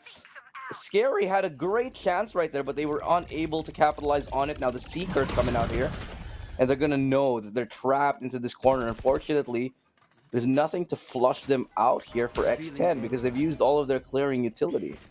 The thing is, do they know there was actually 2 of them? Now, with that smoke, they're able to safely retreat on out.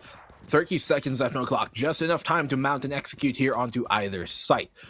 And I think they're going to go for the A side. But, look at that. Sushi waiting here. He's got the chopping board and, well, the meal, it might just be Paper Rex. They have to be very careful what they're doing. So much utility already stacked up on here. There goes the Nano Swarm. Alarm bots abound and does so much damage on the ship. Sushi Boy's able to find one. Crows chiming on in to find another. Benkai is going to get the trade off. That's the second now for Crows Divide. Finding one Patifan with the shorty swinging on from the rafters.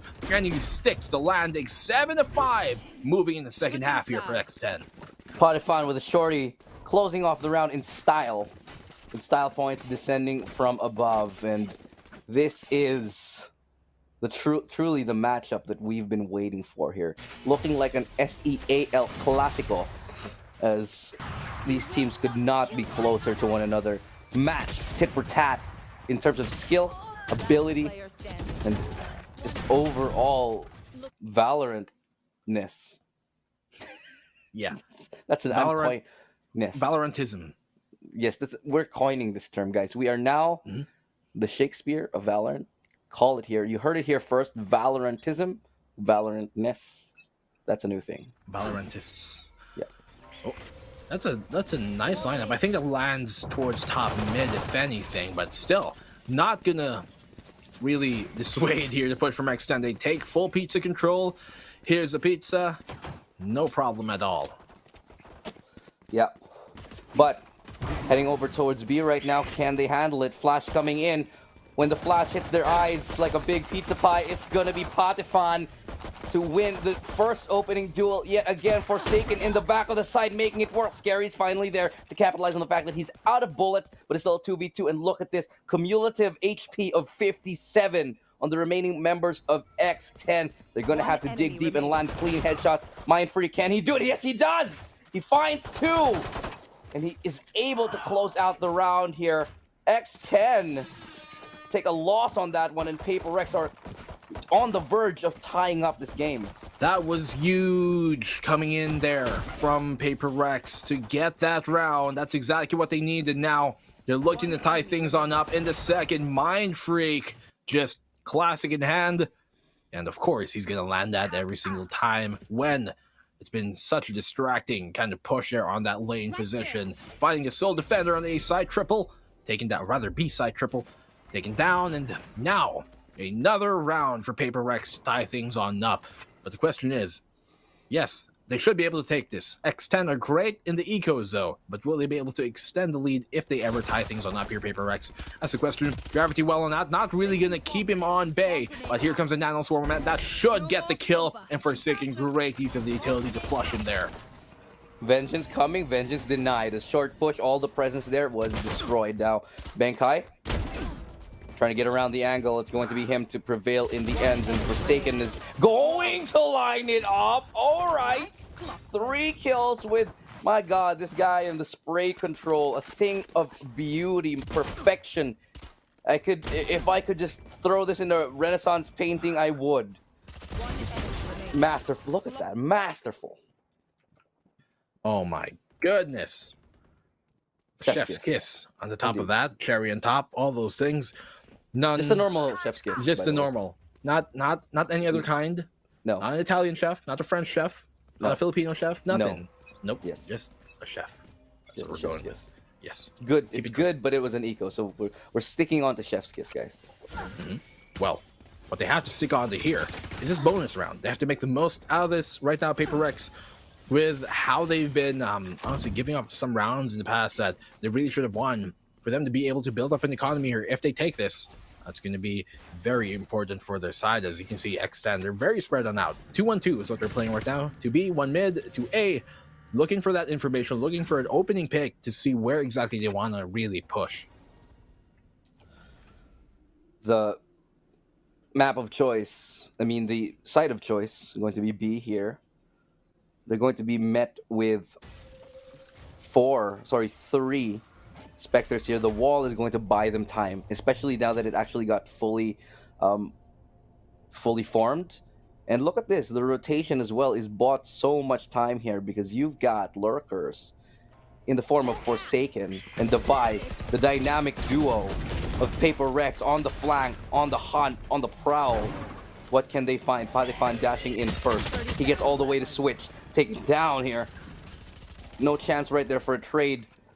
And the flank actually will still be on now as there's a pinch towards mid. They have not identified Mind Freak yet. And he's going to line up 1 before he goes down. And that's decent to buy them time for the rotation. If they can slow down a little bit longer, that's going to deny the plant. But no, they're going to get a chance to plant it anyway. Time ticking down so close here. The swing out from Devi gets fully flashed. They have to fall back here, buying some time for the post plant. Not going to be enough because right now Benkai will close the deal onto Cruz and he'll find a second. And Paper Rex, man, they're making it happen. 7-8 Paper Rex making this series into their own. 7-8. They've been playing great here, Paper Rex, on this half. They've taken every single one, 3 straight now, to tie the things up and take the lead. And so, with this, you can see Forsaken there on 16. The next, Devi on 14. That's as much as the top fragger right now for X10. That's scary. Patifan, a bit quiet, but he's been finding some very important frags, which is, I guess, more important. Quality over the quantity. So, as we're moving into round number 14, the slip up, rather, 16. Where is my math? The slip up here cannot happen for Paper Rex once more. They've lost these eco rounds against X10 in the past, wherein they were on a bunch of sheriffs, but they cannot let that happen again. Because Paper Rex, if they do that, oh no, X10, they take an inch, you give them an inch rather, they take a mile. And for them right now on this full marathon that we're on, Paper Rex, they have to keep their pace. Yeah, so still, again, we're going on towards the later stages of the game here, and Paper Rex, they're building up steam.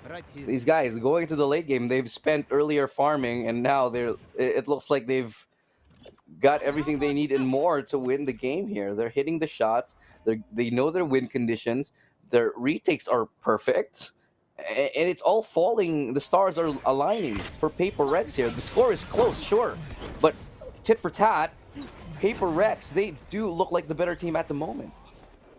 Oh, well, you're going to have to keep that good look on up more, because as Patifon makes his way in, he's completely shut down by Mind Freak. No hype there. Finds a double on that, a triple on Mind Freak, going crazy. He knows on the Jenny will be scary, taken down. Forsaken, finding that follow-up. Will be a 9th here for PRX, Paper Rex.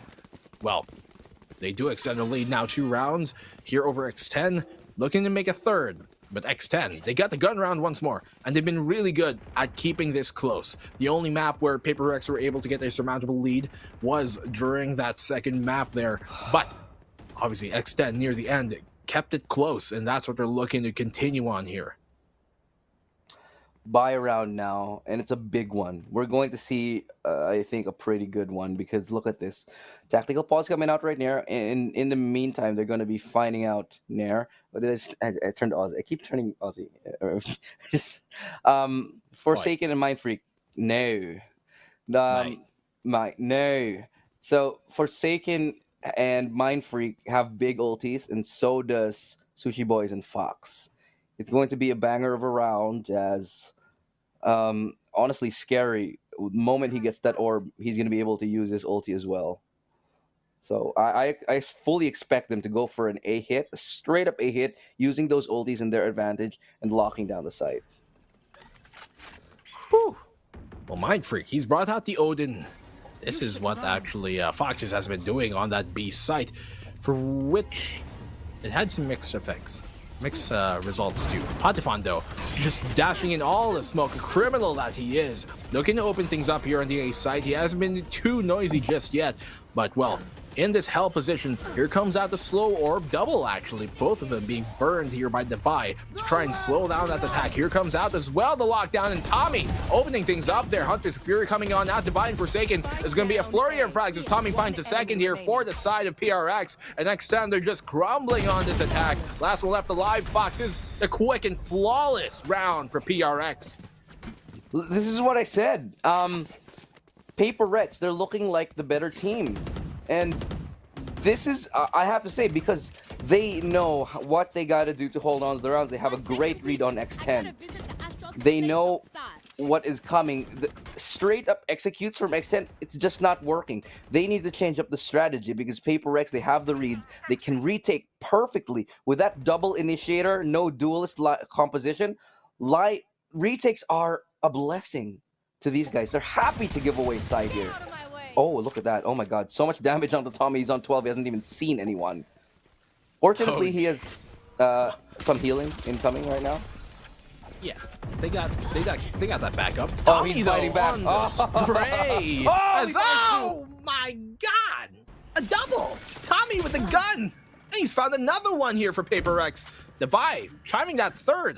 It's all on the Foxes and scary here. It was an eco, but not going to last for long. Forsaken shutting Foxes down, and Elu, that's a good anti-eco. Yeah, this is exactly what we needed to see here.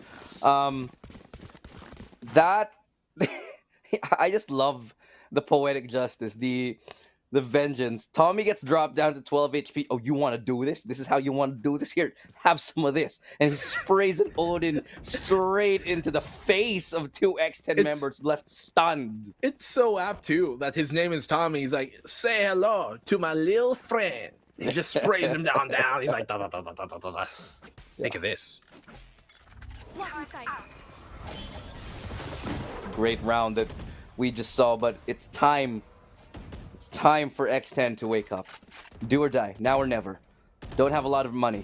Don't have a lot of round loss bonus. They have enough to keep them in the go for one more, but okay, good start from Devi here. And these Grimwalls is so good if you're not looking out for them. It's difficult to deal with. Oh, well, when you get caught off guard like that, it's definitely going to be hard sometimes to react in time and appropriately. Checking that, very, you can see that they're very afraid of getting caught out by that. It worked once, not going to let it work once more, but the divide does come on out. It literally cuts the map in half, and actually, both of the divides are coming out here for both sides, and so looks quite like a mathematical notebook we got here. Yeah, the map is quartered at this point here, but the quarter is turned into fractions, and now it's all falling apart. Patapan opening it up, and he what a nice entry here from X10, keeping the dream afloat. The Odin not gonna find anyone just yet. Will be tagged up by the Shock Dart, not by much. So. And this is the best round that we've seen from X10, excuse me, in a good long while. Oh dear. Things are getting ever so clear that this round should go in the way of X10. But, will they be able to do something about this? Tommy, he's got a gun. We know that he's a very forsaken one, as he's gonna find one. Scary though on the trade. That's it. He's gonna go for the save. Nothing he can do about the situation. Save the Odin, all Father, bless us, keep us in this. As Paper Rex are gonna give up the round. X10, only 3 away from tying things on up after this. They're looking to finally get that steam rolling. Well, 11 and 10, 11 and 8, wow. 3 rounds apart, really that separates these two in this best of 3. Now, we've gone the distance. We've gone to game number 3. We're getting closer and closer to comeback territory. Getting closer to that sweet, sweet nectarine of overtime. Very much. Never really saccharine. Never really superfluous whenever we see it. Every time we get into overtime, it's just so great. I'm hoping we see it again today. We saw it earlier, I think. I don't know if we saw overtime in the games today, but we did see it previously. And so the overtime, I think, is a whole different beast on its own. Teams are usually, by the time we get to overtime, they're like, okay, we've tried everything. What do we do now? We used our strats all earlier. This is where we have to rely on the aim games. We have to pull out some crazy strats from out of nowhere. Literally try anything that might work. And because it is sort of like a twilight zone of Valorant, when we get into overtimes, it starts to get scary. Any team could win. And to expound on that thought, they can't get and settle into that where they kind of autopilot and just do what they're used to, because that is when a team will be able to read you, but they realize that's exactly what you're doing. But now, Forsaken pushing on here, very overeager, very ill-advised to Scary, rightfully so. We'll punish him for that and have enough time with 40 seconds left on the clock to go for a full rotate towards his B-side push, and that's exactly what they're going to do. Here, holding on to the mid-pizza position, though, it will be Tommy and, Sage has to fall back. Divide, giving that operator on up. You're going to try and play the retake instead. No way they can stop the take from happening. They're already inside the site. You can maybe spray on down, maybe get lucky, but for now, it will be and should be a plant from Paper Rex. That's a res coming out here, but a flank from Cruz. He finds the kill onto Tommy, still a 4v5. Brings it back, though, now a 4v4, and this is a little bit of a predicament here. Benkai, look at him. He still has the Rolling Thunder, and it's B, an enclosed space. Very, very effective place to detonate that big old ultimate of his. Where can he actually go with it? Now, as a matter of, if he'll deploy it at the right time. It looks like it's going to be a yes. They got not just the ultimate from the lockdown, but they managed to take down quickly the ultimate right there from the Rolling Thunder, now removed from the equation. Forsaken trying to get those taps. Divide finding one. 2v2. Killjoy gonna get that one, but he's pushed out. The response, instead of to fall back, was to go ahead and push here. And Padifan, he's got to run and turn tail. Because they won the round, and man, X10, they are making this comeback happen. 2 rounds only are what separate these two teams. The right call being made there. And it was all started as soon as Forsaken gave up that opening pick towards A main. Once they had that, they knew that either the rotation is going to come on in or you're going to wait. And with that, they took their chances. X10, they knew, okay, we've made our presence on here. Let's try our luck towards the B site. We might have found an opening, but I think it's going to leave a crevasse somewhere else on the map. And they were right about that. Getting the plant, it was coming down to a very risky end there. But importantly, they do get the round, and that's big here for the side of X10 to make his comeback happen. Defy, though, on the peak, not landing the shot. He's going to go for the re-peak, though. Has to be very careful about this close angle he's going to be holding. On the other end of that will be Foxes, who could punish him up close, but he's going to finally fall on back.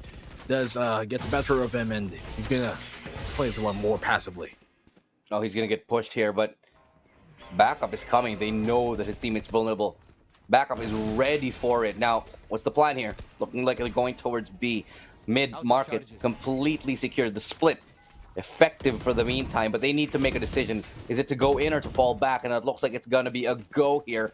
Only one person, and that's Benkai. Maybe he can release the... If he uses, actually, right now, his ulti is going to be perfect, especially towards lane, but it's only a flash coming in right here. Has to hold on. Will flash out to buy time for his team. The rotates coming in. Paper Rex, they're doing it! They dismantle the offense of X10, and the hesitation of X10 completely punished.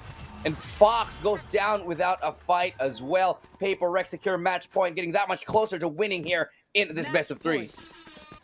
Flash! And what was that? Oh yeah, another flash coming in there. From Benkai. Another one. He did it again. And again. And again. And again. Oh my god. He literally, that's all he had to do. Q, left click, Q, left click, Q, left click. Nothing else more. Because the rest of his team was able to capitalize on that from him on the back of the boathouse.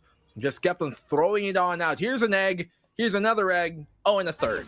I just want to know how long they were actually flash for, because it's not pretty. The shot that they needed. But he overpeaks that again. So Divide going down with another overpeak. Benkai, he still has the Rolling Thunder. He's been holding onto this for a while here. Got to use it eventually, but they've snuck Scary. Excuse me, all the way here. The beautiful double peak right now on top of the gravity well. Mind Freak, a little bit of a strange reposition. Probably afraid of the fact that somebody could have come in from short. Not the case here. 2v2 retake. It's a 2v2 right now. X10, they're going to have to go big. Here comes the Thunder to roll on in, but Cruz, a great shot into Tommy. That might have just swung the round to their favor.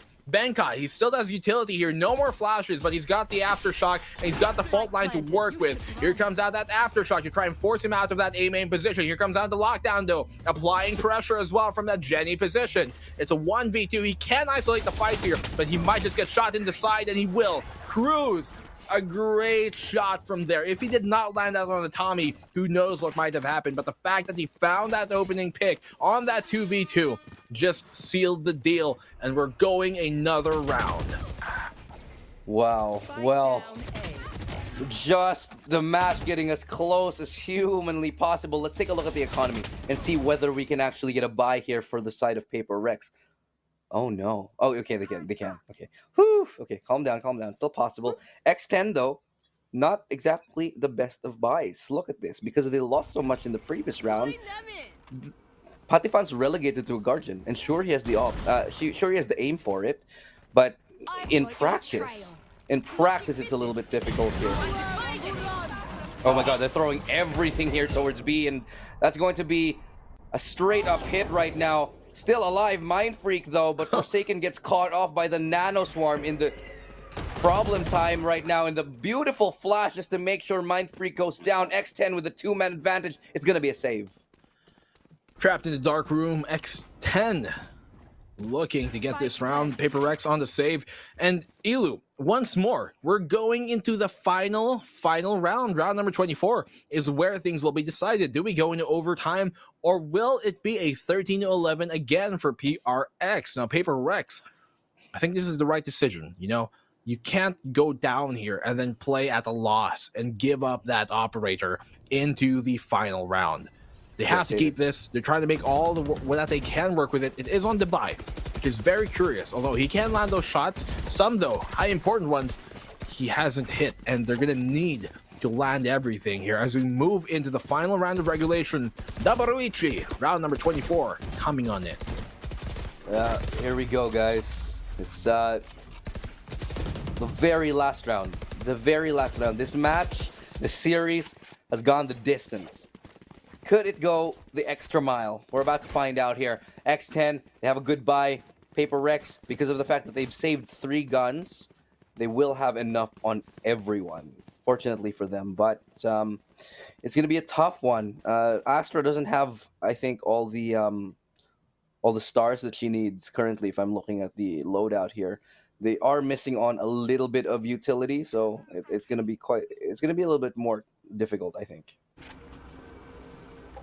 Oh, well, what will be difficult here is to try and surpass his defense because Paper Rex have committed 3 members to holding his Dubai will not land the initiating shot. Odin will not land true as well. That's big here for the side of X10 to be able to dodge all of that utility being dumped on them and the shots too. And so they've taken mid control instead, trying to wrap around towards the A site. But the thing is, Paper Rex, they know this. You can see the defense already fully committing to that rotate, kind of checking out mid for the most part, but they're only going to be leaving Tommy to hold on to that B site. Recon bolt on out towards that short position. No information found otherwise, but still the fake has been sold. They pulled the rotation here towards A site and slowly X10 are crawling back to B. Mind game upon mind game. They make as much noise as humanly possible, but the recon, they've baited it out. They've faked out the recon. They might give them a false sense of security. There's still 3 players towards A. They're leaving crews towards mid. And they're going to be straight up going into the B side. Tommy looking to mow them down. Doesn't get a single one. And it's going to be looking like overtime is coming as X10. They've found 2 men right here with this advantage. And they're going to do it, man. They're going to get that much closer. The spike goes down here and it's a 3v5. They're keeping it going. It's going to need some heroics here for the side of Paper Rex. Tyrannosaurus job, a Jurassic one for them to pull it on, and Odin retrieved by Device, switches second guesses, decides to go for the operator instead, maybe to find an opening pick, but nobody's giving him space. There it goes, that's a pick they needed to make this happen, and there we see explode on the side as Potifon does so as well. We're going into overtime. X10 not giving up just yet. 3-4 round lead, nada. We're tied on up. OT number 1. Whoever wished for overtime right now, okay, might have been me. Got your wish. Got your wish. 12-12, that's the scoreline that we're seeing here today.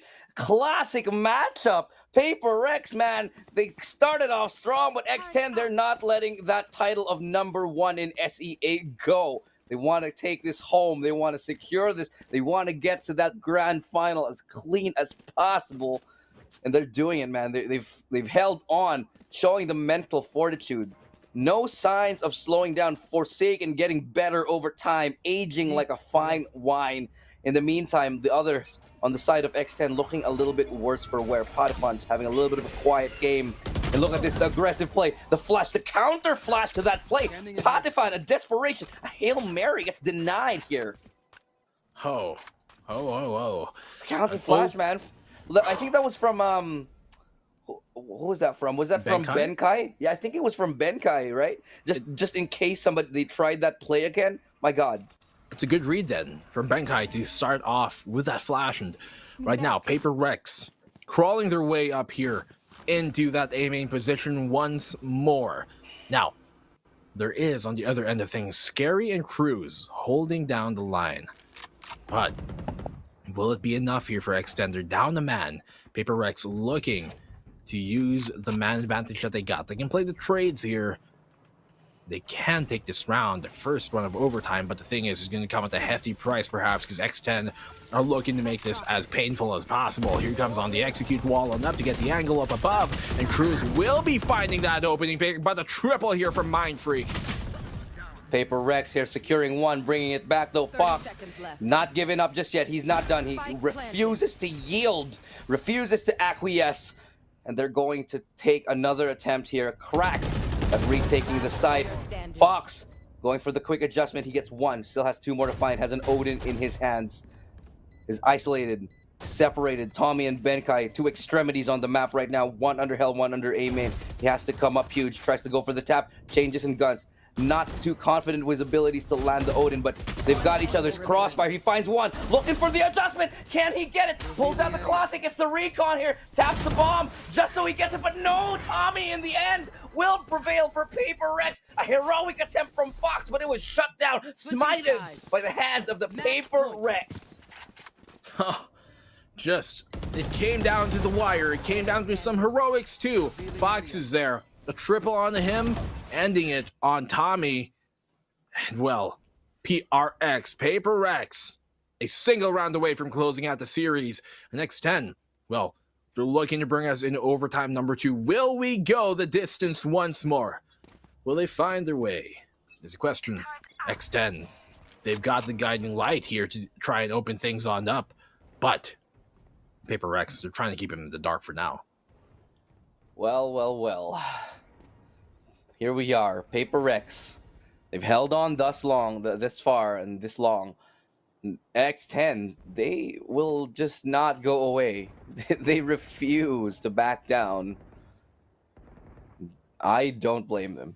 $15,000 at stake in the qualification spot for Masters. Best believe I'd be fighting tooth and nail to be staying alive here. I'd be giving my everything, and they definitely still are. Now, look at how the map is structured right now. It's peppered with stars. Everywhere you look, stars everywhere. It's like a Coldplay concert. I think, just like in the words of Dax, just Coldplay. Make Nemesis proud here with all those stars. Be hunted.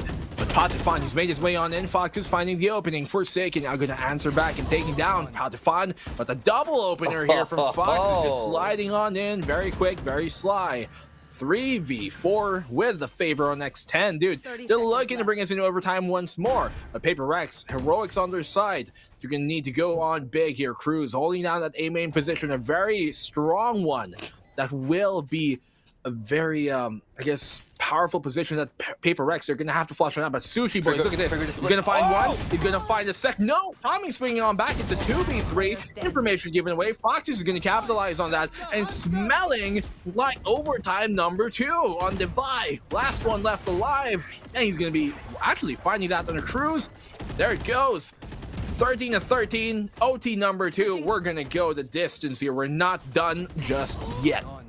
Wow, oh my, this is it indeed, isn't it? Just exactly what we've been waiting for. That's gonna be unfortunate for Tommy right there, just walking into a pit of death. Hail of bullets from below. Not a nice way to go here, but one more overtime here, let's go. This is when the teams are really going to be truly tested, the fatigue starting to wear in. The ideas starting to run out. The aim maybe starting to slip a little bit. This is where we see what these teams are truly made of. Who is got the moxie? Who's got the guts? Who's got the endurance to stay alive in a double overtime? These are characteristic of champion level teams here. And what the plan is right now, they're going straight for a B hit. Oh, here they come on in though. Fox's Elu, they're just spraying on down. Them down one by one here with Odin getting taken down. And 2 more players left to find here for the side of Paper Rex. What can they do? It's X10 to prevail for now. Gets 1 kill. Benkai brings it back. His location has been revealed, spotted. He does have the spike, so he does have time. But gonna be mowed down from the back? No, just a little bit of a wall bang here, and they find out he's pushing stairs. So they're going to be playing back. I like the idea from Benkai because he knows he needs to find a 1v1. He knows he needs to find a fight. And so that's what he's going to be trying to do in this one. Well, 30 seconds left. 1v3, Bankai alone. They know where he is, gonna fall on back. Foxes shuts him down. And X10, they have taken the lead now here in second overtime, getting 2 in a row. And what a heartbreaker it would be for Paper Rex if they lost this in second overtime after having the lead and almost closing out the map. Now X10 have taken it on back. And for Paper Rex to continue on in the upper bracket undefeated, they're gonna have to go into a triple overtime situation. Question is that the direction we're going? Or are X10 finally gonna stop this and get the round? This is the chance here for X10. They've held on this long. They've proven that they can play from behind no matter how many rounds, that they'll still be in tip-top shape. Jeez, man, the amount of strength, the amount of hope, discipline they have, everything, just to hold on to a long lead like this and maybe come back in overtime, just goes to show you how much goes into this game, how much goes into this round per round here. But they're going to be going straight up onto X10. Hadifan can't find anything, and one by one, they're also going to be dropping here. Scary, bring us to a 3v3, and X10, they're getting that much closer. Fox finds Mind Freak right now. Retake now begins here. There's 2 initiators still, and a lot of good flashes. They're going to be starting that now, as this is the last chance here for Paper Rex. Can they do it? Trying to get the tag from underneath to find another kill just to get that payback from last round. Going to be looking for an aggressive pick here from Hell. They're setting up a crossfire. It's a little bit of a strange plan, but they have no choice. They have to keep this open. 3 players onto Heaven. Fox lands the first. Has to reposition, has to adjust. Doesn't want to give away too much. It's Sushi Boys right now to step up for him, and they get the trades real quick, and X10 have done it on the plant. X10 winning in a beautiful fashion in the second overtime. They are going to be advancing and knocking down Paper Rex to the lower bracket.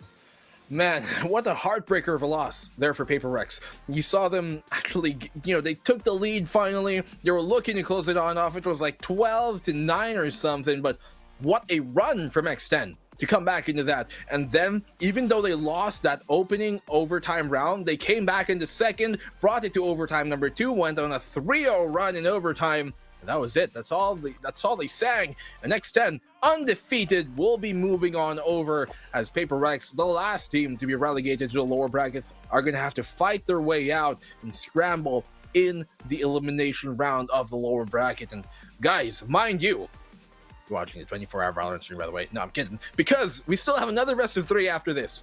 That's going to be Asarai and Dax's job, though. But for now, just what an intense series. We said this is kind of the preview, possibly, of our grand final match.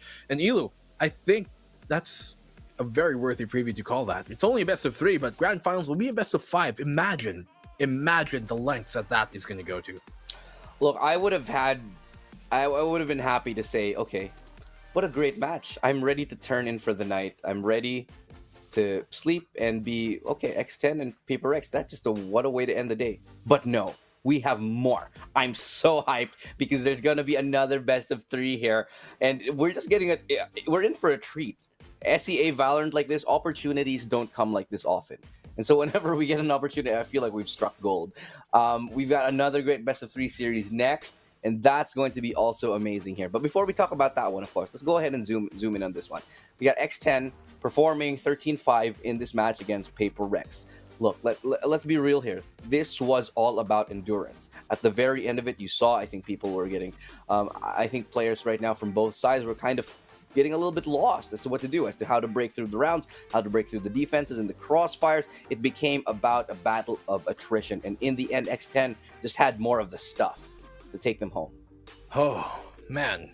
Well, they can rest on easy because X10, they're going to the grand final. The thing is, the challengers, just a bunch of them still waiting. They still have Paper Rex, who's going to try and fight their way out of that lower bracket in the best of 3. There's NXL, who will be joining them as well.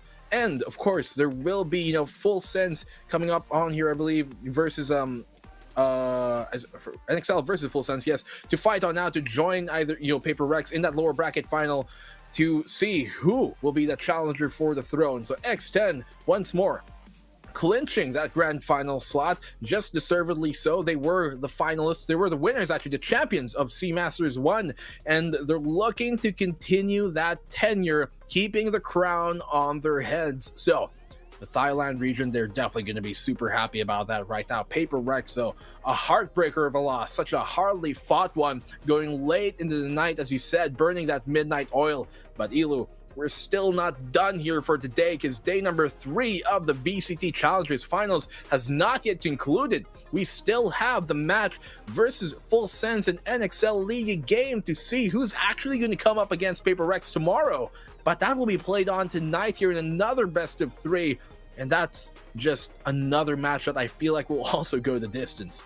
Oh yeah, it's just a treat right now. And you know, this, you know, for all the people saying that, man, it's getting late, remember, we're gamers. This is our turf.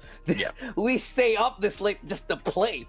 And the fact that, you know, we're watching and doing this is just kind of second nature to everyone. So hyped about it. We got one more series coming up for you guys. It's going to be Aserai and, of course, Dax to be taking over to close it and to take us home at the very end of the day. But, of course, before we go, Black and Blue, any last thoughts, any last parting thoughts of the audience? Because of course we're gonna have to take a break and come back tomorrow. Man, we're in for a total ride this weekend. We knew that coming into this, but I had no idea it would be this hype and we get such great games.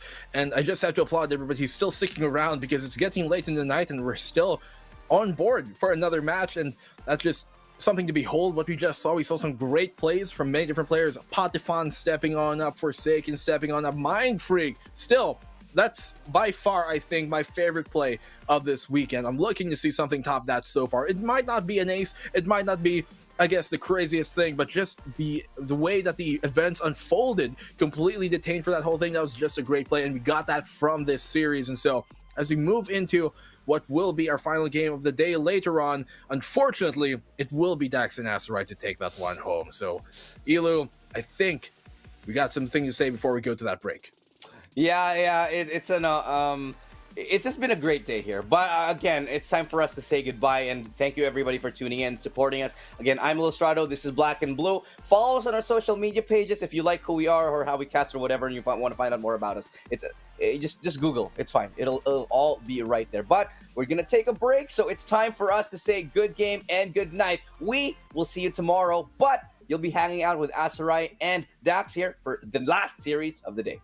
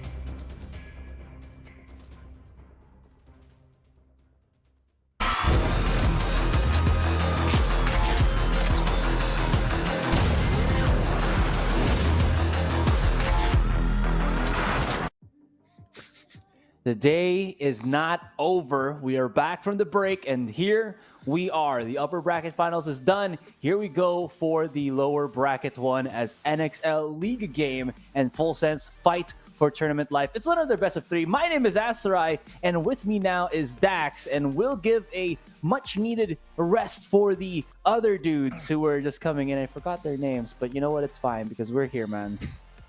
You know, I can't stop laughing because it's just so late. I'm just trying to get my thoughts back, but it's a long day for us, but I'd honestly say it's a longer day for the teams we're going to be getting here. NXL League game, Full Sense, these two teams, come on. They've gone through the gauntlet and they come out even stronger. It really feels like that these two teams are actualized right now. This is the best form NXL has really shown us into the bracket. Full Sense in the meantime, looking for that retribution and getting the pieces that they need to book that revenge match versus Paper Rex in the lower bracket final. So already you can see the seeds being sown. Will it be NXL showing up when they need to the most for the Indonesian side, or will Full Sense make it another tire rep still in the running and go for that revenge arc versus Paper Rex? Well, this is where it seems to turn on their heads. Last time these guys did face each other, it was, I believe, last year in a different tournament where it kind of ended 2-1, but that was an iffy tournament where I think it was only 2 games played, and I'm not sure what happened on the third one, but that was Full Sense, formerly known as NG Black, that did get the one up. But there was a game where NXL just popped off and like hit a 13-2, I think, on Ascent.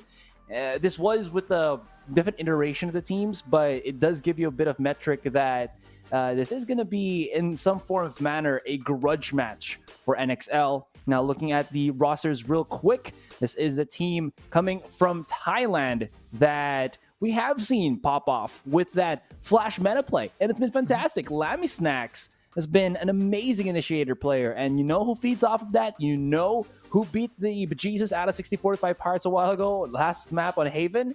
Yeah, PTC, man. It was that's a Full Sense, yeah.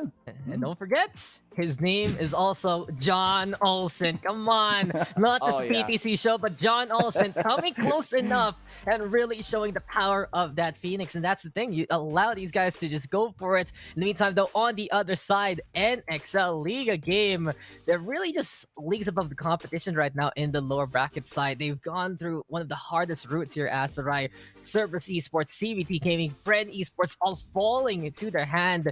And the fact of the matter is, I do believe they've had the most amount of games right now. They had to wait a long time after that long series between X10 and Paper Rex. And as we're getting into this matchup for NXL, it's all eyes yet again on the likes of Noisy Boy, Bootymeister, Flipsider.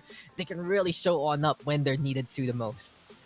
Yeah, and this is a best of 3, so there is a chance now for Full Sense and NXL to stretch their legs a bit more. Not the pressure of the best of once a while ago, where if you make a mistake, if you gonk up, it's gonna haunt your nightmares because there's not really a shot for you to retry, if you think about it. There's no reset button, but in the best of 3, there is always an opportunity, and well, that does give some hope for both of these teams. We'll see how that pans out. And like you said, Dax, I did point out PTC, but definitely John Olsen, one of the most cracked players we've seen as well. We have been treated to, I think, again, a plethora of these Phoenix players to just come online when you least expect it. Anyways, map selection for the moment will be Bind, Ascent, and Haven. Nothing out of the ordinary here, Dax, but we do start on Bind, where Full Sense, they're still got to have those nightmares from Paper Rex just basically creaming the floor with them. And will they be able to have a chance to fight Paper Rex for that lower bracket finals here, or is this going to be the final time? But of course, again, best of 3, NXL Liga game will be bringing it first to Bind. And we have Haven the roster, and this is interesting because NXL, they're really strong at it. They have around like an 80+% win rate on a map like this. Very, very potent on the 3-site map. And when you get into Ascent, you know, for Full Sense, they've been getting a bit of that recent success on it, yes, but it hasn't been historically the best for them. So overall, this is an interesting pick here from the side of Full Sense. It seems like they're having that confidence over and out. They say, okay, we only lost to Paper Rex in OT anyway, so we can make this work. And I'm really wondering right now, what these two teams will bring to the table. We already know these guys love to play that contact, love to play it as close as possible, especially with compositions. Try to set it up with that utility, but after everything is said and done, I'm fully expecting the brawl to come on out, fully expecting the fight to come to the bitter end with all of these members falling flat on their face. And as we have the rosters locked on in, we barely got to see it. I think I saw Sky there on the defensive side. Yeah, Lammy will be once again playing on his signature Sky, and I really do appreciate teams that utilize the Sky a lot more. I think she does have a lot of nuance and utility that can really enable a team here, because not only are the flashes really good, but the one crucial fact that when she says that, what is it, like 7-letter word, blinded, you do know that there's somebody in that corner and you can capitalize on it. And of course, with that as well, you got yourself the double flash comp with John Olsen supplementing their blind mechanics. Anyways, we still have yet to truly see the attacking side agents, because again, like you said, it was very, very quick, but that is going to be something. This is a comp, NXL, I believe that, or sorry, Full Sense, I believe that they did use up against, what was it, Pure X, or yeah, but anyways, this is going to be very messy, and game number 1, let's go. Yeah, Full Sense, I think we saw this versus Boom Esports actually. Lammy Snacks on that Sky, and it should be, once we get into the game, we can get confirmation, right? It should be that double control between Chalala as well as Zelen. Hard anchors on the side of the defense right now. And the attacking side, though, we're seeing that Sage, we're seeing that Killjoy, and we're going to be seeing NXL on the attack. The flip side, they're going to be on it. Sayu, in the meantime, over and out to the Phoenix. I love the fact, though, that NXL is going to be challenging Full Sense right now. John Olsen going to be on the other side looking to make it happen. Noisy Boy, though, from Assist King to pretty much Kill God into the lower bracket we've seen right now. So actualized, looking so potent, but it's late into the night, and we'll see who's looking sleepy, and we'll see who's looking very much awake to move on to tomorrow. Yeah, I can't really put that out of the equation here. For those international viewers that we have coming in from the Western region, these players have definitely been at least alive or awake for more than half a day now, and if they can keep their wits about them, we'll see who's the most persistent, most durable team that can last the longest. I mean, we're all gamers here, you know. We can play for 16 hours straight, but I mean, in such a competitive and very stressful setting, that's when we kind of said otherwise. Although Lammy Snacks flash right in, and there's going to be a pick up from John Olsen. Flip sider. How the hell does he connect that shot? Did he know? Does he care? Will he execute with the rest of his team going on to B? But they have to respect that there is the wall straight up here from the Viper, but they all vamoosh onto the A side. But still, Zelen is going to be holding to the corner here. They're all, they're all softened up, and they line beautifully to Zelen. Unfortunate. The pain train has arrived. PTC with the frenzies, and you said it yourself, they just line on up, they get knocked down there, and it was already stellar from NXL. What a mind game play there. What a mental break. It's from the get-go. We just started and you're already seeing the IQ from these teams. NXL, they bait out with the guiding, like they say, okay, you know, someone's here. They're gonna pretend someone got blinded, and then suddenly Flipsider peeks to get that takedown. But the power of that insta 50 damage is just something you have to watch out for. And Zelen, he's such a hard anchor onto that A side, giving Full Sense that first round.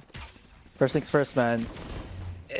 There was still enough bodies for Full Sense not to really fully commit on B, and that Viper wall might have baited NXL to feel like the Viper was somewhere on B with the rest of the Full Sense squad, and maybe that gave them a false sense of security against Full Sense. So NXL kind of treading dangerous waters here, and that's going to be Full Sense quick to pull more triggers as they want to get advantage time and time again. They want to be able to just oppress their opponents here, and NXL down to 3 people, though Pascal is out of nowhere. He does find a target. Cha-la-la-la has to back away, and he is up against somebody with a classic, but at that close a distance, he's got to be careful. Oh, Chalalala controlling it there, but Noisy Boy finding the angle, still getting the takedown from the shower entrance right now. And it seems like A-site is the only option here for the side of NXL. Vasquez, though, on the board. He has the Bulldog right now. And even though it was Full Sense winning out the round a while ago, it looks like they're the ones on the ego state instead, because NXL, they retrieve the guns, but PTZ doesn't care. He gets the headshot and that takedown. Here comes the Raze right now, looking to flush out the competition. Throwing out the pain shells, waiting for someone to come. The Noisy Boy, he feels safe here into the showers, but the Trailblazer now spotting him out. He has to shoot it. Lammy Snacks, though, on the other side of the triple box. Nanoswarm, though, for a really good zone here. Time is ticking. Full Sense, they need to make sense of the situation, and they will do so there. PTC on the Raze right now, and this could be interesting. Full Sense going up to 2-0, but NXL making it quite costly in that round. It was lucky for Full Sense there that PTC had a Bulldog in hand. Imagine if he only had a Spectre. I think that was still going to be workable for Noisy Boy, because he put out the turret. He still had a charge on his Nanoswarm, and that could have been used to delay, nay, even allow him to sizzle the two targets who were kind of closing in on him. But with that Bulldog comes the medium, damn it. Wall bang penetration, and it allows him for such easy takedown. Anyways, Full Sense still come in clutch, and NXL, you make it an expensive round, and at least they do have the spike planted down, and that's going to net them a full buy coming into this third. It's a thing in between the small and large, you know, Estras, right? But yeah, this is going to be a big impact from NXL because they have the guns. Overall, though, Full Sense, they're really showing us the power of this double control. Time after time, round after round, the anchors of the smoke still vying for that competition. And the thing is, Full Sense now, they're reinforcing their defense, running the Raze over the Jet. We saw PTC so mobile with the Wind, of course, running that speedster. But here with the Raze, very, very potent on a map like this. It's interesting, right, that they only go for swap right now. Raze is very popular into the meta, and especially on bind. Again, things like the hookah, onto the cubby, even could test that showers. For Full Sense, they're willing to embrace it. But NXL now, they want to go at the B site. Here comes the entry from Sayu, trying to play the curveballs. Guiding Light, though, going to be in the play. Gets a big flash onto Manny, but Sayu, he's able to turn away in time to get the takedown off John Olsen. Make that too. Lappy Stacks, though, on the board. Here comes Full Sense, trying to fight back, but NXL, they have the guns, they have the angles, and they have the round. Crispy Flicks trades aplenty. And Sayu, he was on the first contact, but I guess you can say he sayonara'd out of there, as John Olsen will not be denied his birthright to go to the B site. And NXL do get themselves that first round. Still here, though, Full Sense will get at least taken away. Or I do mix the tables a little bit there. It was Sayu that said sayonara to them as he charges right in. He will have his ultimate up, but on the other end, Full Sense have 3 to work with. They do have Zelen, who is on the Viper, interestingly enough, and that will give them the Viper Pit to use. Now, what's going to be the plan here? Full Sense going for at least a multiple stack onto the outside of showers, not going to be allowing any form of shenanigans to come through. And as I say, that Zelen does have his ultimate. He immediately plugs up on short and provides the Baroness of biotoxicity to hold her ground here. But that Sova drone might have to keep her honest and push her back. Yeah, just Contessa of choking you down, basically. And Zelen right now, give it title, and oh my god, still gets the shot through the Owl drone anyway, and gets the kill onto the Phoenix. As I say that, though, the pit now gonna be mowing on down, gonna be dropping down to the ground. And I gotta say, the whole plan here for the side of Full Sense is to really make sure they're able to navigate NXL like lab mice. But in this case, though, it's a bit of a revolution. Seems like the experiments have given these mice some great intelligence. They get rid of the Viper anyway. They were trying to play with the Owl drone. It's 4v4, though, and they know that even if the toxic screen is here, no one is there to turn it on. It's time to go to B site. 30 seconds left. Bro. Flip side, it was just like 1 HP when he got the kill on Zelen. Oh my gosh. He was just choking on his own saliva by that point. Yeah. I mean, imagine just looking at it and then, you know, just gargling, foaming at the mouth and thinking, oh my god, am I going to be able to survive this? Anyways, it's going to be the retake for Full Sense, and oh, very early use on that lockdown. This will force John Olsen around, and they should be hearing the footsteps. Flipflyer is already knowledgeable about this. Maybe not. He's not looking at the angle though, but he is holding the cross. John Olsen, is his sixth sense tingling? He's going for the corner, and he knew what was up. He's going to be able to back away. Does have the ultimate, can use it for that retake. Noisy Boy now creates some noise into the corner. Octa will be the place to go, but PTC! Okay, showstopper. One more could be it, but they're holding their ground for the moment here, and if they spot it out, yeah, John Olsen, all he can really do is try to say hi to the camera as it comes from up above. The orbital strike will be his final resting place. NXL with the 2 points. It's not just the eye in the sky there, Asarai. It's a smite from the sky by that point. Bootymeister just doing an incredible job of getting the orbital strike pretty quickly into the rounds. It was just round 4, and he was ready for it. And really, the power of the Brimstone is honestly unmatched coming into blind. Now, of course, the Astra is really, really strong as well. The Star is so potent at controlling those angles. But the thing is, here for the side of NXL, they're running a Sage, they're running a Killjoy, looking to gear up for the defense. And for full sense, right, it's that double control, so there is a little bit of help. It's not about the smokes right now, it's just all about the holds here. And that's what the Brimstone is all about on bind. PTC, though, he has to find a kill onto the Phoenix. And yes, the tap happens, but NXL is right behind that. Chalala, though, able to find 2 so far. And the Brim right now backing on the way, even gives a parting gift of the orbital strike as well. NXL putting the spike down onto an APC default, but besides that, full sense with the Sheriffs, but also still with the confidence. Well, they do have the Sheriffs at this range. It's pretty deadly, but look at the massive stack onto U-Haul. Well, that is going to be the triple stack there. Bootymeister. Oh, Lammy Snacks. He had his back turned around, thinking that his opponent might be coming all the way around him, possibly, but that's going to be a shutdown. And NXL, this is the team that took away at Bren. They were so adamant at their Icebox mapper, and we're seeing flickers of that coming into this one as well. And they're starting to run away with this, my man. They're starting to run away with it. They're getting the rounds that they need. They're answering back versus Full Sense. Still close though, 3-2, and Full Sense, they have a chance now to try and equalize. But the thing is, Asarai, you make a good point. If NXL wins this, it's going to be absolute pain and despair for Full Sense. They're not going to be having money into the next round. They're going to be in such a low buy state yet again, and they desperately need to find a way to equalize, stop the momentum of NXL right now, because this is such a quick plant. But Full Sense, mind games behind the toxic screen, looking to go for the pinch play, and here comes the retake, and John Olsen will start things off. The control on Octa does pinch in a few of the members. They can't really get out. The hot hands forcing the hand of Noisy Boy as he tries to challenge, but they do go for the quick trades. Still a couple of playing onto the hookah side, but wait, hold that thought. Lammy Snack is still here. I don't think they know that he's there. He's just going to be holding first onto B Long. Yes, but he's about to go for the pinch, which could be big, but Flipsider quick to the trigger. Can he find a second? That's not going to happen for now, as Bootymeister is holding strong. Pascal is left to remain. Does not have his utility, but he does have his firepower, and he has to stop this here and now. And he drops in to the head of Zelen and says, knock, knock. Is it Christmas? Not a bit too early, but this is where we do see at least NXL take it a bit beyond. We do love the plays there, and Bootymeister, look at that hold, amazing from the man. And Pascal is playing out of his damn mind. Look at that drop down, boom.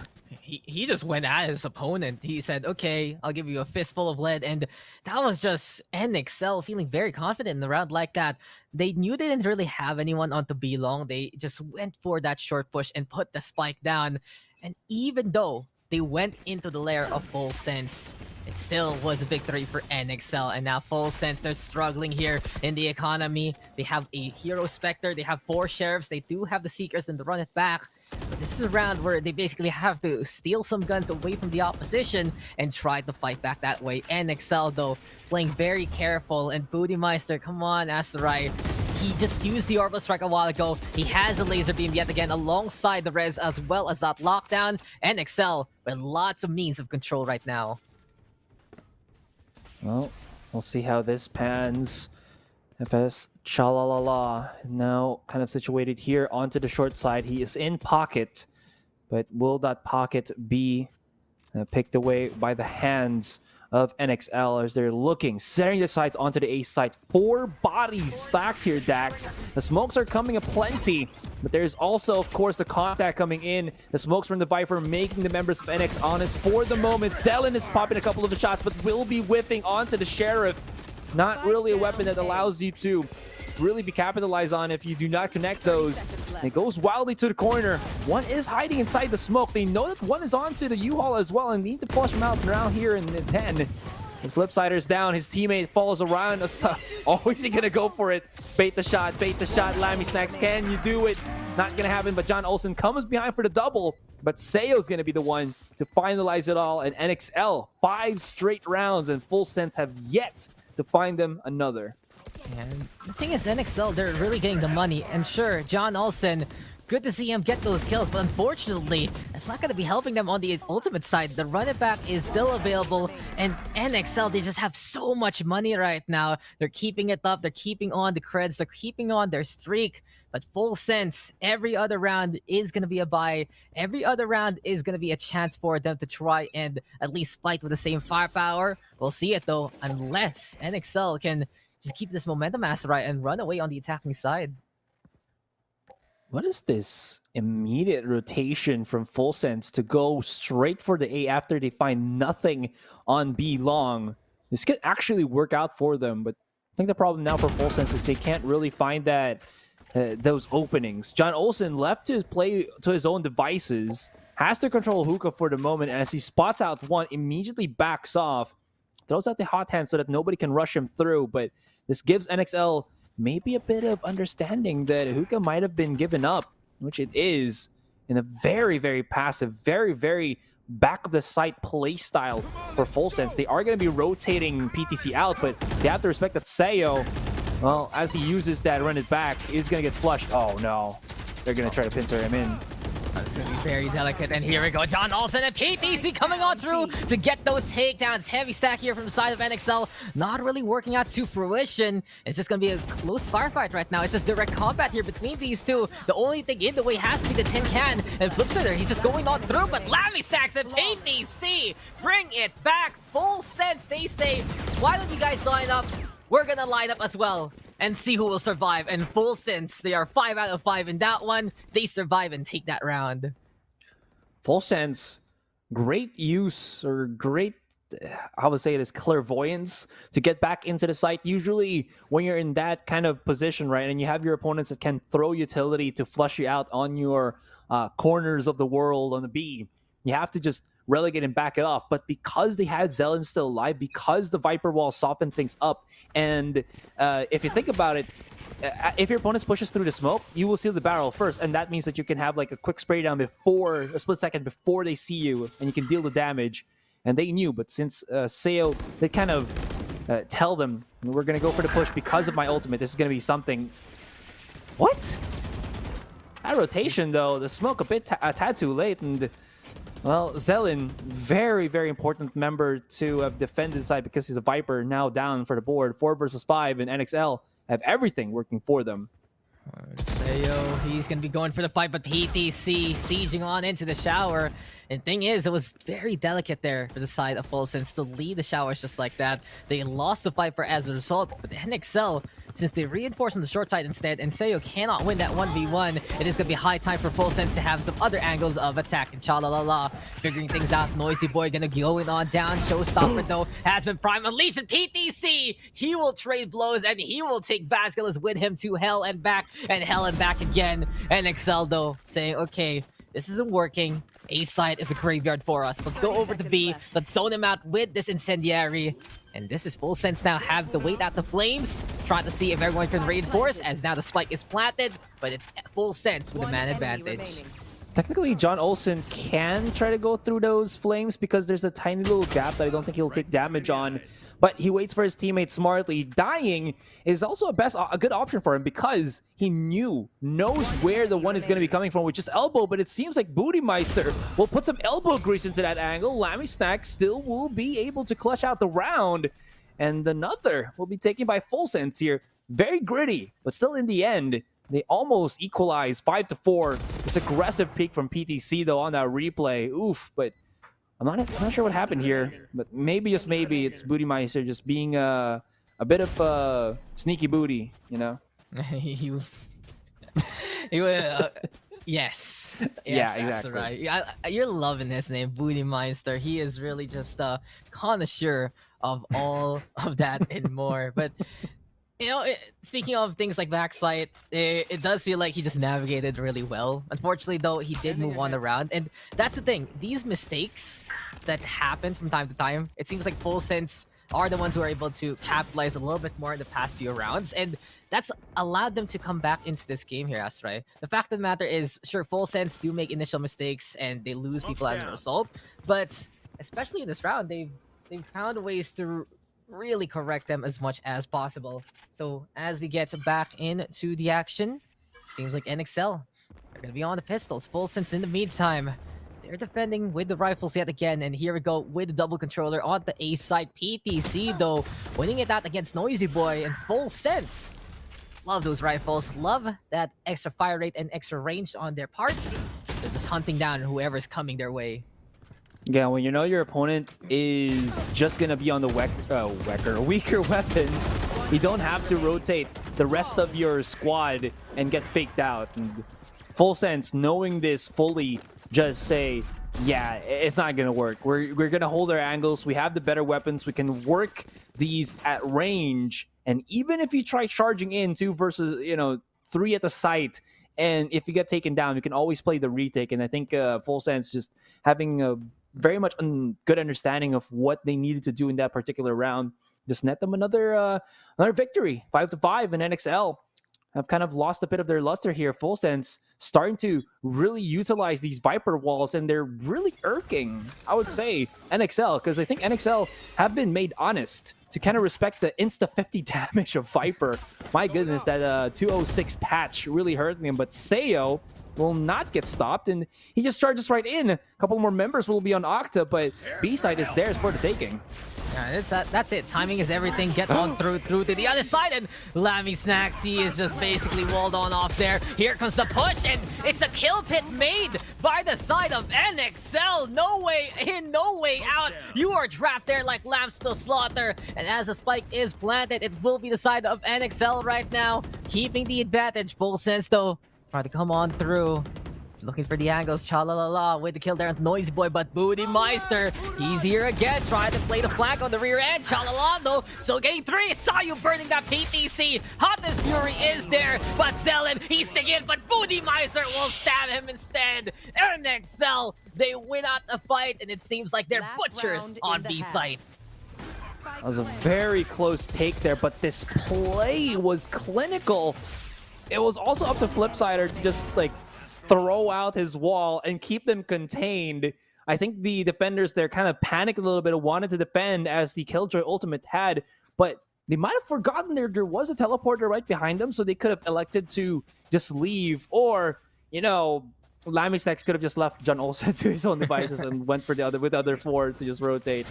I don't know, but that was a really, really sickening pinch from NXL. And by sickening, that was very smart, and you know what I mean? You just don't want to play in that kind of situation. There's just so many factors, and even if you have the quickest of minds, you don't really know what to do in that particular situation. In any case, NXL will be saved by Booty Meister once again, a sneaky booty nonetheless. But this man, he is a meister of plans.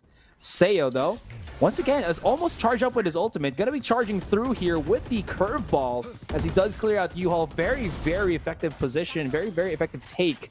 And this kind of smokage has kind of stopped Zelen from making any impact in his defense as he's stuck on triple. No vision whatsoever. Yeah, he's looking for a target or two, but NXL, they positioned themselves enough to be safe from those sightlines. John Olsen clearing things out. Trailblazer gonna get hit there by the shock dart. Now Guiding Light gonna be at the play. Cha-la-la-la on the board. Sayo inside with a refrag, and that running back in the face of adversity. He says, let me tank the damage for you, Noisy Boy. I will protect you, and he does so in a good way. Flipsider to the corner there. Pascal is helping him out, and NXL. This is just utter teamwork for the past 2 rounds. I'm still freaking out for the fact that Flipsider, he decided to wall his opponents in with the push there in that previous round. And now Sayu, he played Protect the President. He said, get down, noisy boy. I got your back. And he survived even with that second life. Got hit by the operator and allowed the side of NXL to confirm every other position. What gameplay here from the Indonesian side. And this is what we're talking about them. They've embraced their traditions plus that innovation. Full Sense in the meantime, very creative in what they do. But it's NXL with a 2-round advantage. NXL still showing to us a high level of play, and man, I just blinked for like a second and now we're already at the second half. What is happening here? Is it me, or are we just having like these really quick rounds and it's really put us into a bit of a fray here? Flipsider though, always gonna be able to survive. Nice, he just jumped up and hoping that that would be enough to actually keep him alive, but the wall has been opened. He is going to be in a 1-versus-1 up against PTC, who is waiting at the corner, the precipice of the smoke. John Olsen, the rest of Full Sense, now looking outside of Showers and PTC. Are you going to explode, or will you just implode if you try to challenge Flipsider, who does have an angle, who does have that pixel peek through the walls here? He is calling the rest of his squad. Spike is left onto market. If they're unlucky and somebody from the defenders has pushed there, that would have been such a bad take, but nothing of that sort. They're going to be at least lucky on that regard. But now, Full Sense looking for a straight push on that B. As the rest of NXL, look at that B long though. Double man push. And it's Full Sense. They actually spot this, and yes, they do. That's a lineup. Lammy Snack says, thanks, Vasculis. Thanks, Flips. That's easy pickings. And suddenly, from a pretty tough pistol round where it could have been 50-50, it's a big advantage here for the side of Full Sense. Sure, we see the flames coming on through. I do believe that was from Budimeister, perhaps. But at the same time, NXL, they're getting torn apart. Noisy boy, he's going down. Zelen with the catch. Trailblazer now saying hello. It just wants to be the friend here of Sayu and Booty. But Lammy Snacks, he's gotten the kills a while ago. He's waiting for someone to come. Guiding light, telling him exactly where his opponents are. And this is just NXL, an army of two, falling on apart. One left, Budimeister. He does get the kill though. Onto one, make that two, the frenzy, making it count, making it painful. But finally, John Olsen, you know his name, you know his game, and you know that his aim is through. 7-6, Full Sense with the pistol win. Everything got started by Lammy Snacks with that double on his Ghost. The timing could not have been worse for NXL because, I mean, you would expect that. How would you expect that? But I think they wanted to make something happen around 50 seconds, but that was the time that Full Sense was already also preparing for the site take, knowing that they need to have a bit of leeway, because usually what you'd want to happen is you want to push a site around 50 seconds so that if it doesn't work, you have a bit of time to rotate back. Speaking of rotating, quick little 180 there from Lammy Stacks to get another kill onto Sayo. As there's some blood in the baths. Well, there's going to be a cleanup for the janitor later on, but how do you pronounce this? I think the chat is telling me it's Flip Jader. Flips Jader. I think it makes sense because it just doesn't have that E. It's hidden there. And right now, Noisy Boy tried to hide. And he brings Chalalala over. And now it's Zelando in the meantime with the answer. And here comes PTC as well. So for Full Sense, they have the advantage. Vasculis, he's all alone. The thing is, this is a perfect opportunity right now for Full Sense. I'm impressed though. Today we've seen the Bulldog and the Guardian a lot more than I really expected. Zelen right now is a believer of that budget rifle, and he'll make sure that it will pack a punch against the Sova. 7-7, all tied up. Bonus time here for Full Sense. NXL chance to keep the lead. Mess with the Bulldog, you get the horns, you know? So, gotta respect it slightly. It's a good weapon if you think about it. It's cheaper than anything that you could buy that has medium penetration. It has an ADS triple burst that can even make Vandal long-range shots quiver. And it's only 2,100 creds, if I'm not mistaken. You know? So, you gotta respect the Bulldog. Just slightly. I think you have to learn it. It really feels like it's something you have to attain. Yeah. We've seen players who say, okay, I'll try the Bulldog. It sucks. Go back to the Spectre. And here, the likes of Zelen, he does it. Flips there going on down to him. John Olsen on the board as well. It will be a man advantage here for the side of Full Sense as they're speeding through to B side.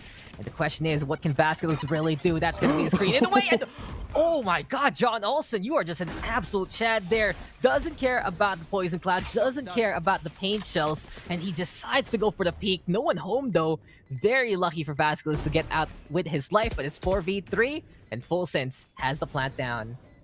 I honestly thought that he would just charge into the right rather than going left, but he's not that of a Chad. He's like a half Chad, you know, just about to sprout into a full Chad, but not just yet. But that'll force NXL to go for the save, as they are gonna be. Well, it looks like they're retaking A, but no, they're just checking corners and seeing if there's someone lurking there and just trying to save their weapons for the moment. Because if somebody says time is gold, which is true in the real world, in Valorant, weapons are gold because you buy them with creds and, you know, they let you win rounds. But still, Full Sense striking back in this second half. No, I'm not falling for this. I'm not going into crypto or anything. This is the money in Valorant, and that is it. It is fixed. Unless the balance team says we will have a discount, buy one, take one Vandal, 2-9 for 2 guns. That's not going to happen anytime soon. But there you have it. 8-7. Full Sense now with the lead. And they've really shown on up here on to the attacking side, Asarai.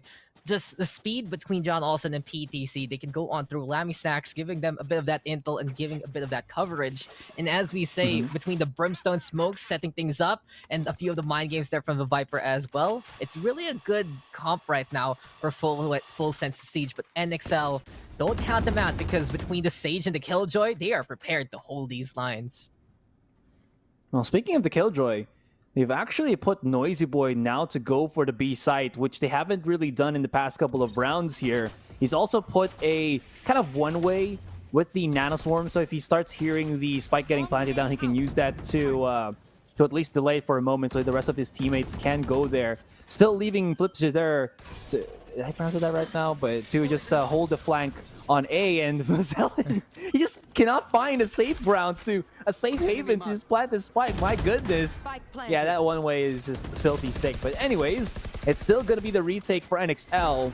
They don't really have much, but they have the 5 versus 5 and a bit of, oh no, a bit of utility here. They need to save that recon dart inside the smoke, but PTC's already in the first contact, and because of the snake bite, again, the murder hole takes victims.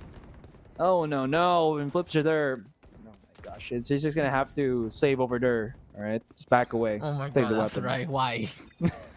just practice it, okay? You'll get it. Flips are there. I'll get it. Don't worry. He just got said. He just basically said, "Oh my god, my train of thought." He basically said, "Guys, please don't go there."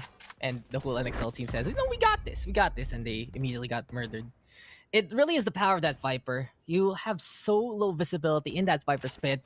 You're not going to be expecting him to be right in front of you, but sometimes he's just there. And the thing is, the Viper not only sees you easier, the Viper's pit, thanks to the highlights, but of course, you're expecting these teams to communicate. As soon as Zelen gets the spot, it's immediately the spray down into the takedown there from Full Sense. And the amount of control that Full Sense has right now has really flipped the script against NXL. NXL a while ago, incredible on the attacking side. It was interesting. They still made basically a double Sentinel comp work there in the first place to give them the lead. But now in the defensive, that's when you expect the likes of the Killjoy and the Sage to really hold the line. And I think it's not really a matter of NXL losing the duels, but just not getting the right reads. They need to station either Noisy Boy or Flipster onto the right angle, onto the right side at the right time. Right now, NXL has a good chance at it, but Noisy Boy, it's way too close. The gap is there, and the gap is gone. Lammy Stacks with the takedown, PTC on the board, and the entries are still coming here for Full Sense, as that's gonna be almost everyone going on down. Sayun falls as well to the hand of the sky.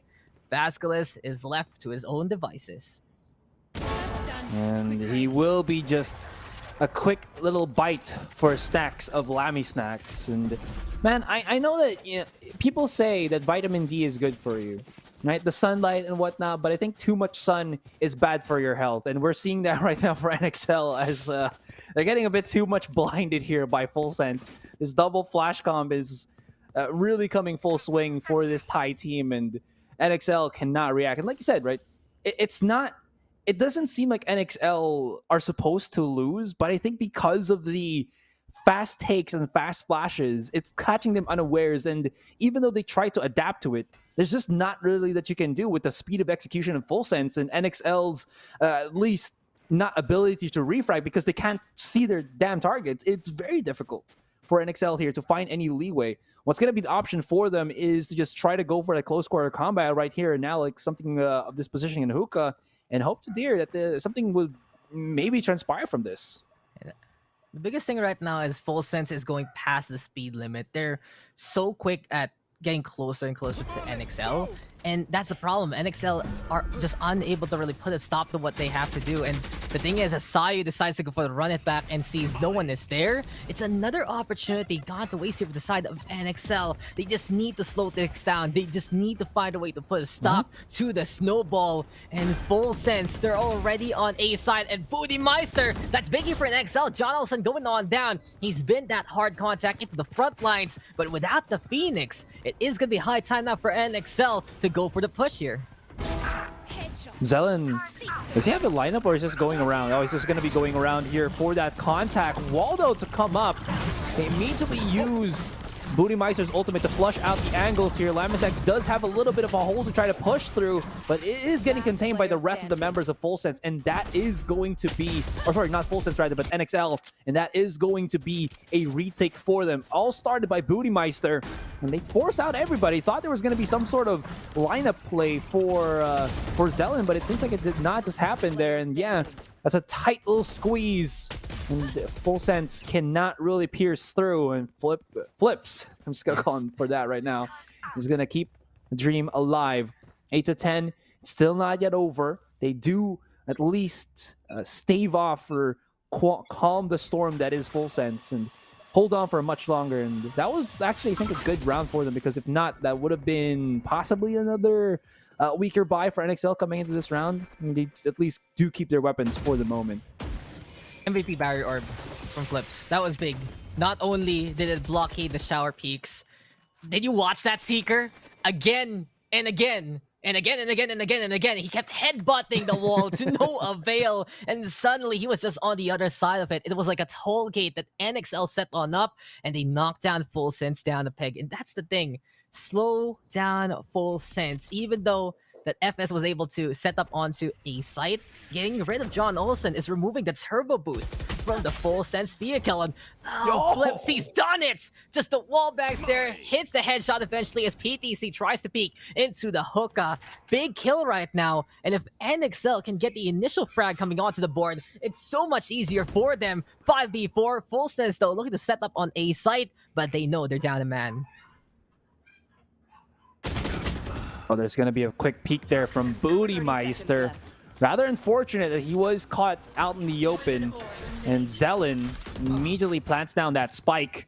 Chalalala holding for his teammate, but this is going to be an uphill battle. This is not going to be looking too good. Flip does have his ultimate, so he can keep Vascalis back into the running, as Sayo has to go in for the fight here. He gets a little bit blinded, and Flips is going to get a couple of kills. Vascalis, oh no, the wall will stop him. He's going to look right behind him, but Noisy Boy with the big flanks, now leaving it into the 1v1, now leaving it into that clutch scenario, but you know Lammy Snacks is good for it.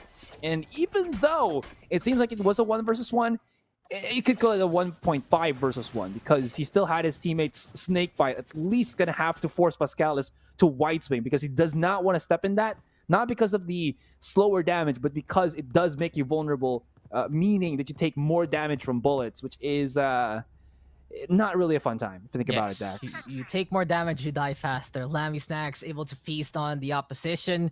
Gotta say though, I don't know if I saw that right, but did Vascalis go for like a MLG montage 360 dart there inside the lamps? Not too sure, maybe it was just a bit of the flick action, but in any case, doesn't matter, it's Full Sense taking the round anyway. Good effort though from NXL nonetheless, but for now, it's gonna be a wall in the way. And since NXL knows that Full Sense is going full steam ahead, an early wall is gonna be helpful to at least confirm that someone is there. Flips though, up top that wall right now, waiting it out, trying to see if he could be extra cheeky. Full Sense though, they're rethinking their plans. They're trying to see if this is gonna be the angle that they should take. And the fact of the matter is, this is the perfect start for NXL nonetheless. They just want to slow down the pace of the game, and they're doing so right now. Oh, he's about to drop down. They're going to be hearing this. He's not going to take the fall damage because there is a box underneath him. But, well, full sense, they do respect that the Grim Wall is indeed very grim for attackers. They have to respect that. There is going to be the alarm bot, the close contact, but no flashes to come out for NXL. Pascalis into the corner. Oh, Nano Swarm. Good on the connection. Slow Orb will stop them in their tracks, but this also slows down Noisy Boy, but he's good for it as the lineup commences. The dog dazes, but in the end, it's not going to phase. And that does give a lot more leeway. 2 versus 3. They can go for the quick charge here. Wait, what? He oh, I mean, he still teleports. He still teleports. Don't worry. But you know what you should be worried about is Sayo, who still has his hot hands, and he's pretty spicy on this one, and he's pretty blaze heavy into this one as well. And another flash to come out, and another use onto that. Oh, Molly. And in the end, it should be a win here for NXL, but what the damn hell just happened there? Lammy Snacks picks up 3. Match points. The timing there for NXL. If only they're able to get the spray down into the smoke, it would have been their win. If only the hot hands was a second later than that. There's so much of a nuance coming into that push, and NXL, they had the right plan. The sacrifice of Noisy Boy was not in vain whatsoever. He got slowed by his teammates, sure, but he was happy to take it by the chin because that's exactly what NXL needs to do. Slow it down with the Nano Swarms, with the Slow Orbs, and things were looking good. But Lammy Snacks, he's just popping off, popping heads, making things happen. And now with Full Sense having 4 ultimates compared to NXL only having 2 and 4 Spectres even in their arsenal, this is a big chance here for the Thai team to take the first game. But John Olsen now with the double kill. Knock knock, who's there? It's John Olsen bringing in the Shining and bringing in the Axe of Destruction. Thing is though, Viper's Pit plus that spike down, this is just Full Sense looking to roll out the red carpet or the green carpet this time on the A site. Oh man, it's either you push forward or fall back on that ultimate being used at the very start. This does delay them even further. Noisy Boy finding the connection, and Noisy Boy, okay, keeping the dream alive. 2 kills already coming from the short side. Flips is going to be here to the corner, finds the sneaky one into the back of the side, and now it's all up to John Olsen. You know he's good for it, but that wall will have to make them honest as the fuse is coming in.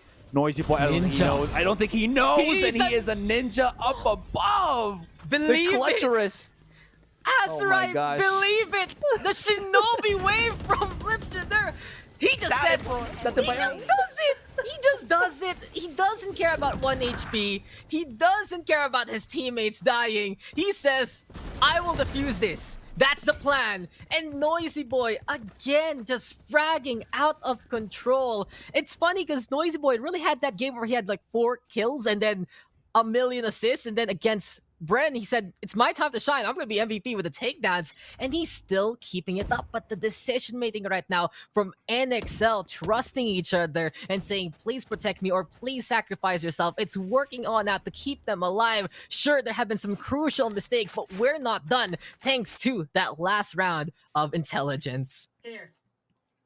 And Full Sense, feeling quite confident, pushed, used, basically expended almost all of their ultimates. They do still have one crucial one though, and John Olsen is the man. Oh, Zelen, this is going to be perfect for him. Look at where the positioning, look at where on the X-ray Flips is actually looking through that. The smoke is about to dissipate in about a couple of seconds. He has to back away or else he's in for a really, really great punish and crossfire from the attacking side and backs off. Maybe Spider Senses there were tingling because if you think about it, if what do you call that? That spelling where it's jarbled. His name does have like spider from the looks of it, and his Spider Sense might be tingling, but he does get spotted. Unfortunately, though, as the rest of the members of Full Sense come in from DE Long.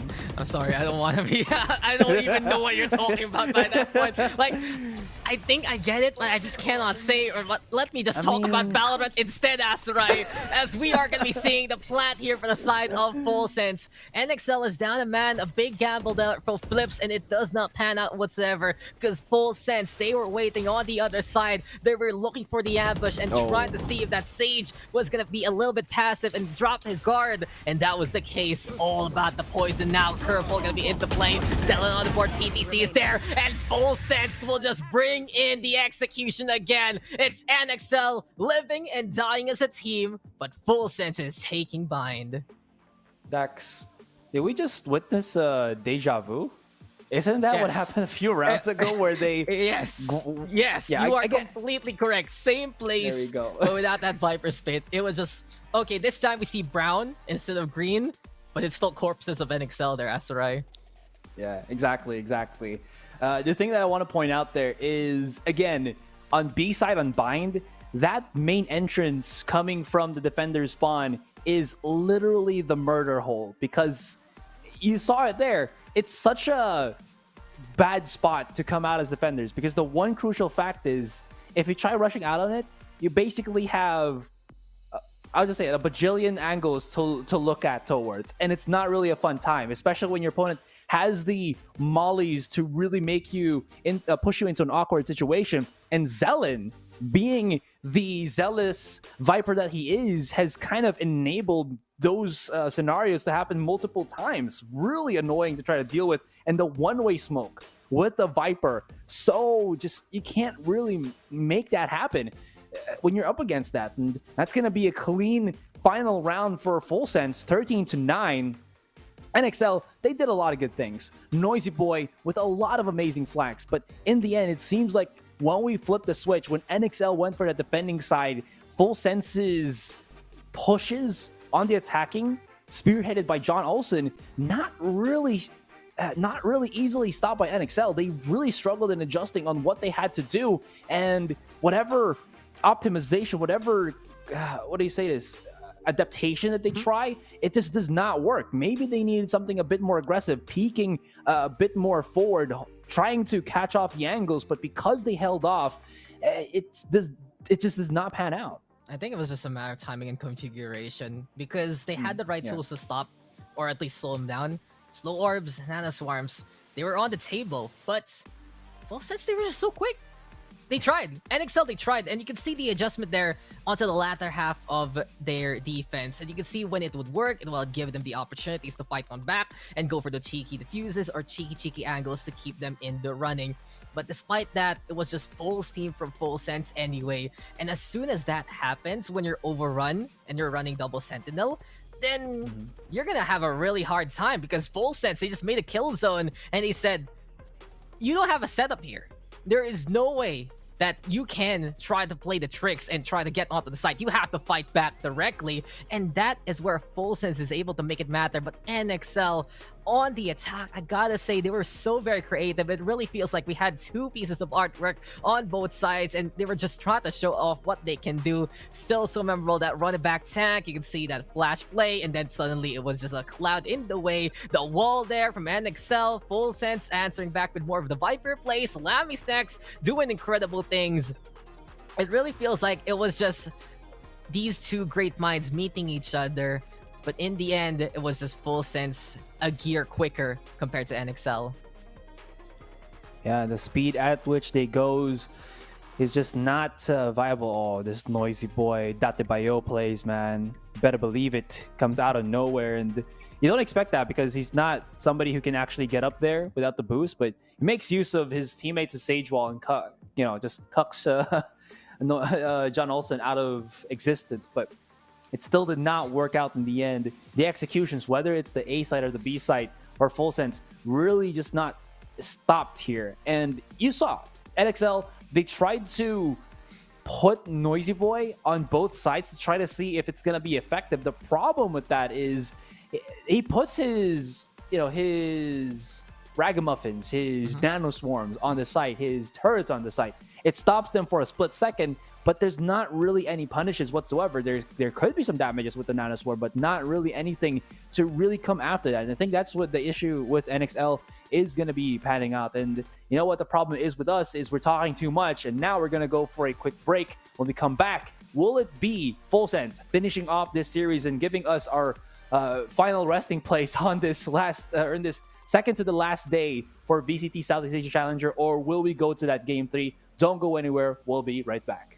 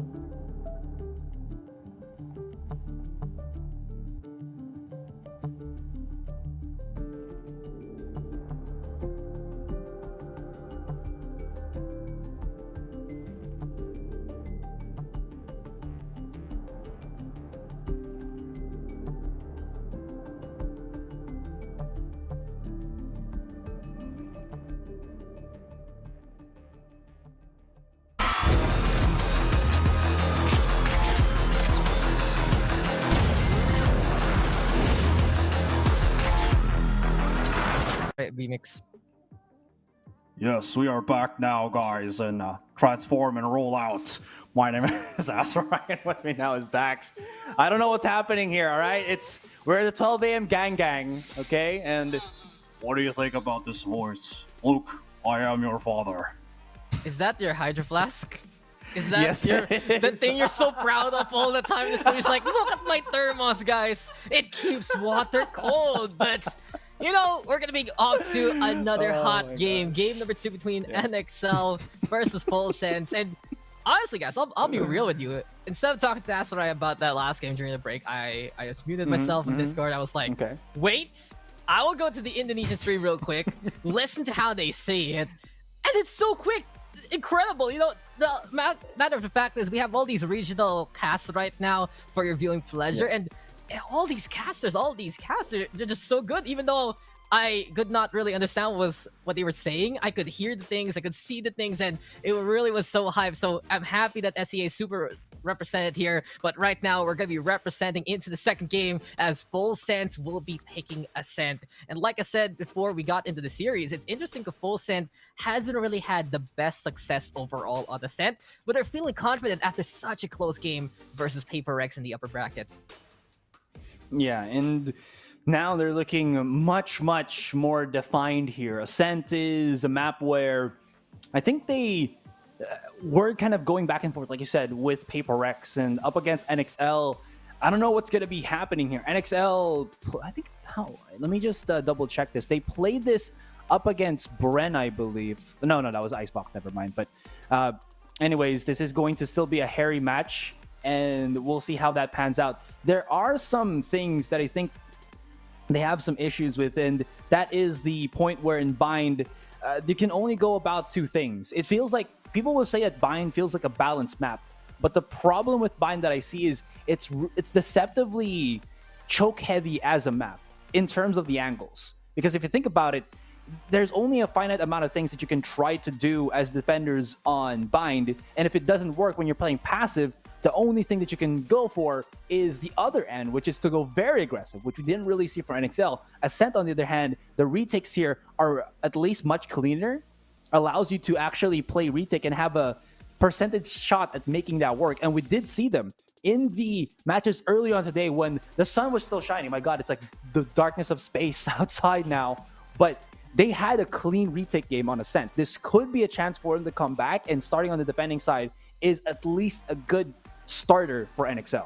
NXL, I'm actually really worried about Full Sense. This is really a confidence pick. This is trying to show everyone that they're ready in any map. And the fact of the matter is, this was the map where NXL beat CBT 13-1 just today. And that was the game where Noisy Boy had 18 assists and only 4 kills. So it really goes to show that NXL say, sure, why not? Let's play Ascent. We're feeling confident coming into this one. And there you go. The double duel is going to be into play. But since Full Sense, they want to be creative, and they say, enough about the duelists. Let's go on over for a potential no duelist composition. Same case like Paper Rex, but they change it up. It's going to be an Astra, a Sage, a Sova, and a Killjoy locked in. And will PTC really play that Viper? Is that going to be the case here from the side of Full Sense? Very curious right now what's going to be brought to the table.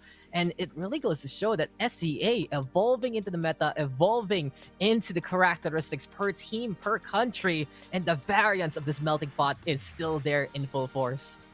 Bro, this is going to be fun to watch. Because if you think about it, Viper kind of increases the chance of you just being able to walk up to a site without opponents really wanting to challenge that. Because in a sense, it does the same thing that the Cosmic Divide does, but in a more compact space, right? That will be blocking line of sight. That will be making you very afraid to try to push that, because again, insta-50 on you, very difficult to try to go about that, and it's reusable to do as well. So if you want to get that mid control as on the attacking, you can pop it up multiple times so Short cannot really do anything, and then you can just focus your Astra to put her stars and save her stars for something. Because I think that's a problem with when you're the only controller and it's an Astra, is you expend multiple stars just to go for the smokes. And that's not, I think, the optimal way to play the Astra. I think the optimal way is to use at least one for the smoke and everything else for the gravity well as well as the concuss, which is way better now.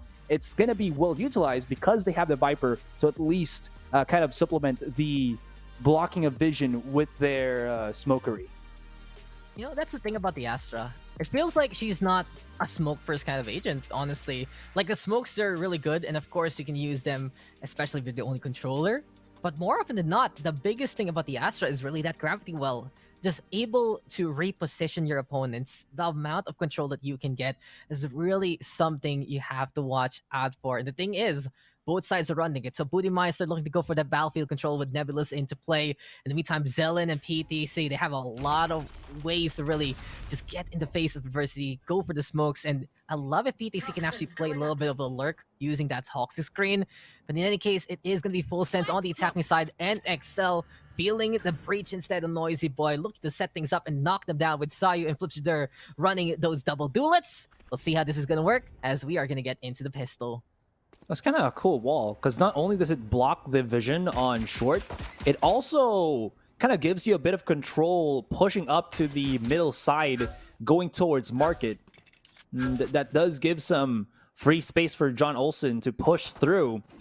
Flips Jither here has to back away and just has to respect that there could be somebody already lurking that corner. Spike has been rotated as Sayo still looking to aim, but the rest of the squad here from NXL now knows what's up. Well, it's about to be broken. Well, there is going to be the throw here from the nade, and that will stop them for a bit. But a bit is not going to be enough. The pain train is here. Stars will be committed, but that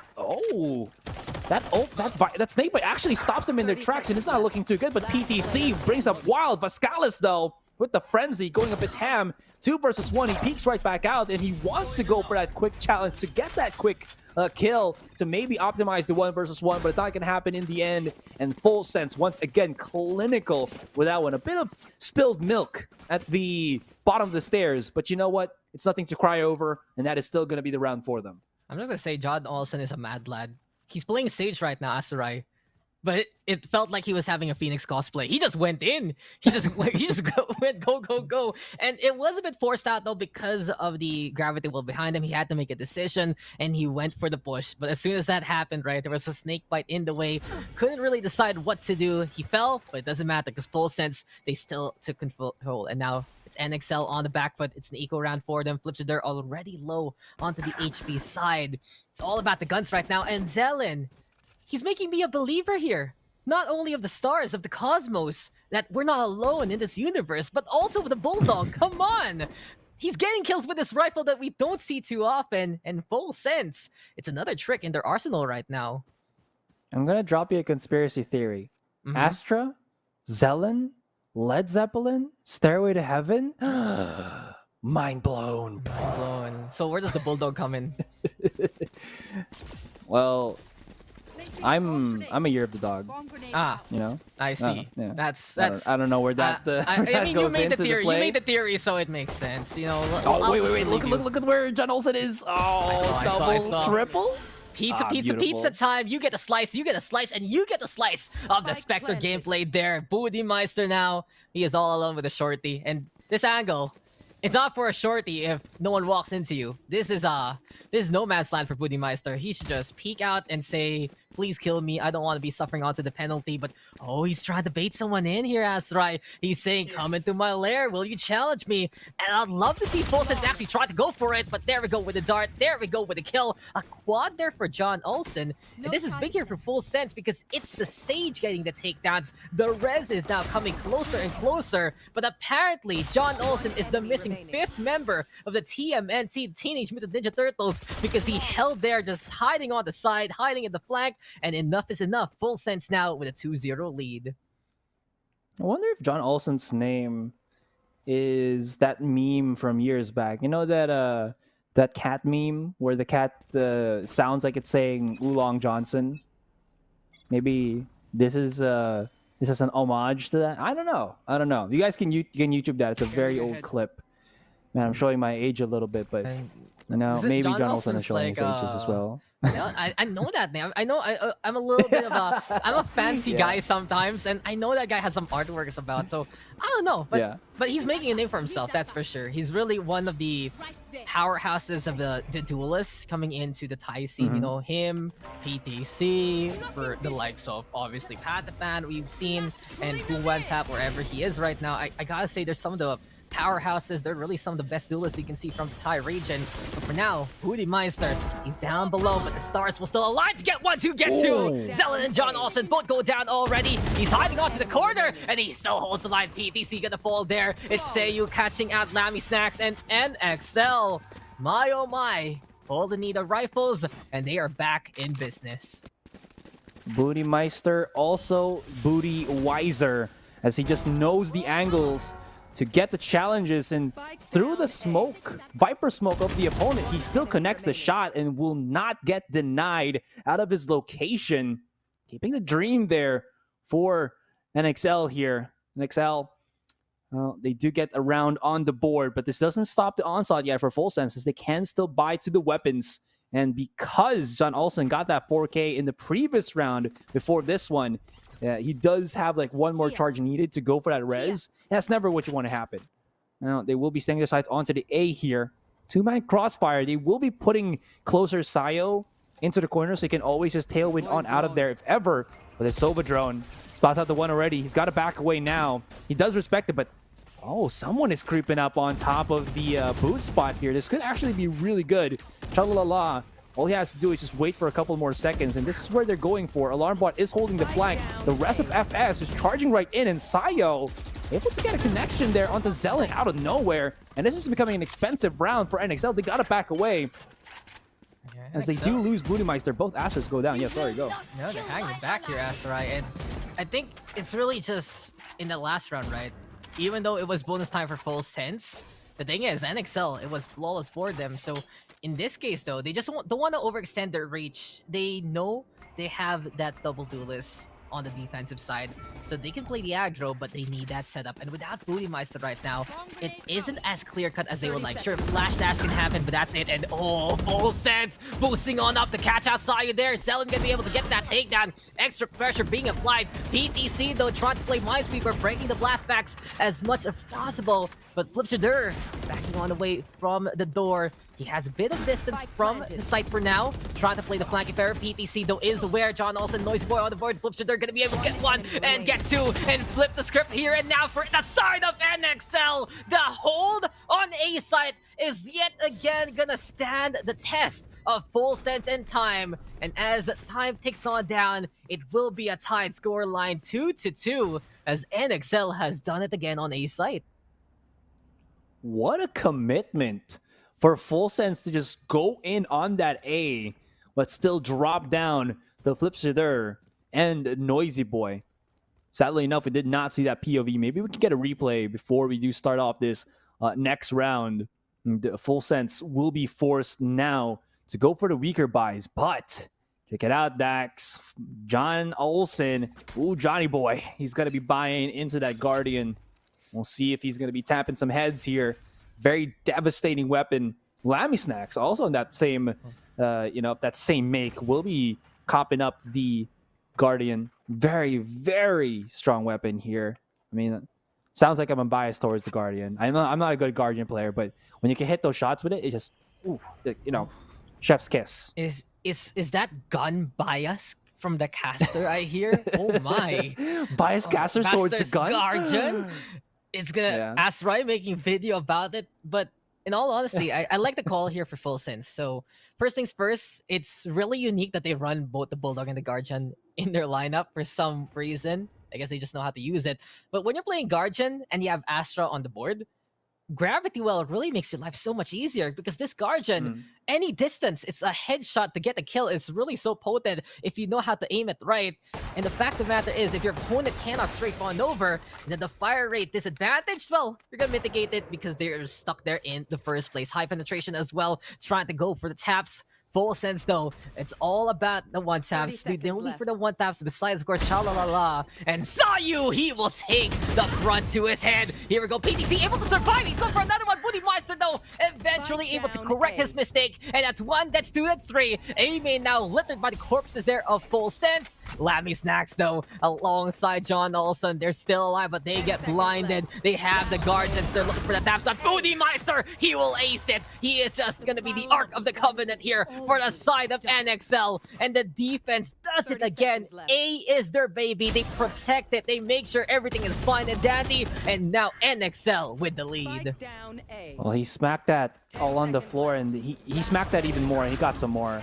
My goodness, Bootymeister just 5K on this man.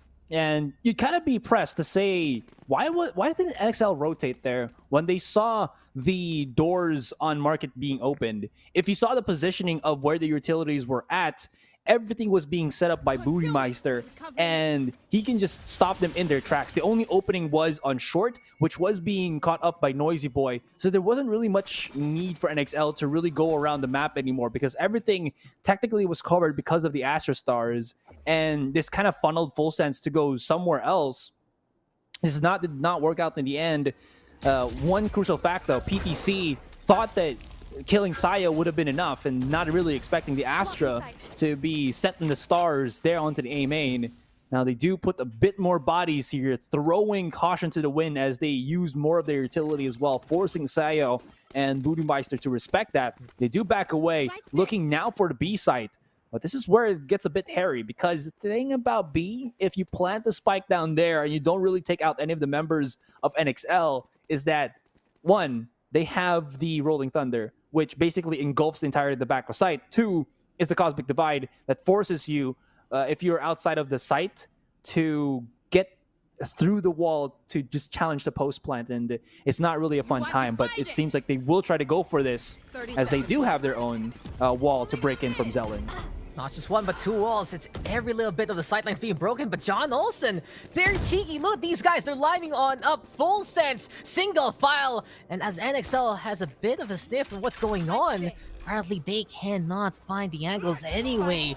These lines being crossed, but the thing about NXL though, that free trolling thunder is huge and perfect to go for the retake. Chalalala hiding onto the side, over onto the main angle. John Olsen with the first contact, but it's Basculus and Sayu on the board instead. NXL cleaning up house onto the side. It's all up to PTC, but he is just gonna be going gone, and good night.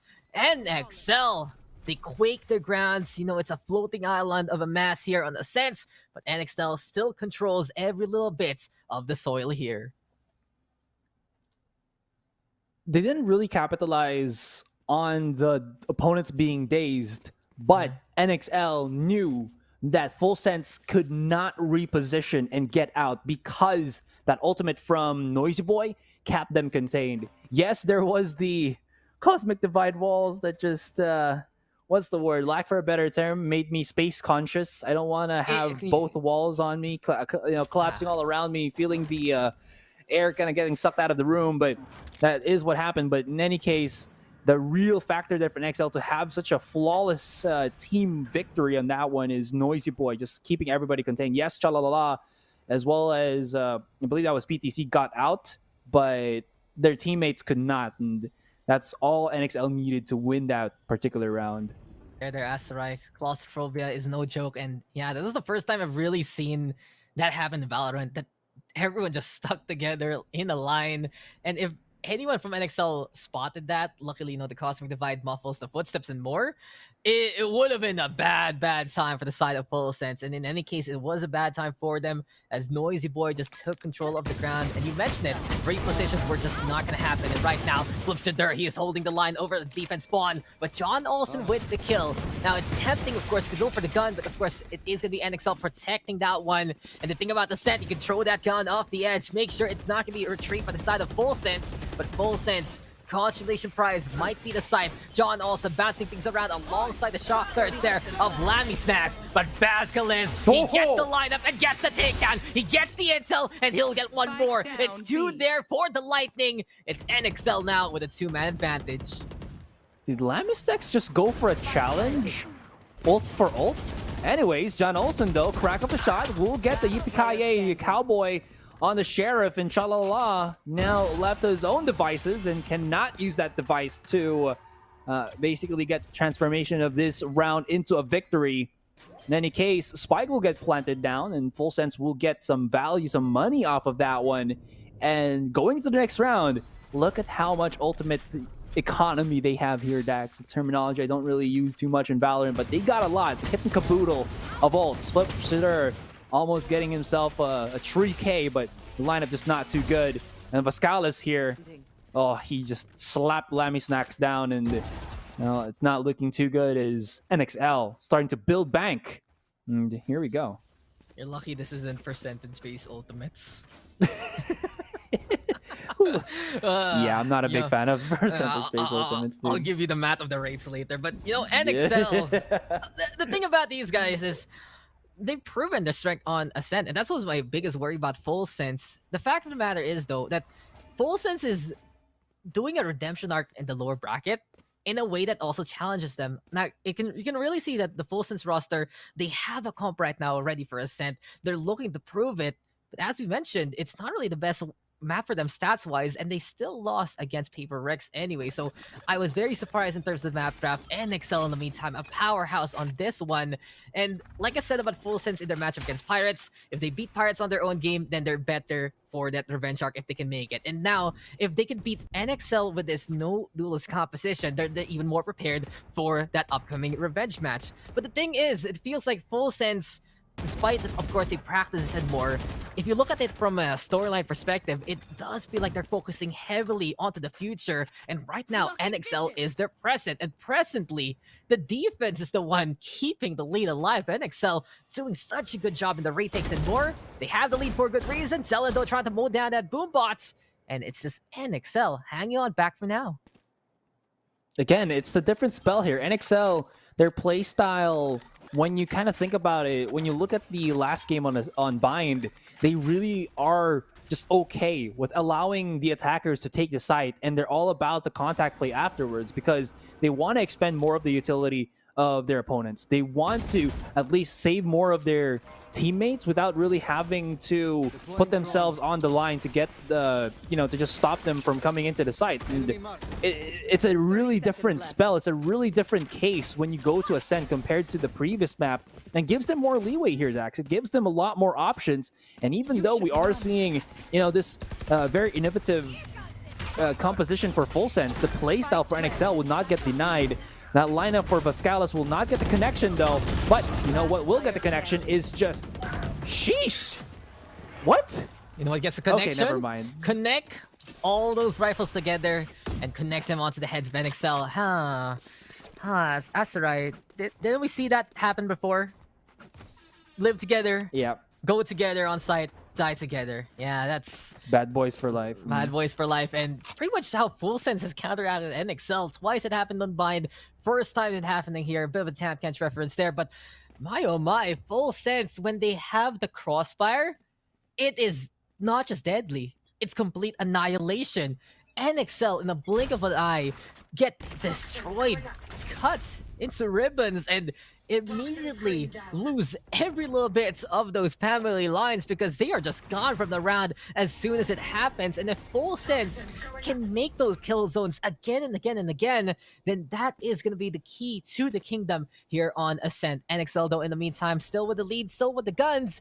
We're getting into another round, and one thing I'm liking here for Full Sense is that PTC Viper Wall. That screen, it blocks out things like the cubby into the middle, and it allows the side of Full Sense to try and fake both A and B. But Hunter's Fury now trying to find the call to action. Lammy Snacks, does he get a target though? That will be the question.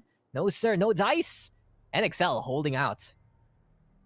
Oh, with that no dice, they purchase one and try to roll it as they go for the gamble onto the A. Booty Meister, he's been a pretty crucial, integral part of NXL here to really hamper things for the opposing teams. But because John Olsen is a Sage, because he does have his ultimate, the obvious fact there would be just revive your teammate, get still that 5 versus 5, but Vascalis out of nowhere getting those YouTube Sova lineups. That's going to stop them in their tracks for the moment and keeping the numbers dream alive. The charge right in. PTC is going to go in ham as well. Zelen and Chalalala coming in as well for the retake. Sayo, where is he going to be peeking? Nowhere near. And John Olsen has to be just charging in 18 HP, but his timing, his dedication, as well as his sturdiness to just challenge the angle and still get the kill, get the clutch. And that gives us a bit more leeway here for Full Sense to start coming back into this game. What a big effort though from Sayu.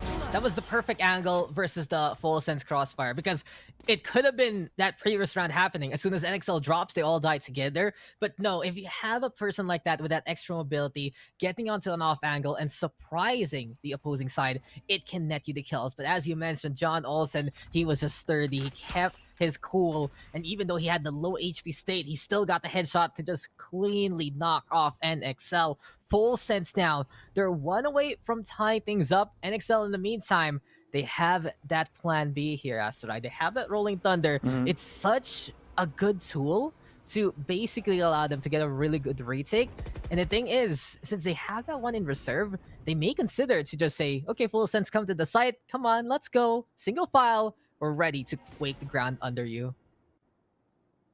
Never go B when your opponent has that Rolling Thunder. I mean, there are options when you can go for it, but there are options as well for Flipster there to get the shot off already to John Olsen, but he wanted to go for the full control. But Lammy Snacks was, I got you, bro. If you cover my left, I'll cover your right. That is brotherhood in motion. The motion was to get themselves that mid control. They get a nice little kill onto the main fragger for NXL here. Noisy Boy, unfortunately, will not be hitting the aftershock towards Market, but he does have the fault line, does stop them in their tracks here, and that recon dart gets enough information. What's going to be the read for NXL as the rest of Full Sense will be coming in, and Bascalas, is this going to be it? He doesn't even know what's going to be happening to the back of him, although they line up. They have everything that they need to, and once again, the devastation from the Rolling Thunder. What can you do when they come for you? The Rolling Thunder making bad boys for life indeed. And the thing is, as PTC fights against Bootymeister and gets that takedown, there is no time, and there are no lives there for the side of Full Sense. Apparently, if you have a fishing rod, the best bait isn't a can of worms. It's a Sova waiting into the boathouse and just reeling them in there. NXL setting it up, knocking it down. Vasquez, he was just a pixel away from getting hit by the Astro utility. He found the corner and he said, come on, I trust you guys. That's the thing about NXL. They live together and died together for good reason. There's the amount of chemistry for a team that has been playing since 2 p.m. yesterday. It's 12:51 here in the Philippines, and it's just insane how many series these guys have had already, and they're still playing it in the form that they're communicating so well, still keeping it up, and fighting against a Full Sense roster that is looking to prove themselves as well. This is really the NXL that we expected. It was so surprising to see them lose 0-2 to the Pirates on their first day of action, and they knew it. So now they're really tooling themselves. Sure, they're down the map, but they still have the lead. And despite that, they're the Ironman right now of the SCA bracket. And Full Sense, they gotta be feeling that one, but they still do have the money to buy. And Lammy Snacks finding out the one will use the recon bolt to get some information in, and they do at least creep their way up here on short, using their teammates' poison wall to get through that, but they back away immediately. They get themselves more control here. There's a triple stack on A May. I'm not sure if they know that something is that going to be happening, but now another B take actually is not a bad idea, because this time Noisy Boy don't got his ult, but they're double faking it, backing out the round, forcing the utility, not the utility, but the rotate for NXL. And PTC is going to be charging into the corner. 23 seconds, not a lot of time, and Bootymeister, he was running, tail tucked between his legs, and PTC, he's just gonna tag it on, and Noisy Boy holding the angle. He still has flashes here though, and he has to spike the plant the spike down now. My goodness, and the rest of FS come crashing down, but they do have the frags, and this leaves us into a 2 versus 3. Sentence construction crumbling like the numbers, and Vasquez over to the high ground right now. But surprise, surprise, Zelly tried to go for the backstab. Flipster goes down, but Vasquez turns around to get that takedown anyway. The Sova now in a 1v2 state. Recon Ball gonna get confirmation that someone's there by the Jenny, and he tries to play parkour, but he falls on over. And as he trips, he knows that he is gonna fall into the loving and caring arms of Full Sense. Scratch that, they will just execute him. 5-6. One away from tying it up. A great effort there from both sides. PTC though, huge entries. This is why he plays that Noodles usually. But the Viper going on in. Noisy Boys with the efforts, with the flashes and more. But in the end, it's Full Sense coming out on top. There's just something on Ascent that just does not agree with Vascalis. And this is the perfect time to say it. Jenny, you're killing me. All right. That is now going to push us into the 5-6. The last round of the first half, and Full Sense are coming back at this. Yes, NXL still do have the round lead, but these rounds that they've gotten the wins on, it's been really hard fought. They still do keep that advantage, but they need something a bit more here, especially when Full Sense has just gotten full control of that bind map. They have to at least create a statement here. And Flipsider going to be starting off with a bit of a hover over the short side. Doesn't know anybody's there, but he did have a teammate, actually multiple teammates, who are now situated on mid that can help him at a moment's notice. At the very least, it is all about positioning right now, and Zelen, he is basically playing commander right now as Rai. More often than not, he will be in that astral form setting things up because he only has a classic in hand, and it's either an opening kill is made for the side of Full Sense to give him an opportunity to pick up the gun, or he just plays it Sylvan Newton style and picks up a gun from a fallen comrade. So Full Sense, let's see what they can do here. B site might be the take. They have the lockdown, they have the Cosmic Divide, and the Viper Spit. So honestly, this is going to be a pretty potent take and post-plant for them. On the other side, though, NXL still has that Cosmic Divide. Hunter's Fury, though, from Vasquez is essential to stop this immediately. And now it's slowing down Full Sense even more. They will still use the Great Wall of Zelen here to charge right in, putting the alarm bot at the start so that they can at least pull that close contact. What is these Cosmic Divine Walls, my friend? Oh my god, they even put the Viper Pit in the mix. What is this hodgepodge of ultimates? Everybody is just in a Royal Rumble of kerfuffle of these abilities, and all when the smoke has settled, when the dust has calmed down, Booty Meister is the one to remain, and Full Sense come out on top. What the damn hell here, Dax? What the damn hell just happened? That's right, I didn't move to this game to see the same sight as I usually see. That's right, I'm getting flashbacks right now. This is not how it's supposed to go, but the Cosmic Divide is so big. You have the Viper Spit, you have all the smokes, and have you ever seen Dark Side of Blue Corn Moon? Have you seen the colors of the wind? Well, I've seen the colors of the abilities yet again, and it feels like home. Not just for me, but for Full Sense. 6-6. We are all tied up. And the thing is, NXL so strong on a map like this, as we've seen it in their match against CBT. But Full Sense, they went into that overtime that went long versus Paper Rex, and even though they lost, you know these guys can go the long haul. Defense now for Full Sense. Without those duelists, this might be a better chance for them. NXL, though, in the meantime, double duelist means double trouble on the entry. Some men just want to watch the world burn, Mr. Wayne. And all these movie references, but like I said, there is a bit of control here for NXL as they're now going to be for the reach and grab, starting on the attacking side. Vascalis going to be using his Sova drone as Zelen starts to pepper a bit of his stars, just come in and stop them in their tracks if they try to go in. NXL is trying to bait the utility or maybe even fake it out, but again, when you're up against these high-level teams, faking might not be the best bet. But Flipsider will be spotting out that the wall has been broken and the communication to come in, get that rotate through. They do know that the 1 star is here, but they still have all the utility. He goes in for the ghost. He does have the boombot and the nade, and this clears up a lot of the initial peak angles that could be had when you come out from that B site. And having Sayo on that jet as well allows him to get that control and switch, flip it down, and the B site is theirs. Yeah, Sayo onto the site already. NXL setting up to put things into place. And a quick take here for the side of the attack. With Full Sense, they say, sure, take it. Let's see what you can do now. They have the snake bite to bounce on around, and it feels like this is going to be a pit of malice here for the side of NXL, because Full Sense has so much utilities to really just flush out the competition. Already there we see the poison onto the floor to the boathouse. Full Sense though, still taking their time to wait out the recon bolt first and foremost. Getting confirmation, getting the scan. That's intel here for the side of Full Sense, but NXL, they're winning the firefights anyway. And apparently, even though you have the utilities, you don't have the angles. NXL with the firepower to win out the pistol, and they will take the momentum and control of the initial round of the second half. That was an incredible read there for NXL, because if they think about it, if we think about it, is they found out that the Astra is going to be somewhere on A.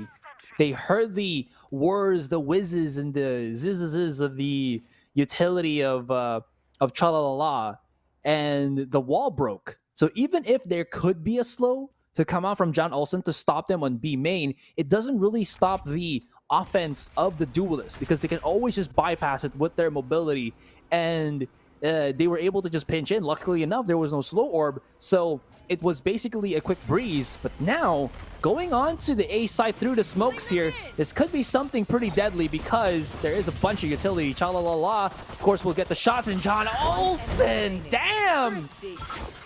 Yeah, that's, as I was about to say, when you really charge in through that smoke and you pierce in with Sayo on that jet smoke, it dashes right in, it doesn't mean that you take the A side. It just means that you have somebody on the site, but not really anybody killed just yet. And John Olsen, we need a POV of this man. He just gets 2 kills out of nowhere.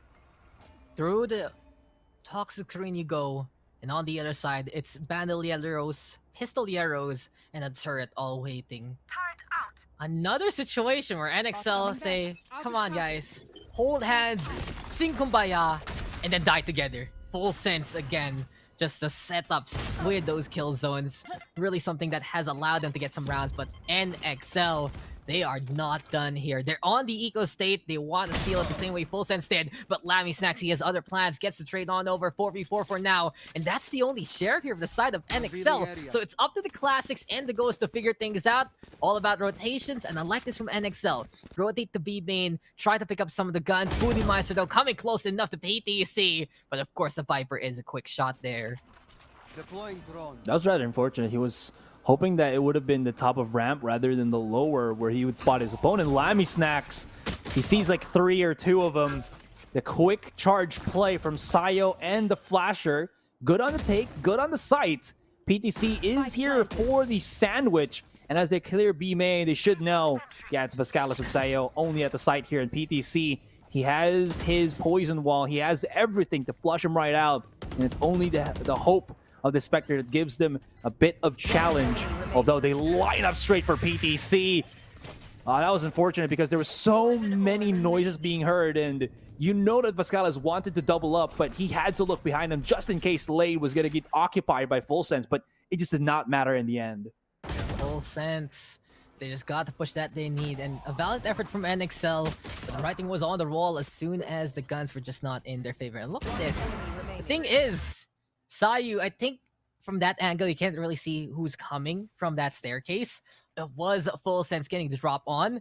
And not only does PTC have 14 kills here, Asterai, he has 15 assists.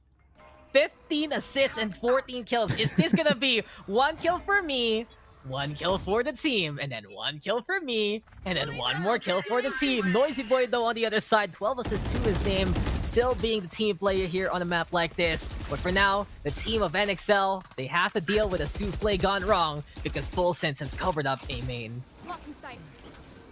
And if you look at the pool and it's in that color, you would not want to swim in it, right? I mean, yeah, no. Unless no maybe way. it's like food coloring, but No, that's no. pretty insane. Still no. Still? that's not water I'd like to swim in. And come on, if you see the decay hurt you, why would you even bother? True, very true. They have to respect it, because the thing about that positioning, if you look at it, is yes, they can maybe get the kill onto PTC, but there's so many angles, including wine, that they have to check, and that is just the hallway of horrors if you think about it. And they just have to respect that B is the better place to go. Flips you there. He does have the boom by. Oh my God, onto Zelen, and they even flush out the one in the back. They spot out another, but John Olsen will find at least a kill or two before he gets dropped down, and Lammy Snack still survives through it all, but as Sayo whips out the Blaze, the Kanais will find its target, pierce it through, and now they actually get an upgrade. If they want to, they can even play at this Odin, but for the moment, they're just going to leave the 2 versus 3 to happen.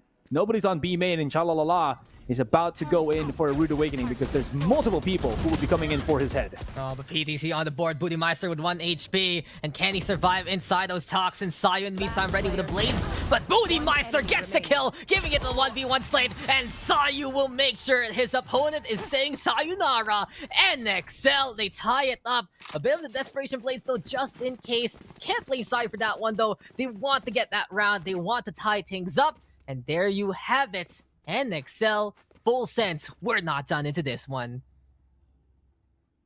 Well, they're not done, and they are working their magic lots and lots. That ultimate from PTC, it did persuade NXL to go for the B site, and even though there was a lot of setups, there was a lot of clogging in the drain with the Astra Stars, it still wasn't enough to kind of stop them, especially when Flipshooter does have his ultimate up and running. But now, it seems like Full Sense, they still do have the money. They don't really have to worry about any big ultimates just yet, except for maybe the Cosmic Divide, but they can play this slow. A Recon Dart from Vascalis does spot out a couple of them a few moments ago, and he's gonna be making sure that he does spot out more with this Sova drone. Goes in, checks left and right. Now, that will be forcing Chalalala to get out of his position. And this could be another B take. Because again, they spot out the Killjoy playing on A. And whenever Killjoy's on A, B is always the way to go. As you can see on the minimap, Flipshooter is already there looking for the frag. Yeah, this is a good call here from NXL. The rotation game has been strong. But on the other side, for Full Sense right now, they're trying to scare off the competition. And I do believe that wall has been broken into the middle. The same thing is going to happen here. NXL now moving on back to that A site. They force out the rotate because Full Sense feeling that B push means there going to be less members there on A. But as you mentioned, Asarai, the Killjoy is waiting. And flips the dirt here. He might actually step onto the traps with Sayu on top of the generator already. And that's going to be Chalalala with a takedown. Now it's going to be open sightlines onto the tree area and more. Booty Meister with a kill onto the Killjoy, killing off all those gadgets and more. The gizmos are gone, and even though there are plenty, PTC in the meantime trying to be part of the A-side world. And what can he do? Sticking onto the rafters right now. 3v4, and divisions have been cleared up because that's the Cosmic Divide in the way of NXL, of Full Sense rather. Oh, this wall, man, it covers the entirety of the site, and because of that, Full Sense just, now we're not going to be going through this. Through that wall is the Great Expanse, and I like the risk from NXL here. They imagine that they've already gone A, they fake it, try to go for B, and they come in a double back, and because they do have the utility, and by that I mean it's Sayu with his Cloudburst, Updraft, and Tailwind combo to get on top of Jenny, basically making him into a sentry to get that information on what's happening on the A side. Even if he dies, it's going to be fine because it allows the rest of NXL to come in. They had every single option to go through that. The big problem, I think, for NXL when they try to take an A site, when they try to go about it, is they don't really have that info. And that slight bit of shift for how they take the site does all the wonders. Not only that, but luckily enough, you did see that Chalalala had every nanoswarm that he had placed on A short. So there was really nothing that could stop their warpath as they march towards the A main. And this gives leeway, this gives opportunity for NXL to try to work their magic on another site other than B. And Booty Meister, he's just the builder right now of NXL, and he's building on a bit of a lead here alongside this roster. But Sayu right now looking to take points. Flipshooter basically playing the lurk right now and willing to play the entry if need be on the base sites. And NXL, they have choices here, Asarai. That's the thing. They want to make sure that they aren't really forced to go into Full Sense and their setup. The last time they basically challenged Full Sense in full force, they die. They die so easily to the likes of PTC and Chalalala. And those kill zones when Full Sense are stationed and have really prepared to catch the prey that is NXL, then that's really the biggest problem here for the Indonesian team. But we're not done. 8-9 Timing is everything right now, and if NXL can get a big surprise against Full Sense, that might really help them out. But the Owl Drone, it is going to expose their intentions, and here comes NXL going on in. Butcher with the kill. VTC Zell in the meantime with a target on back, but Sayu right now stepping it up. Boonymeister on the board as Lammy Snacks gets rid of the Jet. It's a number of trades again because these two evenly matched teams, but Full Sense will get the 2K that they need between the Sage and the Killjoy. John Olsen, a powerhouse on the frags, will be able to get the takedowns. He now has the res. Chalalala has a lockdown, and Full Sense has the round they need to equalize. How do they convert that into a victory win when the take from NXL was so good? That crack of a shot, John Olsen. My goodness. And he finds this. Look at this. Oh my god, the reaction time is just so crispy. I mean, imagine a chicken that you just deep fry in for like 7 minutes and get until golden brown, and it takes off, and then you just like, you flick it just to hear the crisp on that skin. That's how crispy John Olsen's reaction time is. Exactly. If I wasn't paid to do this, I would have left you right now and gone downstairs to get food. This series not over. Gotta say, it has to be so tiring for these two teams. NXL having the longest day I've ever seen in the VCT run for them. Full Sense in the meantime, pretty much the same case, only a round away from the other in terms of quantity. So with a 9-9 scoreline, it's really proving how much NXL really just underperformed in day number 2. And how creative and how potent Full Sense is as well. Like, it seems like both of these teams have a chip on their shoulder after their losses in the upper bracket, and they're really having such a good redemption arc. But unfortunately, the Angel of Grace, to allow you to the grand final slot, it only allows one occupant. And John Olsen right now occupying the first blood slot into the round. Sayu though able to avoid the Hunter's Fury there. Zelando finding 2. Boonymeister now with the answer. 3v2 after everything is said and done. And Asarai, never in the past few rounds have we seen just basically a one-sided affair. It's always trade after trade. It's always takedown after takedown. And it's always casualties on both sides. They put a lot more bodies on mid, though. That was a really good take from Sayu. But if you saw where the rest of his teammates have fallen, I think they wanted to get that mid control, and they just did not expect that somebody was going to be there, or Zelen just got the value of a lifetime. Any case, yep, that turret will be known to spot out opponents. Boonymeister's spike will get planted down, but this is a 2 versus 3 where, guess what here, Dax? Never mind, John Olsen just survives another 4 versus 2, and they still have more ultimates if ever they need something to use up against their opponents there. They know that somebody is on hell now. They could look otherwise. The crossfire is here, but the timing is just too much. Although, Sayu, a breath of life, couple of kills, 3 there, but Lammy Snacks finally shuts him down with the classic. And Full Sense getting at these with the frags, and even though it seems like it was going to go for the full commit on a short, Full Sense held their ground around the map, and even losing the 1, kept their composure and got even more kills as NXL wanted to get greedy and go for that mid push. Yeah, it felt that round was critical, and you can see why. NXL now on the back foot in the economy. Perfect chance for Full Sense to pull on away. But I gotta say, if you need a clip, if you need to just find evidence to see why this game is so close, just look at that drop down. Full Sense versus NXL. 2 dropping in from Full Sense, NXL holding with 2. And what happens? Simultaneously, both sides get a kill. This is how close these two teams are. And it's incredible what they've really accomplished in the runs. This has been such a long day for them in the lower bracket. Full Sense, though, this is their chance now to break the chain of events, to break the chain that has tethered them to NXL in this plane of existence. It's high time now to use that gun advantage. NXL, though, they still have a chance if Sayu can play an absolute kamikaze hero here. Just take down as many people he can before his fall.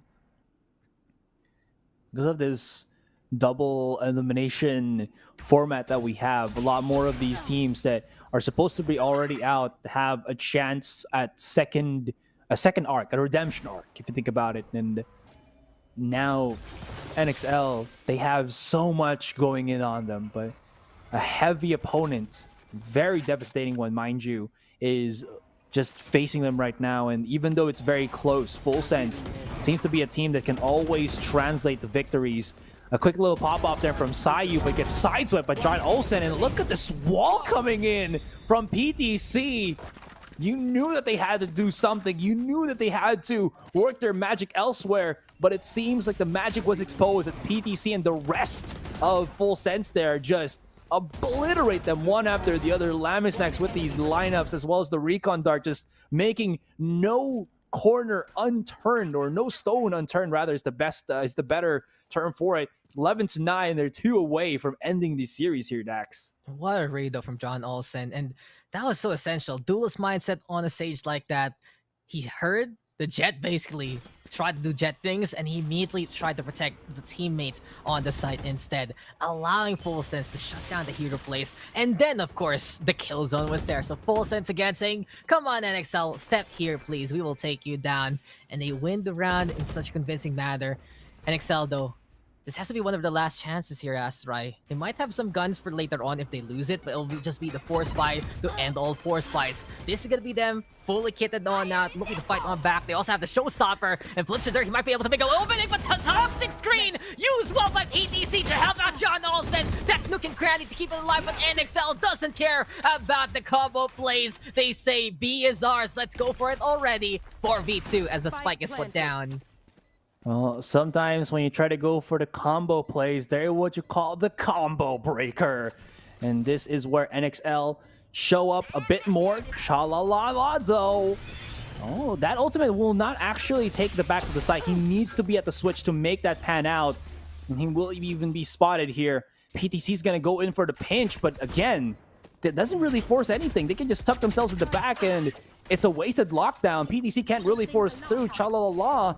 Maybe they would want to make this an expensive round. That's why we're seeing them, but you can see turning tail and running. Full Sense. And have to go back to the drawing board as NXL claim a very quick victory, but Cha-la-la-la is onto the contact, and he can actually make this very expensive. Finds 2, finds 3, and the 4th. The quad K for Cha-la-la-la. And NXL, they're the ones back to the drawing board because their money is in tatters. That is huge. Lose the round, sure, but win out on the economy. And NXL, teamwork is one thing, but how many times are you gonna die altogether? The lineup has just been so in sync from NXL, and unfortunately, their camaraderie is gonna bite them in the butt there. Now, 4 of them on light armor. It really feels like for NXL, they grab a first step forward, but unfortunately, 2 steps back on the economy, as this is just going to be another desperate attempt. If they lose this, they're not going to be having the money anymore. It might be a safe case that we see right now in terms of those buys, but Bazkalis, he is just being cost efficient and casts out Cha-la-la-la there. Now PTC is into the corner here. He's trying to be a smoke criminal through 3 different kind of smokes, if you saw it. And he is going to be placing that close quarter. Turret is in there. Cha-la-la-la is here. He plays around perfectly. They don't know this is going to be coming. They do allow their teammate to come in, and that's going to be the trade-in. But it seems like the time for NXL, they were waiting on the smoke, and they baited, and they waited perfectly on it. And this should be the 11-11 as Lamisnax on that Odin. You know he doesn't want to lose that very expensive piece of weaponry, and that will allow them to maybe defend the B site later on into the next round. But for the moment, they have to concede, they have to plan, and maybe they can use this bonus time to make it work for them, as John Olsen will be playing as the attacker on the attacker spawn, as the rest of NXL will just defend and wait for that spike to explode. NXL is so worried about the exits. They're all down below onto the hell angle. And the thing is, okay, they've secured the round, sure. It's going to be all tied up. And NXL are doing the right things right now. They're getting the fast entries that they need. That's the power of the double duelist. And they're not allowing Full Sense to really get in their way. That's how you have to answer these no duelist compositions. Just go quick. And basically, NXL is giving Full Sense a taste of their own medicine from the previous map. Make a wish, ladies and gentlemen. And I gotta say, most of you are saying someone end this map already. But we're not done. This is elimination. This is the lower bracket. Sure, it's a best of 3, but whoever loses this will say goodbye to their chances to go to Iceland. So it really goes to show that these 2 teams will give their all, and the scoreline shows it already. 21 assists, 16 kills PTC, incredible. 10 kills, 12 assists for the Astra. On the side of NXL, there's also that teamwork. Both teams looking like squads unleashed. That is so true, man. They are just making this such a close game. I did talk about how NXL were struggling, but it seems like they're pushing the limit of not only them, but their opponents, because Full Sense here, they're left scratching with their heads. And yeah, there is some weaknesses with not having a duelist. You can't really go for these aggressive peaks without getting out scot-free, but this is the risk that Full Sense did go for. They are still a very formidable team here. Zelen does have his Cosmic Divide. Oh no, Budimeister also has his Cosmic Divide. Are we gonna go again for the Great Cosmic Separation? I'm gonna call it that. When two Astros use both of their Cosmic Divide, it's the Cosmic or the Galactic Separation. There we go. That sounds so awesome. Anyways, I have a 5 name versus for you 5 and too. Flipshooter is down. Okay, go for it. Cosmic Cross, basically. Oh, right? That sounds like a BlazBlue game. Like rendition, right? Like yeah, Chrono Phantasma. Yeah, we can play that sometime if you want. But hey, sure, man. These guys are playing, and okay, PTC and Chalo Allah. This is the dynamic duo of the defense here for the side of Full Sense. They set things up, knock things down, and immediately NXL, they're down to 2, down to 1 with 2 HP. Budimeister, he's bleeding heavily, and now it's NXL spilling their guts to the floor as Full Sense will get that match point. Match point, but NXL, they got the money, they got the ability to buy up. Sayo, he's 1 charge away from getting his blade, so there could be a play from NXL to try to strong arm their way to A main. And look at that. Full Sense, I think they have a read of what's about to happen, and they basically just go back here. Although PTC will be playing this close quarter, he might be in a bad spot, but he's about to throw maybe a one-way. Never mind, he just throws the best one-way of all time, which is his one-way Viper Pit. So Sayo will be able to claim the blades, has to respect that this green ooze does not turn you into a Teenage Mutant Ninja Turtle, but into a Teenage Mutant Dead Turtle. And that is going to be Full Sense getting full control of A main. Full Sense, NXL. These two teams are giving their all on Ascent just to try to survive or try to move on. On the other side, the man who writes the scripts, Paper Rex, waiting for the victor of this one. And then it's up to NXL to try and survive your asteroid. This is do or die time for them. If they lose the round, they're out of the running. They want to force overtime. They want to force game number 3 and keep us here even longer. Full Sense, though, they've had enough of this day, and here we go. Cosmic Divide gonna be into play. Full Sense, though, ready with 3 ultimates on the other side. They are gonna allow the Souffle to drop. It seems like PTC has baked onto A main long enough. The Odin, though, spamming it down, and Budimeister looking for a target or two. But here comes the lockdown, and where is that Cosmic Cross? Will we see that other Divide come into play? Full Sense, though, waiting for opportunities.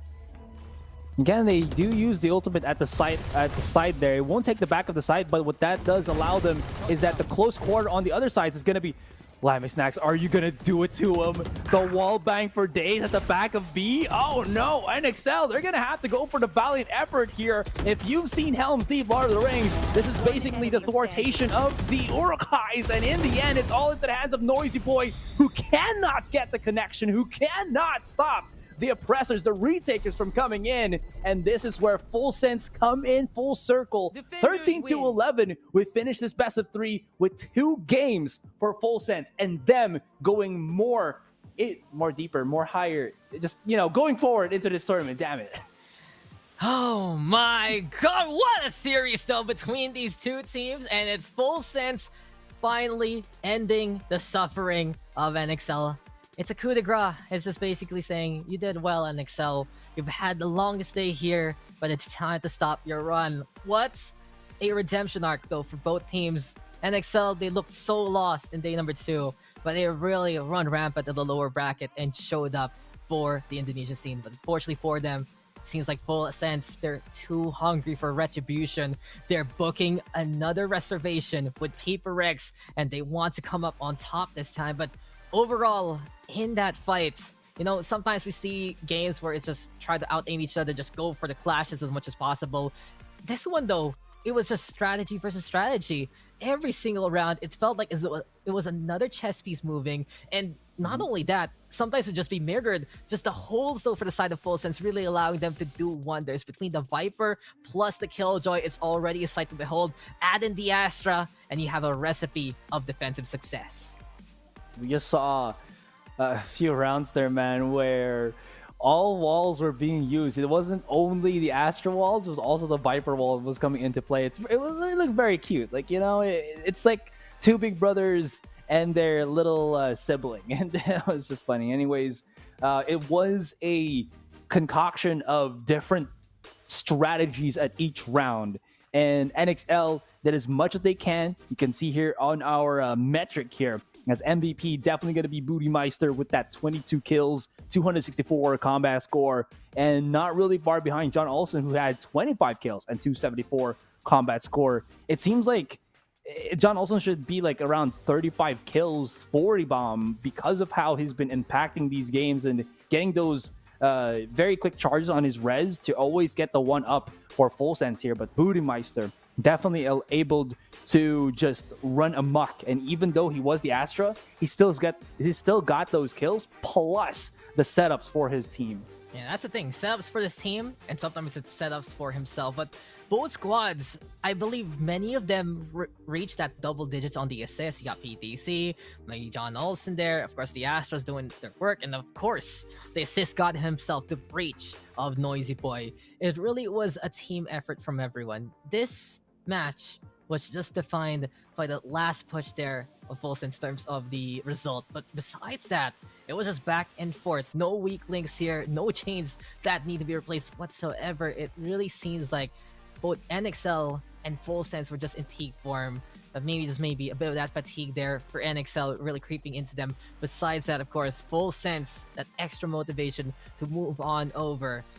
And one more time, I really commend these two teams. They've tried to go as far as they can. Both teams made the Masters #1, and honestly, here in the Challengers Playoffs, so stage #2, they're trying to be the best of SCA. But one will fall, one will stand. There are only 3 teams remaining, Asura. You got X10 waiting in the Grand Finals. We have Paper Rex down below in the lower bracket finals. And we finally filled that 3rd slot. It will be the side of Full Sense as we get these highlights. Oh my goodness. Imagine that. Paper Rex, they have gone through hell and high water to just be knocked down to the lower bracket finals. They still have a second chance, but Full Sense is another team that is just looking incredibly powerful here. But Dax, this is a rematch. We already saw them go up against during the upper bracket quarterfinals, and Paper Rex were the one up. So it's not only a grudge match for Paper Rex to try to get another challenge against X10, it's also Full Sense who have the right. It's like, you know, when you watch those movies and there's this protag, right, the hero that says, it's my birthright to challenge this for my claim to the throne. And it seems like Full Sense will do the same thing now up against Paper Rex in tomorrow's lower bracket finals. It's just interesting, right? Because Paper Rex, they've basically been the scriptwriters of the series. You know, the Paper Rex formula, it's just been tried, tested, and done again and again. And it almost happened against X10, but apparently X10 having a bit of that writing pedigree in them, and they changed it up. Now that that's possible, Full Sense getting inspiration. And not only that, I mentioned it in the games we've seen them, they've gotten the duels in them checked. They have this no duels composition in them for a set check. They're ready to fight Paper Rex at their own game. And it's just going to be so exciting because the winner of that going to be, of course, facing off the defending champions, the powerhouse, the role segregation and role adaptation of X10. You already know that this top 3 is something you are waiting for. You're going to be seeing the best of SEA that now clash, and they have prepared not only to go to Iceland, but prepared for each other. Forsaken versus John Olsen. This is a match to behold. I think the chat has been, the followings, the audience has been, asking for it. They have been begging for a opportunity to make this happen, and it seems that that is going to be the case come tomorrow.